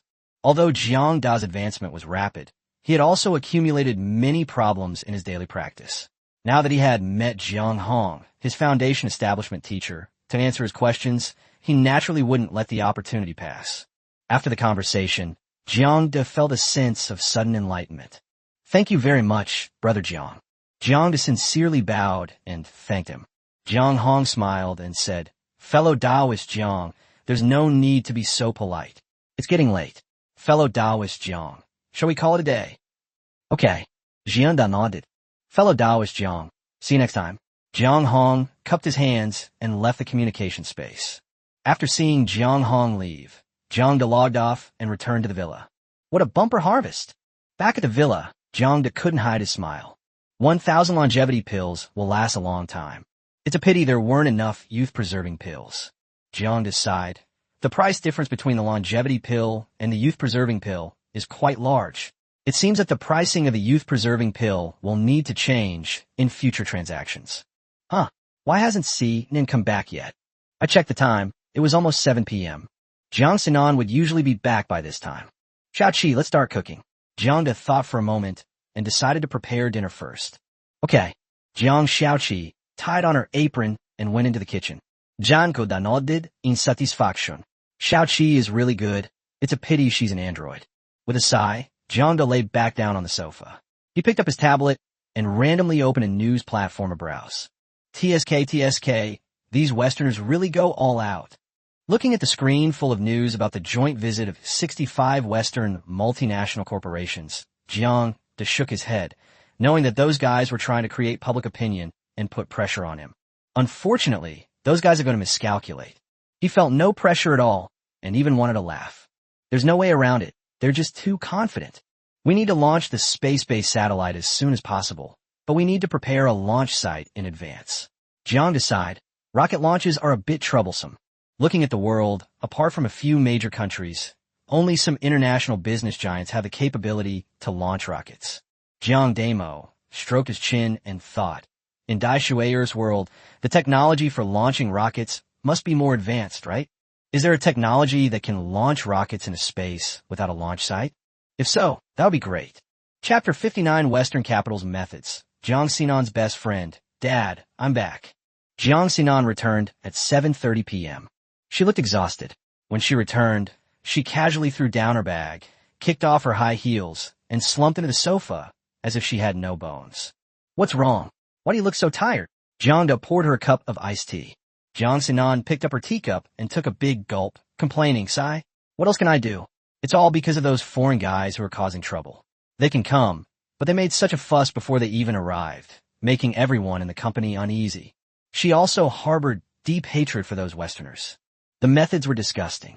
In addition to creating offensive public opinion online, they also used their influence to put pressure on Sinan technology in real life. In previous years, China attracted investment to promote economic development. Therefore, many domestic companies have intricate connections with large international capital firms. For example, several of China's internet giants have overseas capital investments and shareholdings. Those Westerners use these relationships to create a lot of trouble for Sinan technology. Despite the protection of the Chinese government, those people dared not resort to underhanded tactics. However, these mere business tactics have already caused Sinan technology a lot of trouble. Unfortunately, despite the rise of Sinan technology thanks to Zhuro No. 1, its foundation is too weak, so it's no surprise that it's struggling against international giants. Fortunately, Jiang Sinan is highly capable and can withstand the pressure for the time being. Jiang sighed and shook his head, saying, "This is just the prelude. The real show will begin on September 1st. You don't need to worry too much. We have the initiative. I suspect their main goal in coming here is to cooperate, such as securing overseas agency rights. Of course, they won't reveal their bottom line at first. They'll probably take a strong stance against Sinan technology, such as directly proposing to take a stake. Investment? Dream on.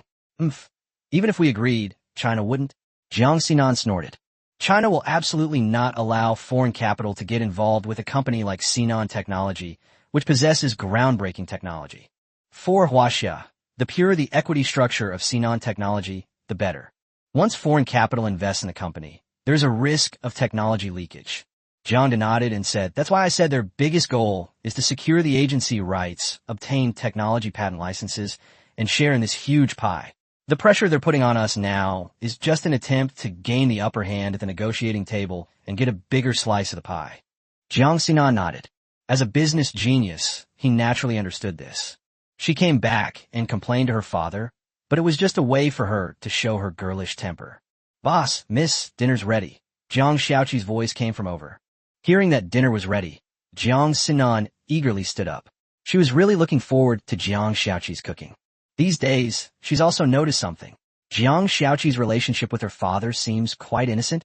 This made her attitude towards Jiang Xiaoqi better and better, and it seemed to be developing into a close friendship. "Oh, right, Dad. One of my best friends is coming over this Sunday." Jiang Sinan suddenly remembered something. "Which best friend?" Jiang looked up. Jiang Sinan had quite a few friends, but not many could be called best friends, and each one was trustworthy. Jiang Sinan was able to fight against Wang Fan later on, and even almost killed him at one point, thanks in large part to the help of her best friends. "Chen Hui, Dad, do you remember?" Jiang Sinan asked. She remembered that her father had met Chen Hui. "Oh, that girl. Of course I remember her. I heard she's a doctor now," Jiang said thoughtfully. He knew this female doctor, of course. She had been mentioned in Wang Fan's storyline. Because she helped Jiang Sinan, she ultimately died tragically at Wang Fan's hands. "Yes, she works at the second hospital. Chen Hui is exceptionally capable. She became an attending physician only 5 years older than me," Jiang Sinan exclaimed. "Her next step is to become an associate chief physician." Jiang nodded. She was 5 years older than his daughter, which meant that Chen Hui was around 24 years old. At that age, most people would have just graduated from university. Chen Hui has already established herself in a public hospital and become an attending physician, which shows that she is indeed very capable. "Sure, you're welcome. Feel free to invite a few more friends over. It's been a while since our house has been lively. We'll have Xiaoqi cook a big feast," Jiang said. Jiang Sinan shook her head. "Never mind. Chen Hui is fine. She has several close girlfriends, but unfortunately none of them live in Shanghai, or even in China. They travel all over the world. For a small get-together, there's no need to call people back from all over the world. As for casual friends, there's no need to invite them." "Okay." Jiang was a little disappointed, remembering that his daughter had a very beautiful best friend. After dinner, feeling exhausted, Jiang Sinan said goodnight and went upstairs to rest. Jiang returned to his room and sat cross-legged on a futon to practice his martial arts.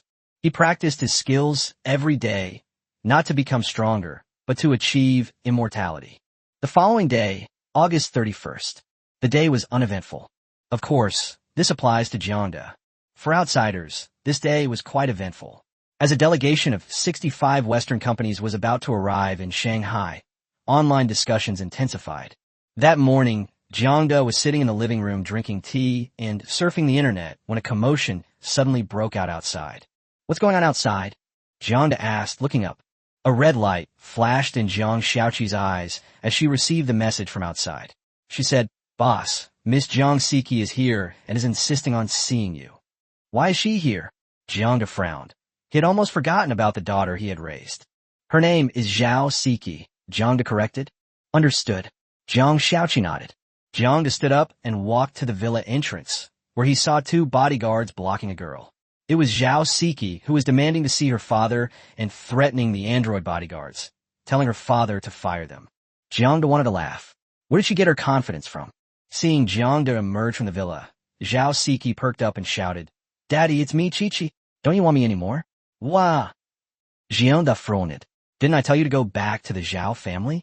"Wah! Daddy, the Zhao family doesn't want me anymore, Daddy, wah!" Zhao Siki cried so pitifully. Based on Jiang Da's understanding of Zhao Siki, he knew that this was just an act. "Go back. Your surname is Zhao, not Jiang." After saying that, he turned and went back to the villa. Zhao Siki was stunned, not understanding why her father had become so cold. Was all the doting love he had shown her since childhood just a facade? Just because I'm not their biological child, they'll abandon me? Jiang, you're so heartless. Don't blame me. After saying that, Zhao Siki stopped crying and turned to leave. As Zhao Siki walked out of the Huangpu No. 1 Villa District, her face was full of malice. She picked up her phone and dialed a number. "Inhao, I've thought it over. You do that thing. If you do it well, I'll agree to be your girlfriend." Chapter 60. Something's happened at the Yin family's place at 10 p.m. Why hasn't Si Nan come back yet? Jiang wondered. Today might be a bit busy, but surely not this late?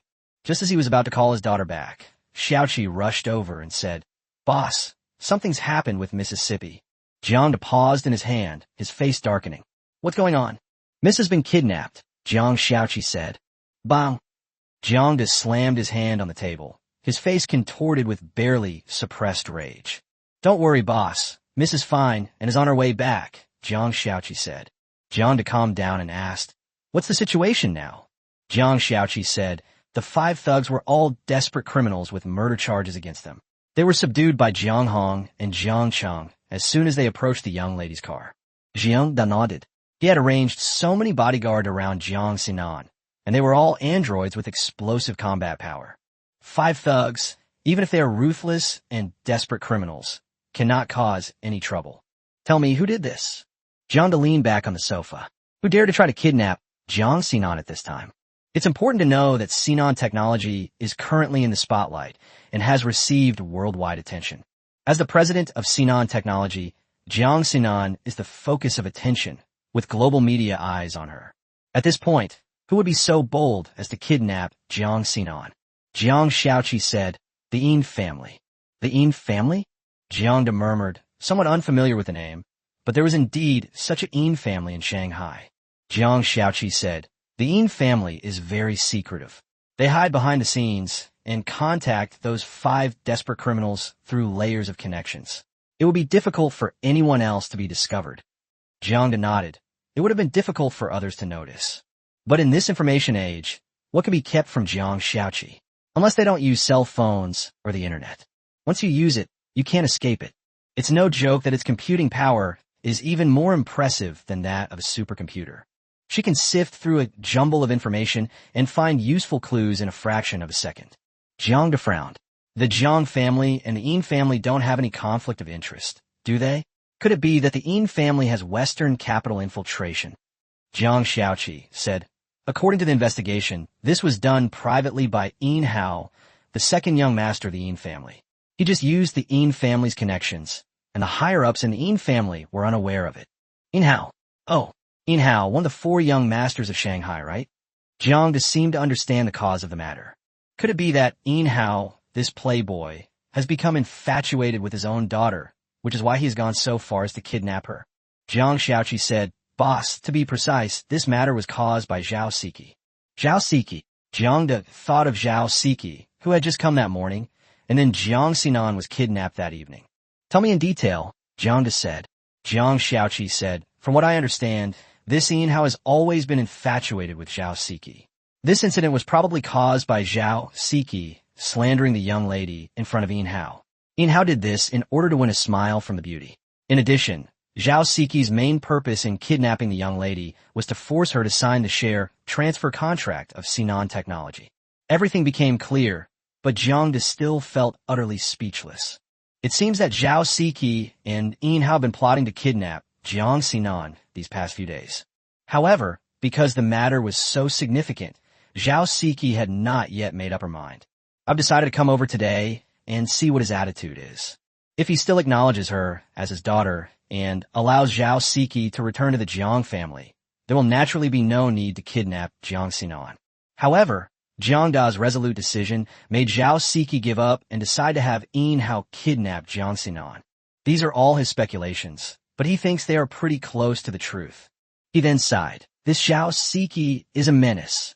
Let's find a way to get rid of her. He originally didn't intend to pay any attention to Zhao Siki. She was just a little girl. But since he took the initiative to come forward, don't blame him. All right, I almost forgot, there's also the Zhao family. Jiang patted his forehead. After divorcing Zhao Qian, he had originally planned to deal with the Zhao family as well. After all, the Zhao family had taken so much from the Jiang family. They should have to give back some, shouldn't they? But later, as things got busy, I forgot about the Zhao family. Let's organize the information on the Zhao family and resolve this issue, Jiang said. He felt it was time to completely sever all ties with Zhao Qian. Understood. Jiang Xiaoqi nodded, her eyes flashing red, and asked, Boss, how do we deal with Zhao Siki? According to her calculations, the boss had raised Zhao Siki for so many years. He should have some feelings for her. How can this be resolved? Send it abroad? Or should he be drowned in the river? Despite her lack of understanding of human nature and her terrifying calculation abilities, she couldn't come up with any results. Jiang tapped his fingers on the table and said, let her keep her company with her Aunt Zhao Qian. No, let her keep her mother and her Aunt Zhao Qian. A red light flashed in Jiang Xiaoqi's eyes, and she understood. Isn't Zhao Siki's Aunt Zhao Qian to keep Zhao Qian company? Isn't that a person in a vegetative state? More than 10 minutes later, Jiang Sinan returned. Jiang Sinan was perfectly fine, showing no signs of distress or even fright.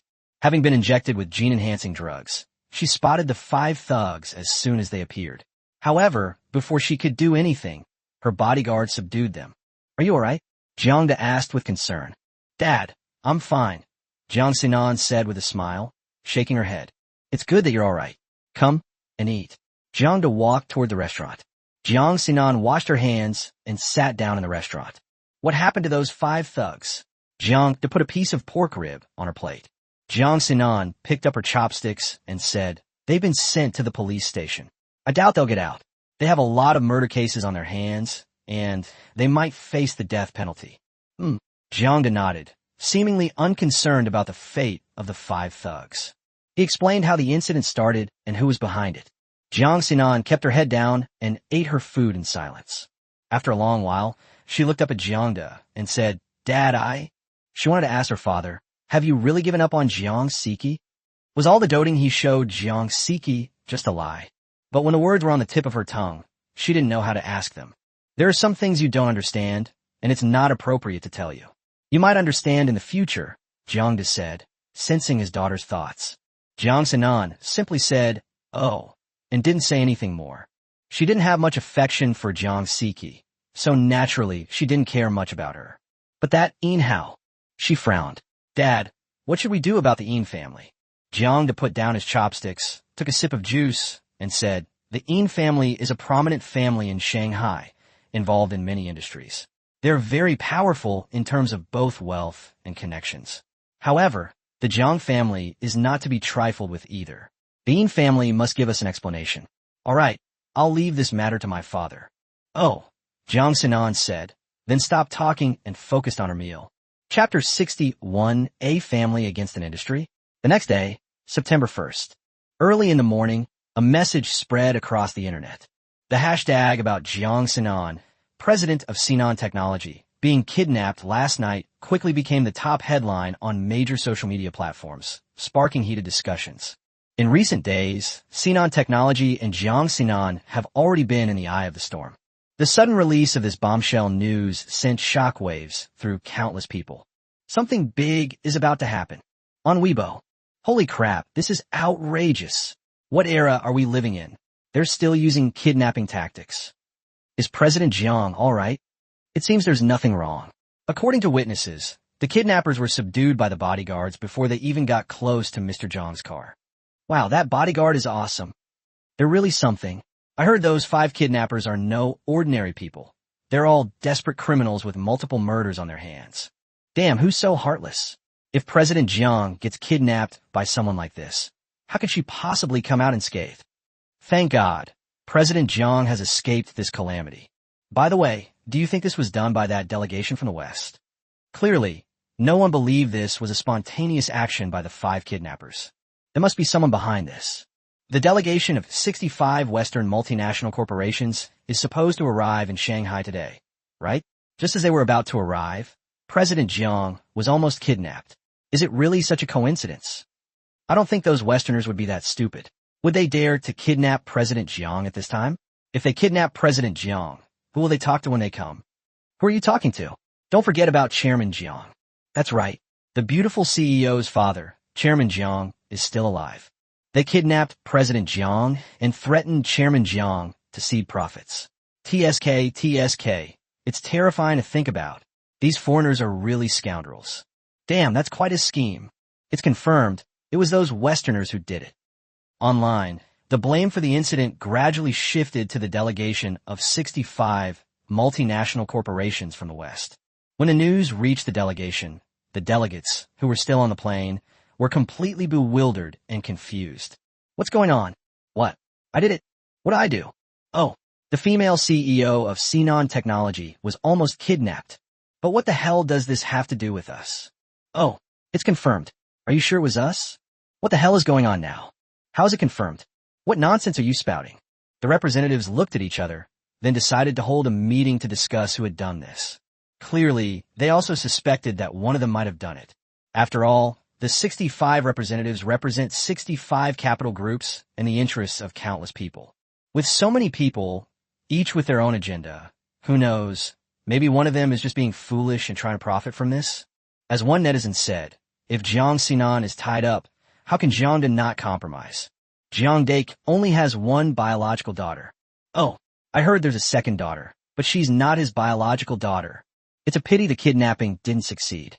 Is someone manipulating public opinion? At Huangpu No. 1 Villa, Jiang also saw the trend of public opinion online, and his first thought was, someone is manipulating this matter. My second thought was, it was the Yin family who did it.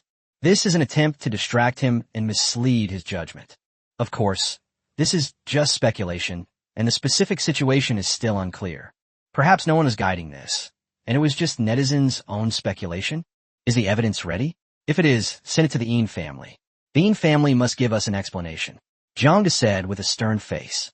Regardless of whether the Yin family is manipulating public opinion online, who knows the truth will not be misled by public opinion. Clear. Jiang Shaoqi responded and organized the evidence, then had it delivered to the Yin family. The Yin family. This is a well-known business family in Shanghai, with family assets reportedly in the hundreds of billions, or even more, the exact amount of which is impossible to calculate. That's how families are. They have too many hidden businesses. Even excluding hidden industries, the 3 companies that the Yin family publicly owns each have a market value of around 30 billion, making them a behemoth. More than 20 men and women were sitting in the main hall of the Yin family. A young man was kneeling in the open space of the hall. He was none other than Yin Hao, the notorious second young master of the Yin family, a notorious playboy in Shanghai's second-generation elite circles. Clearly, the Yin family had learned of Yin Hao's plan to kidnap Jiang Sinan. Useless trash, how dare you? Sitting at the head of the table was Yin Hao's father, Yin Mingjie, who was also the head of the Yin family. He looked at his youngest son with a face full of anger, an anger that was directed at his son's lack of ambition. Dad, I also want to help the family. If I can get Sinan Technology, it will also help the family, right? Yin Hao said hesitantly. Bang. Yin Mingjie, slammed his hand on the table. You bastard. Do you know what kind of impact this will have on the Yin family if it gets exposed? Yin Hao muttered defiantly. What could she be? Just a Jiang woman. Dad, do you think our Yin family's afraid of the Jiang family? Yin Mingjie was so angry he laughed. How could he have such a stupid son? The rest of the Yin family also stared at Yin Hao expressionlessly. They were utterly disappointed in this spoiled brat. Sinan technology is now under the world attention and protected by the country. You kidnapped their president, and you're asking what impact that will have? Thankfully, the kidnapping attempt failed. If it succeeds, and the matter escalates to the point of attracting the intervention of the Chinese government, the truth will definitely be revealed. At that point, the Yin family will be in trouble. And that Jiang is no pushover either. He started from scratch and got to where he is today, so how could he be weak? As for the Jiang clan, due to the appearance of Zhu Rong No. 1, a huge circle of interest has been formed with the Jiang clan at its core. If the Jiang family makes any move, all the Chinese battery companies that have made their fortunes by following the Jiang family will follow suit. Is this something the Yin family can handle? This is like a family fighting against an entire industry. The Yin family doesn't have the ability to compete against an entire industry. Father, I have already had people guide public opinion and divert attention. My younger brother has been careful in his actions and, through the family connections, has contacted those 5 desperados. I don't think the Jiang family will find out anything, a young man of about 30 years old said. He is Yin Ping, the eldest son of Yin Mingjie. Sigh. Looking at his eldest son, Yin Mingjie felt a little comforted. Fortunately, the eldest son is capable, unlike the youngest son, who is a complete wastrel. Just as he was about to say something, a bodyguard jogged in and said, Boss, the Jiang group has delivered something. These words startled everyone in the hall. The fact that Jiang sent these things at this time is a big problem. Yin Mingjie frowned and glanced at his youngest son, Yin Hao. This good-for-nothing hadn't realized the seriousness of the situation and was still full of resentment. He took a deep breath, having heard that Jiang Da's second daughter was not his biological daughter. He felt it was necessary to do a paternity test. Chapter 62, the Yin family gives up. Dai Shuai delivers the goods. Yin Mingjie took a deep breath and said to the bodyguard, Bring it here. The bodyguard handed a file bag to Yin Mingjie. Yin Mingjie opened the file bag and, under the watchful eyes of the Yin family, pulled out a document. As he looked at the contents of the document, Yin Mingjie's eye twitched and his expression gradually darkened. When the Yin family saw this, they realized something was wrong. Only Yin Hao, kneeling on the ground, remained nonchalant and had not yet realized the seriousness of the situation. Brother, what's wrong? What did Madame Jiang send? A middle-aged man sitting on the left asked. Is this the second son of the Yin family? You wouldn't have given me Sinan technology shares because you're afraid of the Yin family, would you? Yin Hao simply stopped kneeling and sat on the ground like a thug. These words made everyone in the Yin family frown. How could he even think of that? How could the Yin family produce such a good-for-nothing? What a misfortune for our family. Yin Mingjie's lips twitched a few times, barely suppressing the urge to hang Yin Hao up and beat him. He took a deep breath and handed the document to Yin Lao Air. Look at it yourself. Yin Lao Air took the document with a puzzled look, glanced at it a few times, then looked at Yin Hao, who was sitting on the ground acting nonchalantly, sighed, and passed the document down. The older generation of the Yin family remained silent after reading the documents, their gazes fixed indifferently on Yin Hao on the ground. This made Yin Hao very uncomfortable. Soon, the document reached the younger generation of the Yin family, who exclaimed in surprise upon reading its contents. How is this possible? How do they find out about the Jiang family? Impossible. The second son may be a bit of scoundrel, but he did this quite discreetly. How did the Jiang family find out about our Yin family in such a short time? Sigh, they've already sent the evidence. What can we say? Seeing this, Yin Hao, who had been sitting on the ground like a stubborn mule, also became nervous. Something's not right here. Brother, tell me, what should we do? After a long while, Yin Lao Air finally spoke. Uncle, I think it's better to act according to the law. At this time, there's no need to confront Jiang head-on, nor is there any need to go against the law. I think so too. Sigh, it's just a bit frustrating. Yes, what is the Jiang family? They are just a newly emerging force with no real foundation. Our Yin family has no reason to be afraid of them. The Jiang family has a shallow foundation, but they should not be underestimated. Yes, Haven't there been many forces targeting the Jiang family lately?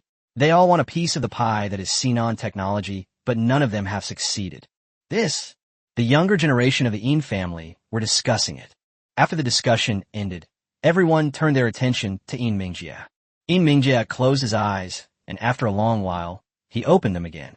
His gaze became indifferent as he looked at Yin Hao on the ground and said in a deep voice, "Call the police." Upon hearing this decision, the Yin family breathed a sigh of relief. On the one hand, Yin Hao was truly disliked in the Yin family, even repulsive. When they heard he was going to call the police, not a single person stepped forward to stop him. On the other hand, no one wanted to fight to the death with the emerging Jiang family because of Yin Hao, as that would cause huge losses to the Yin family. Besides, the Jiang family has already gained considerable influence and is not easy to deal with. Look at the Jiang family's current rivals. They are all major international corporations. What is the Yin family compared to international big capital? Of course, some members of the Yin family were not happy about this, believing that doing so was a sign of yielding to the Jiang family and would damage the Yin family's reputation. At this moment, Yin Hao finally realized the seriousness of the situation. He got up from the ground, looked at Yin Mingjie, and stared wide-eyed. "Dad, what do you mean? Why are you calling the police?" "Turn yourself in," Yin Mingjie said emotionlessly. Yin Hao swayed slightly and looked at the other clansmen. These people had indifferent expressions, and not one of them spoke up for him. At this moment, Yin Hao finally realized that his family was going to abandon him. Thinking of this, his body went limp, and he collapsed to the ground. "Boss, the Yin family has called the police, and Yin Hao has been arrested. Yin Hao has done many bad things in the past because of the Yin family, so he should be sentenced to at least 30 years in prison," Jiang Xiaoqi reported from Huangpu No. 1 Villa. "The Yin family has quite the audacity." Jiang Da's eyes flashed. The Yin family had exceeded his expectations.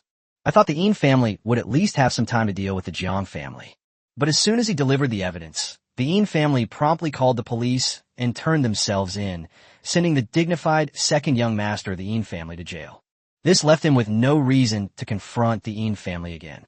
They've already sent the culprit to jail. What can he say? Keep an eye on the Yin family. Jiang became wary of the Yin family. As the old saying goes, a barking dog doesn't bite. While he was pleased with the Yin family's submissive behavior, he still had to be wary. After all, he had sent someone else's son to jail. He didn't believe the Yin family harbored no hatred towards him whatsoever. "Understood," Jiang Xiaoqi nodded. Jiang Da hummed in agreement, checked the time, and asked, "The Western delegation should be arriving soon, right?" Jiang Xiaoqi said, "The flight is expected to land at Huangpu International Airport at 10 a.m. Jiang Da nodded and said, "Go to the company. There's a lot going on at the company today. Help Xinan out." "Okay." Jiang Xiaoqi nodded and turned to leave. After seeing Jiang Xiaoqi off, Jiang Da returned to his bedroom and contacted the Time-Space Club. The monthly matchmaking limit had been refreshed. "I'm really looking forward to it. I wonder what kind of world I'll be matched with this time." Just as they were about to match friends, Daisher suddenly sent a message saying she needed to deliver the goods. Jiang Da didn't rush to match. He flashed into the communication space. On the rooftop, today Dai Shuier changed into a red leather jacket and pants, with short red hair, looking dashing and heroic, like a blazing fire. "Uncle, I've delivered your goods." Without a word, Dai Shuier waved her hand, and rows of androids appeared, a total of 1,500. 1,000 people were dressed in black leather jackets and pants, and 500 people were dressed in white lab coats. You can tell from their attire that the former is a combat-oriented android, while the latter is a research-oriented android. "Thanks," Jiang smiled. With these 1,500 androids, his power base would be more solid. "You're welcome. It's just morning here. Please treat me to breakfast," Dai Shuier said. Jiang Da was speechless. This girl always made him eat her fill every time they met. But these are minor matters. "Okay, wait a moment." Back at the villa, I called a nearby breakfast shop that served good food and ordered an extra portion of breakfast. There are pan-fried buns, shrimp dumplings, and soy milk, among other things. Dai Shuiyer's mouth was dripping with oil from eating. "Delicious, uncle. There's so much delicious food on your planet." Dai Shuiye exclaimed. Jiang Da laughed and said, "Of course. Our China has a history of 5,000 years. You can imagine how many kinds of delicacies have been created in these 5,000 years. I really want to try them all," Dai Shuier said longingly. "That day will come," Jiang Da said. "I'm really looking forward to it." Dai Shuier nodded. Then her eyes darted around and she asked, Uncle, have you matched up today? Chapter 63 New Feature. Fifth match, not yet. Jiang shook his head. Dai Shuier chuckled. Uncle, you've completed 5 matches today, right? Yes. 5 times. Jiang nodded. Dai Shuier was the second friend he had matched with, so it was normal for her to guess how many times he had matched with her. Dai Shuier smiled mysteriously. Uncle, hurry up and do your 5th match. There's a surprise. Remember to contact me after you're matched. I want to see your world. Jiang is confused. What does this mean? After a moment's thought, he seemed to understand something. Could it be that after completing 5 matches, the club platform will unlock a new feature? Dai Shuier blinked, somewhat speechless, and said, Uncle, being too smart isn't a good thing. Haha. Jiang laughed heartily, his heart filled with anticipation. I initially thought the new features would only be unlocked after becoming a silver member, but it seems that might not be the case. What is its function? Jiang asked curiously. Dai Shuier pouted and huffed. I won't tell you. Huff. Uncle, aren't you supposed to be smart? Guess for yourself. Fine, I'll guess myself. Jiang crossed his left arm over his chest and stroked his chin with his right hand, saying, You said you wanted to see my world, which means the new feature allows you to see my world. At this point, he snapped his fingers. Could the new feature be that it allows us to make video calls between our 2 worlds? Dai Shuier opened her mouth, then completely deflated. The older man was too clever. It made her feel so unfulfilled. Jiang knew he had guessed correctly. He raised an eyebrow, then shook his head helplessly and said, This function doesn't seem to be very useful. This will strengthen the connection between friends and allow them to better connect and maintain their relationship. Perhaps this is the purpose of the video function. The Time Space Club is basically an interactive social platform for people from all over the world. However, it's still somewhat impractical. If you want to meet and chat, why not just meet in the chat space? Why bother with video? Why use video when we could easily chat face-to-face? What's wrong with that? Yeah, it's pretty useless. So I've never used this feature since I enabled it. Besides, this feature only works if both friends have video chat enabled, Dai Shuier said, shrugging. Is that so? Jiang nodded. Dai Shuier nodded and said, Yes. Now, the only person I can video chat with is you, Uncle. The other friends are either out of contact or, well, never mind, I can't mention them. Jiang scoffed. No wonder you've never used the video function. You just don't need it. Dai Shuier chuckled. They're about the same. Jiang was too lazy to argue with her any longer. He waved his hand, and 2 porcelain bottles appeared in his hand. He handed them to Dai Shuier and said, Here, this is your payment. Dai Shuiyer's eyes lit up as she reached for the porcelain bottle. Jiang pulled his hand back and jokingly asked, Girl, have you forgotten something? What? Dai Shuier tilted her head. Jiang was speechless. Where are my 100 custom-made androids? Ugh, this. Dai Shuier glanced at Jiang with annoyance and said, Uncle, those are custom-made, 100 of them. Can you really make them in such a short time? Oh, that makes sense. Jiang nodded in understanding. Dai Shuier estimated the time and said, The customized item will be delivered in a week. All right, here's the payment for the goods. Jiang tossed the porcelain bottle to Dai Shuier. Thanks. Dai Shuier was very happy. These are longevity pills and youth-preserving pills. Jiang shook his head and said, It's getting late. You haven't used up your matchmaking attempt for this month, have you? Go back and match as soon as possible to become a silver member. Okay, bye-bye, Uncle. Dai Shuier waved her little hand and left the communication space. Jiang smiled and then logged off. As for the 1,500 androids, they can only exist in the communication space for the time being. 1,500 people. We need to release them gradually. Fortunately, Jiang had prepared identities for these 1,500 people in advance, but they were all foreign identities. There was no other way. Chinese identities were just too difficult to obtain. 1 or 2 is fine, just like Jiang Xiaoqi, Jiang Hong, and Jiang Cheng. They all have Chinese identities. Issuing identity cards to more than 1,000 people at once seems like treating the Chinese government like fools. Overseas residency is easy to obtain. All you need is money. Find a small country, invest a little, and you can get residency. Let's match. Back in his bedroom at the villa, Jiang communicated with the Time Space Club to issue instructions. Matching in progress. Match successful. Building the communication space. Construction complete. Do you want to enter? Enter. Just like the previous times, his vision blurred and he reappeared, surprised to find himself in a peach orchard. Jiang wondered if he had been matched with another beautiful woman this time. This beautiful scenery deserves a beautiful woman too. Your mightiness. Just then, a rough voice came from over. Hearing that voice, Jiang's heart sank. He knew he was overthinking things. What beautiful woman. Dream on. Looking back, sure enough, it was a burly man who looked to be about 45 or 46 years old. I've finally met someone older than myself. Hello, brother. Jiang saw that the other party was dressed in ancient costume, so he cupped his hands in greeting. Greetings, Your Excellency. Tianhong greets, Your Excellency. Tianhong cupped his hands in greeting, his manners far more formal than Jiang's. Unfortunately, Jiang only learned from television and couldn't compare to the real ancients. Brother, judging from your attire, are you a general? Jiang observed that the other man was dressed in simple armor with a cloak on his back, giving him the air of a general. Upon hearing this, Tianhong laughed and said, That's right, but I've given myself the title of general. Self-proclaimed. Jiang said thoughtfully, finding this interesting. It seems that Brother Tian's world is a chaotic one. Those who appoint themselves as generals can only be rebels. Tianhong sighed and said, Your guess is correct. It is a chaotic world. How should I put it? My world is too chaotic. From the other person's tone, Jiang seemed to have sensed something and asked curiously, What kind of chaos is it? Can you tell me? Tianhong seemed to have become interested as well. He sat cross-legged on the ground and said, All right, then I'll tell you about it. Jiang smiled and sat down cross-legged opposite Tianhong. Tianhong said, The world I live in is boundless, an extremely vast world. He then looked at Jiang and asked, Judging from your attire, you must be from a modern, technologically advanced world? In your world, is the land a sphere? Not bad. Jiang nodded. Brother Jiang, have you been matched with friends from other technological worlds?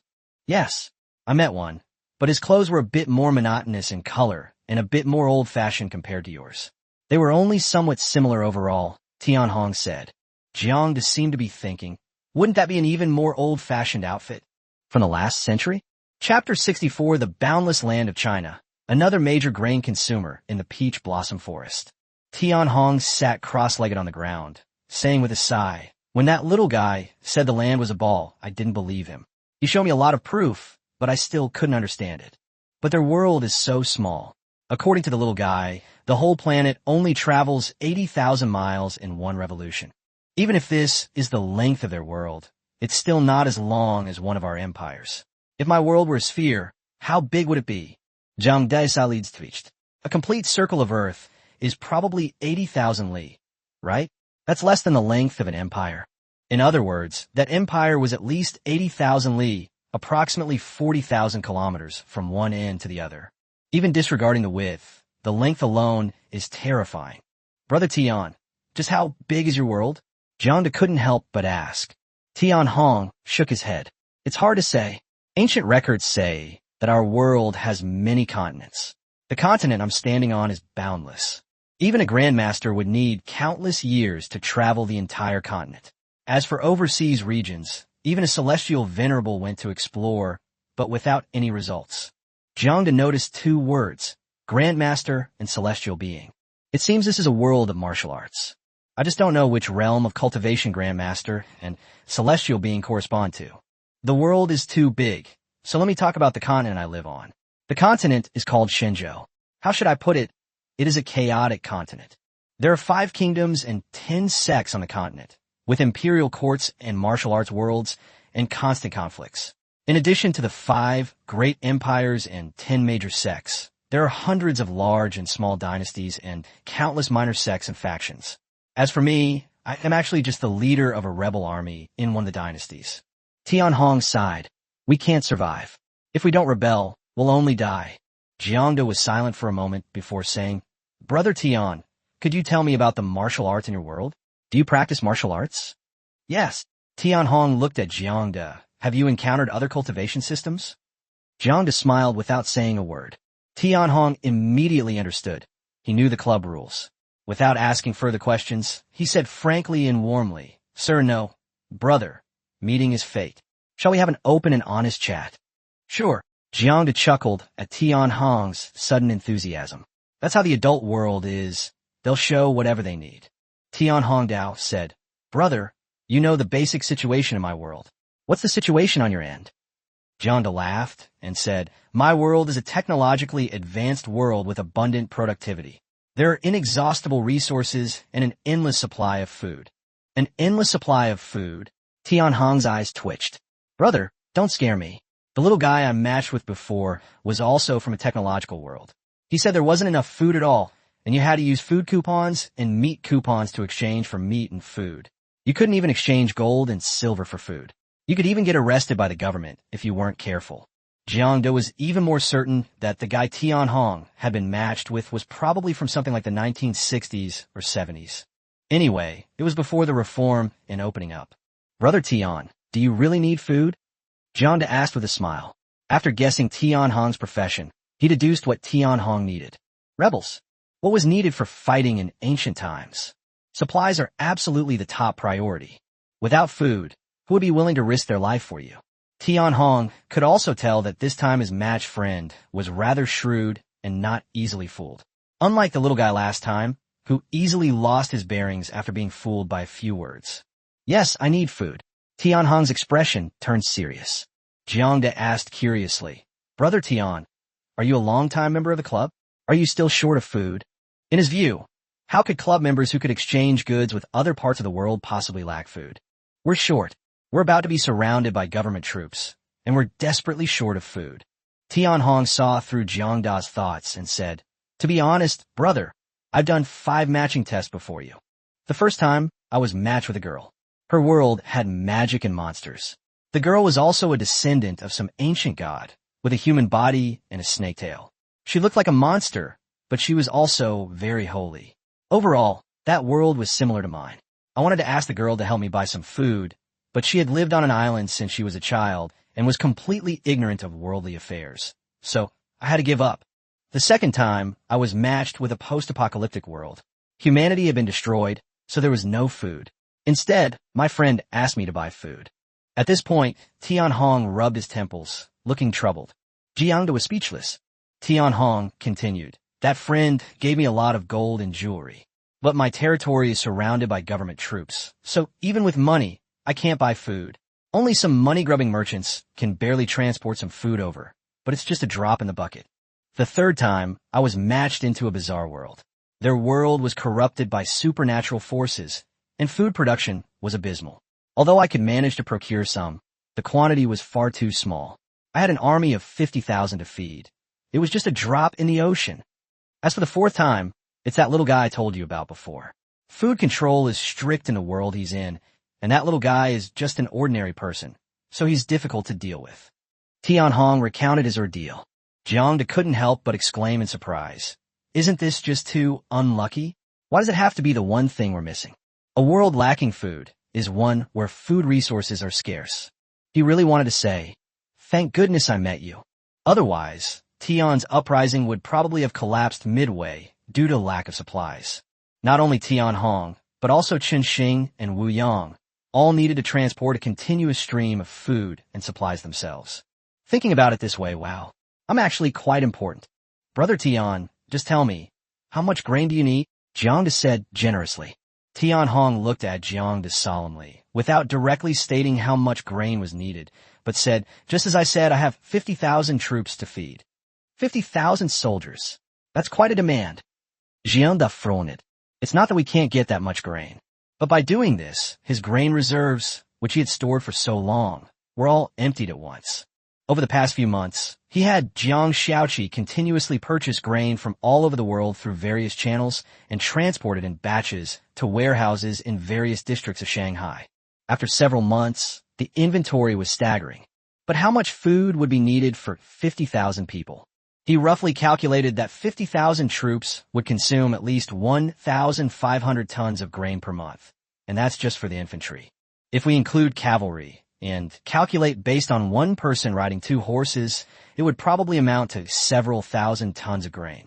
Judging from Tian Hong's current situation, he is being besieged by government troops, and a month's supply is probably far from enough. We need to prepare at least tens of thousands of tons of grain. Sigh. Another big spender on grain. Jiang thought to himself. Chapter 65, confirming the items for trade. Brother, how's it going? Can you provide them? Seeing Jiang Da's silence, Tian Hong grew anxious. This was the fifth time, the damn fifth time. If he can't get food, his troops will fall apart. Even if they don't disperse, the soldiers' fighting capacity will plummet due to prolonged lack of food supplies, and when officers and soldiers arrive, he can only report to the King of Hell. It's possible, but your demand is quite large, and I need time to prepare. Also, Brother Tian, what are you planning to use to exchange for this batch of grain? Jiang asked bluntly. In business, you can't be modest. It's better to state your terms directly and clearly in person. Once everything is clearly agreed upon, the transaction can be settled simply according to the agreed terms. Some people are vague and hesitant to state their terms when discussing cooperation.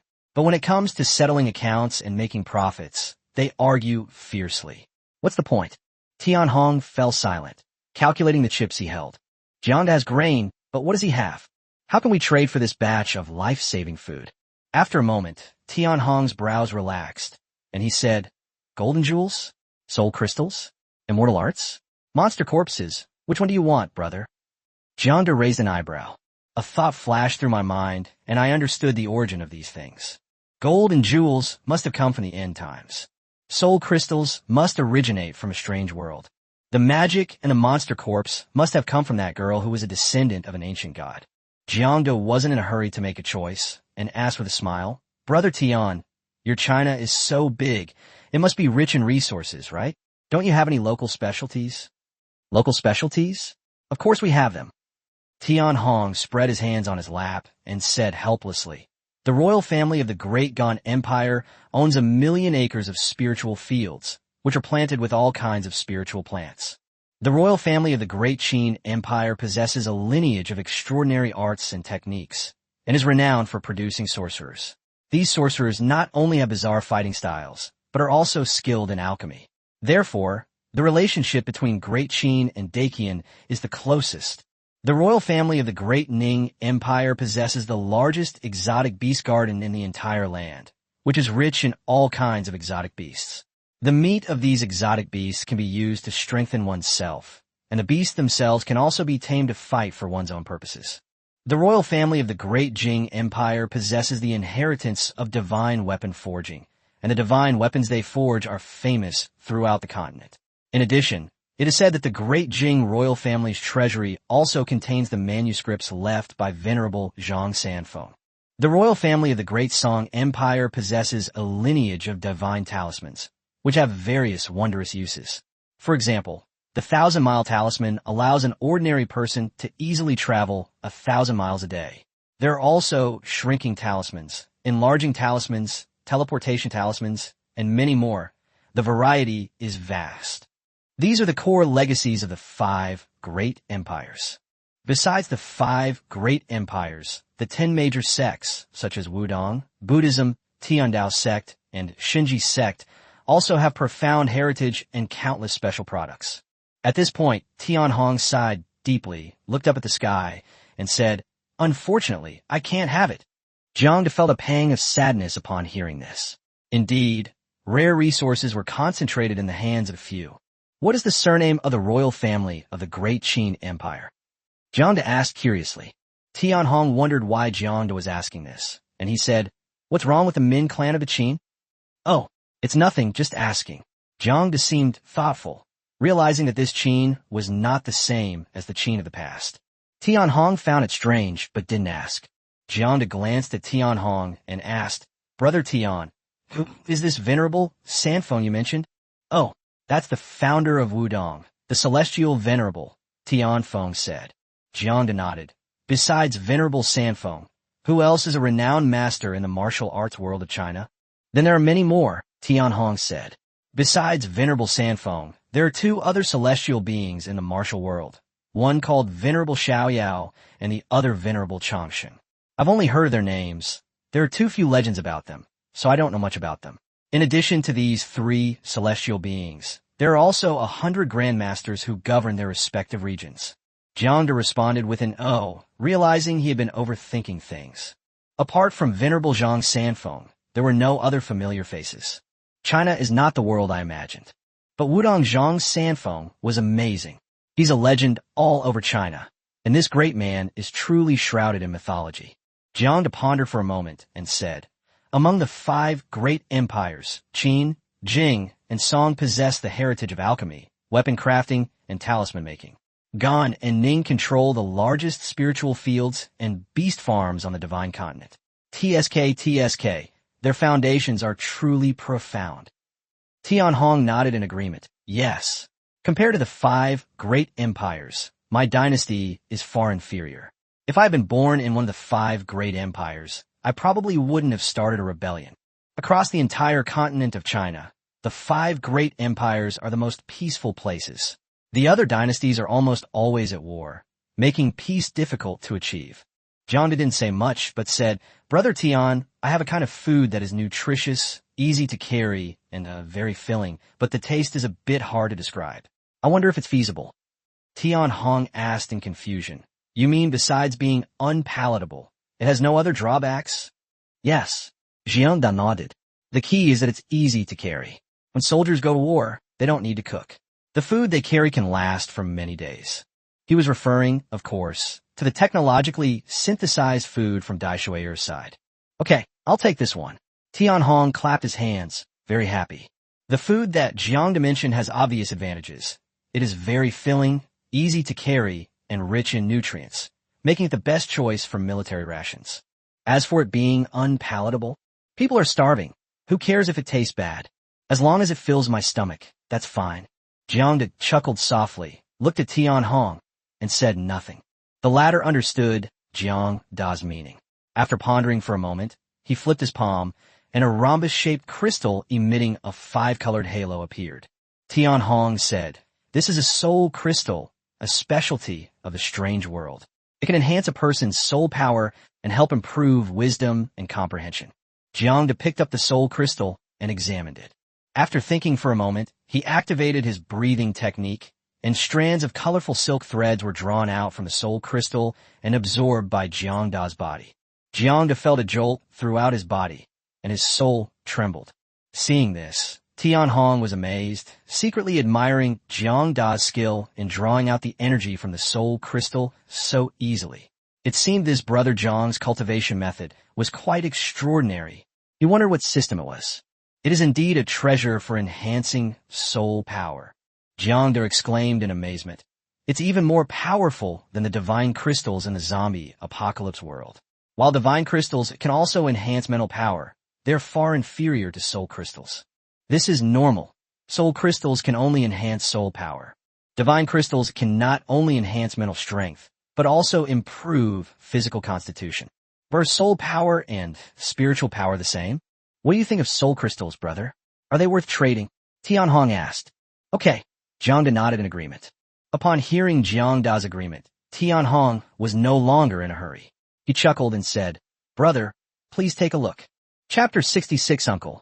You're so lucky in the peach blossom forest. Tianhong stood up and waved his hand, and a huge creature appeared on the open ground. This is an animal carcass, somewhat resembling a whale, only much larger, at least 5 or 6 times the size of an average whale. This is a fish demon, killed by that descendant of the ancient god. According to the assessment of the world where that descendant of the ancient god resides, this is a 3rd-tier fish demon, equivalent to a grandmaster in the divine continent, Tianhong said. 3rd tier. Jiang thought for a moment, then flipped his wrist, and a silver sword appeared in his hand. Brother Tian, take a look at this sword. What level of strength does it have in your divine continent? With that, he activated his sword light skill, sweeping it fiercely across the peach blossom forest. The powerful sword light instantly leveled the peach blossom forest. This, Tianhong was surprised but calmed down and said, I have seen grandmasters fight. It is roughly equivalent to a grandmaster's full force attack. Grandmaster, Jiang asked thoughtfully, what is the realm division in the divine continent? Tianhong Dao said, acquired, innate, grandmaster, great grandmaster, and celestial being. According to the descendants of the ancient gods, acquired body tempering is not considered a rank. Innate is considered the 1st rank, grandmaster is the 2nd rank, great grandmaster is the 3rd rank, and celestial being is the 4th rank. In the end, Tianhong seemed somewhat discouraged. Celestials are considered the pinnacle of power in the divine continent and are referred to as venerables. Yet the ancient god descendant he met, at the age of 16 or 17, was already a fourth-tier powerhouse comparable to a celestial. In China, it has already reached the pinnacle. But in the other world, there are many beings stronger than that descendant of the ancient god. Oh, I see. So this fish demon is equivalent to the golden core stage? It's quite precious indeed. Jiang muttered to himself. The third rank just corresponds to the golden core stage. Hey bro, are you selling this sword? Tianhong looked at it with envy. If this sword were on the battlefield, killing enemies would be as easy as cutting melons and vegetables. Jiang Hong took out the silver light sword, intending to promote it as well. Since Tianhong has a lot of resources at his disposal, he naturally has to offer something that can attract Tianhong. However, Jiang was a pro at building suspense. He chuckled and said, "Brother, how about we finalize the grain deal first?" Tianhong calmed down and said, "Okay, brother, bring me the nutrient solution you mentioned first. We can discuss the price after we confirm the goods." Okay. Jiang nodded, cupped his hands in greeting, and left the communication space. Back at the villa, Jiang immediately contacted Dai Shuai, wondering if she had finished her work yet. Dai Shuai replied quite quickly. He slipped to the rooftop. "Uncle, are you done on your end?" Dai Shuai was still dressed in bright red. Jiang shook his head. "Not yet. I need your help with something." Dai Shuai's eyes lit up. "A deal." "Not bad." Jiang nodded. Dai Shuai sighed. "Uncle, you're really lucky. It seems you've been matched with another high-quality client." Jiang raised an eyebrow. "What's wrong? Is things not going well on your end?" Dai Shuai shook her head. "It's all right. I was matched into a martial arts world with extremely high combat power. It's just that the friend I'm matched with, well, let's just say..." She rubbed her temples in distress and said, "My friend here has a happy family. His grandfather, parents, and brother are all martial arts masters. He also has a genius fiancée. His life is complete, so he's just laid down his hands. He has no goals to strive for, and he only trades with me out of interest. The only good thing is that he has a decent social status and can get me a lot of good stuff." Jiang raised an eyebrow. This friend that Dai Shuai matched with is quite interesting. People who lie down and do nothing do exist, but they are very rare. "All right, uncle, let's not talk about me anymore. Tell me, is there anything I can help with?" Dai Shuai asked. Jiang explained the situation on Tianhong's side. Dai Shuai listened thoughtfully and said, "That divine continent is similar to the world I was matched with. Both focus on developing martial arts, and both are filled with the martial world and constant court intrigues. However, the friend you were matched with is actually a rebel leader. If you could dominate divine continent, the resources you could control would be unimaginable." Jiang laughed and said, "It's a bit early to talk about that. The enemy's power is just starting out. Let's get through the government troops' encirclement first. Let's get down to business. Can you get that nutrient solution?" "Of course we can." Dai Shuai clapped her hands and said, "We can produce as many as we need on an assembly line." Jiang clapped his hands and said, "Okay, let's start with 50,000 people for 6 months. "Sure," Dai Shuai said. "By the way, since it's an ancient war, there should be cavalry, right? I can have someone develop a nutrient solution for war horses, saving on fodder." "Okay, thank you for your help," Jiang said. "No trouble at all." Dai Shuai waved her hand, her eyes darting around, and said with a grin, "Uncle, you've made quite a bit of money, haven't you?" "1 longevity pill." Jiang quoted a price directly, silencing Dai Shuai's words. Dai Shuai glared at him, snorted, and wanted to say something more, but the longevity pill was too tempting. Although the maximum dosage can be 10 pills. All right then. Dai Shuai was actually quite satisfied. A batch of cheap nutrient solution in exchange for a longevity pill was a great deal. "So the deal is done?" Jiang Dalogit. "By the way, give me some nutrient solution first. I'll take it to show the client." "Wait a moment," Dai Shuai said, and left the communication space. A moment later, she reappeared, carrying 3 more packages. "This is a nutrient solution. 1 tube will last a day. This is a nutrient paste with a similar effect. And here's some synthetic foods. I've been thinking about it, and these synthetic foods are quite good for feeding horses." "All right, I'll be right back." Jiang took the 3 packets of synthetic food and disappeared from the rooftop. In the peach blossom grove, Jiang reappeared, and under Tianhong's expectant gaze, handed over 3 packages. "Brother Tian, everything is inside," Jiang said. Tian Hong took out the nutrient solution and nutrient paste, and Jiang explained them to him. "Brother, wait for me for half an hour." After saying that, Tian Hong took the 3 packages and disappeared, going to find someone to test the effects. Jiang had some free time and returned to the villa. Sitting on the sofa, I checked the time. It was almost noon. Jiang stretched, feeling that he had had a very fulfilling half day. "I wonder how Nan is doing." Jiang picked up his phone and called his daughter to ask about the situation. "Dad, the delegation has been received and settled into a hotel. The formal negotiations will begin tomorrow," Jiang Sinan said. "Okay, you understand." Jiang nodded and hung up the phone. Before he could even put his phone down, it rang again. Xiaoqi. To Jiang Da's surprise, it was Jiang Xiaoqi calling this time. In fact, Jiang Xiaoqi could contact him directly through the smart device on his wrist. However, after calculation, Jiang Xiaoqi felt that it would be better to communicate via mobile phone, like a normal person. Chapter 67 Cross-Border Trade is really damn profitable, little Chi. "What's up?" On the sofa in the villa, Jiang picked up his teacup and casually asked a question. "Boss, our people have successfully arrived in Borneo in Southeast Asia and have located Wang Fan's position. We can take action at any time," Jiang Xiaoqi reported. "Then let's get started. Calculate everything carefully before you act. I want it to be a sure thing. Like I said, I want him buried in Southeast Asia," Jiang instructed. "Understood," Jiang Xiaoqi replied. "By the way, has that guy made any moves lately?" Jiang asked curiously. Jiang Xiaoqi said, "Wang Fan has joined the Blood Wolf Xiang clan and just booked a plane ticket to Shanghai." "Ah, you still want to come back?" Jiang shook his head. "Boss, what should we do with the Blood Wolf Xiang clan?" Jiang Xiaoqi asked. Jiang pondered for a moment and then asked, "How deeply are the Xiang family and Wang Fan involved?" "It's not too deep, nor too shallow," Jiang Xiaoqi said. "According to the investigation, Wang Fan rescued Xiang Shui, the daughter of Xiang Jingyang, in the coastal area of China. Later, with the help of the Xiang family, he left China and went to Southeast Asia." "I see. Then we'll see how it goes.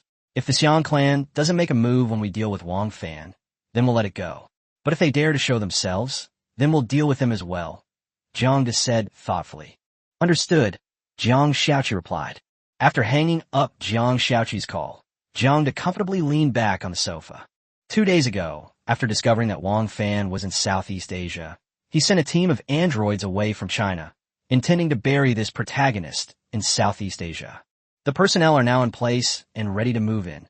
He just needs to wait for news. He is not worried about failure. He dispatched a full 50 combat-type androids, each possessing top-tier combat skills on Earth, proficient in all types of firearms and melee weapons. They were also experts in camouflage, infiltration, reconnaissance, and counter-reconnaissance. Their bodies are made of materials far superior to human flesh in both hardness and toughness. Their skeletons are also forged from special metals, giving them strength far exceeding human limits. They feel no pain, and they possess computing power comparable to supercomputers. With 50 such monsters working together, he didn't believe that Wang Fan, an ordinary person, could escape alive. If he could, Jiang would jump off the building immediately. An hour later, Tian Hong sent a message. Jiang, in a flash, arrived at the communication space of the Transdimensional Club. In the Peach Blossom Grove, Jiang looked at the garden full of peach blossoms, but it didn't feel right to make an appointment with Tian Hong, such a rough man. I have no idea how this communication space was set up. He had previously shown off his silver sword, deliberately leveling the peach blossom forest. But when he came back in, the forest had been restored. "Brother, this is good stuff. It's so useful." Tian Hong was a little excited, completely losing the composure he had as a leader of a rebel army. "As long as it works," Jiang said with a light laugh, and the result was as expected. The nutrient solution and nutrient paste don't taste very good, but for the poor, they're already considered delicious. If the stuff could be widely available across the Divine Continent, I doubt anyone would starve to death. Tian Hong seemed to have thought of something, and his whole demeanor became melancholic. Jiang pursed his lips, unsure of what to say. He was saying that even if this thing became widespread in China, people would still starve to death. Besides, don't be fooled by the fact that nutrient solutions and nutrient pastes are disliked on Azure Star. But these are all the fruits of science and technology. It can only be produced when the level of technology reaches a certain level. The divine continent, with its ancient-like social system, want to create nutrient solutions and nutrient pastes. They're dreaming. After a moment of melancholy, Tianhong rallied and said, "Brother, tell me, how do you want to exchange it? Which one to choose?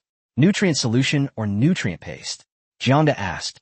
Tianhong pondered for a moment and said, "Nutritional solution, please. It's convenient to consume. You can just tilt your head back and gulp it down in a few mouthfuls." Jiang did some calculations and said, "Brother Tian, you have 50,000 troops. How about I prepare a 6-month supply for you?" That's 9 million doses of nutrient solution. 9 million doses? Tianhong did a quick mental calculation and frowned. That means each person gets 1 dose of nutrient solution per day on average? Yes. Jiang nodded. The nutrient solution contains abundant energy. 1 tube is enough to support a day's consumption. Tianhong didn't say anything, but instead took a few steps in place. After a moment, he stopped and said, "But soldiers expend a lot of energy. I plan to have drills every day, which will consume a lot of energy. Will 1 serving of nutritional fluid be enough? Especially during battles, the physical exertion is even greater. Also, besides the 50,000 soldiers, I have other subordinates to feed." Jiang pondered for a moment and said, "Brother Tian, how about this? I'll prepare 10 million doses for you first. You can record your daily consumption here, and I can replenish your supply based on the consumption." "Okay." Tianhong nodded and said, "Then let's talk about the price of these 10 million doses of nutrient solution. 100,000 soul crystals." Jiang said. Tianhong's eyes widened. This young man looked thin and weak, but his mouth was really ruthless. He asked for 100,000 right off the bat. He had been communicating with a strange world for so long, but he still hadn't saved up 100,000 soul crystals. Seeing Tianhong's incredulous expression, Jiang did the math for him. "Brother, is 100,000 soul crystals a lot? That's 10 million servings of nutrient solution. At the unit price, that's 1 soul crystal for 100 servings of nutrient solution. 1 serving of nutrient solution can sustain a person for 1 day. 100 servings would last for 100 days. 1 soul crystal allows a person to survive for 100 days without any food. Is that expensive?" Jiang, when you do the math, it actually doesn't seem that expensive. In truth, soul crystals are quite precious in their hands, but they're not so rare in the supernatural world. In the supernatural world, not only are there abundant soul crystal mines, but soul crystals can also be obtained by defeating supernatural beings. Soul crystals also have value in the supernatural world. 1 soul crystal can be exchanged for about 2 months' worth of food. Thinking of this, Tianhong's eyes shone brightly. Yeah, even the supernatural world is short of food. Wouldn't a rare item like nutrient solution be a bestseller there? The more he thought about it, the brighter his eyes became. "Deal." Tianhong sholte, startling Jiang. "You were looking unhappy just a moment ago. How come you changed your mind all of a sudden?" After a moment's thought, Jiang understood.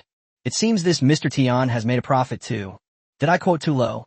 He shook his head. It wasn't low. 10 million servings of nutrient solution, but it only cost him 1 longevity pill. A single longevity pill is worth 1 spirit stone to Jianghong.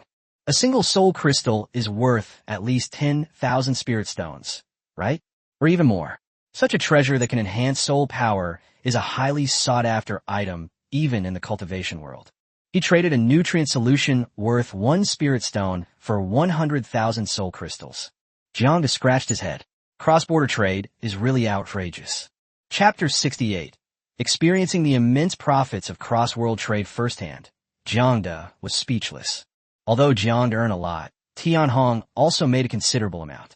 Overall, Jiang, Dai Shuier, and Tianhong all profited. The question is, who lost out? Then let's make a deal. Since Jiang had already quoted a price, he couldn't back out. His initial offer of 100,000 soul crystals was already somewhat exorbitant, intended to force Tianhong to negotiate. Result: "Good, that's great." Tianhong clapped his hands, knowing that his obvious joy would give Jiang something to see. It's hard to say. They might even raise prices if the opportunity arises. However, this Mr. Jiang is a good person, which makes him very happy. Only partners like this can have a long-term relationship. Logically speaking, as a leader of a local uprising, Tian Hong should have been able to keep his emotions in check. The profits are just too huge. It's important to know that once a long-term deal is struck with Jiang, he can not only obtain a continuous supply of nutrient solution, but also make a fortune. The potential profits involved are terrifying to even think about. Brother Jiang, please wait a moment. I'm going to talk to that friend from a strange world. I'll be right back, Tian Hong said. Okay. Jiang nodded.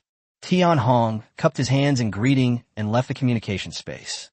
Jiang did not leave, but instead took a stroll alone in the peach blossom grove, admiring its beautiful scenery. I must say it felt pretty good to enjoy this sea of flowers all by myself. The effect is even better if you have multiple female companions. Well, let's just forget about Tian Hong, that rough guy. Without keeping Jiang waiting for long, in about 10 minutes, Tian Hong returned to the communication space and said with a smile, "Brother, it's done. But I need you to send over 10 million doses of nutrient solution first before I can settle the bill with you." By the end, Tian Hong was a little embarrassed. There was no other way. He needed to exchange nutrient solution for soul crystals before he could settle the bill with Jiang. Jiang naturally understood because he had done the same thing. It's like getting something for nothing. Everyone knows that. Sure, Jiang readily agreed, confident that the other party wouldn't renege on their promise, given the testimony of the Time-Space Club. Tian Hong was delighted to hear this. Brother Jiang, 10 million doses of nutrient solution is still a bit too little. Let's increase the amount. As for the price, let's calculate it at a ratio of 100 to 1. What do you think? Jiang understood that the nutrient solution for soul crystals would be a long-term transaction. The deal was struck, and the two parted ways, leaving the space for conversation. Back at the villa, Jiang breathed a sigh of relief and contacted Daishuer. Daishuer seemed to have been waiting for his message and replied very quickly. On the rooftop, give me 10 million doses of nutrient solution first.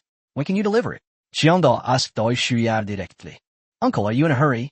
Daishuer asked in surprise. Jiang nodded. Some, Daishuer said. Then I'll have someone expedite the production. It should be done by tomorrow afternoon at the latest. Okay, thank you. Jiang said. By the way, the nutrient solution might be a long-term deal, so you should be prepared on your end. Daishuer blinked. It seems that the rebel army is planning to use nutrient solution as their main rations for marching. Jiang nodded. Non come in Italie. Daishuer's face beamed with joy. Exchanging a nutrient solution that even dogs wouldn't eat for a longevity pill that could extend her life by 10 years was such a worthwhile deal. As for the cost of manufacturing the nutrient solution, yes, the cost isn't low, but it's nothing compared to the value of the longevity pill. Those wealthy old people who are about to die will definitely spare no expense to buy the longevity pill. Of course, she wouldn't be foolish enough to sell the longevity pills. We don't even have enough for our own family. Seeing Daishuer's smug expression, Jiang thought of something. Does the longevity pill have the effect of prolonging the lifespan of martial artists? It probably won't work, right? Longevity pills are useless to cultivators because cultivators have spiritual energy in their bodies, which will destroy the medicinal power of the longevity pills. Although martial artists cultivate their physical bodies, they still need to absorb spiritual energy into their bodies. Martial artists initially focus solely on external martial arts training to temper their bodies. Upon advancing to the innate realm, they become like immortal cultivators, beginning to absorb and utilize the spiritual energy of heaven and earth. However, we can find an opportunity to let Tian Hong give it a try. If the longevity pill is useful for martial artists, TSK, the value of the longevity pill would then be even greater. Uncle, it's almost noon. Let's have lunch together, Daishuer said with a cheeky grin. This girl, Jiang del Plasli. How come he didn't realize she was a foodie back then? She seemed quite aloof when they first met. Okay, you go back and arrange the production of the nutrient solution first. I'll go back and have someone prepare lunch, Jiang said with a smile. Okay, uncle, hurry up. I'll be right there. Daishuer hurriedly left the communication space. Jiang shook his head. It just so happened that Jiang Shaoqi wasn't home at noon, so it would be nice to have this girl keep him company while he ate lunch. Back at the villa, Jiang first ordered 6 signature dishes from a nearby restaurant that served good food and had them delivered. After putting down his phone, Jiang communicated with the club and told Tian Hong the delivery time so that the other party could prepare. 10 million doses of nutrient solution You can't store them all without a large warehouse. Upon receiving Tianhong's reply, Jiang stretched, nestled on the sofa, and opened his identity panel. Name, Jiang. Level, regular member, 510. Current permissions, random matching. Function, video call. Member points, 13300. A new functions option has appeared on the panel, and my membership points and experience points have increased slightly.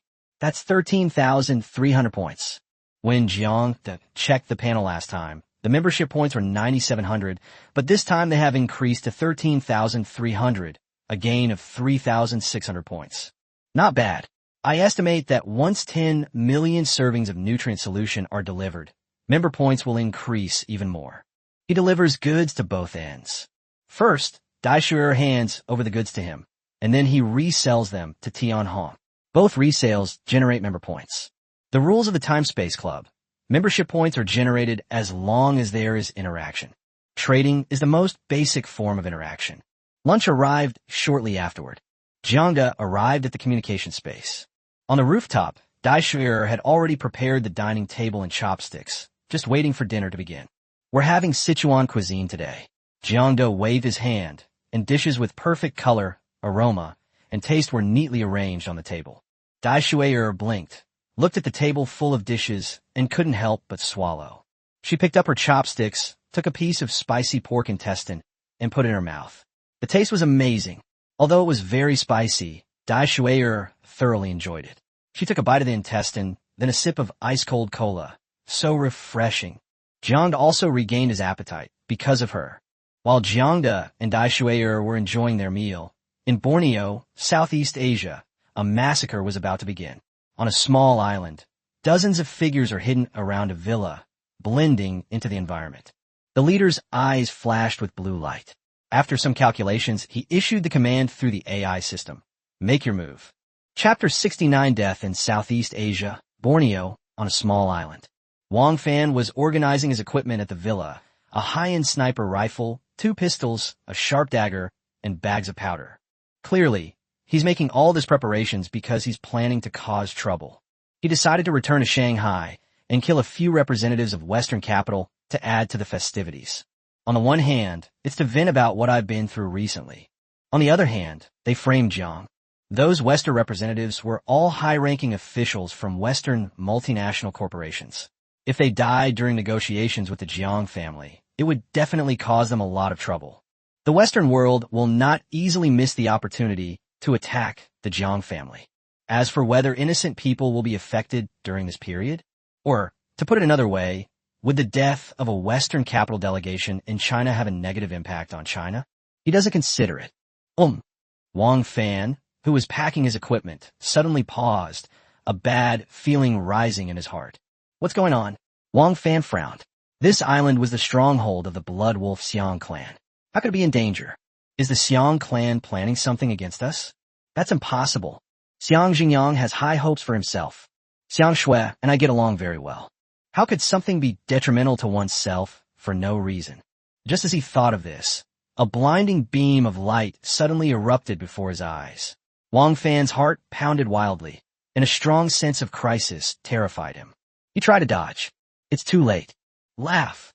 The beam of light pierced through Wang Fan's thigh, and the terrifying heat burned his leg to ashes. Wang Fan was horrified and filled with despair. What happened? Why did I encounter such a horrific attack? Also, what kind of weapon is this? Laser gun? How could a laser gun be so terrifying? Before he could despair for long, another beam of light pierced through his chest. The terrifying heat burned a large hole in his chest. Wang Fan, still not understanding what had happened, stared wide-eyed. His internal organs had been burned to ashes, and he was completely dead. In the end, only the head remained intact. Beneath the head, everything had turned to ash. Swish, swish. Once Wang Fan was completely dead, 3 figures jumped into the villa. They stared at his head, its eyes wide open, its death unresolved. One of them raised a strangely shaped gun and pulled the trigger. A pillar of fire engulfed Wang Fan's head, and moments later it turned to ashes. Before we arrived, the boss had instructed us to burn Wang Fan to ashes. They will naturally complete it meticulously. Report, mission accomplished, An android reported to the leader. Inspect the scene, the leader ordered. Yes. Several androids shot beams of light from their eyes as they scanned the villa inside and out, checking for any potential hazards. Report. No hidden dangers, the android reported. Retreat. The leader gave the order to retreat. Yes. Several androids leaped and quickly left the villa. About 10 minutes later, footsteps were heard and dozens of burly men dressed in black arrived at the villa. Clan leader, Wang Fan has disappeared, and no one else has been found. A burly man in black reported to Xiang Zhengyang after inspecting the villa. Xiang Zhengyang frowned. Are there any signs of a struggle? The burly man in black shook his head and said, there are some traces, but they don't look like signs of a struggle. Also, we found 2 large holes in the villa's living room that were melted by the high temperature. One is on the floor, and the other is on the wall. In addition, there are also burn marks on the floor of the living room. High temperature? Xiang Zhengyang was stunned. What kind of high temperature could melt a large hole in the wall and the ground? Take me to see it, Xiang Zhengyang said. Dad, I'm going to. Xiang Shui stepped forward.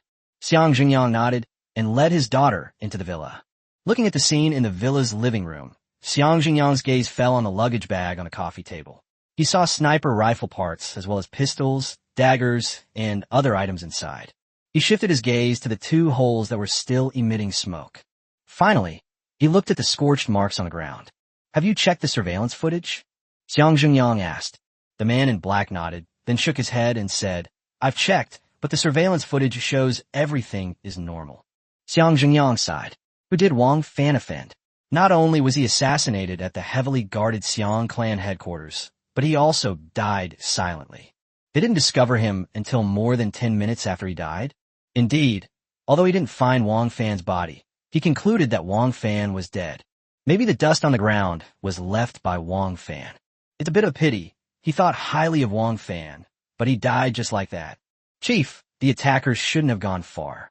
Should we give chase? The burly man in black asked. Xiang Zhengyang asked in confusion. Why do you want to chase after them? The black-clad Zhuang was speechless. Unidentified individuals had entered their territory and committed murder. Of course, they had to pursue and settle the score. Why was there a reason? As Xiang Zhengyang walked out of the villa, he said, those people were able to sneak in and kill Wang Fan without a sound, and then leave without a sound. Their strength should not be underestimated. They didn't kill any members of my Xiang clan, so let's avoid provoking them if possible. But this is so embarrassing, the burly man in black protested. Xiang Zhengyang rolled his eyes. How much is face worth? After saying that, he waved his hand and said no more. Wang Fan was just a young man he thought highly of. There was no need for him to provoke a mysterious and powerful force for someone he had only known for a short time. Daughter, Wang Fan is dead. What do you think? Are you sad? Xiang Zhengyang looked at his daughter, Xiang Shui. Xiang Shui remained silent for a moment before saying, I'm a little sad, but not much. Anything else? Xiang Zhengyang asked. Xiang Shui tilted her head and thought for a moment, then shook her head and said, that's all. Xiang Zhengyang was speechless. Your good friend died, and you didn't even think about being heartbroken and running into your father's arms to cry your heart out. Xiang Shui shook her head. Dad, have you forgotten? I only play with him because you think highly of him. He's not even my best friend, so why should I be sad and cry? Xiang Zhengyang. He persisted, saying, Wang Fan is your savior. Xiang Shui rolled her eyes and pouted. Dad, he saved me when I fell into the water in China. Others may not know, but don't you? Do you think someone who grew up at sea and often plays in the sea could drown a river? That Wang Fan is stupid too. I went swimming in the sea right in front of him, and he still thought that he was the one who saved me in that little river. Xiang Zhengyang remained silent. What could he say? He could say that the kid was probably just staring at his daughter's swimsuit and didn't think about anything else. Now that you mention it, Wang Fan doesn't seem to be that outstanding, does he? Why did I bring him back in the first place? He almost brought disaster and bad luck to the Xiang family. A space for interaction on the rooftop. Jiang, who was having lunch with Dai Sure, was unaware that the people he had sent to Borneo had already completed their mission. Chapter 70, I don't know what to say. Girl, are you satisfied with your meal? On the rooftop, Jiang put down his chopsticks and pulled out a tissue to wipe his mouth. He smiled as he looked at Dai Sure, who was slumped in her chair, not at all ladylike. They devoured the entire table of food. Jiang ate very little. Most of the food ended up in Dai Shui's stomach. You wouldn't guess that this skinny girl has such a big appetite. That feels good. Dai Shui rubbed her tummy and said, Uncle, would you like some fruit after the meal? You can still eat. Jiang shukled. I can eat it, Dai Shui said. All right. Jiang waved his hand, and a fruit platter that had been prepared beforehand appeared. It contained sliced cantaloupe, watermelon, mango, kiwi, and other fruits. Dai Shui forked a piece of watermelon and put it in her mouth, her face full of enjoyment. After eating and drinking their fill, Jiang and Dai Shui chatted for a while to help them digest.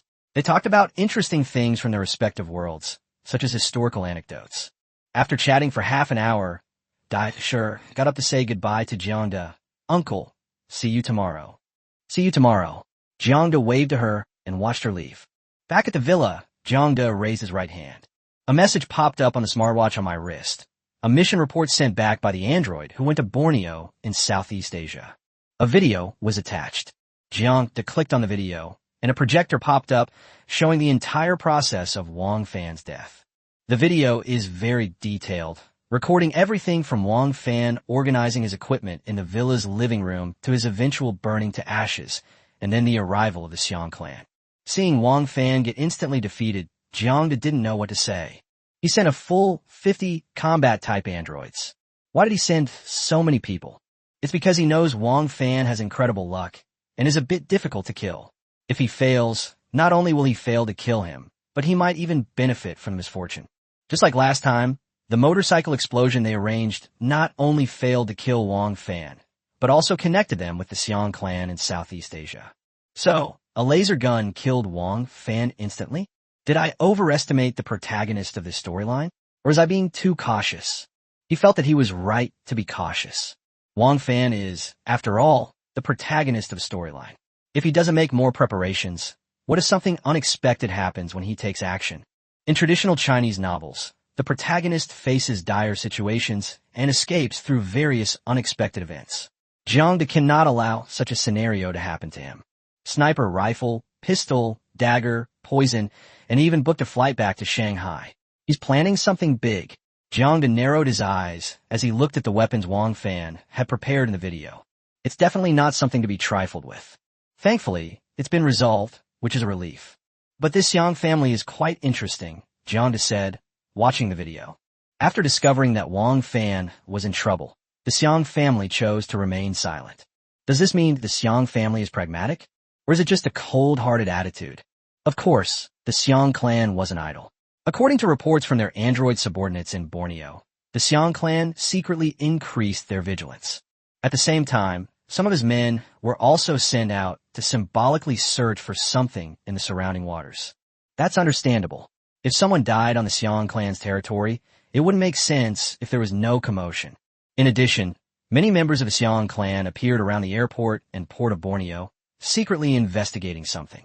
Unsurprisingly, they are investigating the murderer who attacked and killed Wang Fan.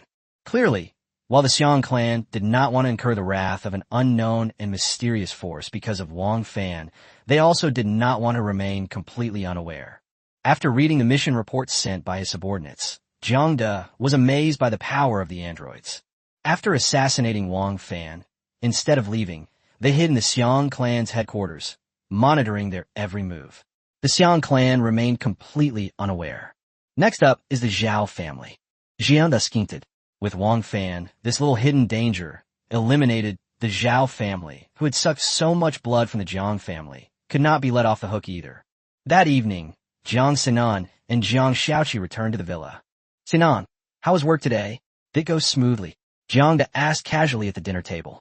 It's all right, Jiang Sinan said while picking up some food. Those Westerners have become more obedient and have put away their arrogance. Today's reception went relatively smoothly. As for tomorrow's negotiations, I've decided to let the negotiation team talk to them first to test their patience. When the time is right, I'll personally negotiate with them. Jiang Sinan could tell that these representatives of Western capital, seemingly having toned down their arrogance, hadn't changed much after a day of interaction. Beneath his gentlemanly exterior still lurks greed and arrogance, only hidden even deeper. Therefore, she simply didn't show up for the negotiations a few days ago, because she knew that nothing would come of it. Sent out a negotiation team to test their patience. Let them know that it is they who need Sinan technology now, not the other way around. As for whether doing so will offend the delegation, she wasn't worried, because the initiative is in the hands of Sinan technology. I see. That works too. Jiang pondered, sighing to himself. Doing business in reality is really troublesome. Cross-industry transactions are still more straightforward. The two parties agree on their needs, determine the items to be traded, negotiate the price, and the transaction is completed. In reality, negotiating a business deal can involve haggling over a few percentage points of profit for days. Well, after dinner, my daughter went to the study. Jiang advised her not to work at night, but the girl said, I can't sleep this early anyway. I might as well relax by looking at some documents. Jiang was speechless. Was he supposed to relax while reading the documents?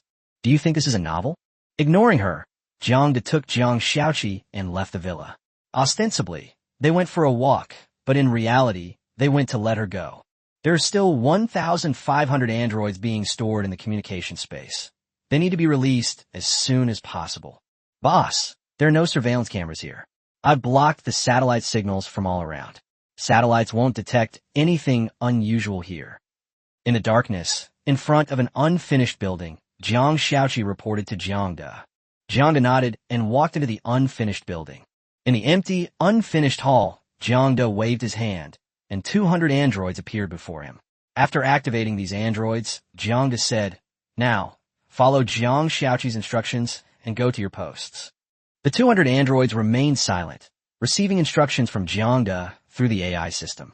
Jiang Xiaoqi didn't speak, but a red light flashed in her eyes, and she issued the command. 200 combat-type androids nimbly left the unfinished building and disappeared into the darkness.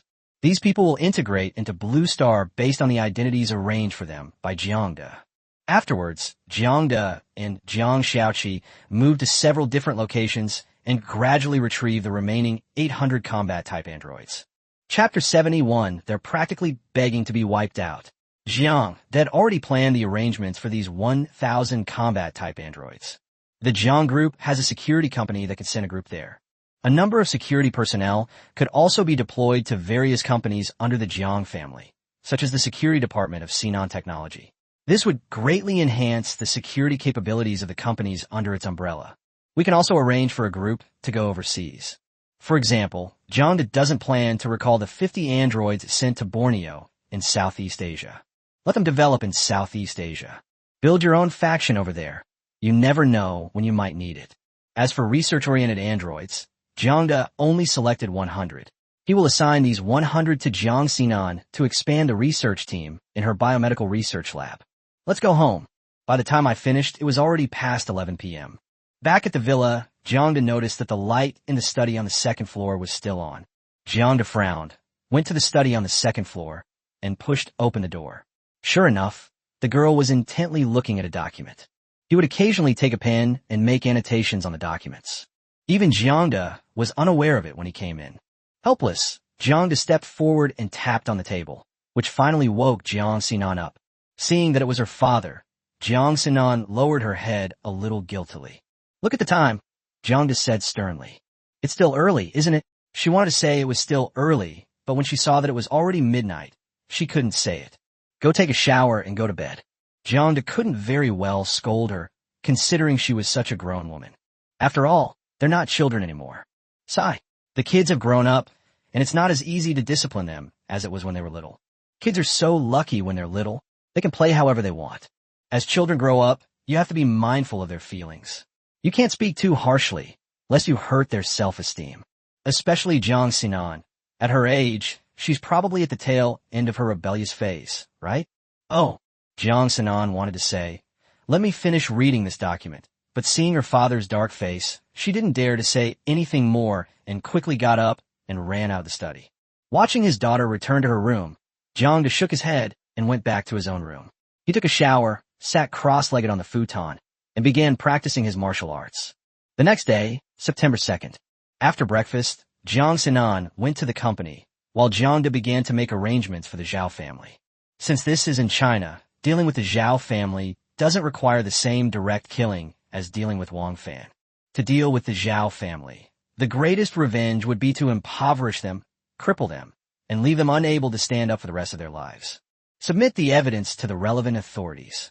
Just as Jiang was about to instruct Jiang Shaoqi to carry out the plan, Jiang Shaoqi suddenly said, "Boss, something's up." Jiang didn't stop. "What's going on?" Jiang Shaoqi said, "Just now, the Zhao family booked tickets to the European continent of Cell. All 14 members of the family are traveling." Jiang minus silence. What could he do? Originally, I thought that since this was China, I should give my country some face and avoid doing something like wiping out an entire family. But this Zhao family of 14 doesn't play by the rules. This is practically begging to be wiped out. He frowned immediately. What's this family doing off to Europe for no reason? Tourism? Wait, the Kingdom of Sail? One of the old ghost organization's strongholds. Jiang Shaoqi's eyes flashed red. According to the information search, just yesterday, a Westerner contacted the Zhao family.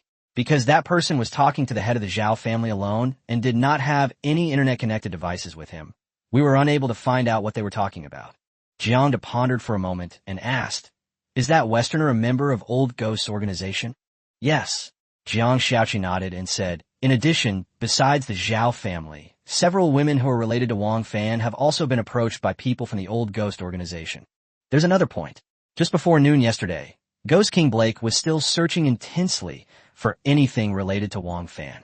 He also had his men contact women connected to Wang Fan before noon yesterday.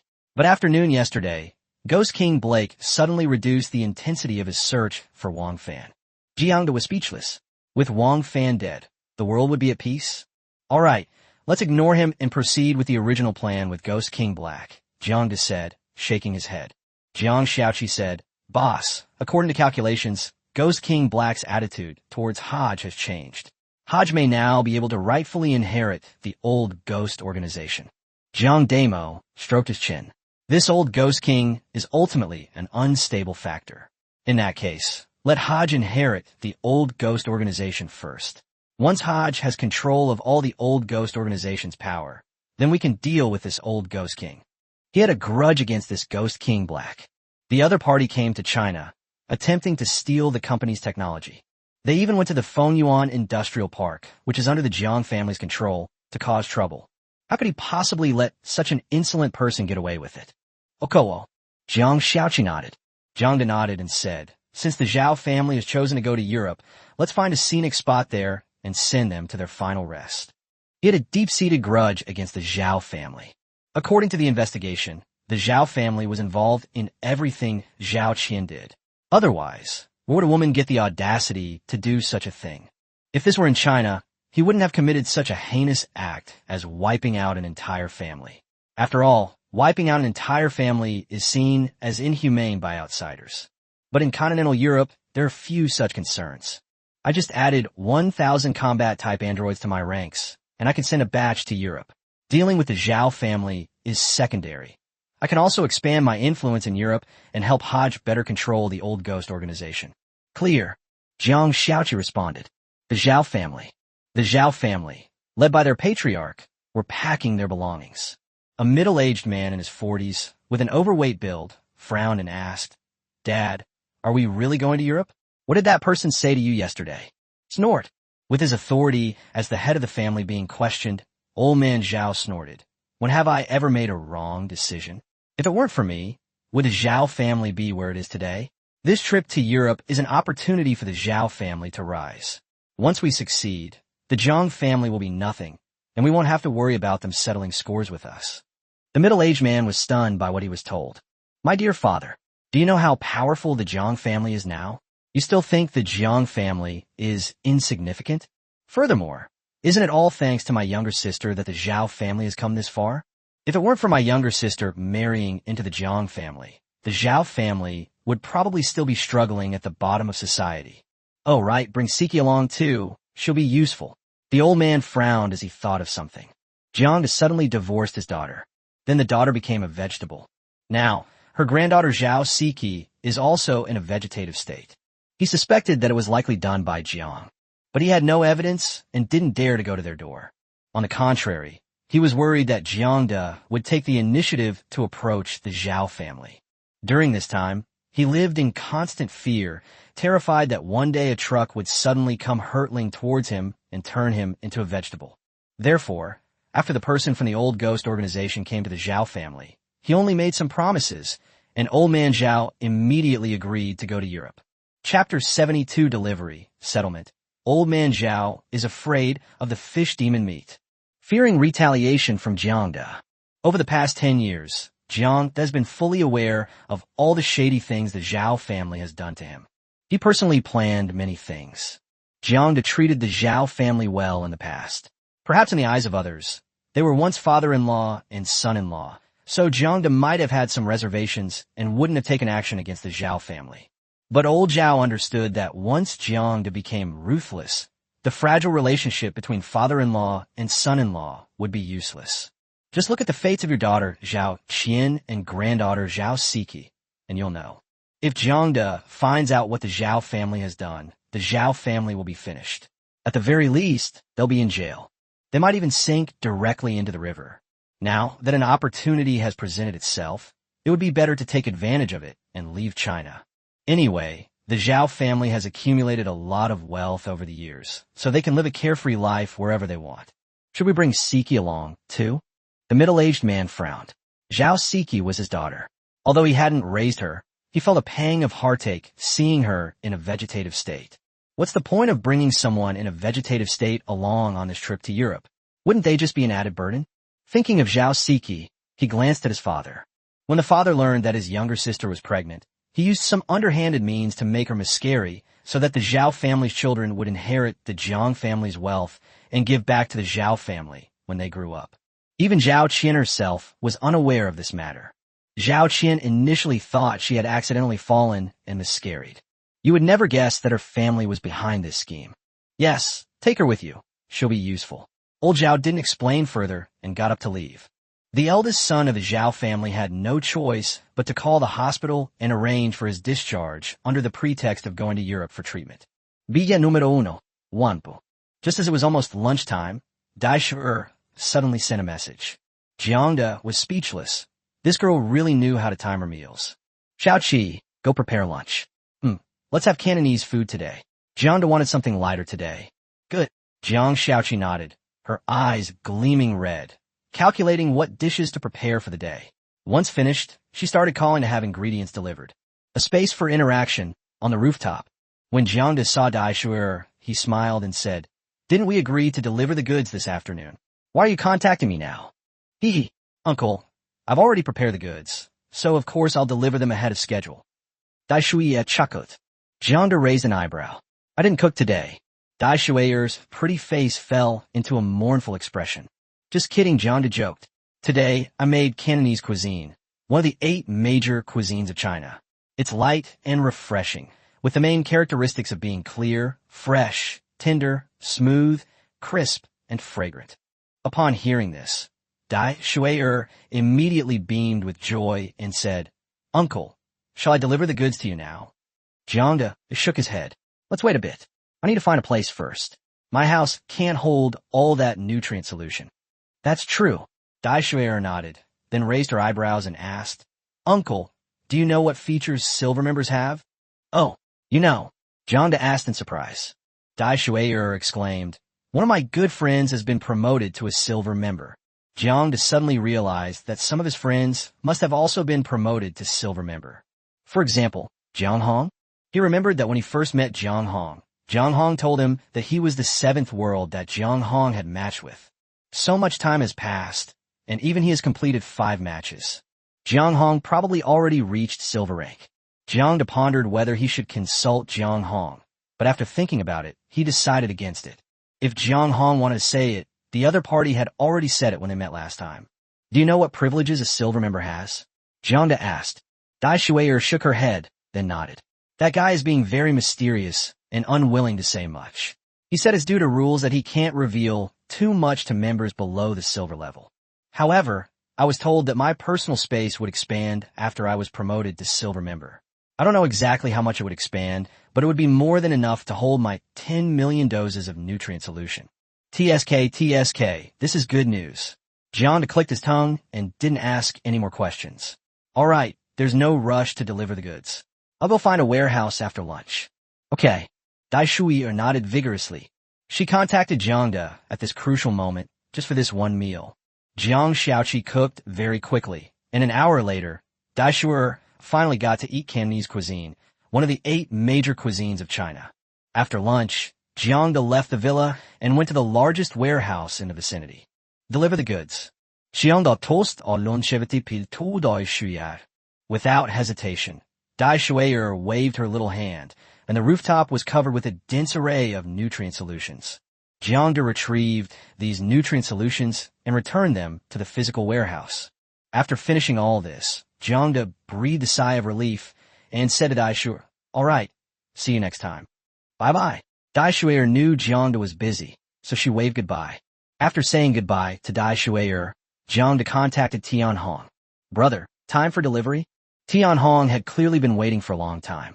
As soon as Jiang sent the message, Tian Hong replied immediately, with almost zero delay. "Yes, delivery." Jiang smiled as he looked at the peach grove. These peach trees are in the way. With that, he took out a silver sword, and with a sweep of his sword skill, the peach grove was leveled to the ground. With another wave of his hand, countless drops of nutrient solution piled up on the clear ground. Tian Hong's breathing was slightly heavy. For him, these were not just wealth, but also life-saving treasures. "Brother Jiang, I'm going now. I'll settle the bill with you in 2 hours at the latest," Tian Hong said. Jiang nodded, as if he had thought of something, and asked, "By the way, Brother Tian, is that fish demon from last time still around?" Tian Hong was taken aback, then nodded and said, "It's still here, but I've broken it down." Jiang said, "Give me some meat." "Sure, just a moment." Without another word, Tian Hong left the communication space and returned a moment later, carrying a bag. "Jiang das eyelids twitched. This bag must weigh at least 100 pounds, right?" "Brother, this is the best part of the fish demon's body. The meat is delicious and contains a lot of energy. It's good for both nourishing the body and enhancing strength. However, those who are not strong enough should not eat too much," Tian Hong said. Jiang nodded, indicating he understand. Tian Hong said, "Brother, I'll be going now. By the way, let's talk about the deal for your silver sword next time." "No problem." Jiang nodded and left the communication space. "Xiaoqi, make this tonight." Back at the villa, Jiang handed Jiang Xiaoqi a piece of fish demon meat, about half a pound, which was enough for her. She couldn't eat too much. The fish demon meat contained too much energy. Jiang Sinan and her father dared not eat more than that. "Okay." Jiang Xiaoqi took the fish. Jiang sat down on the sofa and asked, "Have the Zhao family members boarded the plane?" Chapter 73, The Real War. The Zhao family arrives at Villa Number 1, Huangpu, Europe. While making tea, Jiang Xiaoqi replied, "The flight departs at 10 a.m. and is expected to arrive in the Kingdom of Eurosale at 5 p.m. China time. Also, the Zhao family has brought Zhao Siki along." Jiang said, "Oh," understanding why Zhao Siki had to be brought along. Ghost King Black sent people to the Zhao family because of Wang Fan. The person connected to Wang Fan is Zhao Siki. But with Wang Fan dead, Ghost King Blake gradually changed his attitude. He figured that even without his intervention, the Zhao family wouldn't have fared well in Europe. "Where is Zhao Qian?" Jiang asked. "Zhao Qian is still in the hospital. The Zhao family has been paying her medical bills for 10 years, Jiang Xiaoqi said. "I see." Jiang nodded. "Has everything been arranged with Haj?" Jiang Xiaoqi nodded and said, "It's all arranged. Haj will send his people to the airport to pick up the Zhao family and take them to a place, and then..."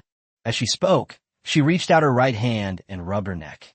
Recently, she watched a TV series and saw a fat man frequently making a throat-slitting motion, so she imitated it. Tian Hong was very efficient. He didn't make Jiang wait 2 hours, and the news came in about an hour. A space for interaction in a peach blossom grove. "Brother, here's 100,000 soul crystals." Tian Hong waved his hand and took out 100,000 soul crystals. Jiang took out a storage bag and put the soul crystal away. "This is a high-grade storage bag I got from Jiang Hong. It has a large internal space and can easily hold 100,000 soul crystals. Is this a storage treasure?" Tian Hong couldn't help but ask when he saw the storage bag. He discovered that Jiang had quite a few good things in his possession. The silver sword, whose power was comparable to a grandmaster's full-force attack, and this storage treasure made him both envious and envious. He's a veteran of the club. So why doesn't he have much stock left? That's right. Jiang nodded with a smile. Brother Tian, are there no storage treasures on the divine continent? Of course there are, Tian Hong said, but the quantity is very small, and only those strong individuals or major forces possess them. I have only heard of them. Jiang smiled and tossed a storage bag to Tian Hong. Brother Tian, consider this payment for the fish demon meat. Huh? That won't do. Tian Hong immediately said. The fish demon meat was a gift from us to you, brother. How can we accept payment? Take this, brother. But this storage bag isn't very big. It can only hold everyday items. I'll try to get you a better one later. Jiang said with a smile, the implication being, brother, you'd better prepare some good stuff, because when my high-level storage bag comes along, you won't be able to afford to exchange it. That's enough. Hearing Jiang say that, Tian Hong stopped trying to be modest. At worst, we could just give Brother Jiang a bigger discount next time we do business. Since Brother Jiang likes demon beast meat, how about we trade some more with you? By the way, soul crystals are useful to someone like you, a descendant of an ancient god, right? If they are, Tian Hong's eyes lit up. He felt he had found another business opportunity. Monster meat. Whether in Jiang Da's place or in the supernatural world, they are highly sought-after items. In fact, the strange beasts of the divine continent are similar to the monsters. However, the exotic beasts on the divine continent are all domesticated and belong to powerful forces. Even if one encounters a wild exotic beast, it will be immediately hunted down and killed. Just like the Great Ning Empire, which possesses the largest exotic beast park in the entire land. Each year, a small portion of the exotic beasts produced flow into the market and are fought over by small and medium-sized forces. A small portion is traded with major forces, and the remaining large portion is consumed by the Great Ning Empire itself. It is said that the royal family members of the Ning temper their bodies with the blood of exotic beasts from a young age. The meat of these exotic beasts is also a treasure comparable to miraculous medicine. Consuming it can increase one's strength. This also led to the growing strength of the Great Ning Empire. Therefore, although China is rich in exotic beasts, he cannot obtain them. But as for demonic beasts, I've heard from you, a descendant of the ancient gods, that there are countless demonic beasts in that world, which can even contend with the human race and are inexhaustible. See you next time, brother. With the transaction completed, Jiang said goodbye. Tian Hong suddenly smiled and said, Brother, don't be in a hurry. Have you ever witnessed war? Real war, like a siege battle with hundreds of thousands of people. Oh, Jiang casually replied. I've seen it in some movies and TV shows. I've never seen it in real life. Wait a minute. Jiang paused, then said, Brother, is war about to break out on your end? Yes. Tian Hong sighed. The officers and soldiers can't wait any longer. An army of 250,000 is about to attack our Fengsheng. It's a pity. If I had more time, I could have expanded the army by another 50,000, and the fighting strength of my soldiers could have doubled. Upon hearing this, Jiang realized that the 250,000 strong army was equivalent to 5 times the strength of Tian Hong's forces, which explained why Tian Hong was in such distress. Brother, do you mean to give me a live video broadcast when the war starts? Jiang asked. Live stream? Yes, that's the video function. I'll let my brother see what real warfare is like then, Tian Hong said. Jiang became interested and nodded, saying, Okay, thank you, brother. You're too kind, brother. We'll meet again when the battle begins. Tian Hong cupped his hands in greeting and left the communication space. At 5 p.m. China time, 10 a.m. in the European Kingdom of Sail, a flight from China landed at the Sail Kingdom International Airport. The Zhao family, consisting of 14 people plus Zhao Siki, who was in a vegetative state, disembarked from the plane with a flow of people. Upon arriving at the airport terminal, old Zhao looked around. He had arranged with the people from Old Ghost Organization that someone would pick them up at the airport when they arrived. Hey, buddy, Zhao from China. Just then, old man Zhao felt a tap on his shoulder, followed by a voice. Turning my head, I saw a white man. The other person was speaking English, which old man Zhao didn't understand. Fortunately, the younger generation of the Zhao family understood English and quickly stepped forward to negotiate with the other person. After some negotiation, a young man from the Zhao family said, Grandpa, the other party's name is Charles. He was sent to pick us up, and a car is already prepared outside. Good. Old Zhao was delighted upon hearing this and said, Let's go. Let's set off right now. Some members of the Zhao family hesitated. Was it really a good idea to just go with strangers? But since the old man had already agreed, they had no choice but to follow. As soon as I stepped out of the airport, I saw a row of luxury cars. Old Zhao was even more pleased upon seeing this. The welcoming ceremony was quite impressive. It seemed the people from Old Ghost Organization valued the Zhao family highly. This was a good thing. They boarded luxury cars, and a long convoy of luxury vehicles drove away from the airport, attracting the attention of passersby. In the lead luxury car, Charles, the white man who had been negotiating with the Zhao family, looked back at the convoy behind him with a smile on his face. This mission was really easy. The driver next to him nodded in agreement. It was indeed easy, but Charles, are you sure it's not a problem to kill these Chinese? They are the people His Majesty, the Ghost King, specifically requested. Chapter 74. The Zhao family annihilates the European continent in the Kingdom of Sail. In the car, hearing the driver's concerns, Charles shook his head. Buddy, you're behind the times. His Majesty the Ghost King has changed his mind and no longer cares about the Zhao family. Furthermore, it was Mr. Hodge's idea to deal with the Zhao family. You should know that Mr. Hodge is almost certainly our next Ghost King. Upon hearing this, the driver asked in surprise, why did His Majesty the Ghost King suddenly change his mind? Just yesterday, he was urging us to bring the people related to Wang Fan to the Kingdom of Sail as soon as possible. Charles shook his head. I don't know, but His Majesty the Ghost King has withdrawn all investigations into Wang Fan, so the Chinese people who were taken to the Kingdom of Sail are naturally useless now. The others are fine. They are free to settle in Europe or return to China. But the Zhao family, I don't know how they offended Mr. Hodge, so... Upon hearing this, the driver asked no further questions. Since it is the order of the future Ghost King, and the old Ghost King doesn't care, why should those who carry out the order care about the life and death of a group of strangers? Dad, why is this place getting more and more remote? Something's not right. Inside a luxury car, the eldest son of the Zhao family looked out the window, his brows furrowed, a bad feeling creeping over him. Old Zhao frowned as well. According to the agreement, the Old Ghost Organization would help the Zhao family arrange a manor in the suburbs of the city. But this place is already far from the city's outskirts. Old Zhao realized something was wrong and tried to call for the driver to stop, but the driver ignored him completely. This completely panicked Old Zhao. In a place like Europe, where they were completely unfamiliar with the land, if these people wanted to do something to them, they had no ability to resist. The only thing we can ask for help from is the Chinese embassy. But the people in Lao Gui's organization didn't give them a chance to ask for help. Old Zhao took out his phone and found that it had lost signal, which was obviously also a trick by Old Ghost Organization. Not only Old Man Zhao and his family, but also the rest of the Zhao family, looking at the scenery outside the window and seeing the cell phones with no signal, realized something was wrong. The Zhao family panicked. They wanted to resist, but when an AK was thrust out from the passenger seat, they fell silent. Each vehicle carried 2 members of the Old Ghost Organization and a powerful weapon like an AK, making it impossible for them to resist. After driving for about 2 hours, the convoy stopped in front of a pile of ruins amidst the panic of the Zhao family. It's clear that this is an abandoned town.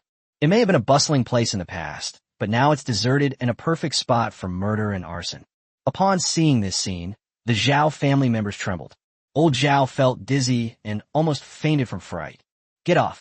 The members of Lao Gui's organization no longer concealed their true intentions. They brandished AKs and forced the Zhao family members to get out of the car.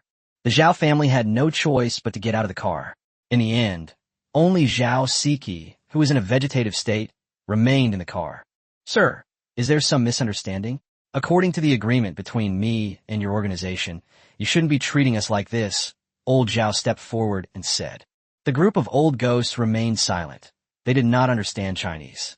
Just as a young man from the Zhao family was about to step forward and negotiate in English. Just then, a voice came, there is no misunderstanding. This is Chinese. The Zhao family all looked over and discovered that it was actually a white man. Sir, who are you? Old Zhao asked, frowning. Hodge Black, Hodge said calmly. Mr. Hodge, is there some misunderstanding between us? Old Zhao asked, suppressing his fear. Hodge shook his head. There's no misunderstanding. Blame it on you leaving China. Let's get started. The last 3 words were spoken in English and were in order to his subordinates. Old Go's gang of gunmen received orders and, without hesitation, unleashed their guns, spitting fire and devouring the lives of the Zhao family members. Old Zhao was the first to be hit, struck by more than a dozen bullets. But his life was surprisingly tenacious. He did not die immediately, but instead lay on the ground, shouting and yelling. Other members of the Zhao family were also hit by bullets, and they all fell to the ground with a scream. The eldest son of the Zhao family had a ferocious expression. Seeing his wailing father, he felt not sadness, but rather a sense of pleasure. If it weren't for this old man insisting on coming to Europe, how could the Zhao family have ended up in such a desperate situation? The other members of the Zhao family who were still alive looked at old man Zhao with resentment and malice. Stared at with such venomous eyes by his sons and grandsons, old man Zhao couldn't catch his breath and died. The gunfire only stopped when the last member of the Zhao family died. Burn it, Hodge commanded. Yes. The men piled the bodies up, poured gasoline on them, and burned them to ashes. Sir, what should we do with the woman in the car? A white man stepped forward, pointed at the car where Zhao Siki was, and asked. Hodge turned his head. Kill him. Living is just suffering. He had consulted Jiang beforehand about how to handle Zhao Siki. Yes. One of his men held a pistol to Jiang Siki's forehead.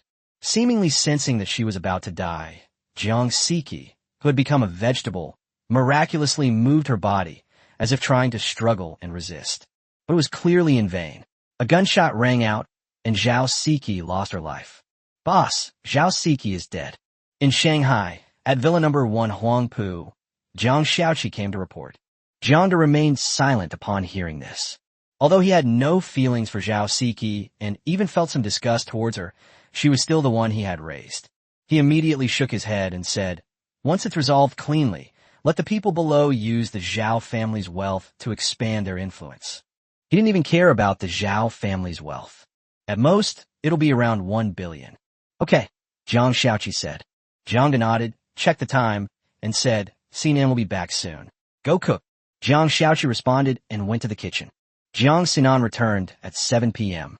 Dad, the Zhao family has disappeared. Jiang Sinan frowned as soon as she returned. Clearly, Jiang Sinan had been keeping an eye on the Zhao family. Before she knew it, the entire Zhao family had vanished. She was just about to submit the evidence she had collected to the authorities. The person is gone? I know, Jiang said. Don't worry, after today, the Zhao family will be gone. Jiang Sinan remained silent. Judging from this, was it arranged by her father? After a moment, she looked up and said, I understand, Dad. Jiang patted her shoulder and smiled. After today, everything about the Zhao family is over. Let's not dwell on the past. Let's look to the future. Jiang Sinan hummed in agreement, feeling her father's warm hand, and leaned her head on his shoulder. For the past few years, her biggest wish was to make Zhao Qian leave with nothing and make the Zhao family pay the price. Now that her father has achieved this goal, she feels a little empty inside. Chapter 75, The Efficacy of Fish Demon Meat. Feeling her father's warm, strong shoulders, Jiang Sinan smiled. Thankfully, she still had her father to rely on. She wasn't alone. Jiang also sensed that his daughter was in a bad mood, but he didn't say anything. A girl's thoughts are too complicated. He's a grown man, he can't understand. After a while, Jiang Sinan calmed down, got up from her father's shoulder, and said earnestly, Dad, don't worry. I will definitely live a good life and make the future better. Jiang nodded with satisfaction. Boss, miss, dinner is ready. Jiang Shaoqi's voice came. Go wash your hands and eat, Jiang said to Jiang Sinan. Jiang Sinan stood up. Dad, I'll go upstairs and change my clothes. She was still wearing her business attire, which made her feel very uncomfortable at home. Hurry up, there's something delicious to eat today, Jiang urged. Jiang Sinan asked curiously, is it delicious? What delicious food hasn't she tried? Without asking any further questions, she jogged up to the second floor and quickly changed into a light yellow dress. Dad, what kind of meat is this? Am I seeing things? Jiang Sinan rubbed her eyes as she looked at a dish on the table. She didn't see wrong, did she? Is this dish glowing? Are the dishes that glow in cartoons real? Has Shaoqi's cooking skill reached this level? Unbeknownst to Jiang Dake, his daughter had already imagined an entire animated film. He chuckled and said, this is a fish dish. Here, have a taste. As he spoke, he picked up a piece of fish demon meat and placed it in Jiang Sinan's bowl. Dad, Why is this fish meat glowing? Jiang Sinan asked curiously. You wouldn't understand even if I explained. Just eat it. It'll do you good. Jiang didn't explain further. Isn't it normal for the flesh of a golden core stage demon beast to glow? Okay. Jiang Sinan didn't ask any more questions. She picked up a piece of fish demon meat and put it in her mouth. Her first impression was that it was tender, smooth, and fragrant. The fish meat is so delicious that it leaves a lingering aftertaste. Why is it a little hot? As soon as she ate a piece of fish demon meat, Jiang Sinan felt a burning sensation throughout her body. If she weren't at home, she would have suspected that she had been drugged. However, this intense heat is similar to the reaction I had after the last gene injection. This fish contains abundant energy. Come on, follow my breathing rhythm and breathe, Jiang said. Upon hearing this, Jiang Sinan did not hesitate. She paid attention to her father's breathing rhythm, which consisted of 3 long breaths followed by 2 short ones, and tried to breathe herself. After taking a breath, Jiang Sinan suddenly felt less hot, and a comfortable feeling spread through her body. Jiang smiled. This breathing rhythm was just the most basic application of the breathing technique. It is also useful for ordinary people who have not practiced cultivation. However, it's time to find an opportunity to teach Nin the breathing technique. Jiang pondered, but there was no rush. Come on, have another piece, Jiang said. Jiang Sinan nodded, understanding the benefits of the fish. She picked up her chopsticks and ate another piece, the same burning sensation washing over her. Fortunately, the peculiar breathing rhythm could alleviate the burning sensation. Let's eat some other dishes, Jiang said. Ugh, I'm not hungry anymore. Jiang Sinan rubbed her stomach in distress. Although she had only eaten 2 pieces of fish, she already felt full. That's really strange. Those 2 pieces of fish would normally be barely enough to fill a tooth gap. But today she was full. Is it still edible? Jiang asked.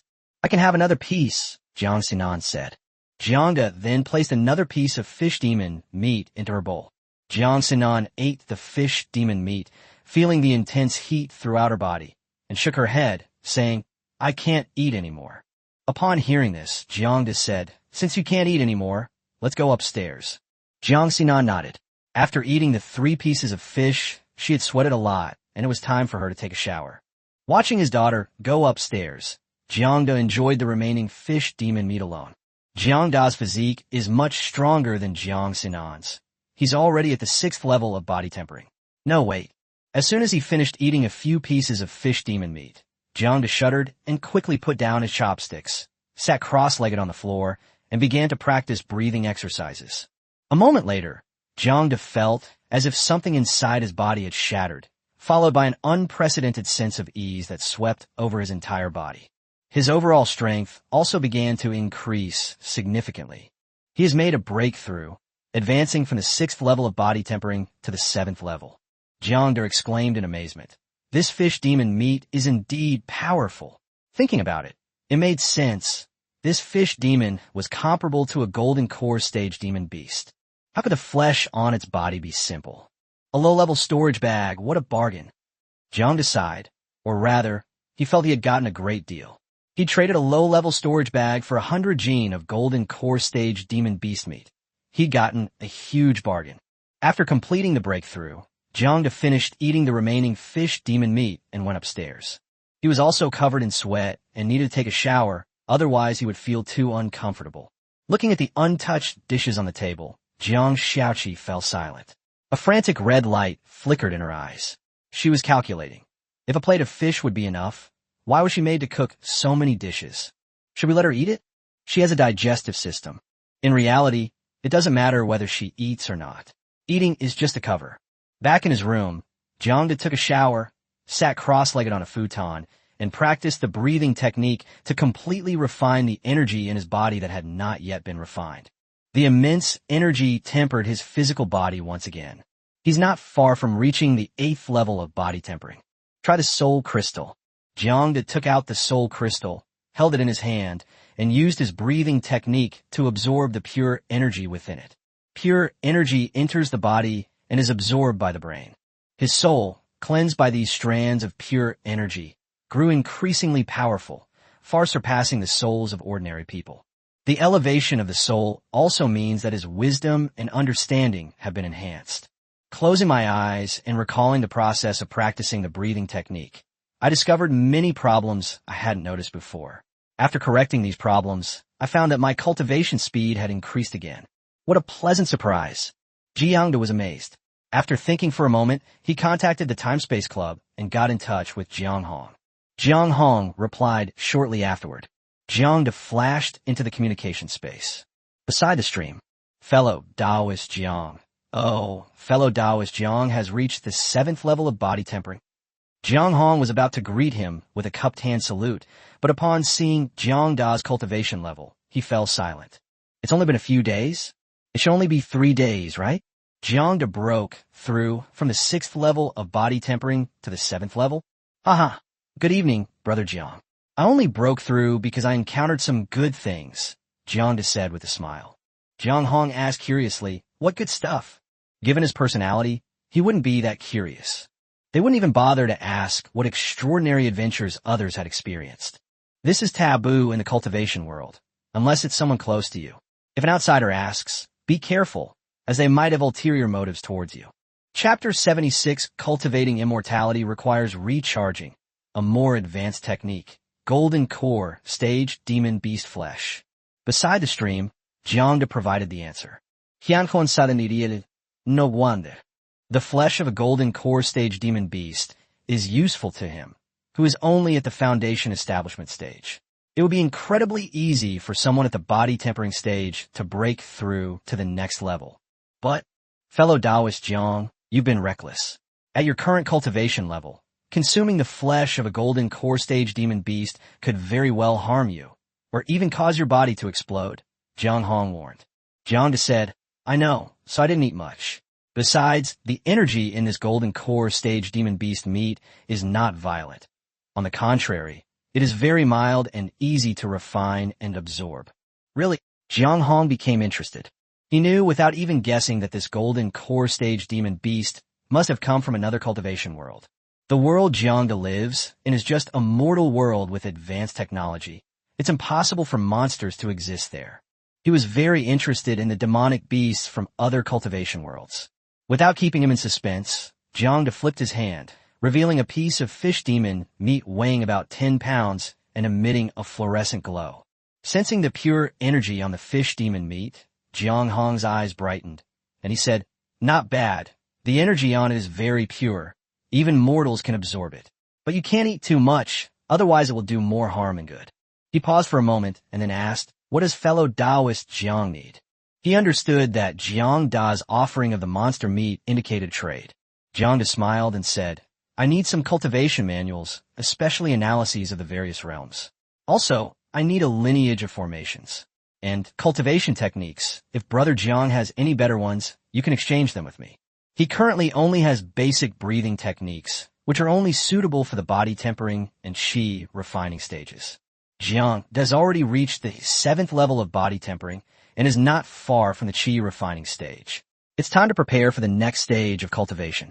He was particularly lacking in knowledge about cultivating immortality. He only had a superficial understanding of many things. The body tempering stage wasn't too bad. It was simply about absorbing energy to temper the physical body. But when it came to qi refining and foundation establishment, his limited knowledge of cultivation was insufficient. He needs to recharge. This one, Jiang pondered for a moment, then reached out and patted his storage bag, revealing 3 jade slips. This is what fellow Taoist Jiang needs. But this piece of demon beast meat isn't enough, Jiang said. May I take a look? Jiang asked. Jiang nodded and handed the 3 jade slips to Jiang.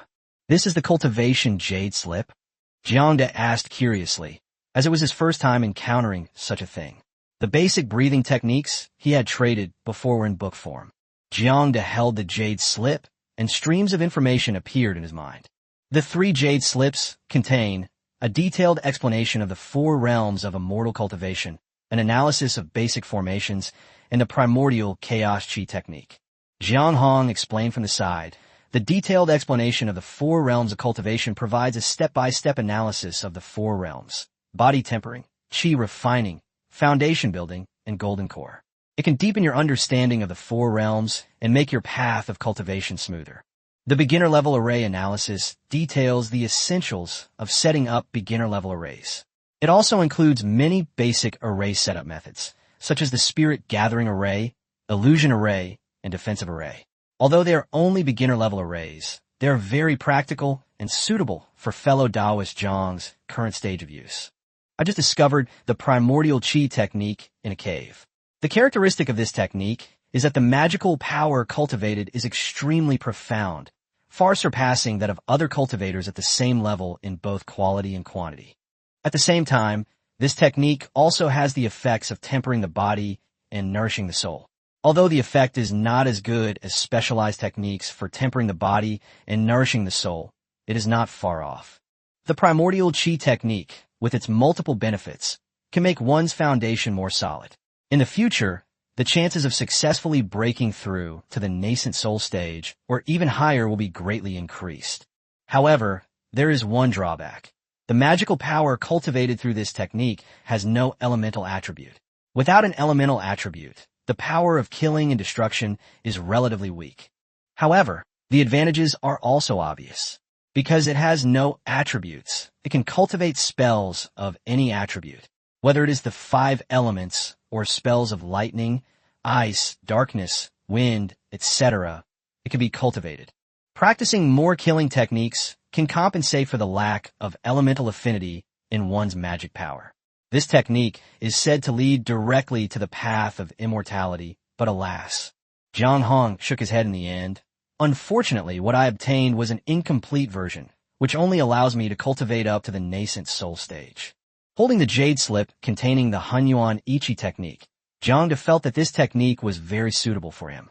On Earth, there are very few opportunities for him to take action and kill. Looking around, all I see are weaklings. When facing enemies, he has so many androids under his command. Just like Wang Fan, isn't he awesome?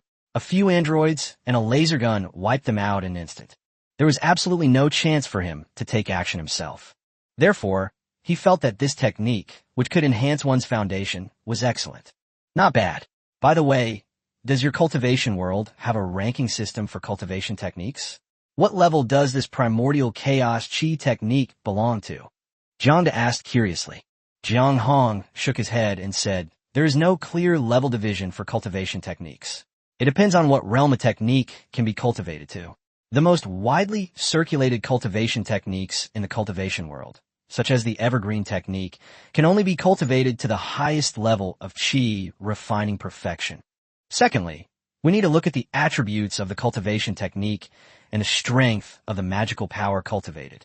Even if this primordial chaos qi technique can only be cultivated to the nascent soul stage, it is still a top-tier cultivation technique in the cultivation world. Jiang paused for a moment, then continued. In addition, I also have some clues about the subsequent cultivation techniques. I will go and explore them once my cultivation level has improved. Jiang nodded. All right, I'll take this primordial chaos technique. He paused for a moment as he spoke. Just as Jiang said, the value of 10 caddies of golden core stage demon beast meat is simply not enough to exchange for so many techniques. Leaving aside the detailed explanation of the 4 realms of immortal cultivation and the analysis of the basic formation, let's just talk about the primordial qi technique, which is a cultivation method that can be practiced up to the nascent soul stage. How could a piece of meat from a golden core stage demon beast possibly be enough? Even a complete golden core stage demon beast corpse isn't enough. Jiang and Jiang mentioned in a casual conversation that a nascent soul stage cultivation technique had once appeared at an auction and was said to have sold for several million spirit stones. Thinking of this, Jiang flipped his hand and a gene serum appeared. After a moment's thought, he took out 1,000 soul crystals. Jiang stared at the thing in Jiang's hand. At this point, anything that Jiang could produce must be extraordinary. This is a gene-enhancing drug, a product of the technological world that can strengthen one's own genes. Brother Jiang may not fully understand the concept of genes, but Jiang glanced at the gene-enhancing potion in his hand and smiled at Jiang. But you'll definitely be very interested in one of its effects. What? Jiang was indeed intrigued. Chapter 77, are you trying to sell stolen goods here? Communication space by the stream. Jiang didn't keep him in suspense. He held the gene enhancement potion in one hand and looked at Jiang Hong, saying slowly and deliberately, "It can enhance talent." Jiang Hong was shocked. What talent? For Jiang Hong, his lack of talent was a source of pain. Because of his low talent level, he had suffered countless scornful looks and hardships. His contemporaries in cultivation had already reached the foundation establishment stage, while he was still stuck in the qi refining stage. Fortunately, he became a member of the time-traveling club, which brought him many opportunities. In particular, the silver light sword provided by Jiang enabled him to kill foundation establishment stage cultivators even while he was still in the qi refining stage. He killed a foundation establishment cultivator and gained an opportunity. He was lucky enough to obtain a bottle of foundation establishment pills, which allowed him to successfully break through to the foundation establishment stage. Otherwise, he would probably still be stuck in the qi refining stage. Really, Jiang Hong's face remained calm, but his heart was in turmoil. He desperately needed a treasure that could enhance his talent. Of course it's true. Jiang nodded. Jiang Hong remained silent, at the same time resolving a doubt in his mind. For example, why did Jiang Da's cultivation level improve so quickly? He remembered that when he examined Jiang Da's aptitude, it wasn't particularly outstanding. Yet, Jiang Da was able to rapidly improve his cultivation level in a mortal world where spiritual energy was scarce. This is unreasonable. The answer is now revealed. Having confirmed the authenticity of the talent enhancement, even the usually composed Jiang Hong couldn't help but feel excited. He suppressed his excitement and looked at another item that Jiang had taken out, a pile of crystals that emitted a colorful halo. This is a soul crystal. Jiang Da explained the function of soul crystals. Soul crystals contain pure soul power. After absorbing and refining them, they can enhance soul power. Brother Jiang, you understand the value of a rare item that can enhance soul power, right? Jiang Hong naturally understood that once one reached the golden core stage, cultivation involved the soul. Especially when advancing to the nascent soul stage, the stronger the soul power, the higher the success rate of condensing the nascent soul. The higher the level of cultivation, the more important the soul becomes. Good stuff. Jiang Hong praised without reservation. Whether it's improving his aptitude or enhancing his soul power, these are things he urgently needs. The enhancement of soul power can increase wisdom and comprehension, allowing him to comprehend magic more quickly. Jiang Hong made no attempt to hide his desire for the two items. Can we trade? Jiang asked with a smile. All right, Jiang Hong nodded, then shook his head and sighed. Compared to fellow Taoist Jiang's treasure, the treasure I offer is of slightly less value. After thinking for a moment, he took out some items for cultivating immortality, such as pills, spiritual fruits, spiritual tea, talismans, magic weapons, array plates, and storage bags. Fellow Taoist Jiang, how about I use these to make up for the price difference? Jiang Hong asked. Jiang glanced at them and saw that most of them were basic resources for cultivating immortality, and the quantity was large, which was exactly the resources he needed at his current level. This is a third-tier magic weapon used by golden core cultivators, right? And these few are all top-tier, second-tier magic weapons, right? Brother Jiang, are you willing to part with them? Jiang looked at a mirror magic weapon and smiled. In the island world, a third-tier magic weapon is considered a gold-level item. Jiang Hong did not hide anything and honestly said, I obtained this by killing a member of a family. That family had a golden core cultivator, so it was not easy to make a move. Jiang was speechless. Are you trying to sell stolen goods here? However, this time-traveling club is indeed a good place to sell stolen goods. Since we're from different worlds, I'm not afraid of causing trouble. Could that golden core cultivator possibly travel across time and space to find Blue Star? If so, he wouldn't be a golden core cultivator, but a golden immortal. All right, deal's done. Jiang nodded. A smile appeared on Jiang Hong's ordinary face. The deal was reached, and both parties were satisfied. For Jiang Hong, it was a win-win situation. Exchanging the cultivation technique meant he could still practice it. As for those elixirs, talismans, and magical treasures, he obtained them by killing and robbing. Some were unusable, and some were unnecessary, so they could be traded to Jiang Da. For Jiang Da, it wasn't a loss either. It's just a gene-enhancing drug. One longevity pill was exchanged for 10 vials from Dai Shui'er. As for soul crystals, needless to say, with the progress of the nutrient solution trade, the number of soul crystals will increase. What's a mere 1,000 soul crystals? The most important thing is to be able to exchange it for what you need. Brother Jiang, you're a silver member now, right? After the transaction was completed, the two chatted casually. Jiang Hong nodded and said, "That's right, but I apologize, fellow Taoist. The club has rules that I cannot reveal too much." Jiang nodded in understanding and didn't ask any more questions. They then discussed some cultivation-related issues before logging off. Back at the villa, Jiang lay on the bed. A smile appeared on his lips as he recalled what he had gained that evening. This transaction greatly enhanced his foundation in cultivation.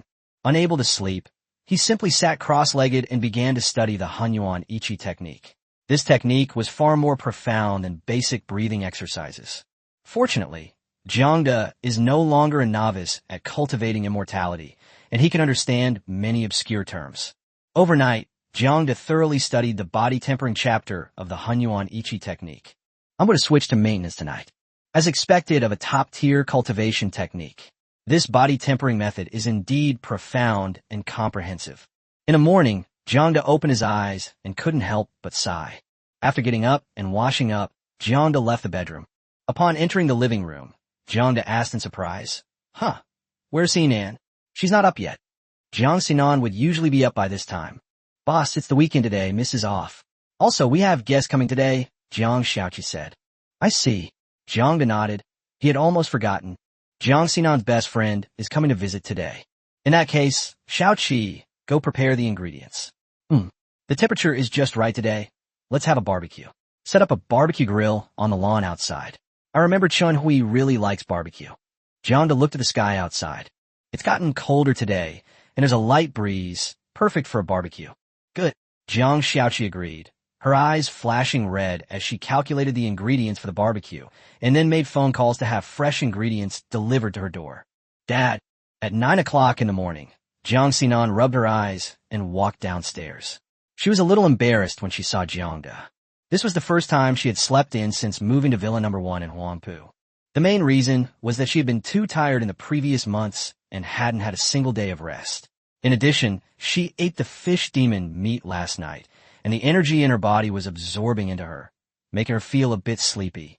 Get up, wash your face, your friend should be here soon, Jiang said, looking up from his newspaper. Jiang Sinan hummed in agreement and went to wash up.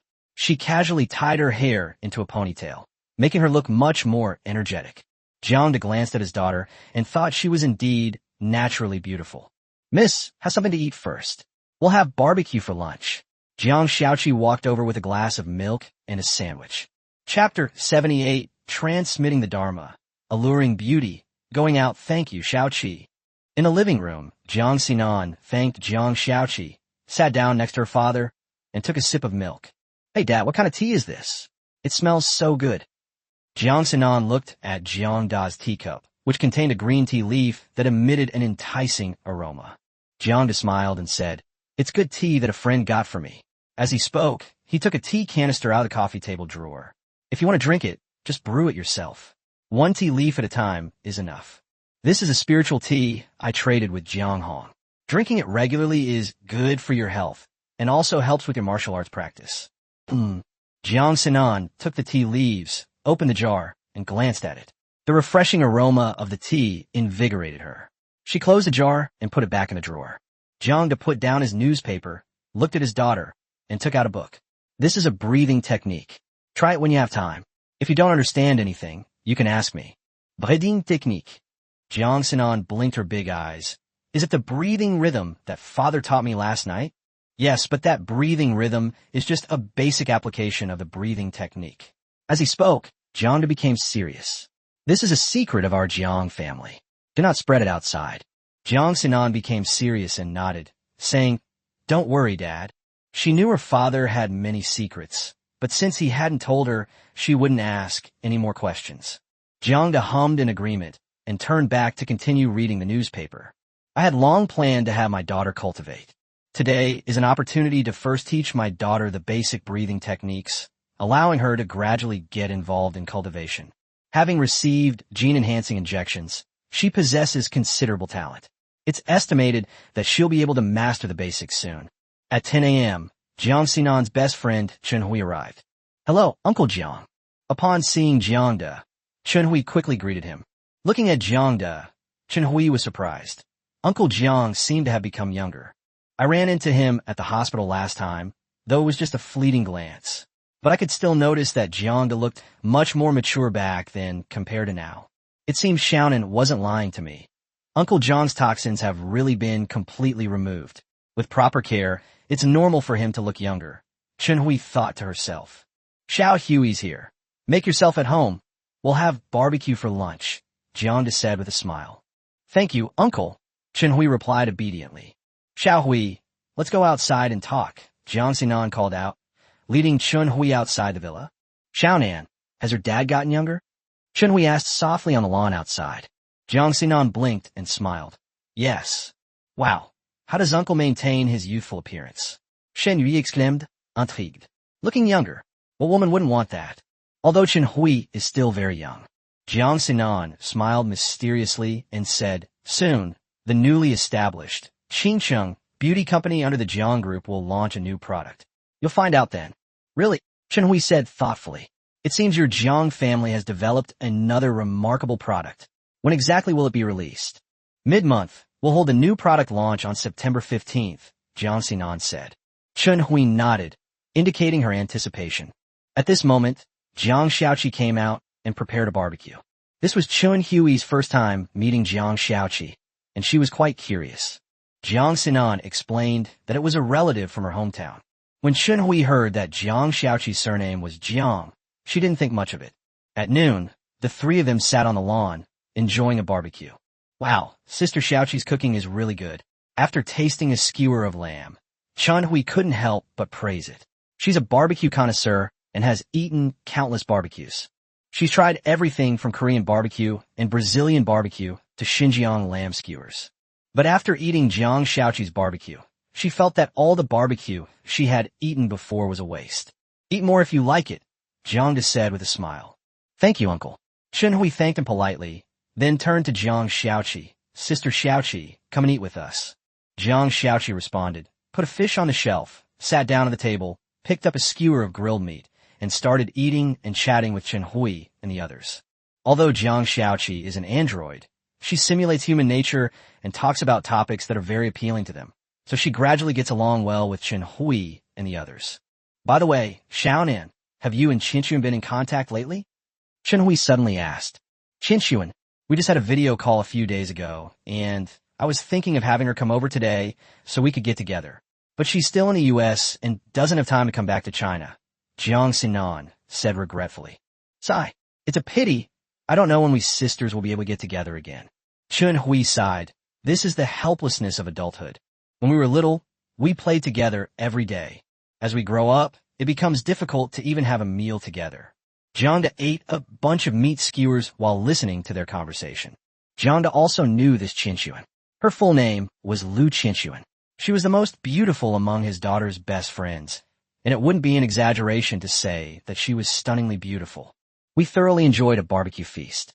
After the meal was over and the dishes were cleaned up, Jiang Sinan took Chunhui and Jiang Xiaoqi upstairs to chat about girls' topics.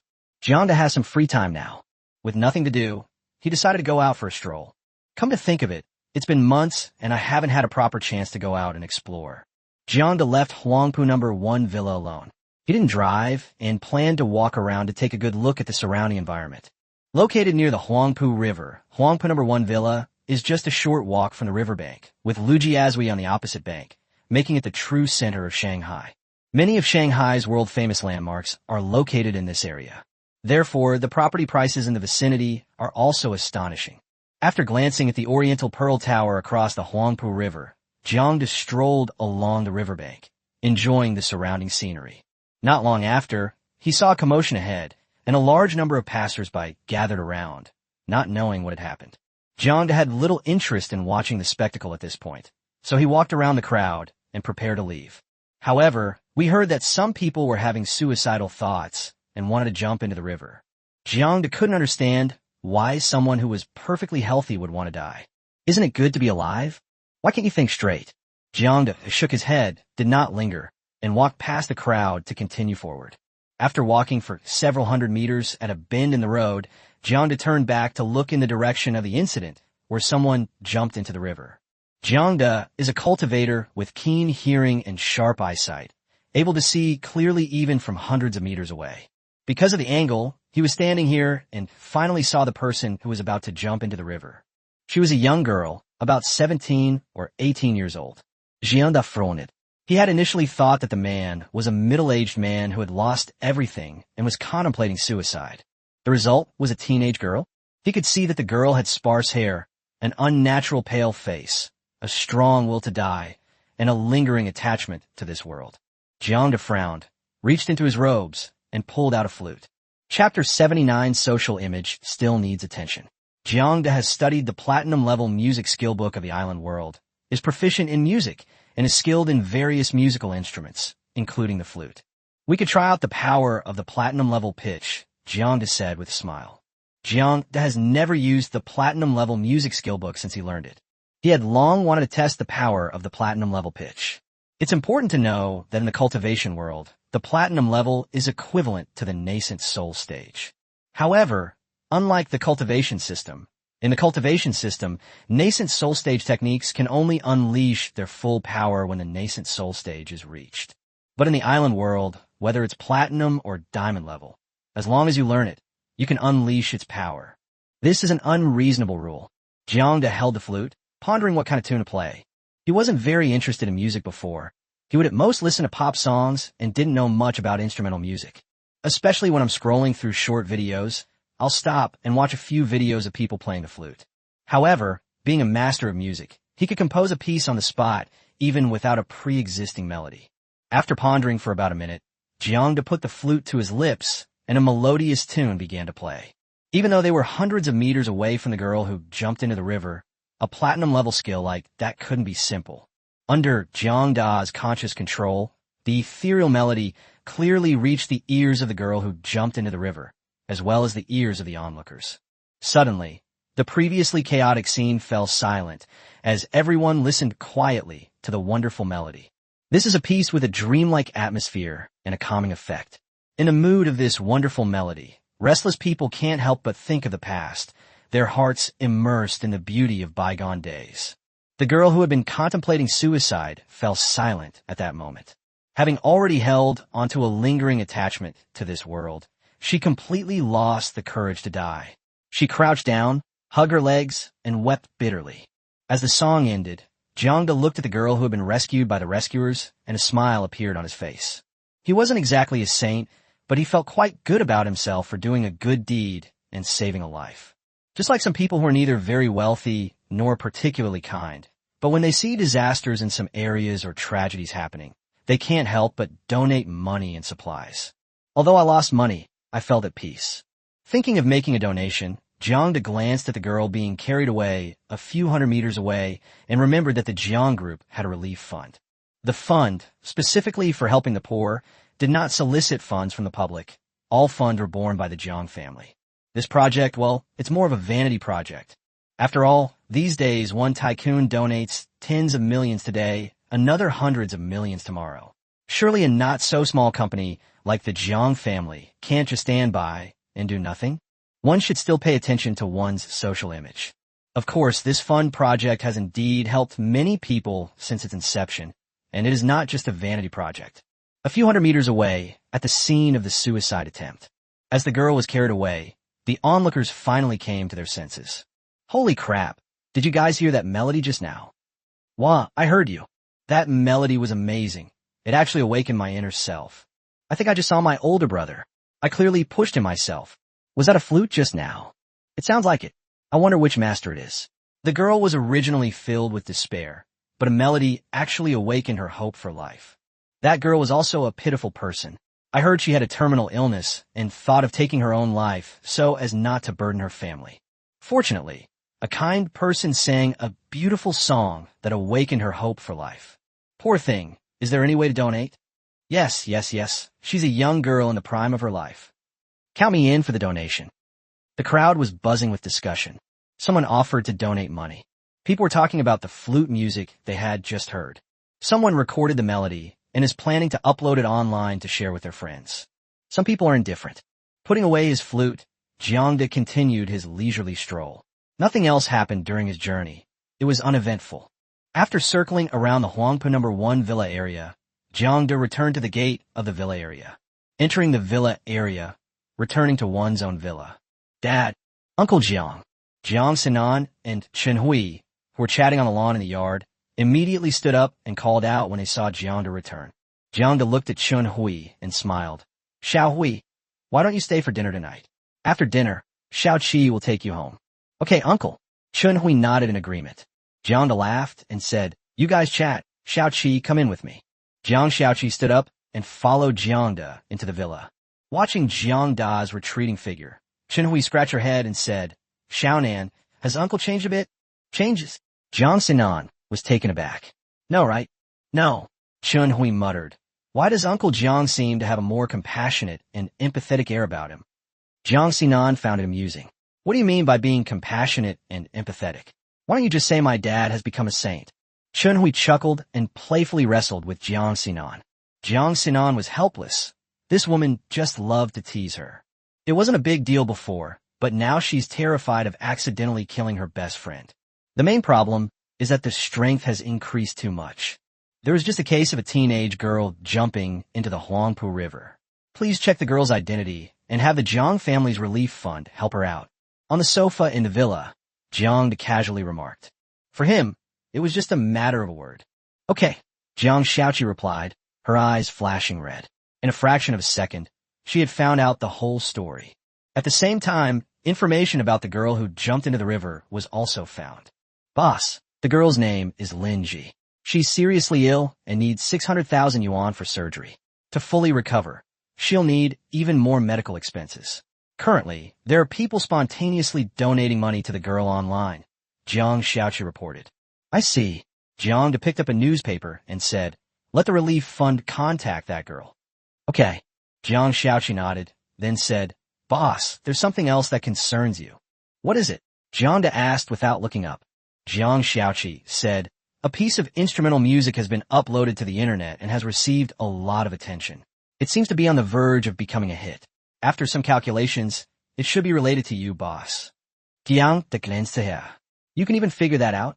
Shaking his head, Jiang didn't pay it any mind. The wonderful artistic conception in the melody can only be felt by listening to it live. Listening to the audio online, all you can tell is that the piece is of good quality, world class, and that's about it. Chapter 80 Rescue Fund, studying array formations at the 2nd Affiliated Hospital of Shanghai. In a hospital room, a mother and daughter embraced and wept bitterly. A middle-aged man sat to one side, his face etched with bitterness. He took out his cigarette case, intending to light a cigarette. But remembering they were in a hospital, he put the case back in his pocket.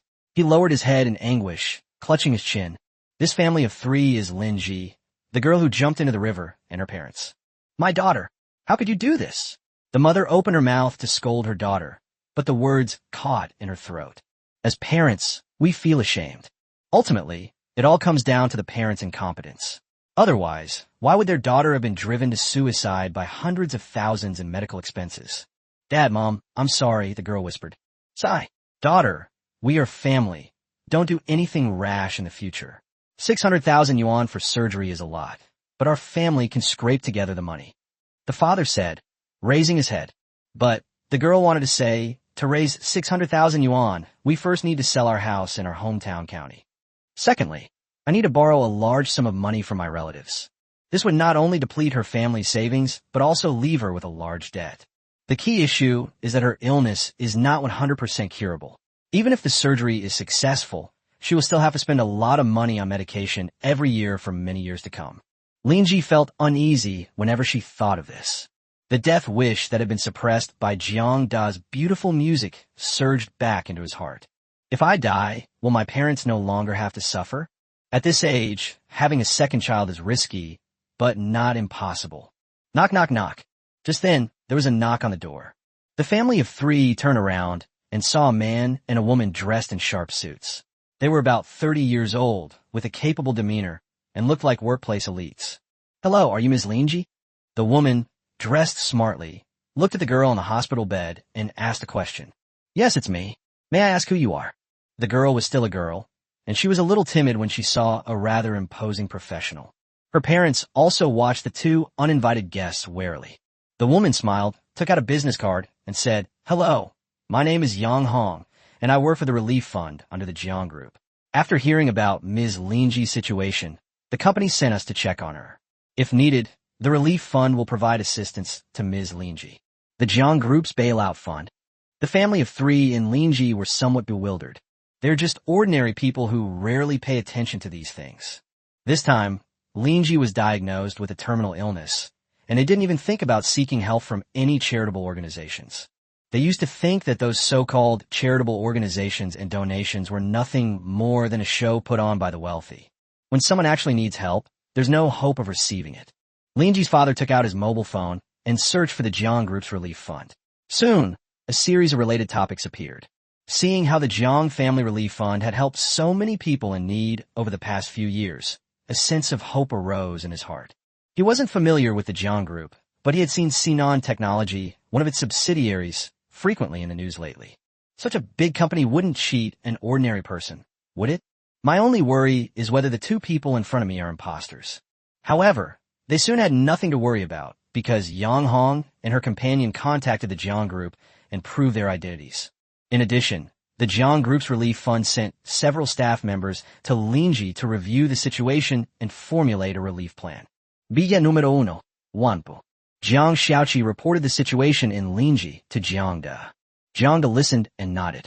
The relief fund is doing a good job. However, the relief fund is related to the Jiang family's reputation. In addition, it involved a large amount of money, so you need to keep an eye on it to prevent anyone from tampering with it and ruining the Jiang family's reputation. In addition, check the accounts of the relief fund over the past few years. In particular, check where the relief funds went to ensure they reach the people in need accurately. Understood, Jiang Xiaoqi replied. After arranging all this, Jiang De leaned back on the sofa and closed his eyes. He appeared to be dozing, but in reality, he was studying the knowledge in his mind.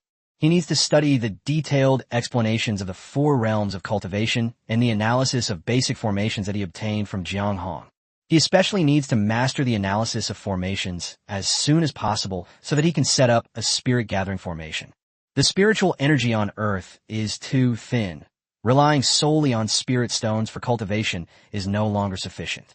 If a spirit stone could be used to set up a spirit-gathering array to change the spiritual energy environment inside the villa, it would greatly benefit his cultivation. Jiang De once read a novel where the protagonist would go to the jade market to set up a formation, using his ability to sense spiritual energy to buy raw jade stones, and then cut them open to set up the formation. Jiang De skipped this step. He has a large number of spirit stones in his possession, so why would he need any jade? Isn't that embarrassing?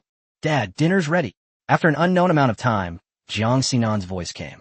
Jiang De sat up, checked the time, and saw it was already past 6 in the evening. He actually lay on the sofa, studying the formation analysis for several hours. "New," Jiang De responded, washed his face, and went to the restaurant.